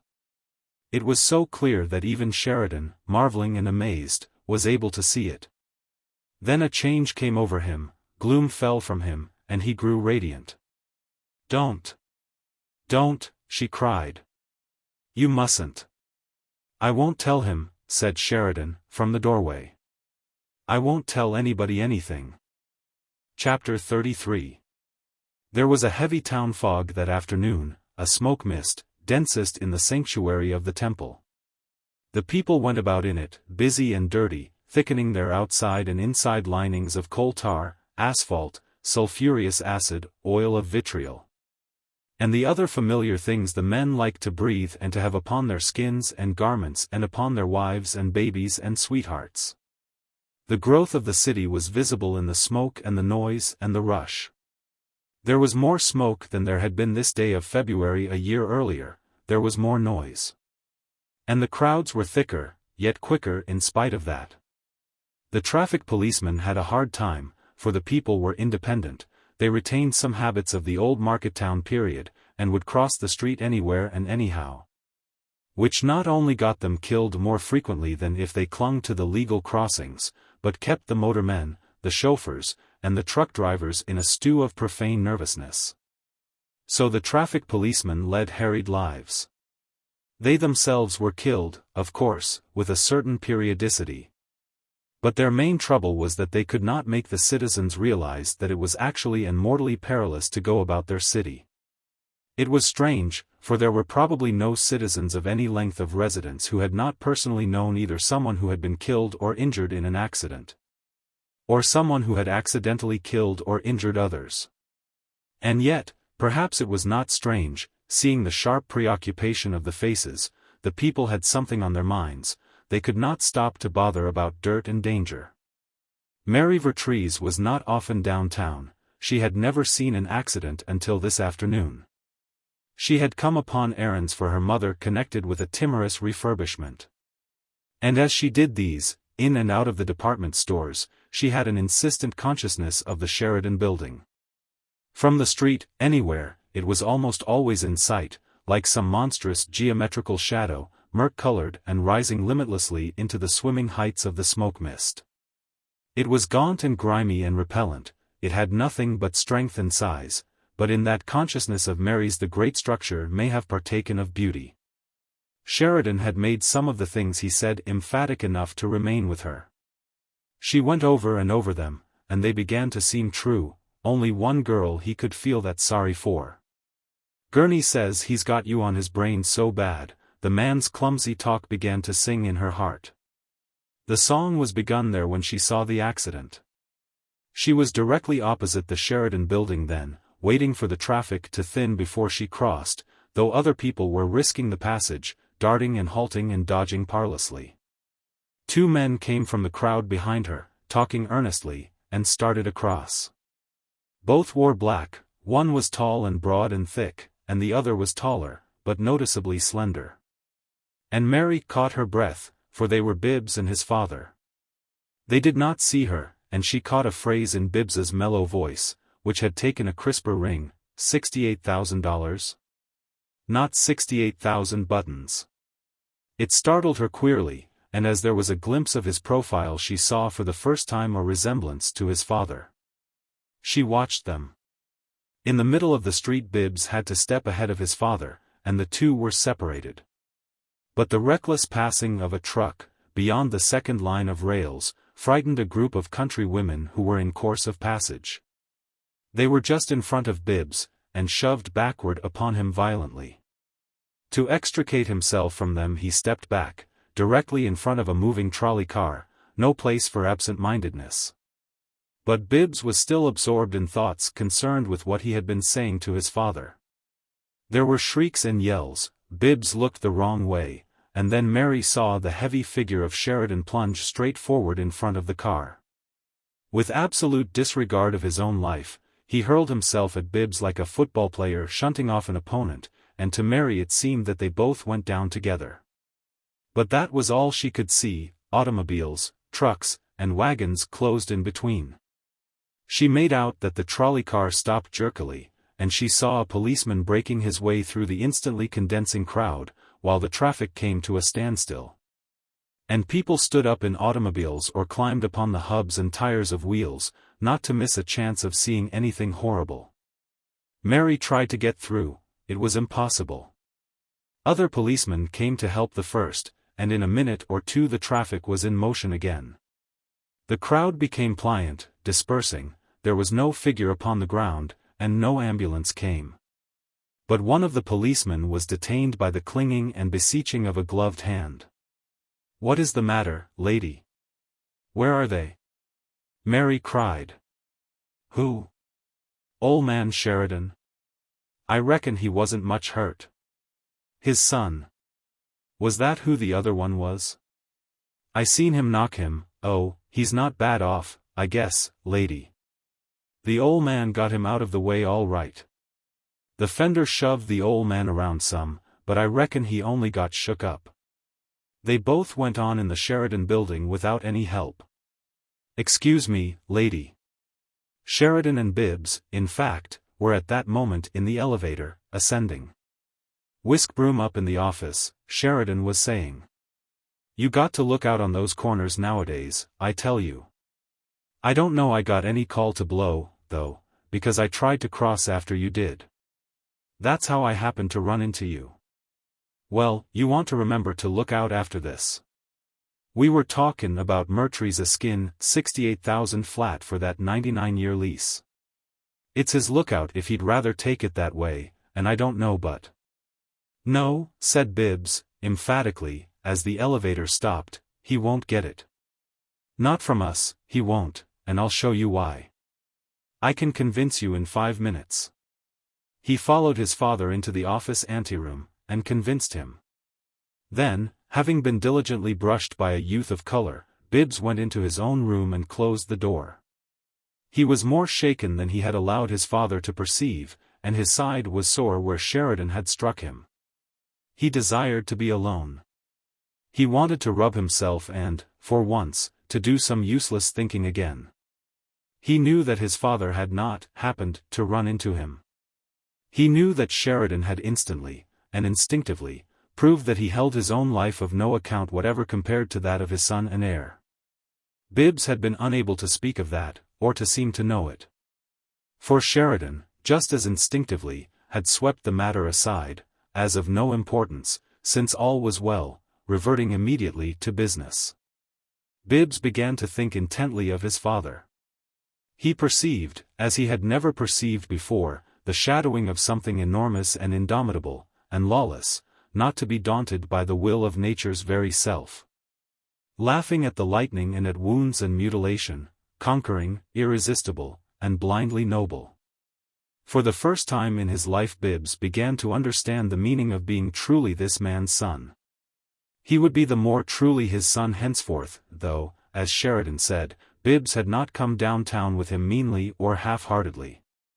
He had given his word because he had wanted the money, simply, for Mary Vertrees in her need. And he shivered with horror of himself, thinking how he had gone to her to offer it, asking her to marry him, with his head on his breast in shameful fear that she would accept him. He had not known her, the knowing had lost her to him, and this had been his real awakening. For he knew now how deep had been that slumber wherein he dreamily celebrated the superiority of friendship. The sleepwalker had wakened to bitter knowledge of love and life, finding himself a failure in both. He had made a burnt offering of his dreams, and the sacrifice had been an unforgivable hurt to Mary. All that was left for him was the work he had not chosen, but at least he would not fail in that, though it was indeed no more than dust in his mouth. If there had been anything to work for. He went to the window, raised it, and let in the uproar of the streets below. He looked down at the blurred, hurrying swarms, and he looked across, over the roofs with their panting jets of vapor, into the vast, foggy heart of the smoke. Dizzy traceries of steel were rising dimly against it, chattering with steel on steel, and screeching in steam, while tiny figures of men walked on threads in the dull sky. Buildings would overtop the Sheridan. Bigness was being served. But what for? The old question came to Bibbs with a new despair. Here, where his eyes fell, had once been green fields and running brooks, and how had the kind earth been despoiled and disfigured? The pioneers had begun the work, but in their old age their orators had said for them that they had toiled and risked and sacrificed that their posterity might live in peace and wisdom, enjoying the fruits of the earth. Well, their posterity was here, and there was only turmoil. Where was the promised land? It had been promised by the soldiers of all the wars, it had been promised to this generation by the pioneers. But here was the very posterity to whom it had been promised, toiling and risking and sacrificing in turn, for what? The harsh roar of the city came in through the open window, continuously beating upon Bibbs's ear until he began to distinguish a pulsation in it, a broken and irregular cadence. It seemed to him that it was like a titanic voice, discordant, hoarse, rustily metallic, the voice of the god, Bigness. And the voice summoned Bibbs as it summoned all its servants. Come and work. It seemed to yell. Come and work for me, all men. By your youth and your hope I summon you. By your age and your despair I summon you to work for me yet a little, with what strength you have. By your love of home I summon you. By your love of woman I summon you. By your hope of children I summon you. You shall be blind slaves of mine, blind to everything but me, your master and driver. For your reward you shall gaze only upon my ugliness. You shall give your toil and your lives, you shall go mad for love and worship of my ugliness. You shall perish still worshipping me, and your children shall perish knowing no other God. And then, as Bibbs closed the window down tight, he heard his father's voice booming in the next room. He could not distinguish the words but the tone was exultant, and there came the thump. Thump. Of the maimed hand. Bibbs guessed that Sheridan was bragging of the city and of Bigness to some visitor from out of town. And he thought how truly Sheridan was the high priest of Bigness. But with the old thought again, what for? Bibbs caught a glimmer of far, faint light. He saw that Sheridan had all his life struggled and conquered, and must all his life go on struggling and inevitably conquering, as part of a vast impulse and not his own. Sheridan served blindly, but was the impulse blind? Bibbs asked himself if it was not he who had been in the greater hurry, after all. The kiln must be fired before the vase is glazed, and the Acropolis was not crowned with marble in a day. Then the voice came to him again, but there was a strain in it as of some high music struggling to be born of the turmoil. Ugly I am, it seemed to say to him, but never forget that I am a god. And the voice grew in sonorousness and in dignity. The highest should serve, but so long as you worship me for my own sake I will not serve you. It is man who makes me ugly, by his worship of me. If man would let me serve him, I should be beautiful. Looking once more from the window. Bibbs sculptured for himself, in the vague contortions of the smoke and fog above the roofs, a gigantic figure with feet pedestaled upon the great buildings and shoulders disappearing in the clouds. A colossus of steel and wholly blackened with soot. But Bibbs carried his fancy further, for there was still a little poet lingering in the back of his head, and he thought that up over the clouds, unseen from below, the giant labored with his hands in the clean sunshine. And Bibbs had a glimpse of what he made there, perhaps for a fellowship of the children that were children now, a noble and joyous city. Unbelievably white. It was the telephone that called him from his vision. It rang fiercely. He lifted the thing from his desk and answered, and as the small voice inside it spoke he dropped the receiver with a crash. He trembled violently as he picked it up, but he told himself he was wrong, he had been mistaken, yet it was a startlingly beautiful voice. Startlingly kind, too, and ineffably like the one he hungered most to hear. Who? He said, his own voice shaking, like his hand. Mary. He responded with two hushed and incredulous words, is it? There was a little thrill of pathetic half-laughter in the instrument. Bibbs, I wanted to, just to see if you... Yes, Mary? I was looking when you were so nearly run over. I saw it, Bibbs. They said you hadn't been hurt, they thought, but I wanted to know for myself. No, I wasn't hurt at all, Mary. It was Father who came nearer it. He saved me. Yes, I saw, but you had fallen. I couldn't get through the crowd until you had gone. And I wanted to know. Mary, would you have minded? He said. There was a long interval before she answered. Yes. Then why? Yes, Bibbs. I don't know what to say, he cried. It's so wonderful to hear your voice again, I'm shaking, Mary, I don't know anything except that I am talking to you. It is you, Mary? Yes, Bibbs. Mary, I've seen you from my window at home, only 5 times since then. You looked, oh, how can I tell you? It was like a man chained in a cave catching a glimpse of the blue sky, Mary. Mary, won't you, let me see you again, near? I think I could make you really forgive me, you'd have to. I did, then. No, not really, or you wouldn't have said you couldn't see me any more. That wasn't the reason. The voice was very low. Mary, he said, even more tremulously than before, I can't, you couldn't mean it was because, you can't mean it was because you care? There was no answer. Mary, he called, huskily. If you mean that, you'd let me see you, wouldn't you? And now the voice was so low he could not be sure it spoke at all, but if it did, the words were, yes, Bibbs, dear. But the voice was not in the instrument, it was so gentle and so light, so almost nothing, it seemed to be made of air, and it came from the air. Slowly and incredulously he turned, and glory fell upon his shining eyes. The door of his father's room had opened.